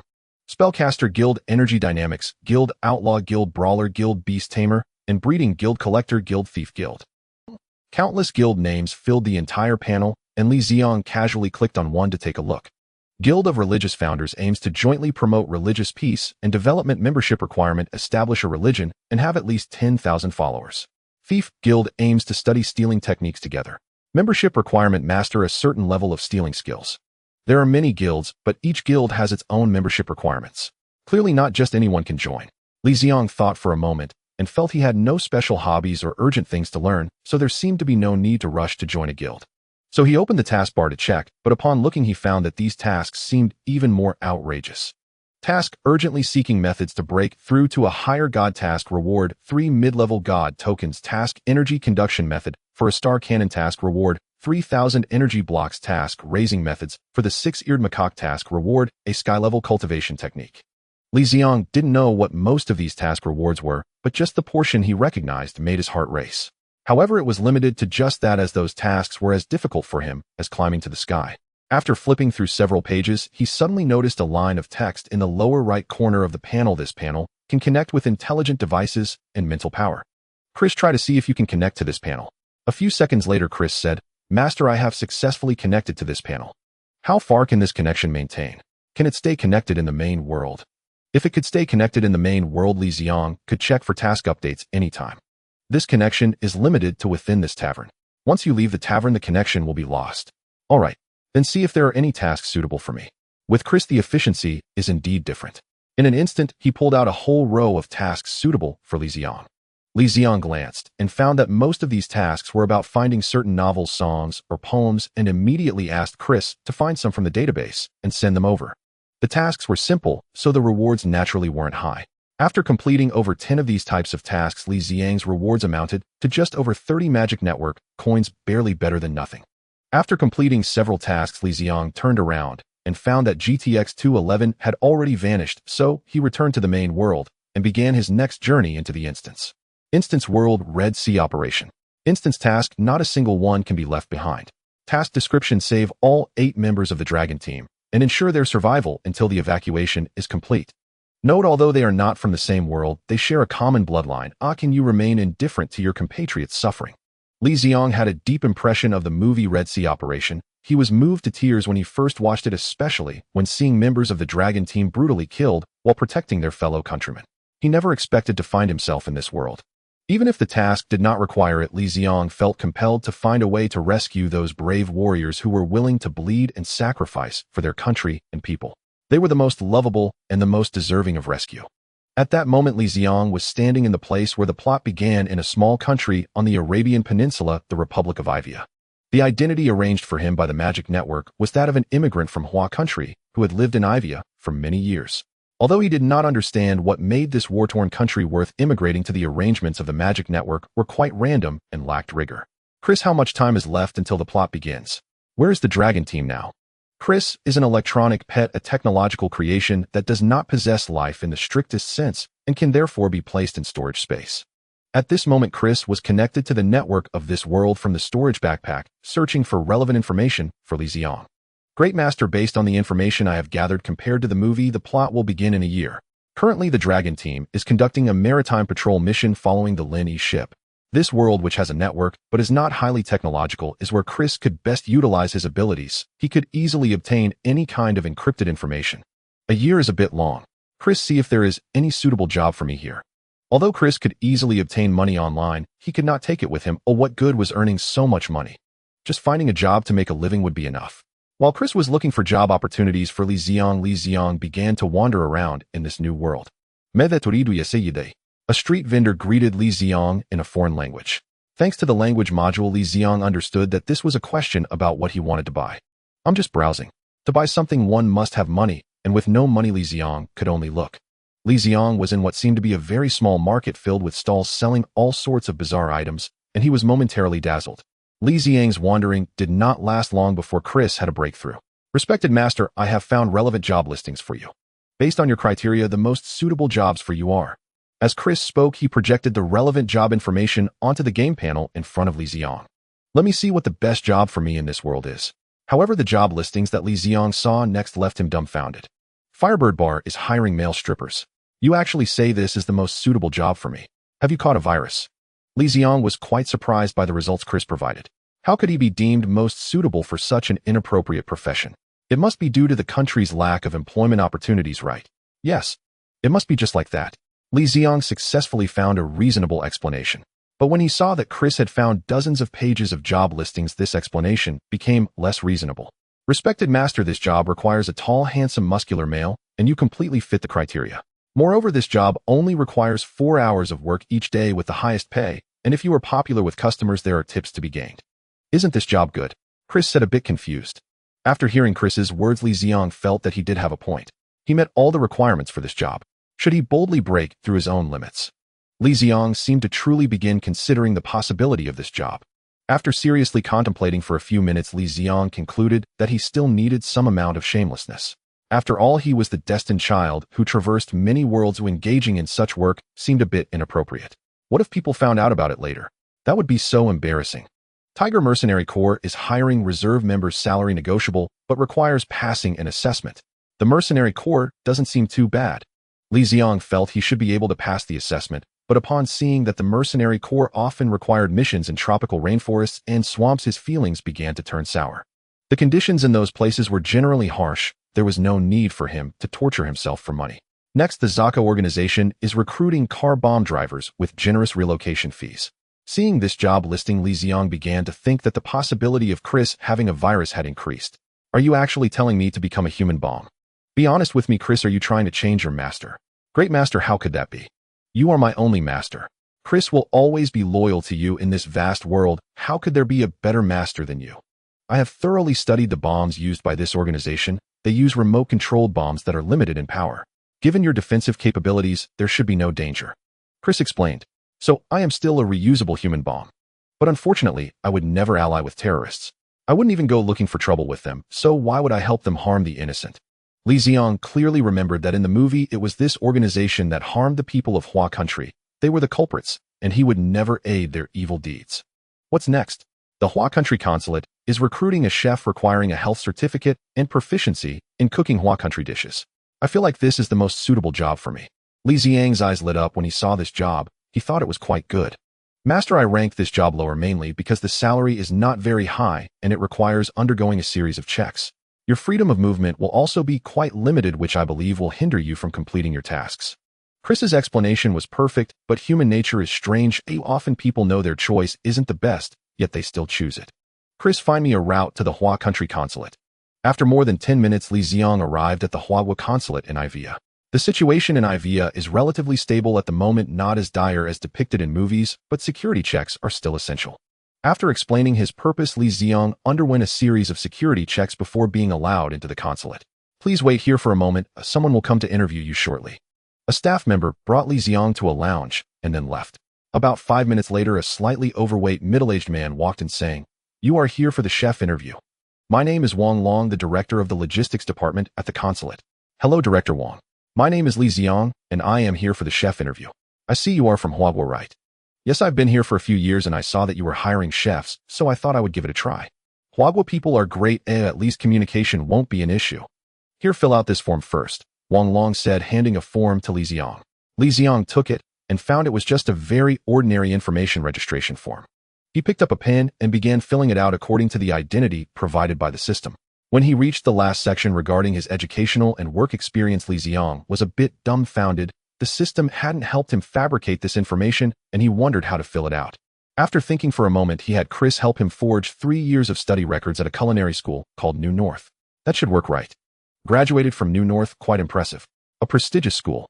But you are applying for the chef position, so we need to see how your cooking skills are. Come on, let's go to the kitchen, Wang Long said, glancing at Li Ziang's personal information. The consulate's kitchen was not very large, similar to that of a small restaurant. Upon entering the kitchen, Li Ziang saw 2 chefs busy at work. "Li Shifu, find a stove for him to try cooking," Wang Long instructed an older chef. "Sure, use that stove. Get your own ingredients." The older chef Li paused his work and stood aside to watch. Li Ziang put on an apron and chef's hat, looking quite the part. However, when he arrived at the stove, he was stunned. The stove here was a bit different from the one at home. After closely examining it, Li Ziang managed to figure out how to use the utensils, but he started to worry about his cooking skills. Although Li Ziang knew how to cook, he only mastered the most basic skills like chopping and stir-frying, and it was nearly impossible for him to achieve the flavor of a restaurant's dishes. It seemed he would have to resort to last-minute cramming. "Chris, quickly find me 2 detailed cooking tutorial videos." "Hello everyone, I am the head chef. Today's video will share a home-cooked dish." The video almost instantly began playing before Li Ziang's eyes, and he hurriedly started rummaging through the vegetable basket for the necessary ingredients. Ding, ding. Ding. Although stir-frying might pose some problems, Li Ziang had no issues with simple chopping. He quickly prepared the relevant ingredients. Now heat the oil in the pan. Once the oil reaches about 50 heat, add. The tutorial continued, and Li Ziang mimicked the steps, lighting the stove and heating the oil. Great master, according to the video, the oil is now hot enough. You can add the cabbage. Chris timely reminded Li Ziang to prevent his dish from failing. Sizzle. The water-laden cabbage came into contact with the hot oil, creating a fierce collision. Master, you can add salt now, about 2 teaspoons. Master, add half a spoon of vinegar, stir it a couple of times, and it can be served. While watching the tutorial video and listening to Chris' guidance, Li Ziang successfully prepared 2 dishes that looked quite nice. A plate of stir-fried cabbage and a plate of shredded pork with green peppers. Here, Director Wang, Master Li, please have a taste. Li Ziang placed the 2 plates in front of them. This dish looks good, Wang Long said as he picked up chopsticks to grab some shredded pork with green peppers, seemingly a meat lover, while Master Li first tasted the cabbage. Not bad, the flavor is decent. Wang Long was the first to give his evaluation. Then Master Li agreed that both dishes were acceptable, and Logistics Director Wang Long asked Li Ziang to leave first, stating that they would conduct information verification and would get back to him within 2 days, showing a great deal of caution.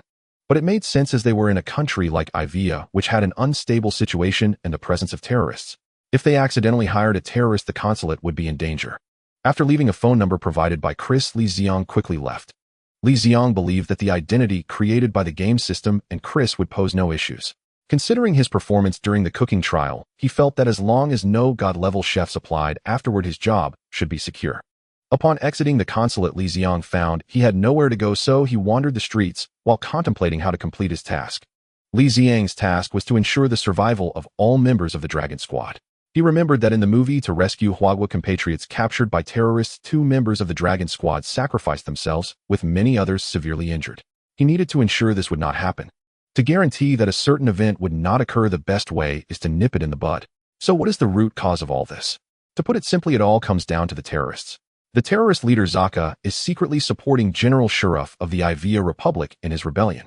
The war between Shuruf and the Ivia government forces has caused social turmoil, putting the common people in constant danger of being shot.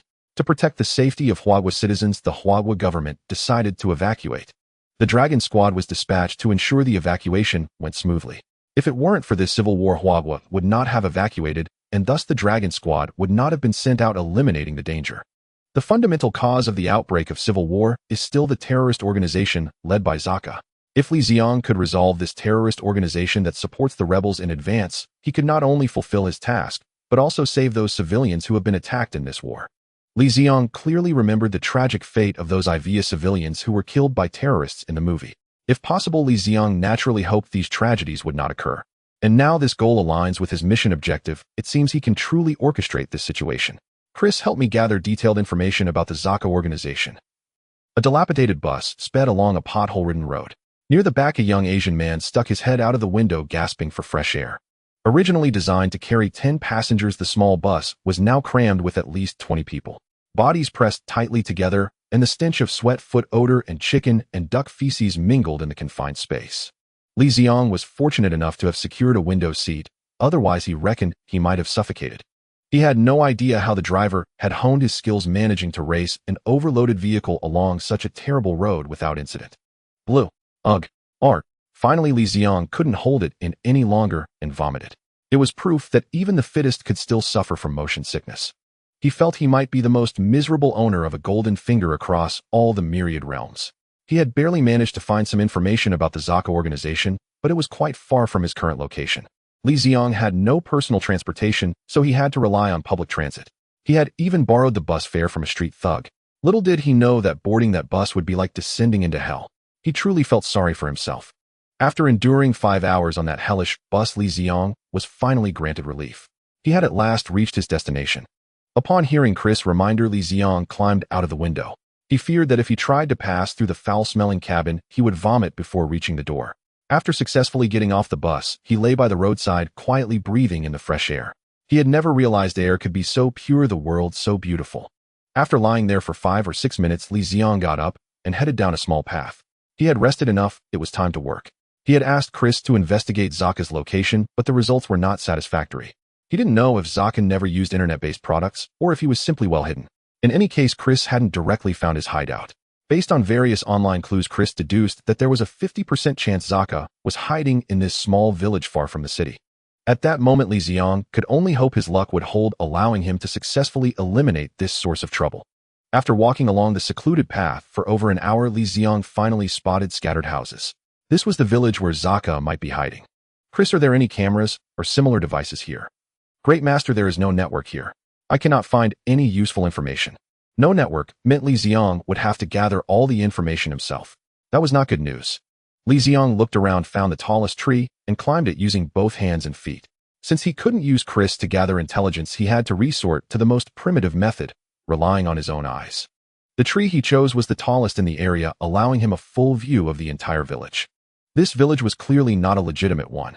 From his perch in the tree, Li Ziang saw that the roads leading in and out were guarded, and armed men were constantly patrolling within.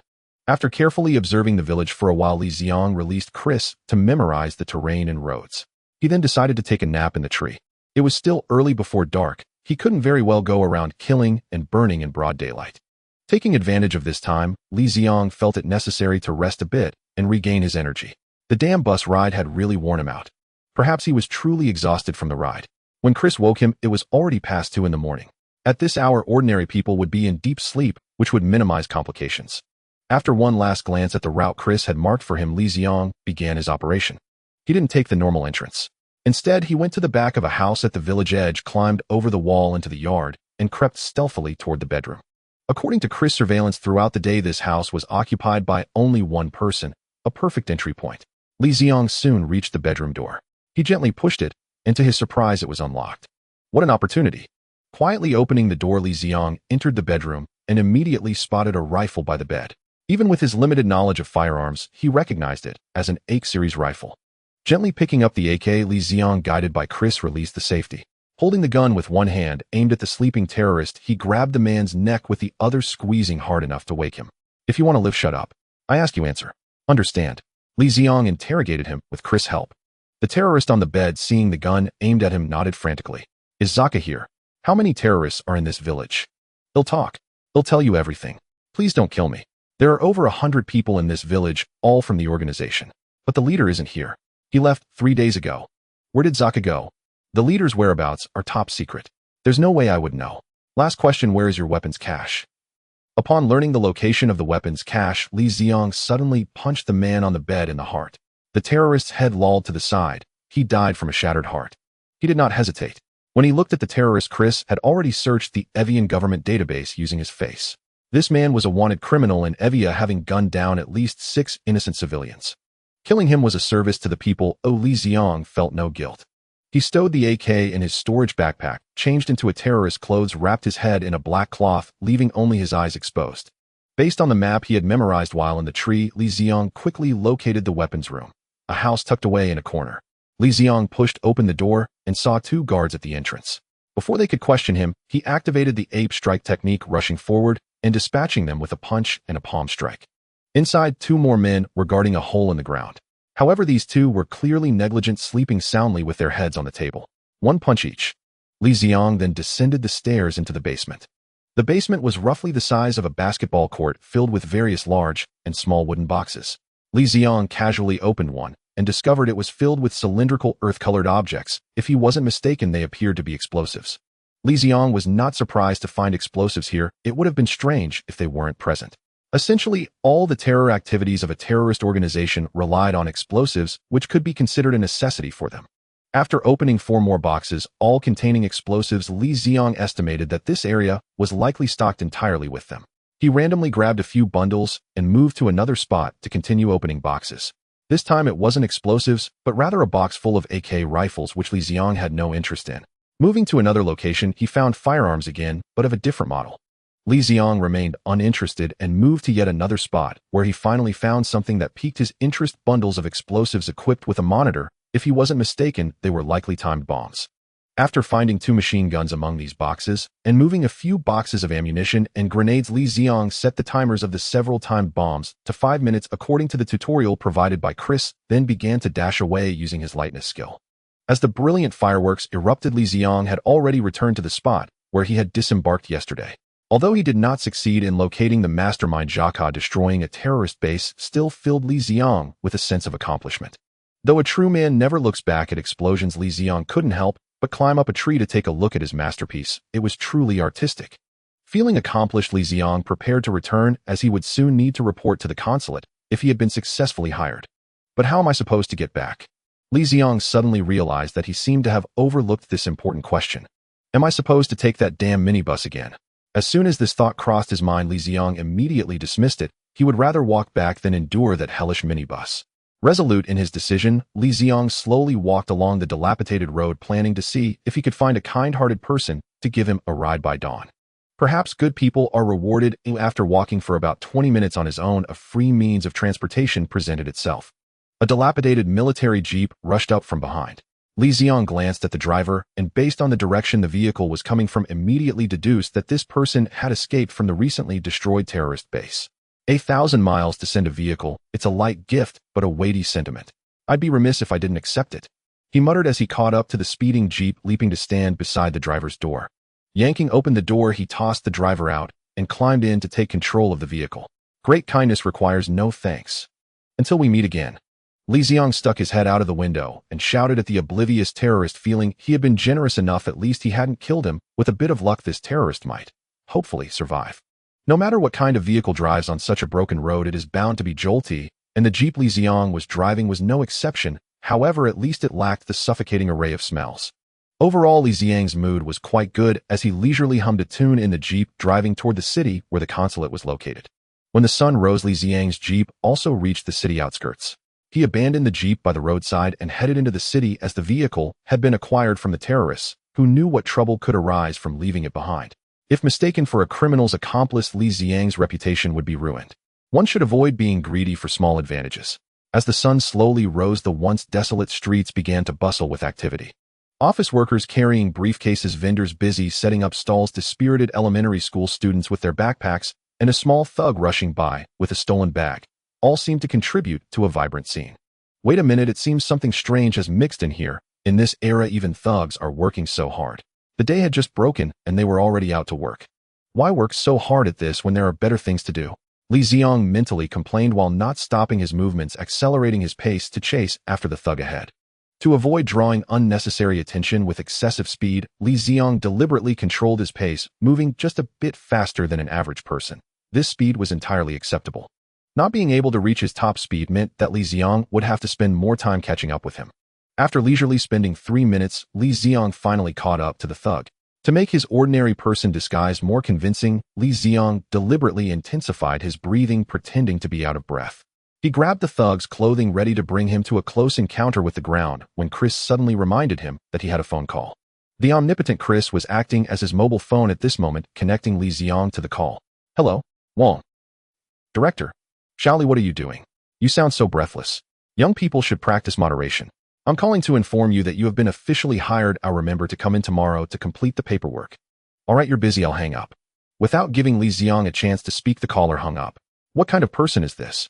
After finishing the call, Li Ziang refocused his attention on the thug in front of him. After pretending to exchange a few blows, Li Ziang delivered an uppercut that knocked him down. The thug on the ground realized he had wasted his efforts today, tossing the stolen bag aside and fleeing. Li Ziang did not pursue, considering that the thug had risen so early. Getting up before dawn to work is not an easy task. One should spare others. Glancing at the discarded handbag, Li Ziang chose not to pick it up and walked away. If he picked up the handbag, it would connect him to it, meaning he would have to stay there until its owner appeared. No way. Today was his day to report for duty and officially become a glorious chef. He had to make a good impression on his superiors and definitely couldn't be late.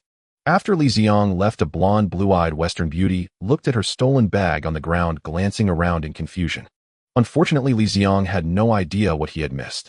In the kitchen of the Huagua consulate, Li Ziang, who had proudly become a chef, was tirelessly flipping a pot of glistening red braised pork with a spatula. He took a whiff of the aroma. It was quite fragrant. After 3 months of practice, Li Ziang's culinary skills had greatly improved. He felt that the dishes he cooked now surpassed those from many small restaurants, qualifying him entirely to open his own place. Li Ziang had been working here for 3 months, and overall the job was quite satisfactory. The kitchen comprised a total of 3 people, including Master Li, who was slightly older and shared the same surname as Li Ziang, and his distant nephew Dong, forming a trio in the consulate's kitchen. Master Li was the head of the kitchen, with Li Ziang and Dong as his nominal subordinates. All three were easy to get along with, and the kitchen atmosphere was generally harmonious and friendly. In their small kitchen, typically 2 people worked while one took a day off. Today it just happened to be Li Ziang and Dong's turn. With their close cooperation, delicious dishes like red braised pork, kung pao chicken, stir-fried mushrooms with greens, and seaweed soup were served up in bowls. The variety of dishes was limited, but the quantity was certainly ample. There were about 50 staff members at the consulate, including security personnel, requiring Li Ziang and his colleagues to prepare 3 meals a day, placing a heavy responsibility on them. With the last bowl of rice placed on the table, Li Ziang could take a moment to rest. The dining hall operated on a self-service basis, so chefs did not need to serve the dishes. Li Ziang filled a large bowl for himself and found a table to start eating. When he went for a second bowl, the consulate staff gradually began to arrive for their meal. "Shally, you have quite an appetite." "Being young is great," said a middle-aged man in a black suit sitting opposite Li Ziang. The newcomer was named He Qingliu, the head of the consulate, who was responsible for organizing evacuations in the film. "He Consul, am I only good at eating?" "Ha, don't say that. Can your culinary skills really be considered nothing?" "Indeed. Xiao Li's skills are impressive. Ever since he arrived, our staff have all gained a significant amount of weight." The logistics director Wang Long also sat down beside He Qingliu with a plate overflowing with red braised pork. Li Ziang silently thought to himself, "I've put in so much effort, how can you not love the food?" The saying goes, it's hard to satisfy everyone's taste, a challenge every chef faces, especially for someone like Li Ziang, who cooks for a collective dining hall. To avoid this issue and better serve the consulate, Li Ziang had Chris, who was also free and close to going stale, conduct a big data analysis, meticulously recording the types and quantities of dishes consumed by each staff member at the consulate, then analyzing their taste preferences. For instance, the 2 people in front of him, He Qingliu, preferred light flavors and couldn't handle spicy food, while Wang Long had a strong preference for rich flavors, especially meat. With such precise data analysis, Li Ziang could cater to the preferences of the vast majority, ensuring that almost everyone could find dishes that suited their tastes in the dining hall. Li Ziang believed that if there were an award for the most popular chef in the consulate, he would undoubtedly win it. After a brief respite, he became busy again preparing for the consulate's dinner with Dong. Not long after they started working, both their phones vibrated. Picking up his newly bought phone, Li Ziang saw that it was a message from the consulate announcing a security training session, urging them to attend on time.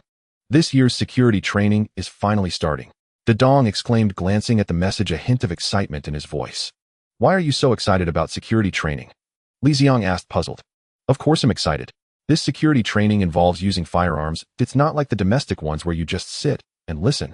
Li Ziang was currently in a consulate located within the Republic of Ivia, a place not as peaceful as back home, where dangers such as terrorist attacks could arise at any moment, making it essential to acquire necessary firearms knowledge that could save your life in extreme peril.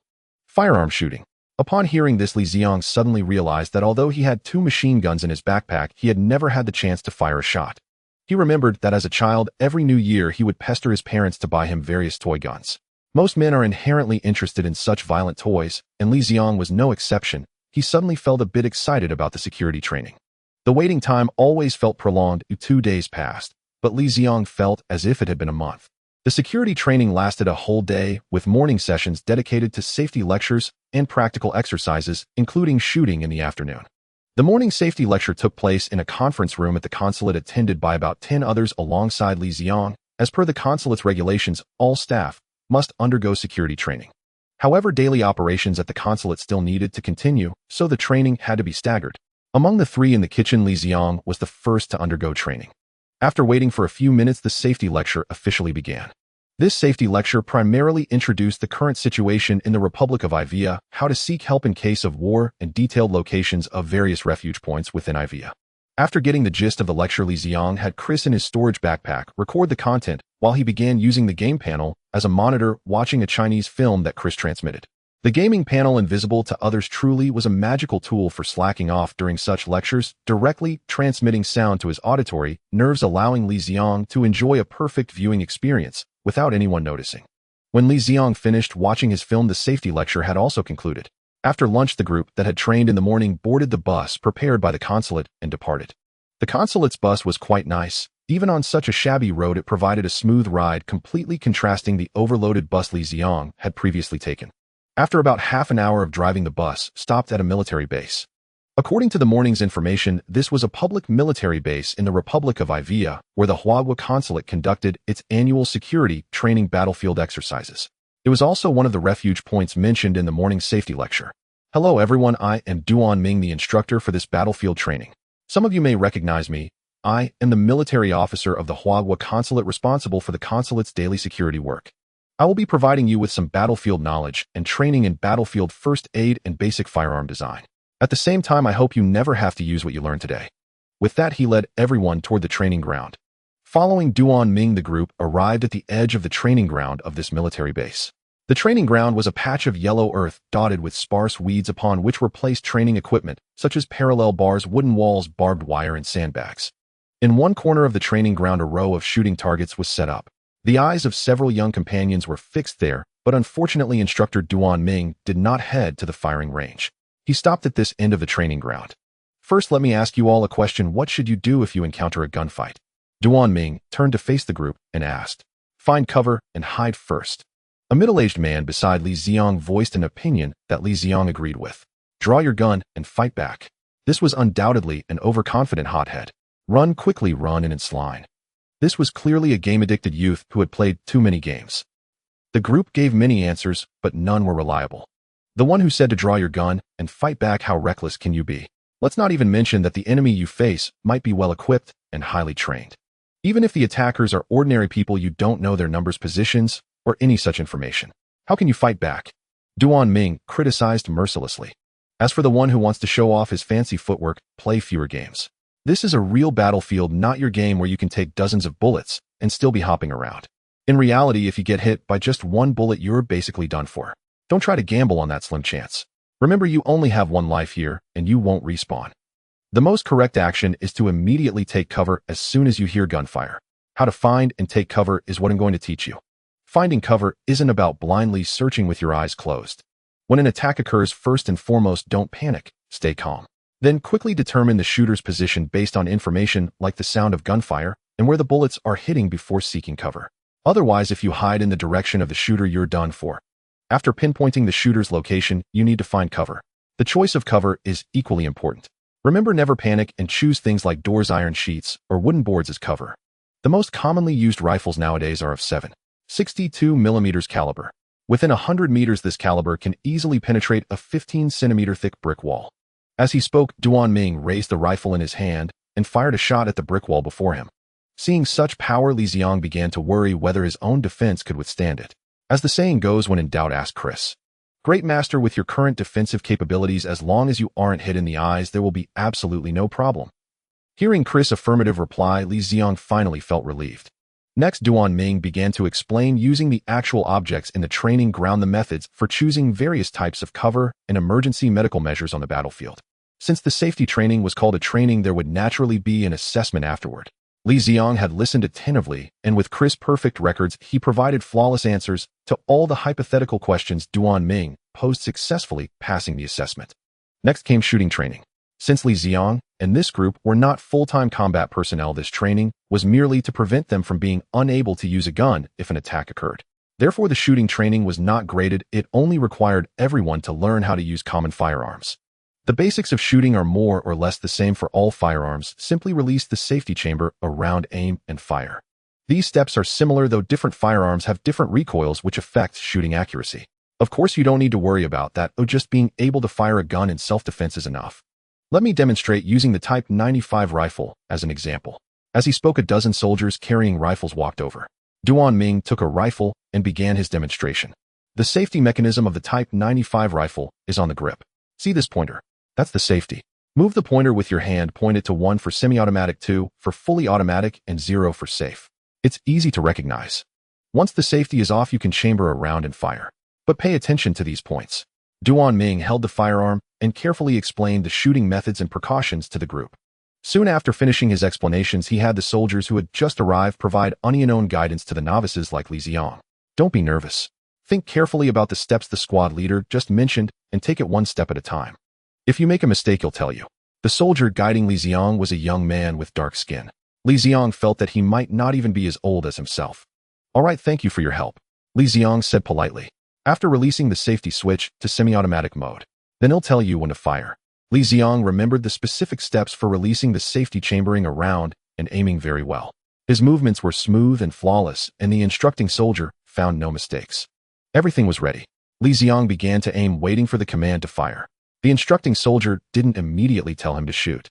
Instead, he came up behind him, placing one hand on his back and the other to help support the rifle. On my command, aim. Fire. Bang.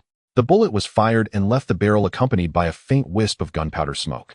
Li Ziang felt a force from the rifle pressed against his shoulder, trying to push him back.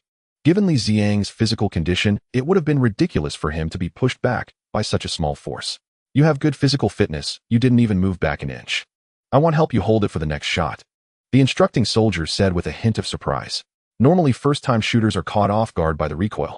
These instructing soldiers were assigned precisely to prevent novices from having accidents due to being startled by the recoil. Li Ziang turned his head to look at the people around him. Most of them were rubbing their shoulders, clearly bothered by the sudden recoil. Aim. Fire. For the subsequent shots, the instructing soldier no longer assisted Li Ziang.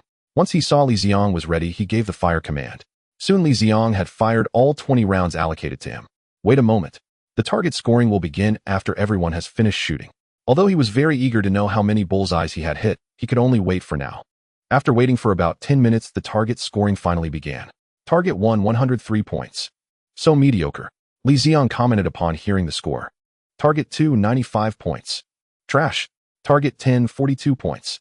Damn, this person is unbelievably bad. 20 bullets for a total of 200 points, and he only scored 42. That's not something just anyone could achieve. Li Ziang was just about to see who this master was when he noticed the people around him looking at him with amused expressions. He then realized that target 10 seemed to be the one he had shot. Instantly, Li Ziang felt utterly dejected. This is not scientific. How could this be possible? How could I be the weakest among more than 10 people? Countless questions floated in Li Ziang's mind, unable to believe that this was the result he produced. In a moment of disbelief, Li Ziang was not in the mood to continue listening to the following report. He needed some quiet. Great master, I have good news to tell you. Suddenly, Chris, who was lying in the storage backpack, contacted Li Ziang. I have discovered Zaka's whereabouts. Before Li Ziang could inquire further, Chris proactively shared what he called good news. After blowing up Zaka's organization base, Li Ziang had instructed Chris to search for Zaka's whereabouts online. However, there had been no news for a long time, and he had forgotten that he had given Chris such a task. Unexpectedly, 3 months later, news finally arrived. Is he there? Li Ziang was in a very bad mood now, as someone was about to be unfortunate. Just now, while retrieving the surveillance footage, I discovered Zaka's whereabouts.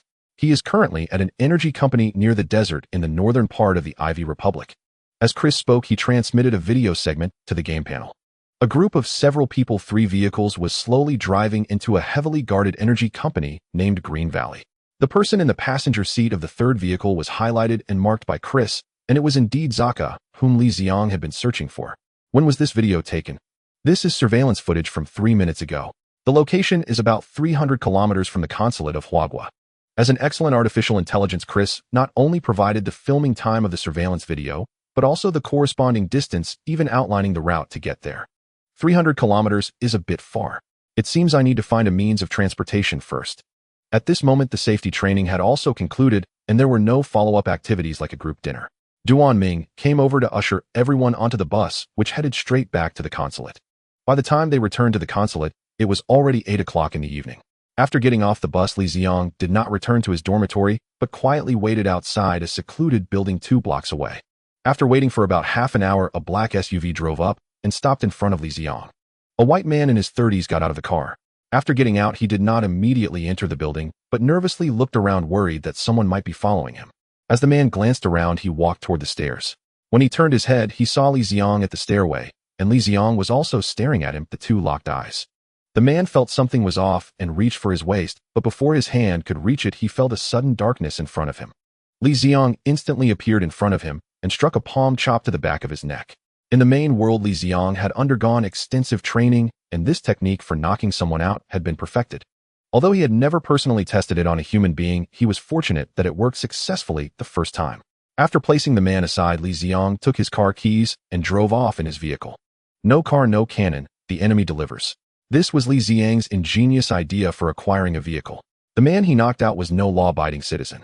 According to Chris' investigation, this white man was a professional thief, having committed at least 10 burglaries, but he had always avoided capture due to his keen counter-surveillance awareness. Li Ziang felt no psychological burden in stealing his car. The car was an ordinary gasoline vehicle without any automated equipment, so naturally Chris could not control it. Li Ziang personally took the wheel and headed towards his target. As he drove out of the city, the road conditions gradually worsened with some sections completely buried under sand. The SUV struggled on such terrain, and it took Li Ziang nearly 4 hours to cover the 300 kilometers. It wasn't that his driving skills were lacking, it was truly the road conditions that were prohibitive. Chris, where is Zaka now? Is he still inside? Li Ziang asked after parking opposite the Green Valley Energy Company. Master, according to the surveillance footage, Zaka should be in the building right in front of you. The corridor camera indicates he should be on the 10th floor, but I cannot ascertain the situation inside his room. Then you keep an eye on the corridor surveillance and notify me when he comes out. After giving the order, Li Ziang began to contemplate how to ambush Zaka. Directly infiltrating the building to kill Zaka would pose no problem for Li Ziang, given his current strength, but the building was situated in a crowded city area, and if discovered it could lead to unnecessary trouble, something Li Ziang was very averse to. Therefore, it would be best to obtain Zaka's driving route and ambush him in a sparsely populated area. However, only his driver would know Zaka's driving route. The driver, the car. Upon mentioning the driver, Li Ziang suddenly realized that Zaka would need a ride when he came out, and perhaps he could tamper with his vehicle. This could be considered turning the tables. Zaka's terrorist organization had often used car bombs, and it was time for him to experience the taste of explosion. Without further ado, Li Ziang immediately set off towards the parking lot of the Green Valley Energy Company. Chris, take over the surveillance here and make sure no one spots me. Green Valley Energy Company had appeared in a movie before. The expatriate Saved by the Dragon Squad was an employee of this company, and it had the materials needed to manufacture nuclear contamination dirty bombs, which terrorists had long coveted. Perhaps Zaka was here to trade for those materials. 2 armed guards stood at the entrance of the company. To avoid alarming them, Li Ziang chose to scale the wall to enter. There was a protective barbed wire on the wall that could not harm Li Ziang. Thus, he casually grabbed the wire and sauntered past the security cameras to enter the company. According to Chris' information, the parking lot was in the building directly opposite on the underground 2nd floor. Li Ziang stealthily made it to the side of the building where there was a door to enter. He twisted the doorknob, but it was locked. Li Ziang exerted more force, and with a crack he broke the entire doorknob off, yet the door still did not open. To avoid making a loud noise and attracting unnecessary attention, Li Ziang did not choose the brute force method of kicking down the door, but instead pressed one hand against the lock and slowly applied force, forcibly pushing the door open. In a conference room of Green Valley Energy Company, Li Ziang's target Zaka was conversing with an elderly white man. William, why is the quantity of yellow cake so small this time? Zaka addressed the white man. The man named William Pearson was the head of the development department at Green Valley Energy Company. There's no helping it. The government has recently tightened scrutiny on substances like yellow cake, making large-scale imports impossible. After the company uses it for development, there's barely anything left. I estimate I won't be able to supply you for some time. Yellow cake is a nuclear material. Besides being used to manufacture nuclear weapons, it can also serve as an energy source, providing power after a series of physical and chemical reactions. In the Republic of Ivia, only Green Valley Energy Company was legally permitted to import yellow cake. As the head of the development department, William held almost all authority over its import and usage. Only he knew the exact amount of yellow cake consumed by the company. Exploiting this advantage, he falsified usage reports, imported massive quantities, and sold the surplus after energy production to Zaka for enormous profits. He was fully aware of Zaka's purpose for acquiring yellow cake, but to him, what did it matter if it was used to make dirty bombs? As long as he made money, it was fine. With this mindset, his cooperation with Zaka went smoothly until now, when yellow cake imports had sharply declined. Damn it, I need a 30% increase in yellow cake. I don't care. You must supply me with enough yellow cake, Zaka said domineeringly. No, that's impossible. At this point, there's no way to supply more unless you can convince the government to relax import restrictions. The government forces. Don't worry, they'll soon have their own troubles. Increase by 30%, $500,000. No, impossible. 700,000. 1 million. Finally, when Zaka raised the offer to $1 million, William reluctantly agreed to service the company's energy equipment extracting the yellow cake currently in use. However, he demanded payment up front to grease some palms. Pushing the door open with force, Li Ziang walked in along the corridor. It was late at night, and aside from the regular security patrols, the entire building was empty, greatly reducing the chance of being discovered. The cameras at the elevator entrance and inside now served as Li Ziang's eyes. After confirming no one was around, he took the elevator smoothly to the underground parking lot. The parking lot belonged to the energy company, so most cars there belonged to employees. Since it was after work hours, there weren't many vehicles. A quick glance revealed Zaka's 3 cars. As the leader of a terrorist organization, Zaka was cautious. The 3 cars were not parked together, but scattered across 3 spots in the lot, ensuring he could escape quickly from any elevator. All 3 cars were parked under cameras, which would normally be safe. Unfortunately, this tactic was useless against Li Ziang. He took a metal plate from his spatial backpack and pried open the fuel tank cap of one car. After unscrewing the inner cap, the smell of gasoline hit him. Li Ziang pulled out 3 cylindrical explosives from his backpack and stuffed them inside, 2 regular ones and 1 with a remote detonator. He tightened the inner cap and snapped the outer one back on, then repeated the process on the other 2 cars. Since he didn't know which car Zaka would take, this approach was safer. Besides, he had plenty of explosives.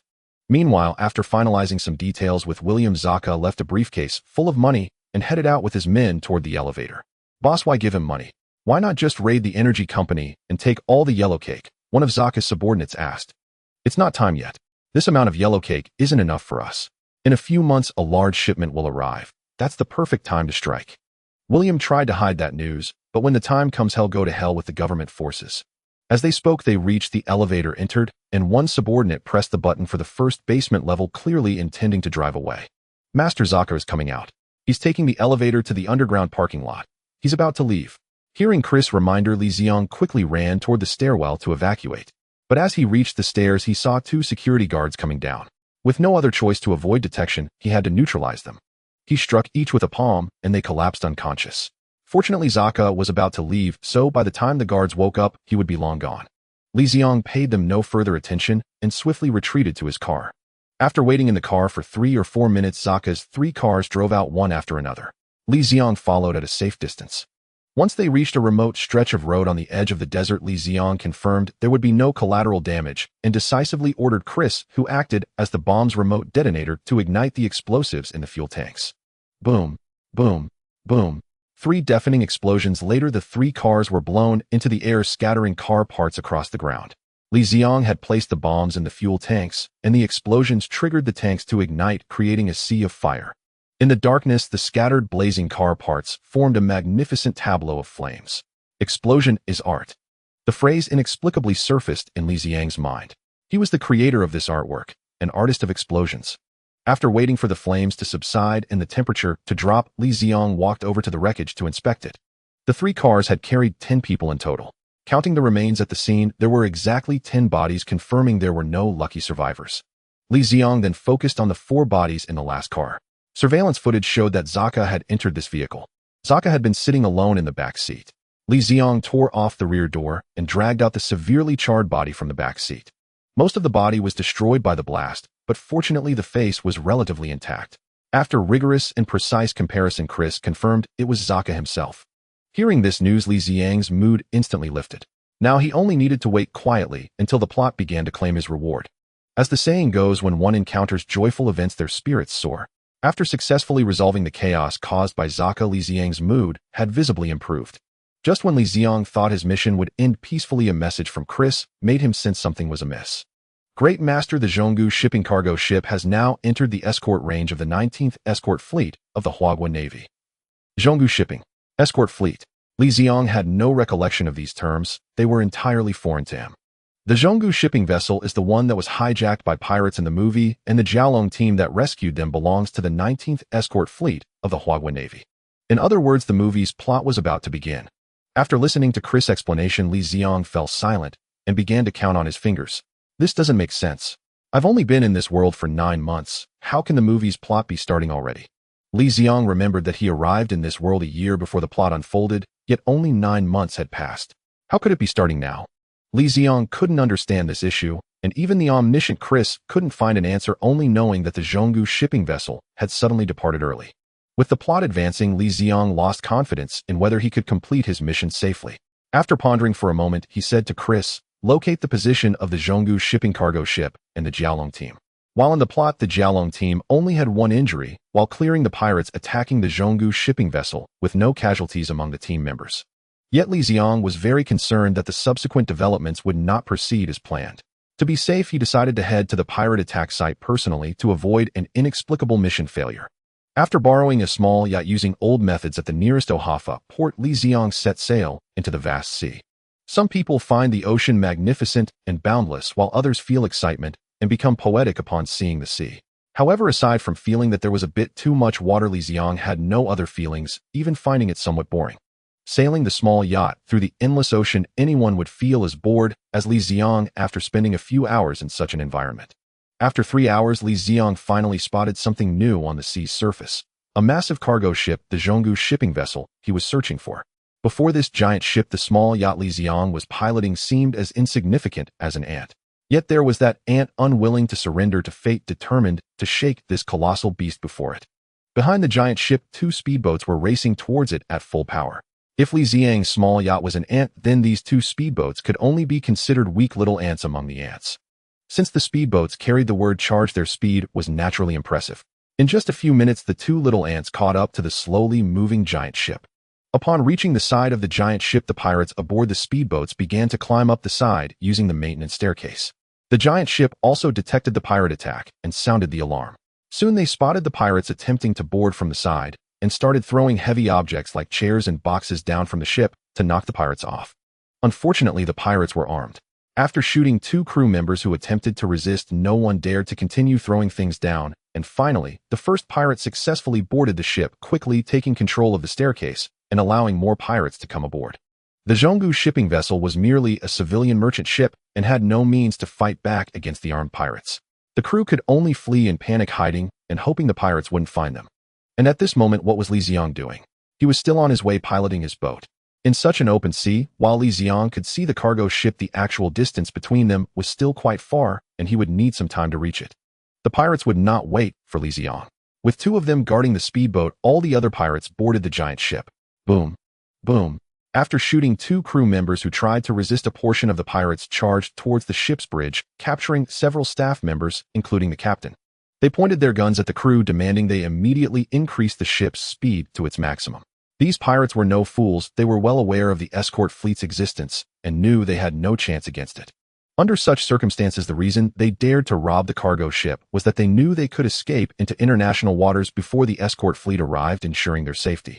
The escort fleet wouldn't invade another country's waters, as it would lead to diplomatic disputes. To facilitate their escape, they deliberately chose this location on the edge of international waters. As long as nothing unexpected happened, they could safely withdraw. Another group of pirates began to search the ship, continuously gathering all the crew members they found in the captain's cabin. If they could successfully escape international waters, these crew members could be ransomed again. The cargo ship was quickly completely controlled, and the pirates began to take precautions on board. Several pirates stood at high points on the ship, carefully observing the surroundings with binoculars. Some pirates even prepared to celebrate, but they grossly underestimated the response speed of the escort fleet. Within 5 minutes of fully controlling the ship, a warship marked with Huagua characters appeared in the pirates' line of sight. The pirates knew this location was on the edge of international waters, a prime spot for robbery. The escort fleet certainly wouldn't be unaware of this area, had always been a focus of their patrol. After receiving the distress signal from the cargo ship, they rushed over at full speed for rescue. "This is the Huagua Navy escort fleet. Please stop the ship immediately." The warship that caught up with the cargo ship began its routine announcement. Though it was of little use, the necessary procedures still had to be followed. After the announcement yielded no results, the ship's helicopter was the first to take off, circling above the cargo ship to gather information about the pirates aboard. After obtaining sufficient information, our protagonists, the Jiaolong team, boarded their speedboat and headed towards the cargo ship. After the sniper on the helicopter successfully dealt with the pirate guarding the staircase, the Jiaolong team began their forced landing on the cargo ship. While the Jiaolong team was boarding the cargo ship, what was Li Ziang doing? He was still on his way piloting his boat. It must be said that the warship's speed was truly incomparable to Li Ziang's battered yacht. Despite Li Ziang spotting the freighter first, the naval forces had already completed their reconnaissance and successfully boarded the vessel by the time he was still en route. Fortunately, after the Jiaolong squad boarded the ship, they found themselves in a stalemate with the pirates. The pirates had taken the crew hostage, determined to flee into international waters, while the Jiaolong squad, uncertain of the specific conditions inside the cabin and wary of jeopardizing the crew's safety, could only proceed cautiously to assess the situation before formulating an attack plan. Finally, after the Jiaolong squad had boarded, Li Ziang leisurely arrived at the side of the massive vessel. "Oh, the assault boats are still here." As Li Ziang approached, he noticed several empty assault boats tied to the side of the freighter. It was clear that the Jiaolong squad had already dealt with the pirates guarding the assault boats during their landing. Li Ziang remembered that in the original sequence of events, the pirates who killed the crew had escaped using these very boats, even injuring the squad sniper in the process. Now Li Ziang was determined not to give the pirates any chance to flee. He jumped onto an assault boat, punched a hole through its bottom, and repeated the process with the next one. To be thorough, he even sabotaged his own small yacht, sending it to the ocean floor to keep the assault boats company. He had truly perfected the art of eliminating all means of escape. Grabbing the ladder on the ship's side, Li Ziang climbed to the deck level. After peeking out to ensure the coast was clear, he rolled behind a red shipping container. "Master, there are naval reconnaissance drones circling the freighter. Shall I access their video feed?" Chris reported promptly from within the storage space. "Access it immediately." As he spoke, Li Ziang saw the interior of the freighter's wheelhouse appear on his magic network terminal. Through the glass of the wheelhouse, he could clearly see the hostage crew standing in a row pressed against the windows of the captain's cabin. One pirate held the captain in the center of the room, while two others guarded the glass doors on either side with their weapons. Looking at the clear image before him, Li Ziang considered making the drone a standard accessory for Chris in the future. It would greatly enhance his reconnaissance range, which seemed like a very promising idea. Outside the wheelhouse, the leader of Jialong's Squad 1 was crouched with several team members in a blind spot of the pirates, seemingly giving instructions. "Chris, can you tap into their squad's communication channel?"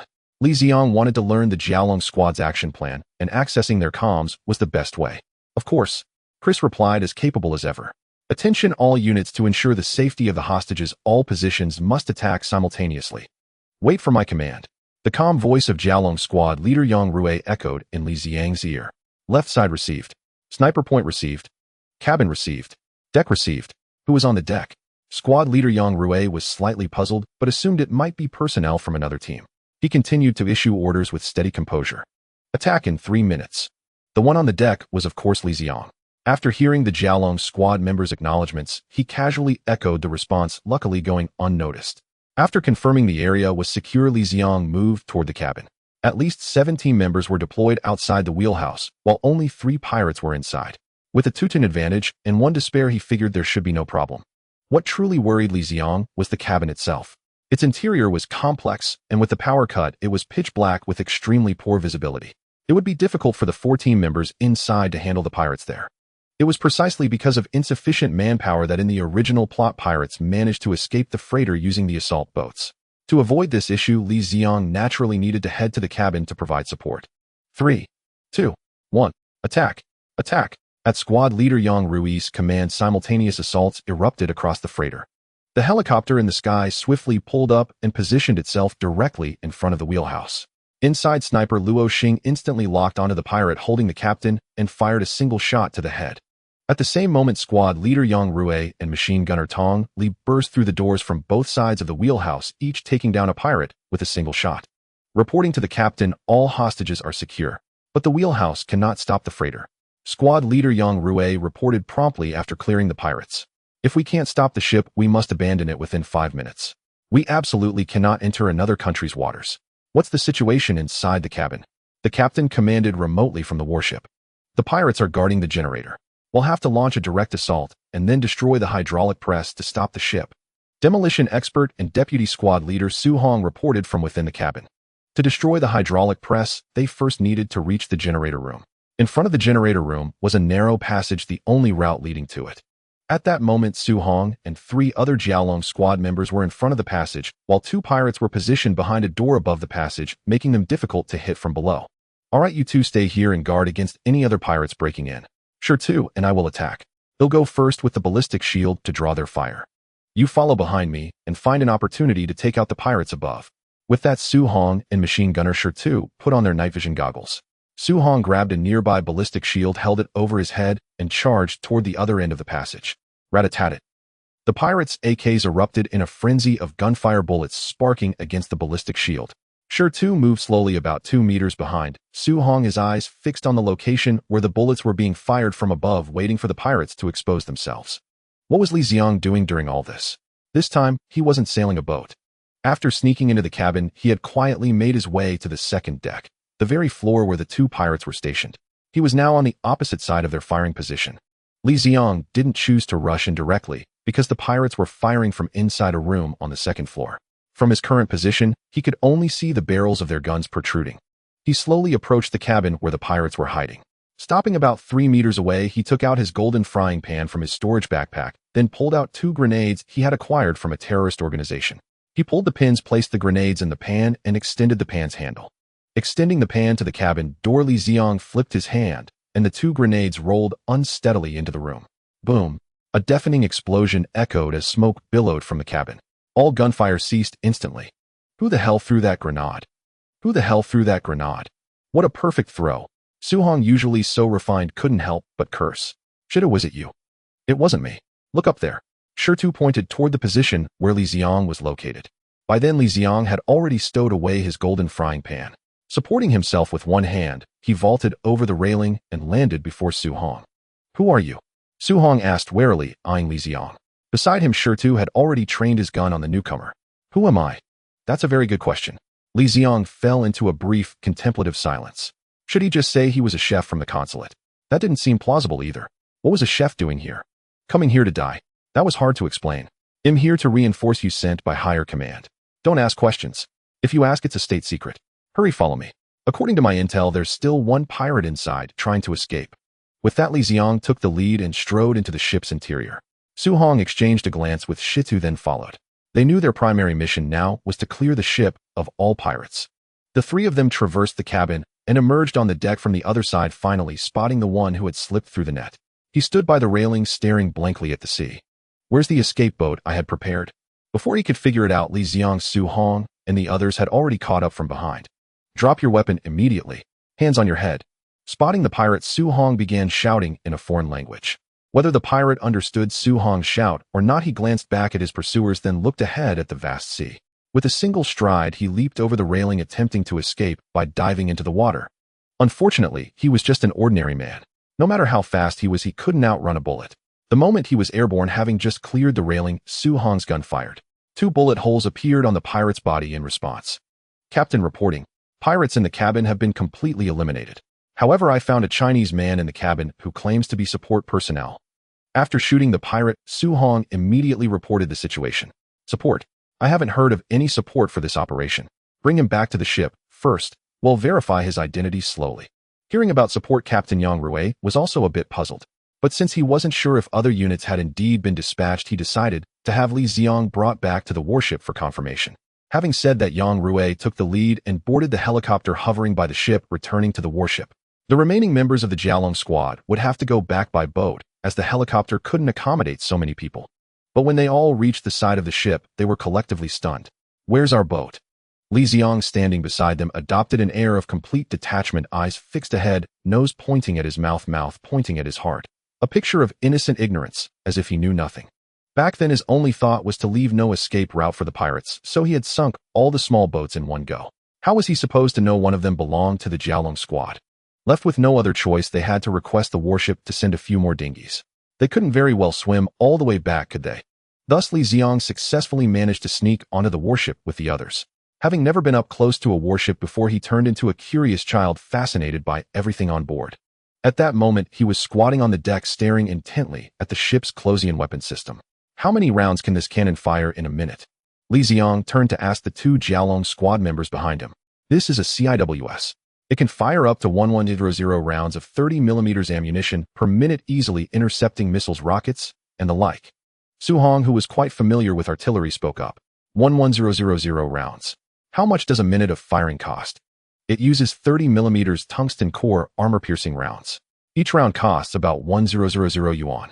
1 minute of firing is like losing an apartment in the capital. Li Ziang thought that earning 20 million in the main world made him wealthy. But this cannon could burn through that in less than 2 minutes. He was still poor. While Li Ziang roamed the deck, the people inside the cabin were frantically trying to verify his identity. Captain, I've contacted higher authorities. They confirmed that no reinforcements were dispatched. Moreover, I compared this person's photo with the files of active duty soldiers and found no match. A clerk reported from the warship's command center. Not an active soldier. What about special forces?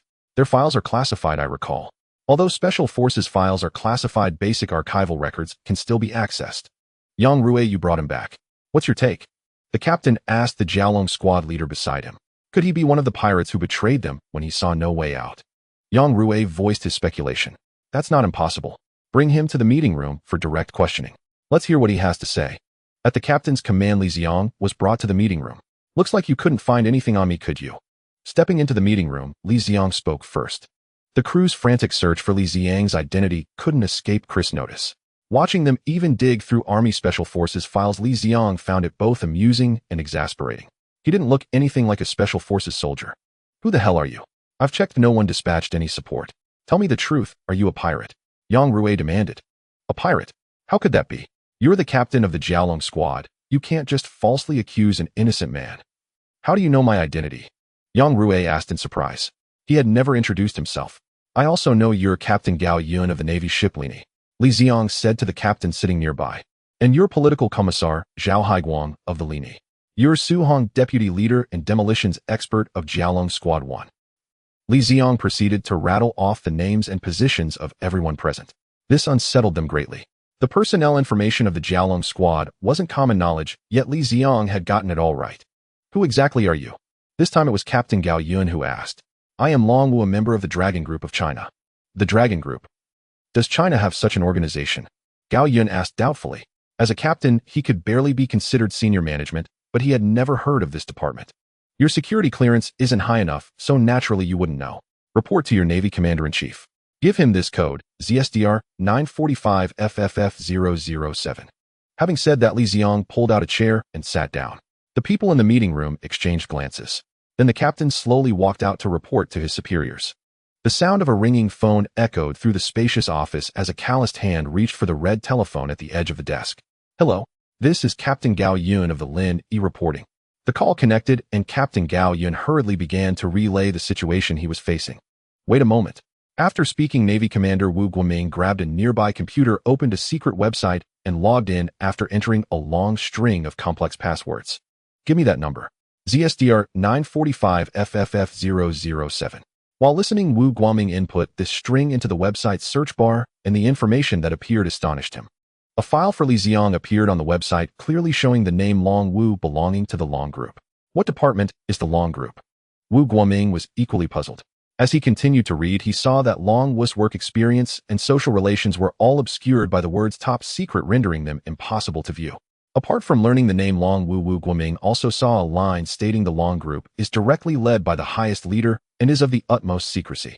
Seeing this information, Wu Guoming had no intention of probing further. Top secrets are not easily uncovered. Thus he said into the phone, there's no issue with that person's identity, just cooperate with any demands he has. Wu Guoming did not inquire about Long Wu's mission. After all, it was a top secret. While they were questioning his identity, Li Ziang pondered what identity he should claim that would facilitate his actions without raising suspicion. After much thought, he concluded that only a highly classified identity would withstand scrutiny and allow him to follow the Jiaolong Squad's operations. Thus, the mysterious organization known as the Long Group was born. Understood, Commander. I got it. As he spoke, Captain Gao Yun entered the conference room. Mr. Long Wu, hello. The higher-ups have ordered us to cooperate with your actions. So my identity has been clarified, right? As long as it is clear there's no need for cooperation at the moment, just notify me when the Jiaolong Squad has its next mission. Next mission? Gao Yun asked, slightly confused. This was of course to prevent any mishaps with the Jiaolong Squad. Who knows when that mission would end?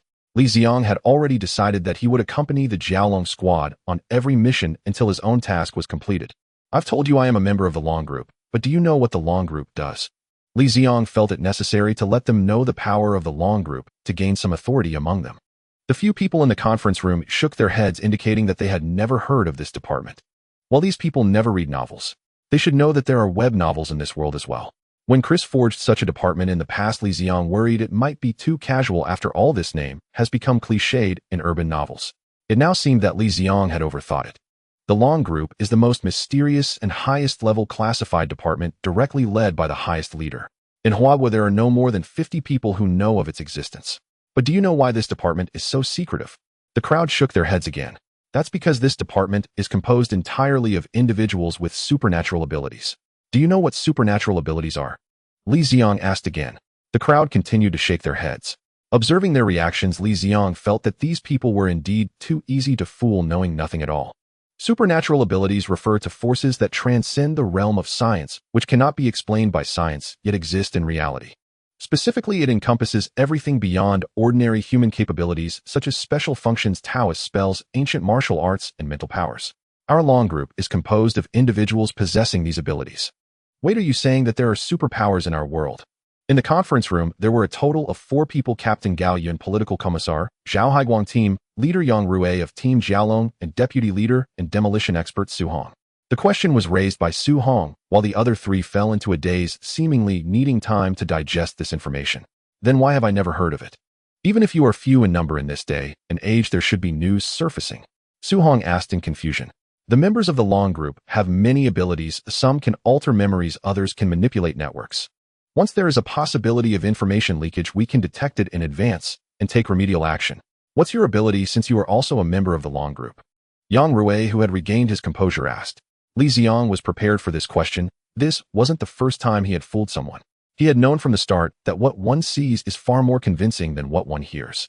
Li Ziang looked around, but found nothing convenient to demonstrate. He could only pick up a nearby chair. The chairs on this military ship were not the flimsy iron ones available on the market. Their 4 legs were made of thick steel pipes, making them quite heavy. Li Ziang lifted a chair, and with a gentle twist 2 of its legs were detached. Grabbing one leg, he applied force and folded it in half. My ability is quite ordinary. I just have a bit more strength, he said, tossing the bent steel pipe onto the table. The 4 of them stared in shock at the severely deformed steel pipe. They were well aware of the thickness of this chair leg, which could not be folded by an ordinary human. Seeing this, they began to believe what Li Ziang had said. Mr. Long Wu's strength is so impressive, he must be one of the top experts in the Long Group. Political Commissar Zhao Haiguang said with a smile. What is my strength worth? You have not seen the capabilities of our Long Group leader. He practices martial arts, but has a system that can convert money and wealth into strength. Over the years, he has converted an unknown amount. Currently, he is recognized as the world's #1 expert. Li Ziang boasted. While his strength was within their realm of understanding, the idea of converting money into strength exceeded their comprehension. If the members of the Long Group are so strong, then isn't Huagua the most powerful country in the world? Yang Rui suddenly exclaimed with excitement. How could that be? Just because our Huagua has the Long Group, do you think other countries have nothing? The United States has the X-Men, the British Empire has the Knights of the Round Table, and Japan has Onmyoji and ninjas. Basically, every notable country has its own supernatural organization. One of our main tasks in the Long Group is to guard against these organizations. This world is not as simple as you think. After answering several questions consecutively, Li Ziang felt they had completely submitted to him, allowing them to send him back to Ivia, where he planned to wait for the next mission of the Jialong squad. After the mission to combat pirates ended, Li Ziang returned to the Chinese consulate in Ivia to continue his work as a chef. With daily cooking practice and Chris patiently guiding him by watching videos, Li Ziang's culinary skills underwent a tremendous transformation compared to before. Whether it was knife skills, flipping the pan, controlling the heat, or seasoning, Li Ziang made significant progress. It would not be an exaggeration to say that he was now only a matter of variety away from matching the chefs of 5-star hotels. On this day, as usual, Li Ziang was in the cafeteria holding a knife in his right hand and pressing down on the meat with his left, his wrist shaking continuously, transforming the exquisite lean meat into evenly sliced pieces. Afterward, he heated oil in the pan, and a plate of perfect sweet and sour pork was freshly prepared. The aroma wafting from the meat brought Li Ziang immense joy. Just as Li Ziang was about to savor his handiwork with chopsticks, his thoughtful assistant Chris suddenly interrupted him. Great Master, the captain of the Lin Yi ship requests to speak with you. Lin Yi ship. Is the mission about to begin? Connect the call. Li Ziang barely had time to taste the food. He quickly stuffed the meat into his mouth and said, Hello, Mr. Long. We have a mission. Oh, I will explain the specifics when you arrive. I have already dispatched a helicopter to pick you up, and it will reach Ivia port in about 2 hours. The captain seemed to be very busy and promptly hung up after receiving Li Ziang's confirmation. During that brief call, Li Ziang heard various chaotic reports on the other end, indicating that this mission was not going to be simple. Sigh. It seems my leisurely life as a chef is about to end. Li Ziang stood up and left the kitchen, preparing to say goodbye to the people at the consulate. After all, he had lived there for a few months and had become somewhat familiar with them. Based on Li Ziang's estimation, after completing this mission with the Dragon team, he would likely finish his world copy task and be able to leave this world, and he should not return to this consulate. Tap, tap, tap, tap. The command room on the military ship arrived quickly. Just as Li Ziang finished saying goodbye to everyone, he heard a noisy sound of propellers. The helicopter descended in a spiral, and Li Ziang quickly opened the door and sat inside. After fastening his seatbelt and putting on earplugs, the helicopter took off rapidly, flying toward the distant sea. Li Ziang, wearing noise-canceling earplugs, dozed off. When he woke up, the helicopter had already reached his destination, the Lin Yi warship. Hello, Mr. Long Wu. It's nice to see you again. As soon as he got off the plane, the captain of the Dragon team, Yang Rui, greeted him. Captain Yang, what is the mission this time? From Captain Gao's tone, it seems quite serious. Let's go inside first. I can only explain the specifics of the mission in the command room, Yang Rui said as he led the way into the cabin, with Li Ziang closely following. Inside the command room, it was exceptionally busy with various data being compiled and analyzed while several staff members were constantly discussing combat strategies. Hearing Yang Rui's report, Gao Yun, who was focused on the map, looked up and said, Mr. Long Wu has arrived. Let's briefly discuss this mission. Notify the relevant personnel from all departments that a meeting will be held in 5 minutes. The discipline of the military is unquestionable. By the time Li Ziang and Gao Yun entered the meeting room, all personnel qualified to attend the meeting had already gathered. Without further ado, let me directly introduce this mission. There is a small country in southern Africa that is a target for our aid projects, and every year many domestic aid workers go there for support.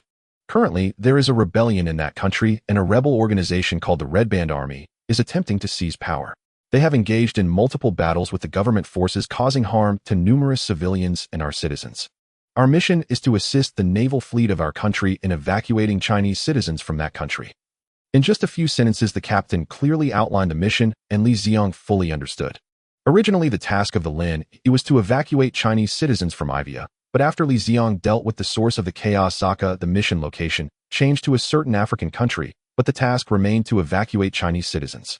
Although the missions were the same, after Chris investigated this African country, Li Ziang discovered that while only the mission location had changed, the difficulty of the two tasks was completely on different levels. Firstly, regarding the number of people needing evacuation, there were at most 100 Chinese citizens in Ivia, which could easily be evacuated with one warship, but in this African country, China has been providing aid for many years with a large influx of new aid workers every year. It is conservatively estimated that at least 1,000 people need to be evacuated, and one warship simply cannot handle it. Furthermore, the strengths of the rebel organizations in these two countries are completely different. Ivia's rebellion was supported by the terrorist Zaka and could only be considered average in strength. However, in this African country, the land area, number of rebels, and the armament of the rebel forces are several times that of Ivia, making it extremely dangerous. Despite the high difficulty and danger of the mission, none of the soldiers on the warship showed any fear. In fact, some personnel even displayed a hint of excitement in their eyes, eager for battle. These were truly elite troops. After briefly introducing the mission, Gao Yun began to assign specific tasks to each department and highlight important considerations during the execution of the mission. Li Ziang did not pay much attention to what was said afterward. He thought, what do I need to remember when I have Chris, the artificial intelligence, to do that? Whenever Li Ziang attended a meeting, Chris would record the content verbatim, and he could retrieve relevant information at any time as needed. The meeting lasted 2 hours, and Captain Gao Yun and the relevant leaders said everything they needed to. Turning to Li Ziang, he asked, Mr. Longwu, do you have anything to add? No, just proceed as you have stated. Oh, by the way, remember to arrange for me to act together with the Dragon team. And don't make any special arrangements. Don't change the Dragon team's mission because of my presence. Oh, just treat me as if I do not exist. Li Ziang worried that the captain might hesitate to send the Dragon team on a mission due to his presence, which could be troublesome, so he added this remark. After the meeting concluded, the participants returned to their respective departments to relay the meeting content, and Li Ziang followed Yang Rui toward the Dragon team.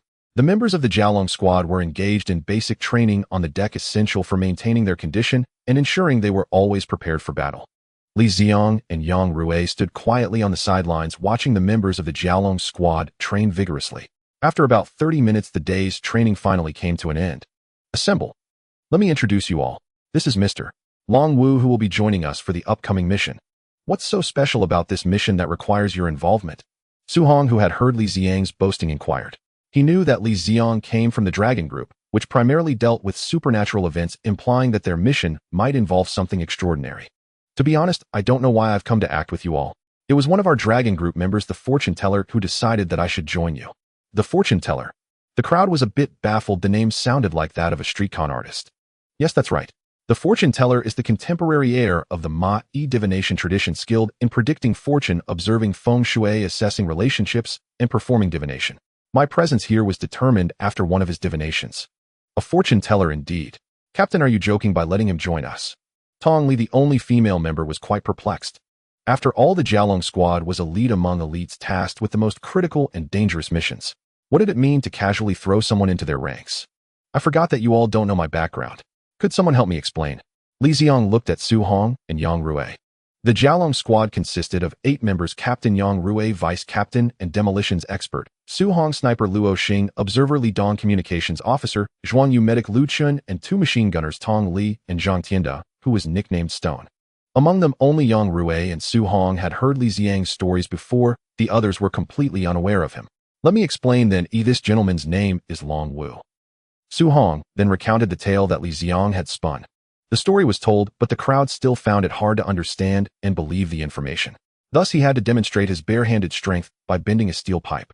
Indeed, a performance proved to be far more persuasive. Observing the awe on the faces of those he had captivated, Li Ziang felt he could easily make a living by performing on the streets. All right, Su Hong's introduction was quite detailed, so I believe everyone has a grasp of who I am. I won't say much more. Captain Yang, please find me a place to rest. Saying this, he greeted everyone and headed towards the cabin. Do you believe what he said? Tong Li, the only female member, asked. The other machine gunner, Stone, looked at the twisted steel pipe on the ground and said, I think it must be true. Can an ordinary person possess such strength? So that means the Dragon Group is real too. This time it was Li Dong, the normally quiet observer, who spoke. As a sniper's observer, he needed to concentrate more on his surroundings, so he had become increasingly taciturn. However, this information was too significant for him to remain calm. If his strength is real, then the fortune teller must be real too. It would be great if I could have him read my fortune. The communications officer Zhuang Yu said with eager anticipation. What do you want him to predict? When you will find a girlfriend, teased Lu Chun, who was on good terms with him. The few of them then began to discuss the things Li Ziang had mentioned. They had no idea their world could be so exciting, but felt as if Li Ziang's story had opened the door to a new realm for them. Some even fantasized about gaining supernatural powers and successfully joining the Dragon Group. Unfortunately, all of this was just a fabrication by Li Ziang to deceive them. They would never have that opportunity.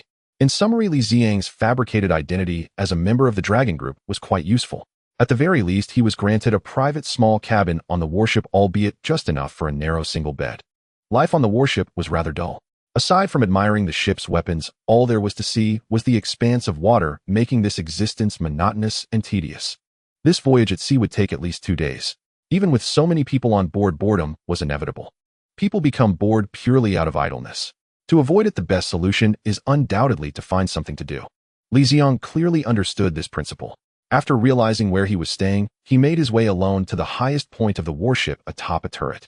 There was a 1-meter-wide platform perfect for Li Ziang to meditate. Sitting cross-legged, he silently began to practice the 9 heavens mystic art, which encompassed all aspects, including methods for cultivating true qi. After determining this art as his primary cultivation practice, whenever he had time and thought of it, Li Ziang would meditate and refine his skills. Now, using internal cultivation to pass the time seemed like a good choice. Li Ziang quietly sat atop the turret for 2 days and nights. Being fully focused on his cultivation, he indeed felt little sense of the passage of time. Using cultivation to occupy his time worked remarkably well. Li Ziang had little awareness of his meditative practice, but the others on the warship were genuinely startled. They had never seen anyone sit in meditation for 2 days and nights. A regular person would likely have their legs incapacitated after sitting cross-legged for just 2 hours. If Li Ziang hadn't informed them beforehand not to disturb him, the soldiers aboard would have already gone to check on him. The officers on the warship were already concerned about his well-being. After all, if a member of such a mysterious organization were to die here, it would likely cause a significant problem.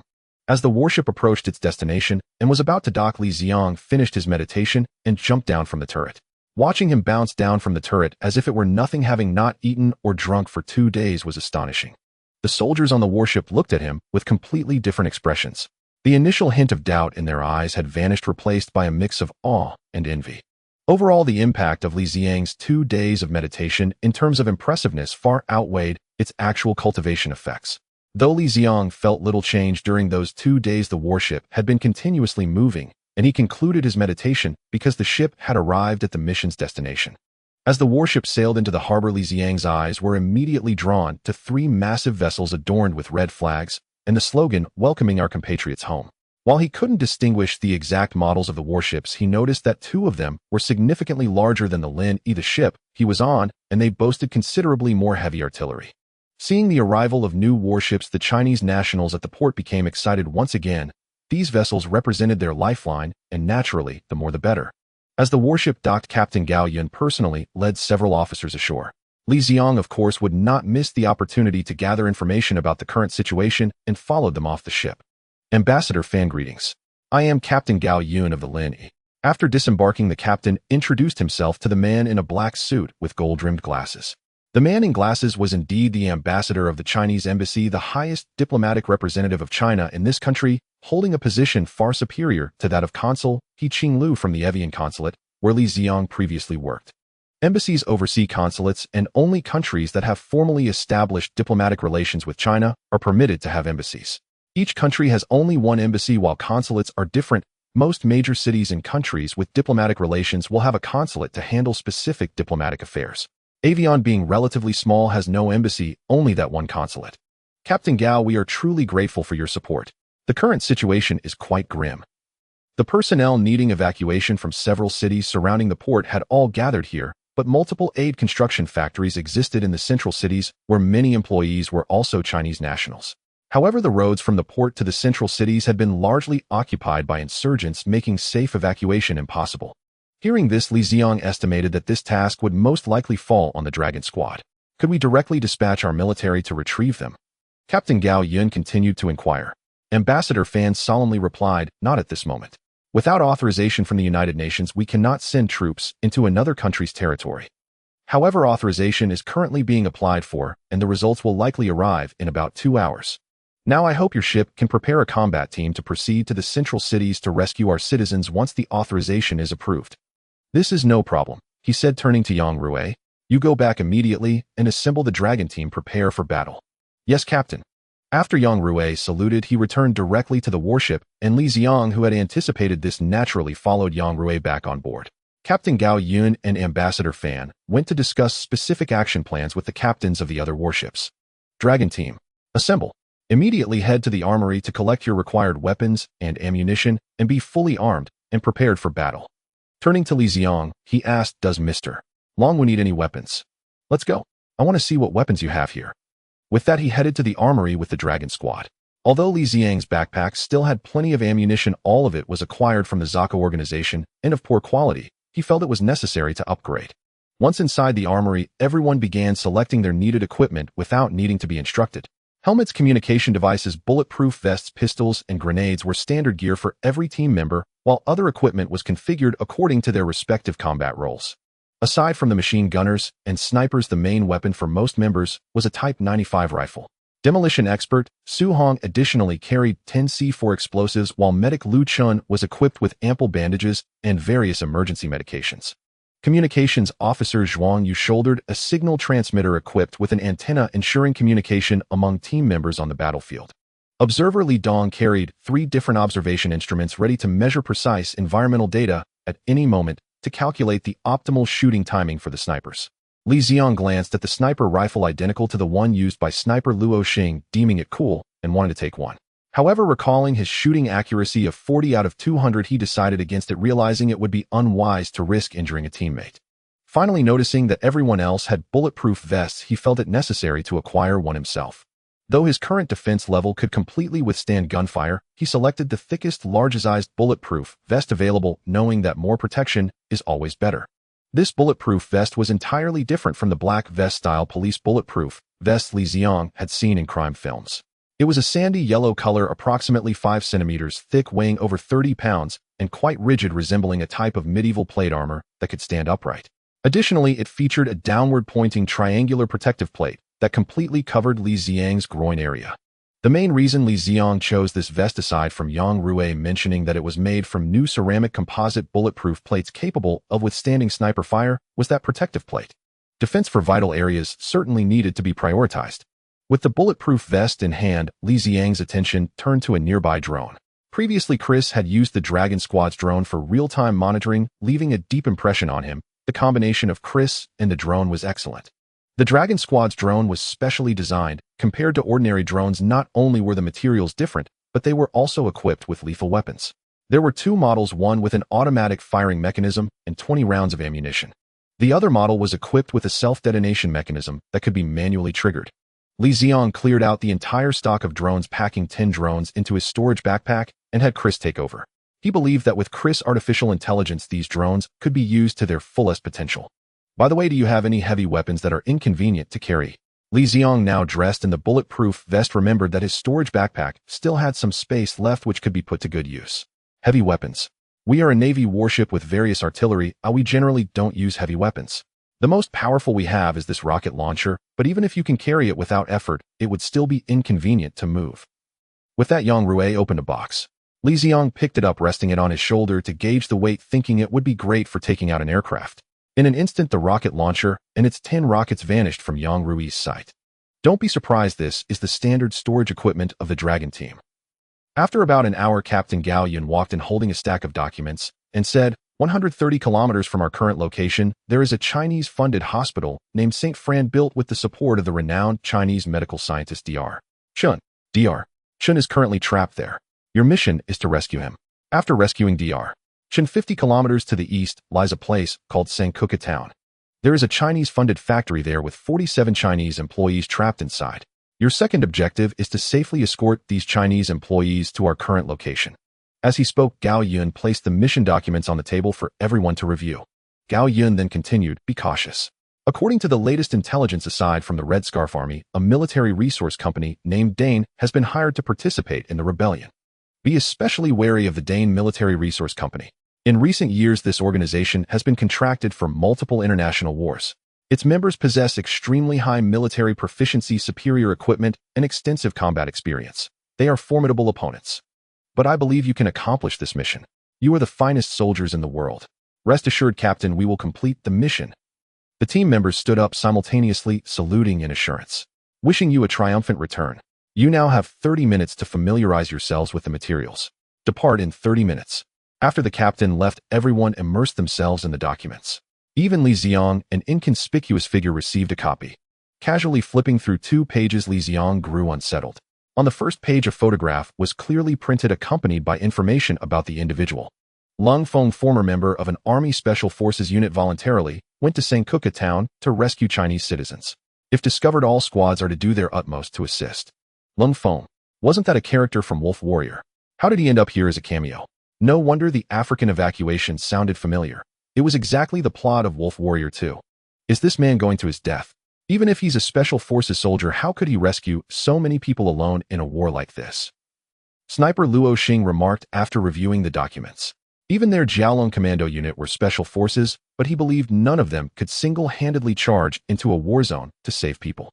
Whether he succeeds or not, at least he has the courage to try. He is a hero either way.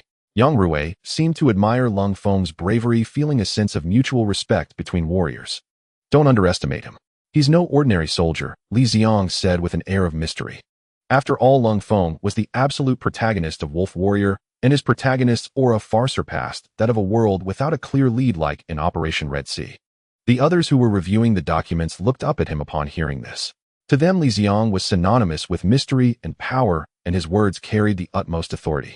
Is Lung Feng also a member of the Dragon Group? Machine Gunner Tong Li speculated. He's not in the Dragon Group, but he should be the strongest soldier in this world, worthy of being called a king of soldiers. Based on Lung Feng's abilities displayed in the film, he could easily be deemed a king of soldiers. In novels, he would be the protagonist of stories like Retired King of Soldiers, personal bodyguard of a beautiful CEO. Although Lung Feng wasn't a Dragon Group member, Li Ziang's claim that he was the world's strongest soldier struck the team even harder, as everyone present, except Li Ziang, were military personnel.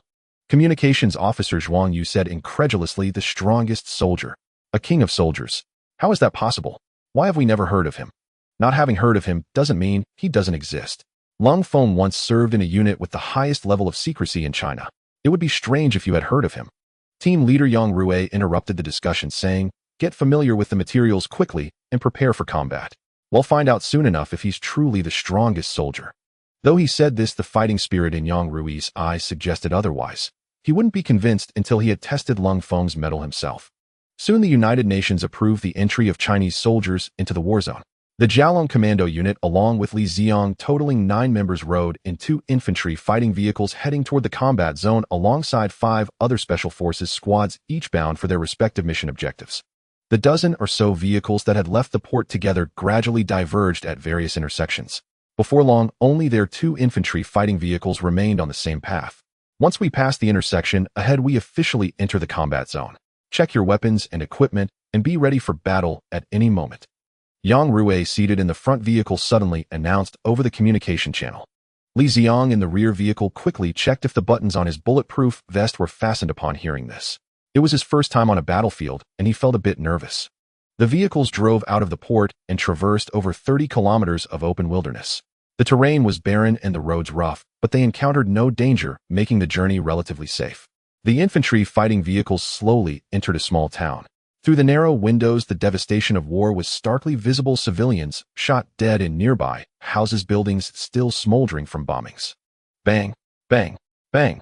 Gunfire erupted incessantly, bullets striking the infantry fighting vehicles.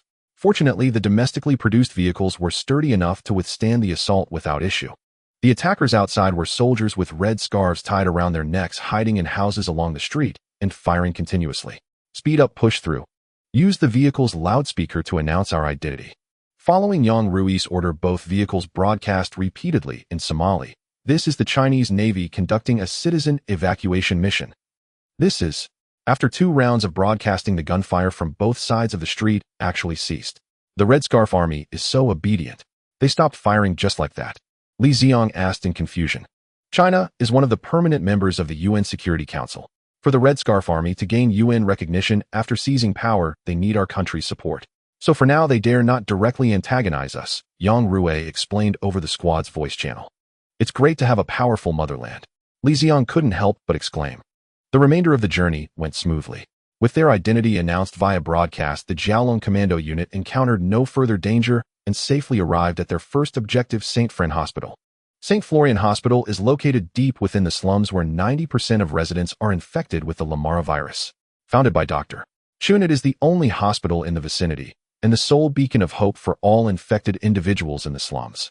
The Lamara virus spreads through direct contact. Blood, bodily fluids, and secretions from infected individuals are all highly contagious. Its incubation period is short, and its fatality rate is exceptionally high. Symptoms, including fever, hallucinations, and necrotic skin lesions, may manifest as early as 4 hours or as late as 5 months after infection. Once symptoms appear, mortality exceeds 90%. Infection is effectively a death sentence. Dr. Chun is an internationally renowned virologist. With his expertise, he could command prestigious positions and generous compensation in any country.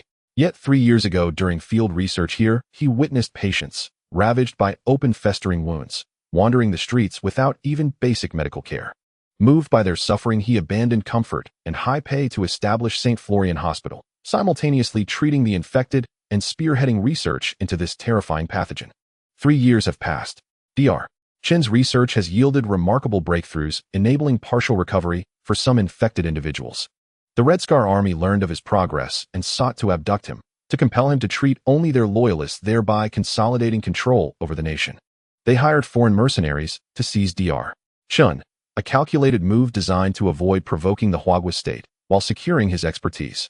Yet they underestimated the Huagua state's unwavering resolve to protect every one of its citizens. No citizen will ever be abandoned. Outside the slums, the Jiaolong rescue team stood ready. Yang Rui delivered final orders. St. Florian Hospital lies at the slum's heart. We'll advance along the main road to a point 100 meters from the hospital. Luo Xing and Li Dong will secure optimal overwatch positions on the perimeter for long-range support. Su Hong, you'll lead Shi Tu and Lu Chun to flank the hospital's rear and breach through the back entrance. The rest of us will storm the main gate alongside me. Understood. And understood. None. Final reminder: prioritize your own safety. Under no circumstances make physical contact with infected individuals. The armored vehicle rolled smoothly to a halt outside the hospital. Luo Xing and Li Dong disembarked first, scaling the roof of a 2-story building adjacent to the hospital, offering a clear vantage through side windows into the interior. Yang Rui and Su Hong deployed their respective teams among the surrounding slum alleys, awaiting the signal. In sniper position secured. 6 guards patrol the open ground before the hospital's main entrance. 4 more are visible inside the lobby. 3 others occupy the second-floor corridor, but blind spots suggest 2 to 4 additional hostiles within. Hospital staff have been herded into the lobby where Dean Military Resources operatives, Big Bear and Athena, are interrogating them. Snipers often double as battlefield intelligence assets. Snipers neutralize the guards in the front courtyard first. Su Hong, hold position at the rear entrance. Wait until the frontal assault draws enemy reinforcements outward, then breach and clear the interior. Commence operation in 60 seconds. Based on real-time intelligence team, leader Yang Rui swiftly devised a ruse, luring adversaries out while striking elsewhere. Commander, A jeep is speeding toward the hospital, from the side right where our snipers are positioned. Just as Yang Rui finalized the plan, the sniper team reported an unexpected development. Commander, the driver appears to be Lung Feng. He's about to crash. And attention, all units. Initiate now. Su Hong, move immediately to assist Lung Feng in clearing hostiles inside the hospital. Go, go. With that, he led his squad charging toward the main gate. Li Ziang hefted a heavy machine gun and sprinted alongside Yang Rui. The weapon had been seized earlier from the Zaka organization. Knowing his marksmanship was poor, he reasoned he couldn't charge empty-handed, not in this chaos. Thus the machine gun, relying on suppressive fire, became his ideal weapon. His tactic, unleash a barrage. Accuracy mattered less than intimidation. Even if rounds missed, enemies would hesitate to expose themselves. That in his mind was contribution enough. Bang! Then the first shot rang out, fired by sniper Luo Xing, dropping a guard at the main gate. Yang Rui and his team surged inward, engaging targets with precision. At the exact moment gunfire erupted, Lung Feng's jeep smashed through the hospital's side wall and plowed straight into the lobby. Boom. And demolitions expert Su Hong detonated a C4 charge, blowing the reinforced rear door off its hinges. He stormed inside with Shi Tu and Lu Chun to reinforce Lung Feng. Simultaneously, Lung Feng's jeep, having breached the side wall, slammed into the lobby, its sharp turn sending a Red Scar soldier flying. The sudden vehicular intrusion startled everyone. Yet the Dean operatives inside were elite. Within seconds, they rallied Red Scar troops to counterattack, unleashing a hail of bullets from 7 or 8 rifles directly at Lung Feng's jeep. Lung Feng abandoned the vehicle. The instant he stepped out, Athena opened fire. He seized the rifle barrel barehanded, and with his other fist struck like thunder. In the underworld, 3 kinds of people are never to be provoked: elders, children, and women.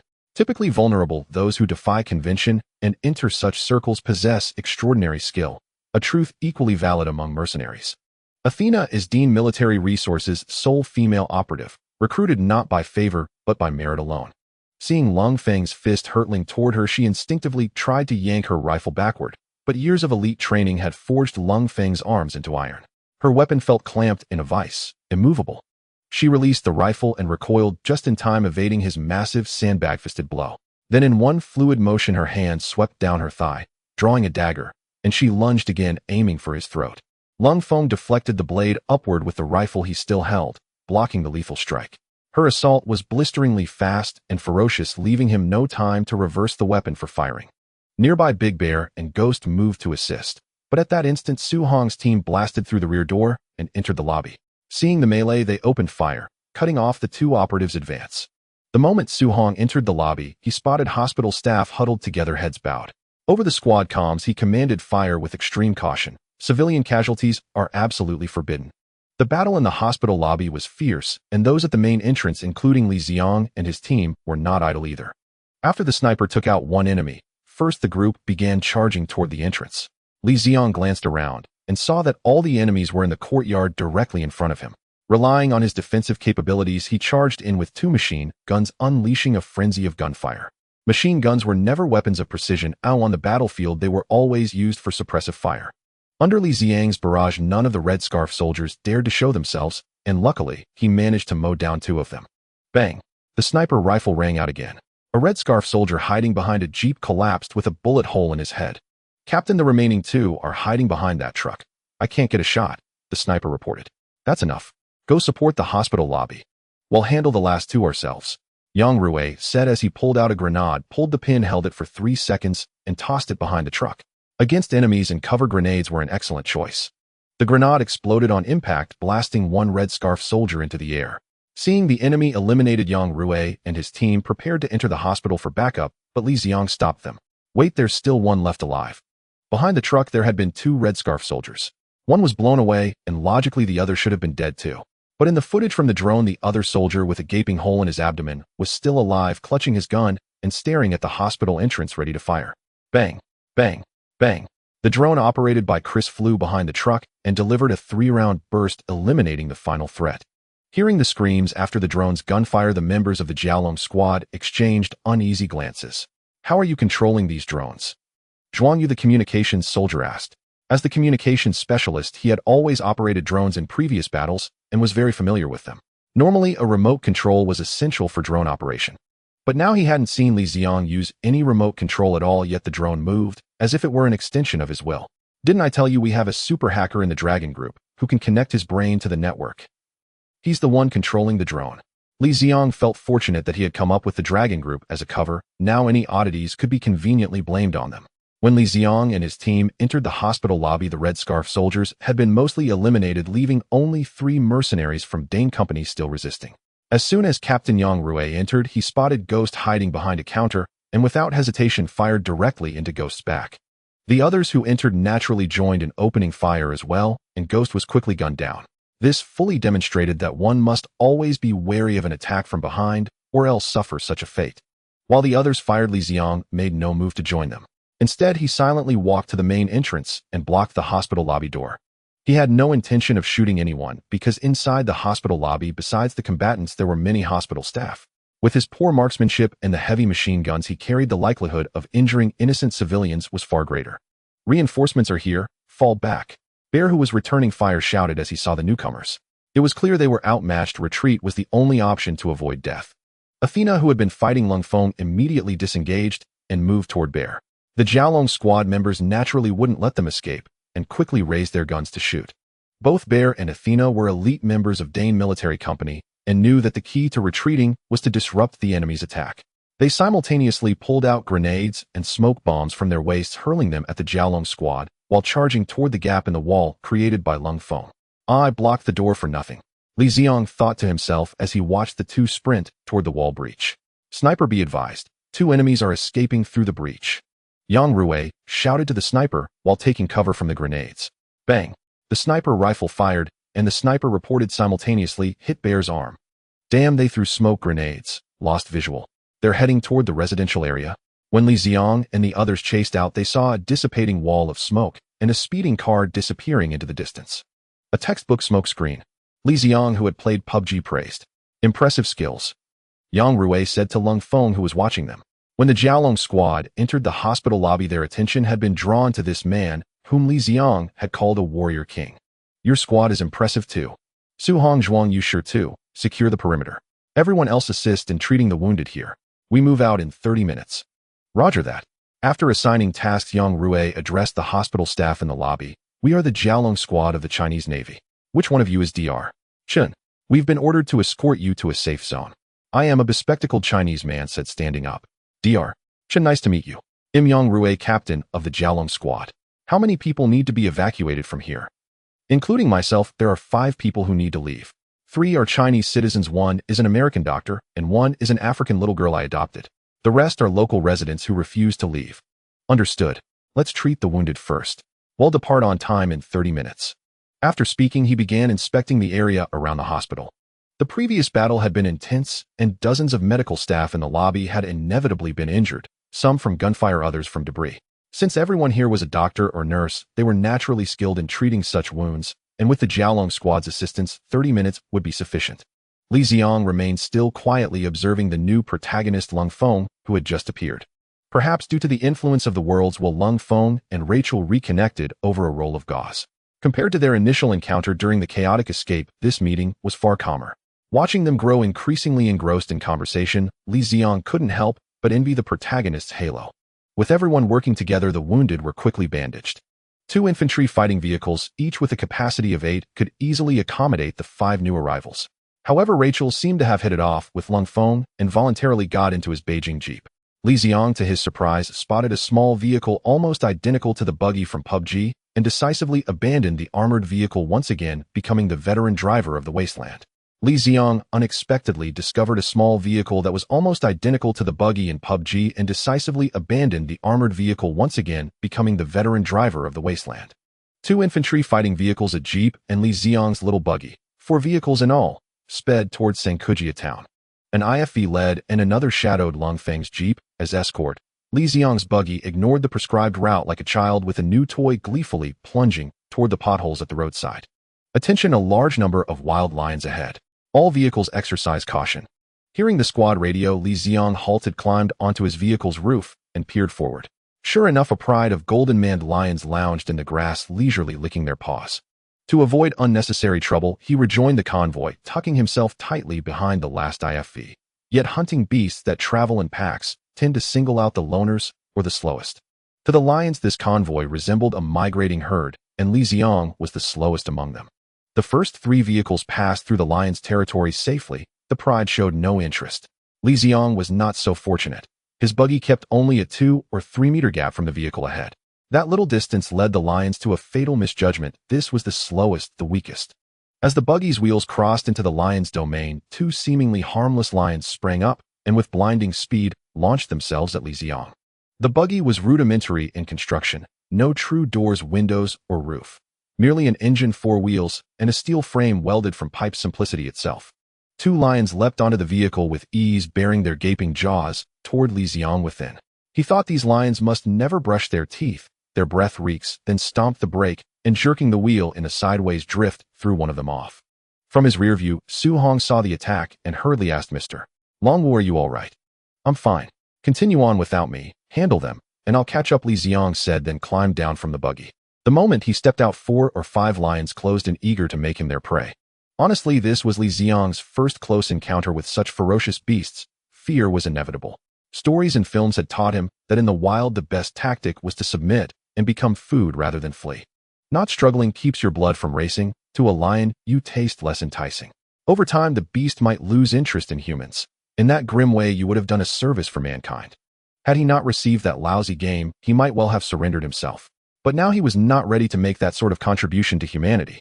He slapped the first lion, get spun 2.5 times in midair, and crashed to the ground motionless. Oh no, too much force, he thought. Facing a lion for the first time, he had misjudged his own strength. When the second lion charged, he tempered his blow, delivering a controlled kick that sent it tumbling. It rolled to its feet and lunged once more.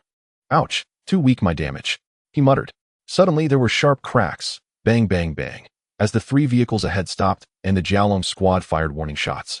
Though Li Ziang had told them not to come to his aid, a unit would not abandon one of its own to face danger alone. Modern gunpowder weapons proved the beast's nemesis. The thunderous volleys shattered their resolve, and the pride abandoned the notion of making him a meal, scattering into the scrub. "Thanks, everyone. We can move on," Li Ziang said over the squad channel. Basic courtesy, for one never knew when a debt might need repaying. Once certain he was safe, the others clambered back into their vehicles and resumed the journey. Li Ziang approached his buggy only to notice the lion he had flattened still lying motionless on the ground. He stepped over, checked for a pulse. None. Seeing no one around, he hauled the lion's leg and shoved it into his storage backpack. Killing a protected wild animal was illegal, but without a body there was no proof. Without proof, nothing had happened. This was Li Ziang comforting himself. Whether others believed it mattered little. In his own eyes, he remained a law-abiding young man. He started his little buggy and pressed on. Crude though it was, it drove superbly, simple controls, generous power, and formidable off-road ability. There was scarcely a path it could not handle. Its singular flaw was the lack of a windshield. Mud sprayed his face with every turn. Flooring the accelerator, he launched the buggy across a roadside drainage ditch, overtook the IFV, and drew level with Lung Feng's Jeep shoulder to shoulder. Lung Feng glanced at the driver and gave a thumbs up, perhaps praising Li Ziang's driving, perhaps his nerve in facing lions. Li Ziang offered no reply, preserving the cool indifference befitting a man of skill. While Li Ziang enjoyed his drive at the other side of the city, General Inoue, Du, commander of the Hongjin army, was meeting the head of the Dai-In Military Resources Company, a European known by the codename Lao Dai. On sighting him, General Inoue Du bellowed, "Where is Dr. Chen?" "Not found. It seems he was taken by Huagua people," Lao Dai replied with casual disdain, treating the rebel leader before him with contempt. "Worthless. I gave you so much money, and you cannot even find one man. What good are you? Why be so hasty? I already know their retreat route. They're heading for a Huazi factory. Your role is to dispatch troops to coordinate with my men and encircle them. A Huazi factory? I told you not to strike at Huagua people. I will need their support in the future." You. Before General Inoue Du could finish, a shot blew his head apart. The remaining Hongjin soldiers leveled their weapons at the Dai-In men. Yet none fired. There was hesitation. Lao Dai, puffing smoke from a recent shot, declared he could no longer endure the man's bluster and had no qualms about eliminating a rebel general from a small nation. "You are now the new leader of the Hongjin army. I trust you know what to do," Lao Dai said, turning to the original second-in-command. "I will assemble the troops at once." Sankujia town is the destination for Li Ziang and his companions, known for its abundant mineral resources. Consequently, many steel and mining conglomerates from Huagua have established factories here, with Shua's Hanbang Steel Group being one of them. Shua's Hanbang Steel Group is a renowned steel company in Huagua, having established facilities in nearly all mineral-rich areas, with the largest factory in Sankujia town built by them. This factory typically employs hundreds of workers, and even though most have fled due to the war, nearly 100 employees still remain steadfast in their positions. Among these nearly 100 employees, 47 are management and technical personnel sent from Huagua, while the rest are local workers who couldn't escape, along with family members of Huagua employees who have formed families here. For these individuals who have long wandered far from home, establishing a family is no easy feat, and they would never abandon their loved ones. Logically, a factory should be a primary target for the Red Scarf Army and would have been captured long before the arrival of the Jiaolong team. However, this factory is owned by Huagua, and the Red Scarf Army is cautious. Additionally, it is fortunate that the factory owner's son is a military enthusiast who loves firearms. Upon arriving in this arms-laden place, his first action was to procure many weapons and grenades. Under the organization of the factory's security department, the workers stranded here have used these weapons to fend off several waves of attacks from those seeking to take advantage of the chaos, thus making the factory a tough nut to crack, temporarily securing it. Of course, if possible, these workers would not want to remain holed up in the factory. They wish to evacuate to a safe zone. However, the distance to evacuate is too great, the number of people needing to leave is too high, and there is no professional military escort. Given their situation, encountering even a minor attack could result in over half of them being lost. The risks of self-evacuation are too high, making it more prudent to hold their ground in the factory. Finally, after holding out for 2 days, the Jiaolong team arrived to rescue them. We are the Jiaolong team of the Huagua Navy dispatched to evacuate Huagua citizens. After stopping, Yang Rui shouted through a vehicle-mounted loudspeaker in front of the factory. Following Yang Rui's announcement, a vague cheer arose from within the factory. Then the tightly shut factory gates slowly opened, revealing a young man dressed in a bulletproof vest with grenades at his waist and an AK in his hands, followed by several local workers also armed with AKs. "Which unit are you from?" The young man seemed unclear. "We are from the 19th Escort Fleet, Jiaolong Special Forces of the Huagua Navy." After repeating himself, the young man turned to whisper to a middle-aged man behind him and waved his hand, saying, "Remove the roadblocks." The workers behind him hurriedly moved the 6 roadblocks aside at the entrance. "Come in." The path into the factory was cleared, but Yang Rui did not rush in. If he did not go, then neither would the Jiaolong team. Lung Feng beside him also remained still, simply smiling at the young man before him. With the professionals not moving, Li Ziang as a bystander would naturally not rush about. He understood the principle of not sticking out as a target. "Friend, did you forget something?" Yang Rui said, pointing to a spot just a meter in front of him. Upon closer inspection, there was a thin, transparent wire suspended 10 centimeters above the ground, extending into the oil barrels on either side. "Good eyesight. You seem to have some skills.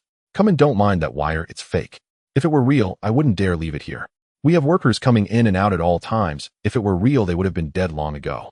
The middle-aged man behind the young man interjected to defuse the situation, saying, "I apologize, everyone. Xiao Fan just loves to mess around. Please bear with us. Come in quickly." After welcoming them into the factory's conference room, the middle-aged man continued, "You can call me Lao He Oi and the head of the security team at this factory. The young man you just saw is the son of our factory manager named Zhui Yifan. He usually loves to play around, but he is quite a good person. Just a few days ago, he led the charge to repel the Red Scarf Army twice. Young people are just supposed to be a bit mischievous. Captain, he now please tell us about the situation in the factory so that we can formulate an evacuation plan." Currently, there are 72 people in the factory, of which 47 are Huagua citizens and the rest are local residents. We hope to evacuate everyone together. Although these individuals are not Huagua citizens, they have worked for our factory for a long time, and some have even married local workers, so they can be considered half Huagua citizens. Rest assured, we definitely won't abandon anyone. Are there any means of transportation in the factory? As for transportation, you can rest assured. We have over a dozen large trucks for transporting, and 1 medium-sized passenger vehicle. It won't be an issue to move all 70-plus people. Transportation is the most crucial element in this evacuation task. Without sufficient vehicles for the hundreds of kilometers ahead, a safe evacuation is impossible. Not having to worry about transportation is indeed good news. What about the number of weapons in the factory? Yang Rui continued to ask. Currently, there are a total of 18 AKs, about 1,000 rounds of ammunition, and 30 grenades in the factory. In the conference room, Lao He and a small leader from the factory were discussing the situation with Yang Rui and Su Hong from the Jiaolong team to devise a detailed evacuation plan. Li Ziang listened for a while before stepping outside, as he had little interest in such planning. After all, no matter how perfect the plan is, there will always be unexpected events. Outside the conference room was a small resting area where the 5 rescued individuals from Shengfuolan Hospital were resting. The Jiaolong team had only the communications officer Zhuang Yu here debugging a communication device, while the others were on guard around the factory. Seeing Li Ziang come out, Zhuang Yu asked, Mr. Longwu, how is the discussion of the evacuation plan going? Mr. Longwu, so you're not part of the Jiaolong team? Before Li Ziang could respond, Zhui Yifan, who was trying to strike up a conversation with Rachel, asked in confusion. He noticed Zhuang Yu's unusual address of Li Ziang. If they were from the same team, it would be strange to refer to him as Mr. Li Ziang was currently wearing the gear of the Jiaolong team, so it was natural for him to be mistaken for a member of the team. Of course I am not from the Jiaolong team. Young man, have you ever heard of the Long Group? Long Group? What organization is that? Cold Feng, who was looking at a map nearby, was also intrigued by this uniquely Huagua name. The Long Group is an organization even more mysterious and classified than your Battle Wolf. You only need to know that this organization exists. You actually know about Battle Wolf? Cold Feng exclaimed in surprise. His team Battle Wolf has always been executing special missions with a high level of secrecy, and it was quite unexpected that Li Ziang knew that name. Long Group. That name sounds somewhat familiar. Isn't that a common organization in novels? Are you trying to make fun of me for not reading books? Huh. Zhui Yifan laughed, clearly not believing what Li Ziang said about the Long Group. No, the United States does not have a shield bureau, they have the X-Men. Li Ziang's years of persuasive prowess were no joke. With his vivid storytelling and practical demonstrations, Zhui Yifan became utterly convinced of the Dragon Group's existence and began desperately currying favor with Li Ziang, hoping to learn a move or two. His ultimate wish was to be recruited into the Dragon Group, but Li Ziang easily brushed him off with a simple, "You need to pass the trials." Master, have some tea. This is authentic Westlake Longjing I brought from home. If I hadn't hidden it well, he would have stolen it all. Please taste it. Though Li Ziang had refused him, Zhui Yifan was clearly thick-skinned and directly addressed him as master regardless. Li Ziang picked up the cup and poured the tea and leaves directly into his mouth, chewing them like a cow devouring peonies before saying, Not bad. It's good tea. I'm glad you like it. Let me brew you another cup. No need, 1 cup is enough. Seeing that Li Ziang wasn't interested in his treasured tea, Zhui Yifan picked up a hunting rifle hanging on the wall and said, Master, come take a look at my collection. I once used this gun to blow a wolf's head off from 200 meters away. In his view, a master like Li Ziang, who often undertook perilous missions, would surely be familiar with various firearms and thus interested in his collection. This was a key step in winning Li Ziang's favor. Li Ziang looked at the gun Zhui Yifan handed him and recalled his own marksmanship, hitting 40 out of 200 targets, and felt as if Zhui Yifan was mocking him. Do you have nothing to do? Then help me load bullets. With that, he took out 2 large boxes of bullets and 30 oversized magazines, each holding 200 rounds from his storage backpack. Li Ziang had 2 machine guns, and the magazines he had loaded in his spare time were nearly empty. A free laborer had just shown up, so why not make use of him? No problem, master. They'll help you load them. Zhui Yifan was visibly more excited at the sight of the bullets, feeling he had chosen the right patron. He turned to a Chinese man behind him and shouted, He, what are you standing around for? Come help load the bullets. He stared at the 2 boxes of bullets, feeling a headache coming on, then turned and shouted, 2 of you come help. He was somewhat of a manager in the factory, so ordering a few workers around was no problem. Li Ziang watched the bullet-loading team grow, but didn't interfere. Even with many hands, the 2 boxes of bullets would take considerable time. Besides, the sooner they finished, the better. There might be a big battle tonight. By the time they were almost done loading, it was completely dark. A large bonfire had been lit in the factory's open space. Looking at the blazing fire, Li Ziang didn't know what to make of the local Africans. Were they carefree or simply optimistic? That morning they had been worried about being shot, but now knowing someone had come to rescue them, they were already singing and dancing in celebration, even though they hadn't reached safety. Li Ziang initially scoffed at such festivities, vowing not to join such a crude celebration. But when the aroma from outside wafted in, his legs carried him out against his will. So delicious. Perhaps knowing they would leave the next day, the workers had brought out all the food stored in the factory and were having a barbecue around the bonfire. Having finished his labor, Zhui Yifan was grilling 2 large skewers of beef in one hand while chugging a bottle of beer with the other. Seeing Li Ziang, he immediately handed over the skewers. Master, you're here. Try my cooking. Li Ziang never stood on ceremony when it came to food. He took the beef skewers, and with a single slurp, the skewers were bare. Master, no wonder you're so strong. You even eat skewers like a beast. They'll grill you a few more. Zhui Yifan quickly fetched a large handful of skewers and dutifully began grilling. Staring at the empty skewers, Li Ziang suddenly realized he hadn't eaten in days. Though he could go without food, the aroma made him feel hungry. Glancing at the food the workers had brought out, Li Ziang felt it wouldn't be enough for him, so he rummaged through his storage backpack. Ever since he discovered that eating large amounts restored his stamina, he always kept a stock of food. But when his eyes fell on the lion he had accidentally wounded earlier, a thought he couldn't resist sprang to mind. This lion must weigh a few hundred pounds. It would be a shame to waste it. I've never tasted lion meat before. What if? The more he thought about it, the more reasonable it seemed. But with so many people around, it wasn't convenient. So he sneaked to a dark, secluded ditch behind the factory away from the firelight and took out the lion carcass. The storage backpack's preservation was excellent. The lion looked as fresh as the moment it was stored. Brother Lion, I definitely didn't kill you just because I wanted to taste lion meat. I'll kill a few more red scarf soldiers to honor your soul in heaven. Rest in peace. Li Ziang consoled himself as he skillfully disemboweled the lion. In just over 20 minutes, Li Ziang had separated the skin and meat, discarded the innards, and washed the meat with water from his backpack before heading back to the bonfire. Chris, find me a barbecue recipe. Though Li Ziang had worked as a cafeteria chef for a few months, they never did barbecue. He had no idea how to properly grill lion meat. First, brush on oil. Grill for 30 minutes, then brush on another layer. Li Ziang followed the recipe strictly.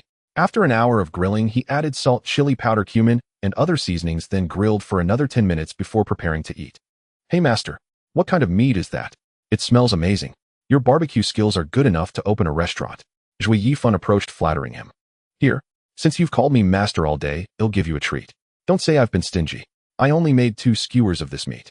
Li Ziang handed him a skewer of sliced meat. Master, this tastes a bit gamey. I need more cumin. Zhui Yifan sprinkled on some cumin. The skewer was small, and Zhui Yifan finished it in a few bites. Master, what kind of meat is this? I've never tasted anything like it. It's a powerful aphrodisiac. The bonfire party continued, and Li Ziang was munching on lion meat. Beside him, Zhui Yifan, aware of what he was eating, wore a face of constipation. Li Ziang felt he was completely wasting a good thing being upset despite enjoying the delicious food. Currently, the protagonist Lung Feng was chatting happily with Rachel in the distance, both laughing heartily. Li Ziang envied the protagonist's halo as he and Lung Feng knew Rachel almost equally well. Looking at the two in their affectionate display, Li Ziang could only transform his sorrow into appetite, devouring the meat in his hands. As for Lung Feng, Li Ziang had no intention of befriending him. His task was to protect the dragon team, which had nothing to do with Lung Feng. Why make friends? There was no helping it. He was just that opportunistic. Great master, I have detected a drone signal. They've arrived so quickly. Saying this, he instructed Chris to notify the dragon team members to prepare for battle. Chris, deploy our drone. In the original storyline, mercenaries from Dane Military Company attacked at night. Therefore, after arriving at the factory, Li Ziang had Chris position 10 drones in various corners of the factory and monitor the surrounding drone signals to prevent any surprises. The 10 drones took off from various parts of the factory, hovering in the air to search for enemy aircraft. It wasn't long before they spotted one. An enemy aircraft was flying over from the side between 2 warehouses, circling in front of the workers' dance square. A box truck was parked outside the factory, serving as the command vehicle for Dane Military Company's operation. At that moment, the commander was watching the footage returned by the drones. What a grand party, I really want to. Damn it, why did the footage cut out? The drone's footage was lost, which was of course Chris doing. Upon discovering this blatant surveillance drone, Chris maneuvered one of the drones to perform a textbook flanking maneuver, circling behind the enemy aircraft and opening fire. Boss, don't worry. We still have 5 drones. I'll divert one to monitor the square right away, said the mercenary operating the drone codenamed Cockroach. One drone under his control smoothly flew over the bonfire party to continue monitoring. Tap, tap, tap. After 3 gunshots, the monitor inside the command vehicle went black again. The drone was shot down again, which made Cockroach a bit annoyed. As Dane's chief drone operator, he had never suffered such a loss. He immediately called 3 men over, with each controlling a drone to prepare for a counterattack. 4 drones formed a long line in the air and headed towards the scene. This time they had learned their lesson. The cameras of the 4 drones were constantly rotating as they advanced, trying to locate the enemy that had attacked them earlier. Chris' drones soon appeared on the monitor, and the 10 Dragon Team drones began to surround the 4 enemy aircraft, completely sealing off all around them. The 4 enemy aircraft were like lambs to the slaughter, trapped in the center. However, even lambs have horns. When pushed, they could still charge. The 4 enemy drones adjusted their gun barrels, aiming at the surrounding Dragon Team drones, preparing to unleash a barrage. The idea was good, but it was unrealistic to implement.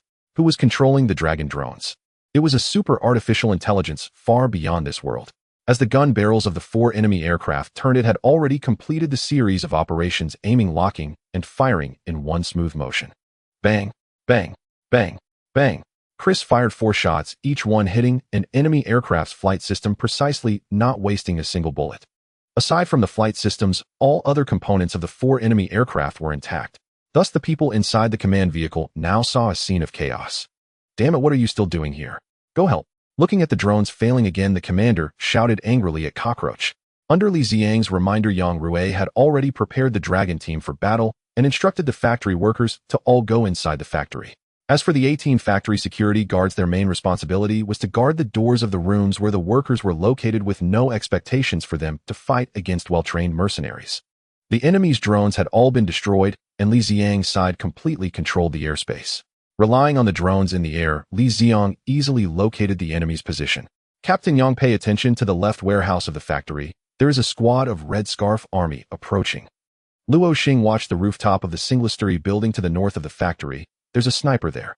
They'll guard the main entrance. You all keep an eye on other areas. After finishing this, Li Ziang took out his machine gun from his storage backpack to block the factory's main entrance. Thanks to the drone's view, Li Ziang clearly saw about 100 Red Scarf Army soldiers approaching from a distance, preparing to storm the main gate. Chris, deploy the self-destructing drones. Upon receiving Li Ziang's order, Chris quickly lowered the hovering height of 2 self-destruct drones and dropped them directly into the Red Scarf Army. At a height of 2 meters above the ground, the drones exploded with a bang. Unfortunately, the Red Scarf Army was not very tightly packed during their assault, and the 2 drones only managed to flip over about 10 people. As the drones exploded, the enemy troops had already entered Li Ziang's firing range. Li Ziang's machine gun began to spit fire. The 2 machine guns Li Ziang had confiscated were M249s, famously known as the Big Pineapple, capable of an astonishing fire rate of 1,000 rounds per minute. The modified 200-round magazine was emptied in just over 10 seconds, and during that storm of bullets, not a single Red Scarf soldier dared to peek out. After the barrage ended, Li Ziang changed the magazine. To prevent the Red Scarf Army from taking this opportunity to rush, and Chris controlled the last 3 self-destruct drones to charge forward. After the drones self-destructed, Li Ziang, with a changed magazine, initiated another bullet storm. However, the Red Scarf Army was not foolish. Having suffered once, none of them dared to show themselves this time, all taking cover and only occasionally peeking out to shoot. Master, I'm here to support you. After emptying his magazine, Li Ziang noticed someone had appeared behind the cover. What are you doing here? Let me tell you, the lion whip is already finished. There isn't any left. Can you not say that? I'm still feeling nauseous. Huh. All right, give me a task. Pull out the fuse and hand it to me. Saying this, he pulled out 2 boxes of grenades from his storage backpack. Since the machine gun was not very effective, it was time to switch to another weapon. It's time for you to witness the death bombardment. The best way to deal with enemies behind cover is through grenades, and Li Ziang is well aware of this principle. If it weren't for the Red Scarf Army's lack of funds and the absence of grenades for regular soldiers, it would have been Li Ziang who was blown up. The only 5 drones equipped with light machine guns had run out of ammunition. Chris, concerned about them being shot down, decided not to let them continue hovering in the air. Instead, he parked the 5 drones on the rooftops around the main entrance to serve as surveillance. The perspective provided by the drones pinpointed the location of the Red Scarf Army. Li Ziang took a grenade from the nearby table, pulled the pin, and tossed it without exposing himself. The grenade flew forward in a perfect arc. Without waiting for the first grenade to explode, Li Ziang threw the second grenade. He quickly grabbed another, tossed it out, and repeated the action. Li Ziang continued this repetitive action, and within just a minute he had thrown all 60 grenades from 2 entire boxes. As the smoke gradually dissipated, the cement road in front of the factory had become pockmarked, and the buildings on both sides were on the verge of collapse. The power of the bullet storm and the devastating bombardment was evident. After confirming the situation of the Red Scarf Army through the drone's surveillance footage and ensuring there were no survivors left, Li Ziang stood up and said in the team voice chat, "I've eliminated 100 Red Scarf soldiers at the main entrance. How's your situation?" "The side is secure for now, no need for support," replied Yang Rui, who was guarding the flank. "The warehouse is fine." "The warehouse is fine," said Lung Feng, who was guarding the workers, slightly out of breath, as if he had just experienced a fierce battle. Just when Li Ziang thought this attack was over, Su Hong suddenly shouted, 3 tanks are coming from behind the factory. We might not hold them off." "Tanks? I'm on my way to help you. Let's go, we're heading to the back door." With that, they moved towards the back door. "Master, let me tell you, my shooting skills are no joke. Just now I took down a Red Scarf soldier who showed only half his head from quite a distance. If I weren't preparing grenades for you, I might have wiped out the enemies at the main entrance." Zhui Yifun's calling him master wasn't in vain.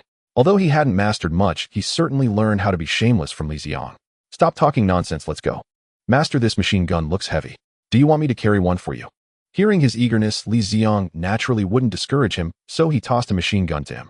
The machine gun, loaded with a full magazine, weighed around 30 to 40 pounds. Li Ziang lifted it effortlessly with one hand, but Zhui Yifun, lacking his extraordinary physique, struggled to hold it with one hand and had to cradle it with both arms. The The two quickly headed towards the back door of the factory.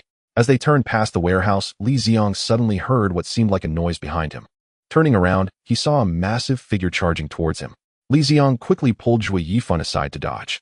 Charging at him was the bear from the Dane Corporation.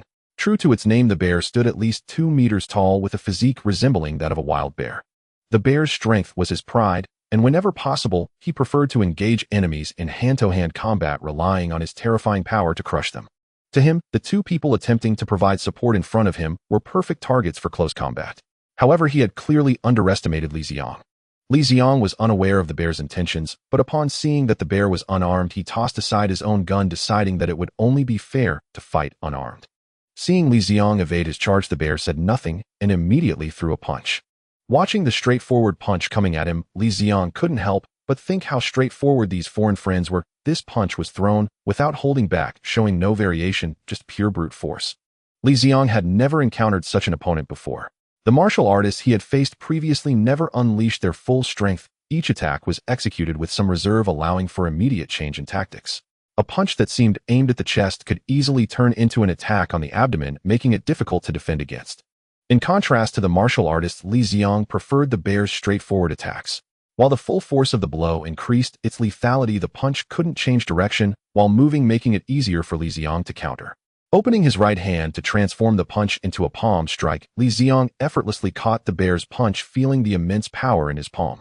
This was likely the strongest opponent Li Ziang had faced.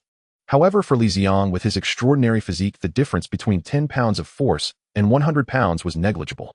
With a gentle twist of his hand holding the bear's fist, Li Ziang seized the bear's wrist. With a sudden pull, the bear stumbled forward.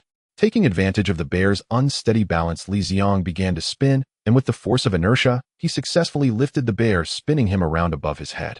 The invincible whirlwind returned to the scene. After spinning around a few times, Li Ziang released his grip, and the bear flew straight out, crashing into the factory wall. Perhaps due to the poor quality of the wall, the bear's body broke through it, disappearing from sight. Playing hand-to-hand with me. You're truly seeking death. If it weren't for the need to rush to support the back door, Li Ziang would have enjoyed playing with him.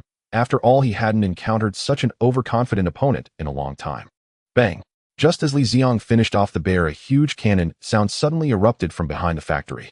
If he wasn't mistaken, it must have been a tank firing. Bang!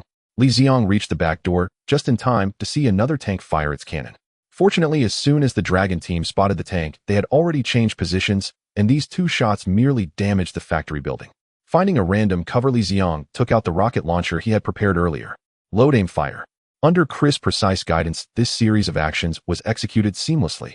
Whoosh! The rocket screamed as it soared past the tank's edge, clearly missing. Li Ziang felt a bit embarrassed. Missing from less than 100 meters was quite shameful, especially with Zhui Yifan, who had been calling him master, still beside him. Reloading, he fired again. This time the rocket hit the tank's armor, but it caused no damage. Li Ziang's face darkened further. This time he aimed at the tank's turret position. Glancing at the remaining 8 rockets, he decided it would be better not to waste ammunition. He handed the rocket launcher to Zhui Yifan, saying, "I'm not feeling it today, you give it a try?" Zhui Yifan was thrilled to receive the rocket launcher. After loading and firing, he managed to hit the tank's turret, causing it to go askew. He then aimed at the next tank, hitting it as well. Before long, the 3 tanks had turned into piles of scrap metal. Watching Zhui Yifan's performance, Li Ziang thought perhaps he really wasn't suited for shooting weapons. Upon witnessing his 3 tanks effortlessly destroyed by rocket-propelled grenades, the old man realized the tide had turned against him. He immediately issued a retreat order and fled in disarray with his remaining battered troops. The reason Dane Military Resources Corporation had carved out such a formidable reputation worldwide was precisely this keen judgment of the situation. They knew exactly when to retreat and when to attack, never allowing emotions to dictate their actions. As the Red Scarves began their retreat, the surviving workers inside the factory erupted in cheers. Yes, you read that correctly, surviving. Although the Red Scarves were not formidable in combat, they were still a professional military force. The Jialong squad, along with Lung Feng, numbered only 9 men, utterly unable to defend the entire sprawling factory. The workshop where the workers had taken refuge was breached by a small Red Scarves unit, leaving at least 10 workers lying in pools of blood. Even the Jialong squad had 3 members wounded by gunfire. Sniper Luo Xing's right arm was pierced through by a bullet, the most severe injury, and medic Lu Chun was performing emergency treatment. Captain Luo Xing's arm has been completely penetrated by the bullet, and the bone is damaged. I've bandaged him up, but there's still a risk of infection. He needs to be transferred to a proper hospital as soon as possible, said Lu Chun after treating the wounds. Can he hold on until dawn to evacuate with the main force? Asked Yang Rui. The Jialong squad had only 8 members to escort dozens of workers. The mission was already arduous. Diverting personnel to escort Luo Xing would elevate the difficulty to a hellish level. As for advancing the evacuation and departing immediately, that was simply unrealistic. Everyone had just endured a fierce battle. All were exhausted and desperately in need of rest. Moreover, the upcoming withdrawal would certainly not be smooth sailing. Combat was inevitable. If they set out hastily, without rest, it was likely that none of them would make it out alive. If he doesn't develop a fever, he'll be fine. But if he does, his life could be in danger. Upon hearing Lu Chen's words, Yang Rui fell into deep thought. Captain, trust me. I can definitely hold on until dawn. Luo Xing shouted from inside the room after overhearing their conversation. At that moment, Yang Rui was torn. As the squad leader, he was responsible for every member. Yet he was also a soldier bound to obey orders. His current directive was to safely escort these workers to the naval vessel. What was the right course of action? What's the matter? Is someone injured? Asked Li Ziang, who had arrived belatedly. Yang Rui looked at Li Ziang as if seeing a savior, quickly pulling him aside to explain the predicament in detail. After listening to Yang Rui's account, Li Ziang stroked his chin with an air of profundity and said, "Didn't I mention that our dragon group has a divine physician named Saihua? Every dragon group member on a mission carries his secret healing elixir. As long as the person is still breathing, there's hope." Upon hearing Li Ziang's words, the worry vanished from Yang Rui's face. He looked at Li Ziang with excitement, saying nothing, but Li Ziang understood perfectly. He strode quickly into the room. Luo Xing, having just taken some medicine, was already drowsy and listless. Li Ziang approached him, unwrapped all the bandages on his arm, and took out a vial of healing potion, pouring it directly onto the wound. The healing potion was from the novice gift pack. According to its description, it couldn't cure illnesses, but could heal injuries, whether from knives, bullets, internal or external wounds, with remarkable efficacy. In some worlds, such a potion could be considered a divine artifact. Using it on someone else pained Li Ziang. This potion could save a life in a critical moment. But Luo Xing was one of the mission objectives. If he didn't use the potion and Luo Xing died, all his previous efforts would have been in vain. You can't catch a wolf without risking a child. To complete the mission, necessary sacrifices had to be made. When the healing potion was applied to the wound, it didn't flow off like ordinary liquid. The moment it touched the injury, it seeped in, absorbed by the muscles surrounding Luo Xing's wound. After pouring about half the vial, ensuring every part of the wound was covered, Li Ziang stopped and re-bandaged the injury. He didn't put away the remaining half, though. Instead, he poured it directly into Luo Xing's mouth. Internal consumption combined with external application would yield the best results. I've given him the medicine. He should be fine now, but keep an eye on him tonight. Mr. Long Wu, on behalf of the entire Jialong squad, I thank you for your assistance. Without you, our casualties would have been devastating, said Yang Rui, saluting Li Ziang along with the 2 present Jialong squad members. Through this battle, they had truly recognized Li Ziang's value. Not to mention providing the healing potion for Luo Xing. His feat of single-handedly blocking the front gate and eliminating nearly 100 red scars was something no one else could have accomplished. If those 100 red scars had broken through, the Jialong squad might have been annihilated. There's no need for thanks. We're all here to complete our missions. You have yours and I have mine. Enough talk. Take care of him. I'm going to rest, he said, waving them off and heading toward the workers' dormitory for a break. This factory originally housed hundreds of workers, so the dormitory was an entire building. Now, with only a few dozen workers left, each person could have a room to themselves without issue. As Li Ziang arrived at the dormitory entrance, he saw the wealthy second-generation Zhu Yifan standing there holding a new set of bedding. "Master, you're here. I specially found a new blanket for you. Don't worry, it's never been used," he said, automatically leading the way. This was the factory manager's room. "Please make do for now, master. This is already quite good. You're thoughtful," Li Ziang remarked, looking at the room furnished with a wooden bed. "I'm glad you're satisfied. I'm in the next room. If you need anything, just call me." Perhaps because he had been highly focused during the night's battles, Li Ziang fell asleep as soon as he lay down. He slept soundly, only waking in the morning to Zhu Yifan's knocking. Seeing everyone already preparing breakfast, and fearing he might miss out if he was late, Li Ziang hurried through his morning routine, stepping out of his room in under 3 minutes. After a night's rest, the injured Luo Xing had regained his vitality and was eating heartily nearby. The wound on his arm was already scabbing over, a sign of the body healing, indicating the injury was no longer serious. Just as Li Ziang had grabbed his breakfast and sat down to eat, Long Feng approached with his bowl and sat beside him. The breakfast of the crowd was quite simple, just a hodgepodge of leftover food from the factory, mixed with various seasonings and stewed together. The method was crude, yet surprisingly delightful in taste. After Li Ziang had eaten 4 bowls in a row, he finally stopped feeling that he should leave some for others, as one should not be too selfish. Seeing that Li Ziang had finally finished eating, Lung Feng, fearing he would go for another bowl, hurriedly said, "Mr. Longwu, may I ask you for a favor?" "A favor? For what?"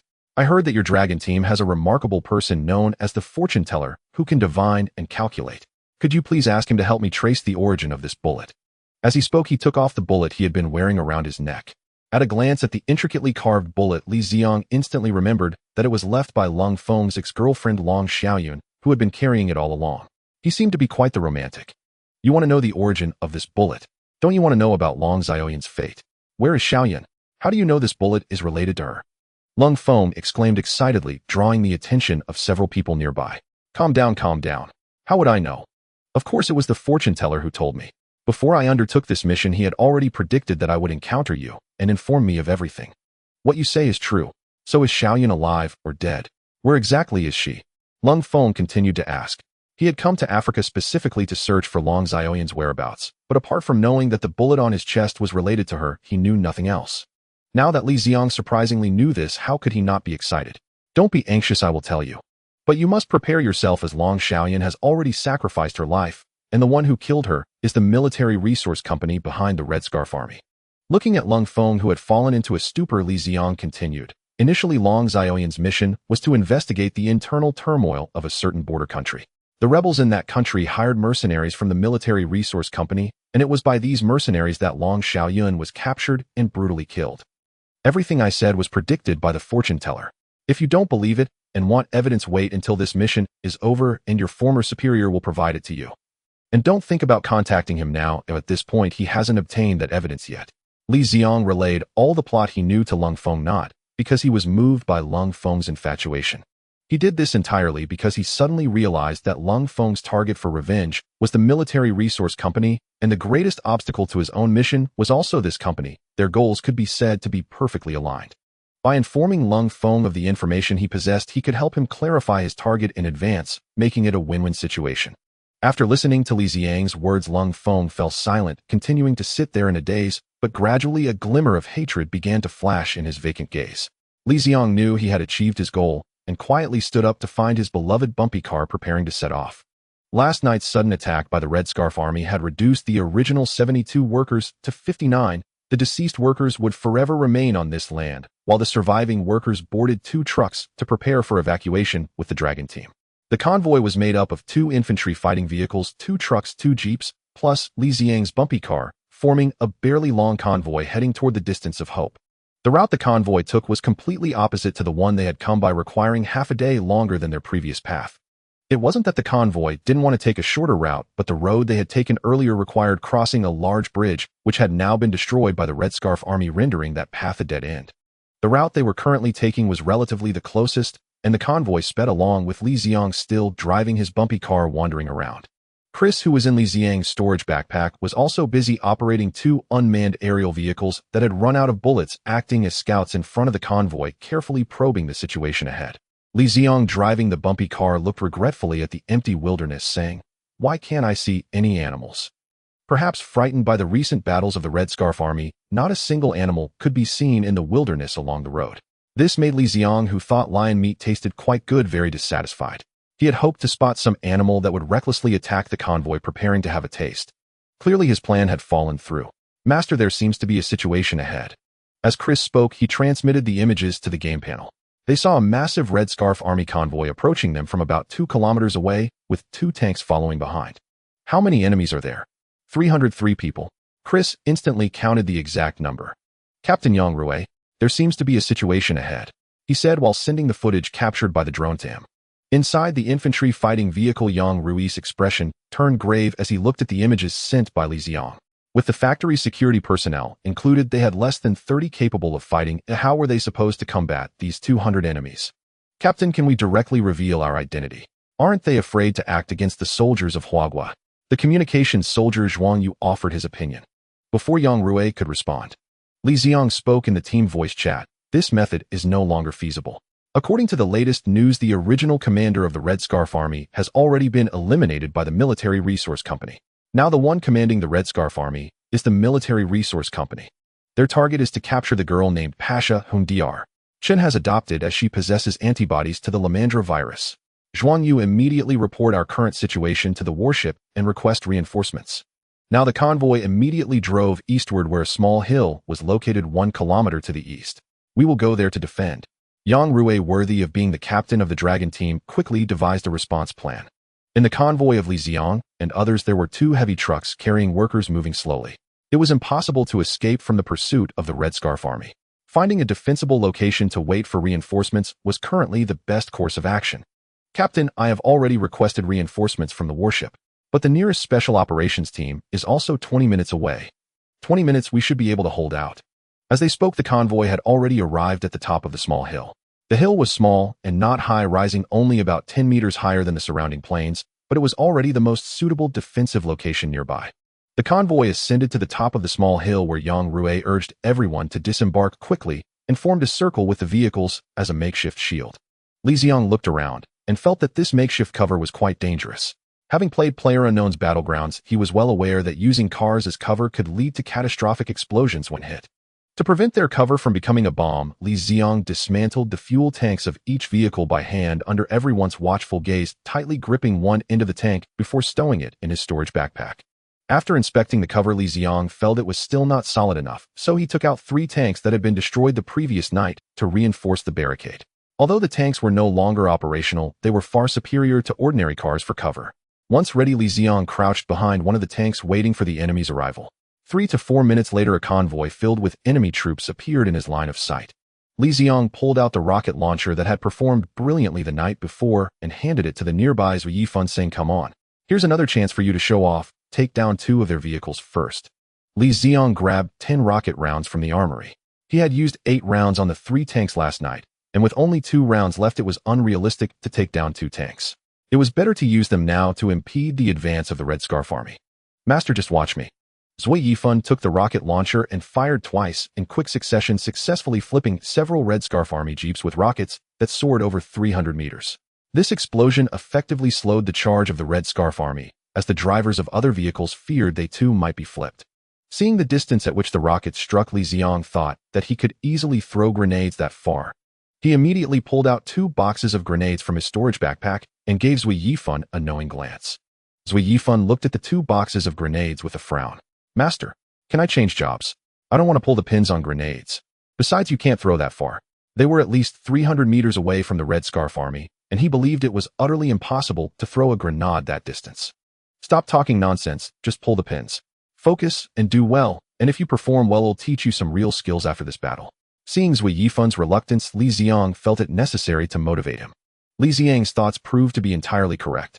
Hearing that Li Ziang would teach him real skills, Zui Yifan eagerly grabbed a box of grenades and said, "Master, just watch me. I'm the best at pulling the pins on grenades." He handed over a grenade with the pin pulled. After receiving the grenade, he drew back his arm and threw it with a powerful motion. Li Ziang's terrifying strength combined with his advantageous position allowed the grenade to land squarely in the enemy convoy 300 meters away. Without waiting to see the explosion, he threw the second grenade, knowing that only a barrage of explosions could instill fear in the enemy. It must be said that grenades as area effect weapons were perfectly suited for someone like Li Ziang, whose aim was not very precise. Grenades caused area damage, so they didn't need to be thrown with pinpoint accuracy, as long as they landed in the general vicinity, they could still inflict damage. The commander of the Red Scarf army was not foolish. Seeing the hail of grenades, he immediately ordered his troops to disperse and attack from all sides, encircling the hilltop. Indeed, with this dispersal, the effectiveness of Li Ziang's grenades greatly diminished and could hardly stop anything. Soon the Red Scarf army closed in on the small hill, but they were now within effective firing range. "Prepare. Open fire." At Yang Rui's command, a series of gunshots erupted on the battlefield. After throwing his last grenade, Li Ziang began to hide behind the tank and unleashed a relentless barrage with his 2 machine guns. He didn't concern himself with precision, thinking about that was futile with his shooting skills. He simply pulled the trigger and swept the gun back and forth, acting purely as a point of fire suppression. In 5 to 6 seconds, he emptied a magazine, quickly reloaded, and continued firing. After 3 rounds, he realized something was wrong. It wasn't that he could no longer continue, but rather that his gun could not keep up. The continuous firing had overheated the barrel, and seeing the smoking and heated barrel, Li Ziang felt it was time to stop. Otherwise, a barrel explosion could injure his comrades. "Everyone get down. Incoming artillery." Just as Li Ziang paused, he heard Su Hong's loud shout from behind. Boom! The shell landed next to a jeep behind them, sending it soaring into the air, and it looked like it was about to crash down. The mountaintop was filled with rescued workers, all of whom were lying flat on the ground. If the jeep fell, it would undoubtedly result in heavy casualties. In this critical moment, Li Ziang sprang into action. Using his extraordinary physique, Li Ziang arrived at the landing spot of the jeep, just as it was airborne, pulled out his golden frying pan, enlarged it, and executed a perfect swing to hit the airborne jeep away. Master, what a great hit. Zui Yifan cheered at the right moment. This tank needs to be dealt with. Yang Rui, standing nearby, frowned, as if deep in thought. He'll take care of it, said Lung Feng, who had become bloodthirsty in battle ever since he learned about Long Xiaoyan's information, mercilessly killing the Red Scarf army with each shot. However, Li Ziang was not reassured by his efforts. If he failed to deal with the tank, the people on this hill would be in danger, so he said, "Oh, go, you stay and defend this hill." With that, he dashed down the hill. In just 4 or 5 seconds, Li Ziang reached the front of the tank, clearing any obstacles in his path, whether they were people or vehicles. To be honest, Li Ziang could easily handle all 300 soldiers alone.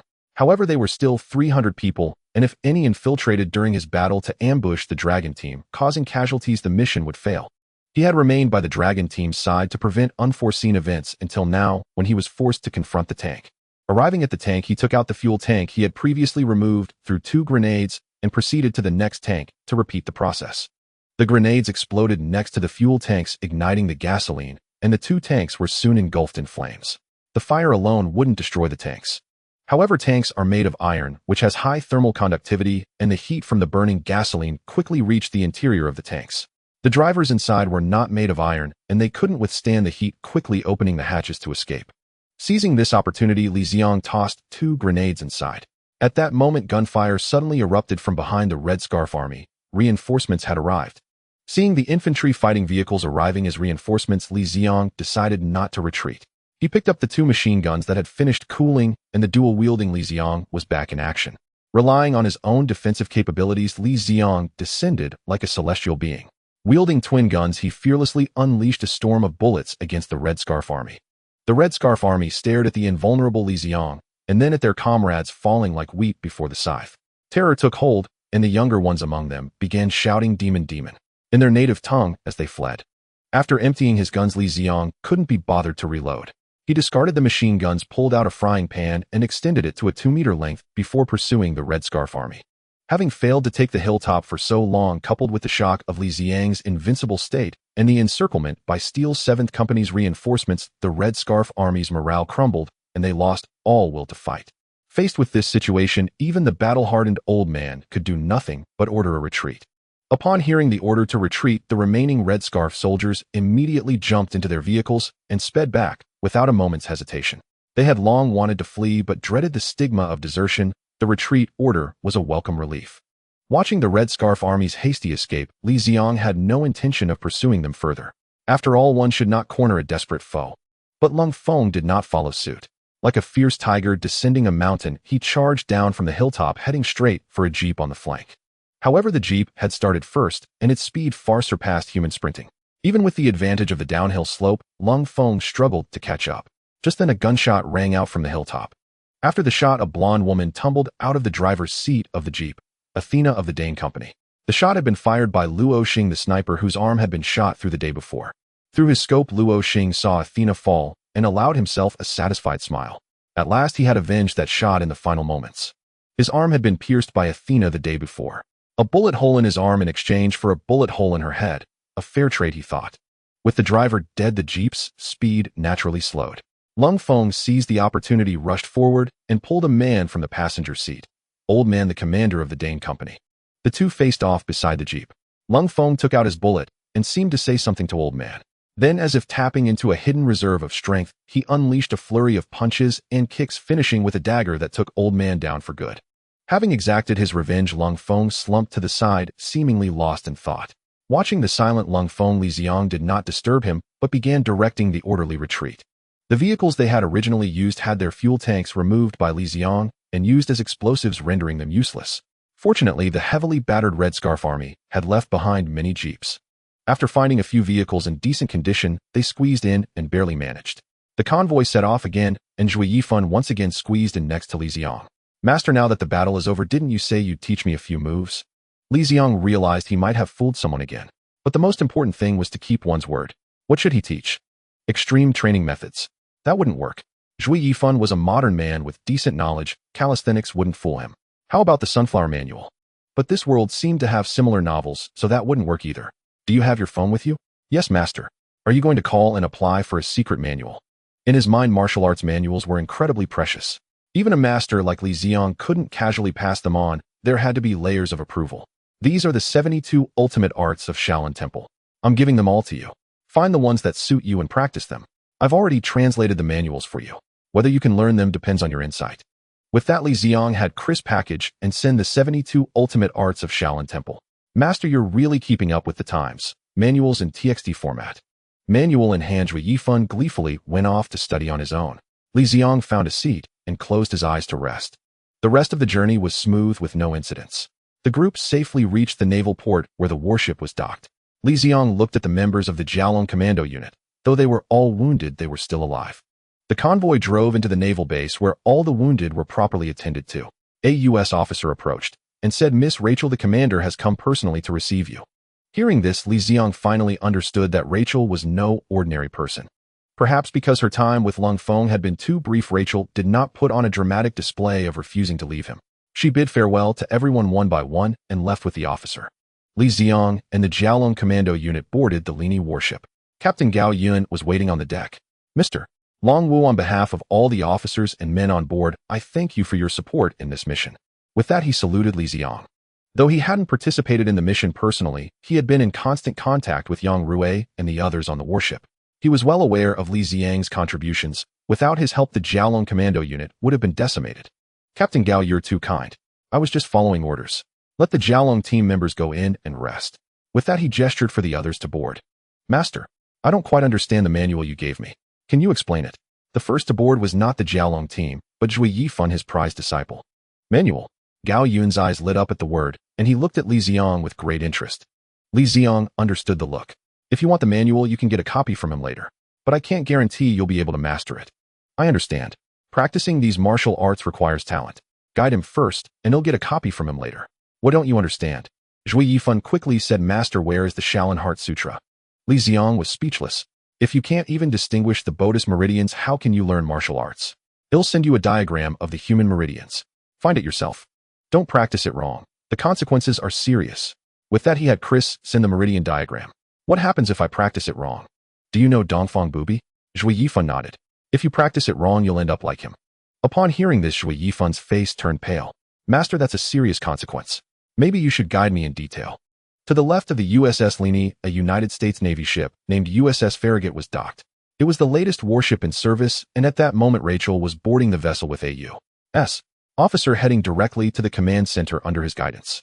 Upon entering, Rachel saw an elderly man with gray hair studying a map alone in the command room. "Daddy, do you not love me anymore? Why didn't you send anyone to rescue me? Do you know that I almost died?" Rachel exclaimed angrily as soon as she entered. "How could I not, my dear? I came personally to lead the ship to pick you up. You weren't hurt, were you?" The elderly man, named Norman, was the commander of the U.S. Navy and one of the most powerful figures in the country. His presence here to pick up Rachel indicated her significance. "Then why didn't you send our country's X-Men?" "The Huahua has already dispatched members of the Dragon Group." Rachel questioned. "X-Men Dragon Group? What are you talking about?" "Daddy, don't lie to me. I already know. It's just people with supernatural abilities." As she spoke, she took out her phone to play the video of Li Ziang charging down the mountain invulnerable to weapons. Norman was utterly dumbfounded when he saw the video of Li Ziang descending like a deity. "My heavens, this is real. Are you sure it's not a computer special effect?" "Of course it's real. I filmed it today." "Quickly tell me who our country's X-Men are and what they can do," Rachel asked with curiosity. "First tell me who that person is and what is the Dragon Group." Norman pointed at Li Ziang in the video. "That person is named Long Wu, one of the members of the Dragon Group. His strength is terrifying. He can easily lift a car. Additionally, he has a storage device that can hold 3 tanks, just like in the video.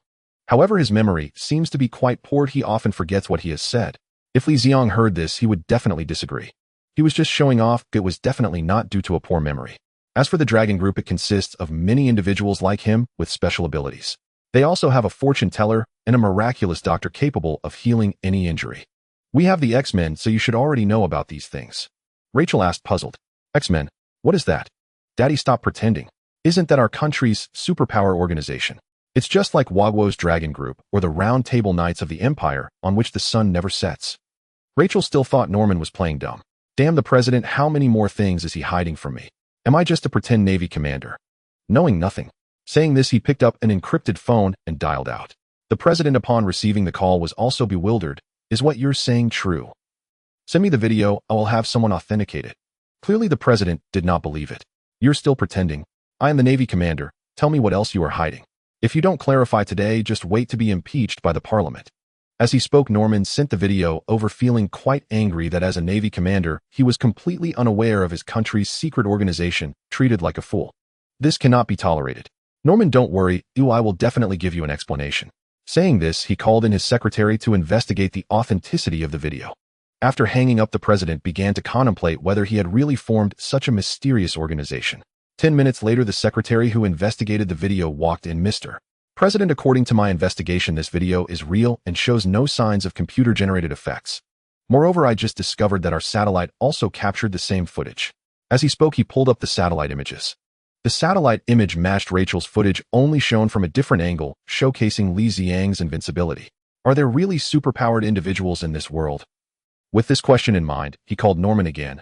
I just investigated that this video is real and our satellite captured the same footage. Now I need you to tell me everything you know. Although he felt quite displeased, Norman recounted the information he had just learned from Rachel. X-Men. Our country has such an organization. How come I never knew? Norman, upon returning home, comes straight to the White House. I want to hold an emergency meeting. I think it's necessary to raise the threat level regarding Huagua. After hanging up, the president immediately logged into a secret archive that only he had access to. He began reviewing the secret organizations established by previous presidents, clearly knowing that he had not founded such an organization. If it truly existed, it was likely created by earlier presidents. Am I a fake president as well? After looking through the files for a long time, without finding any useful information, the president couldn't help but exclaim. Wait, why did I say as well? Li Ziang had no idea how much trouble his fabricated stories were causing in this world. At that moment, he stood quietly on the deck, gazing at the vast sea, contemplating whether he should leave. Mr. Longwu, thank you for informing me of that intelligence in advance. My superior has sent me the video of Xiao Yun's murder. What you said is true. If it weren't for you, I wouldn't have been able to avenge that murderer. Having obtained the evidence, Lung Feng walked up to Li Ziang and said, What's there to thank me for? Even without me, you could still take your revenge. It would just take a bit more time. Pausing, Li Ziang continued, If you really want to thank me, help me with a favor. You just need to say it, or as long as I can do it, it'll go through fire and water for you. It's not that serious. Just help me deliver something.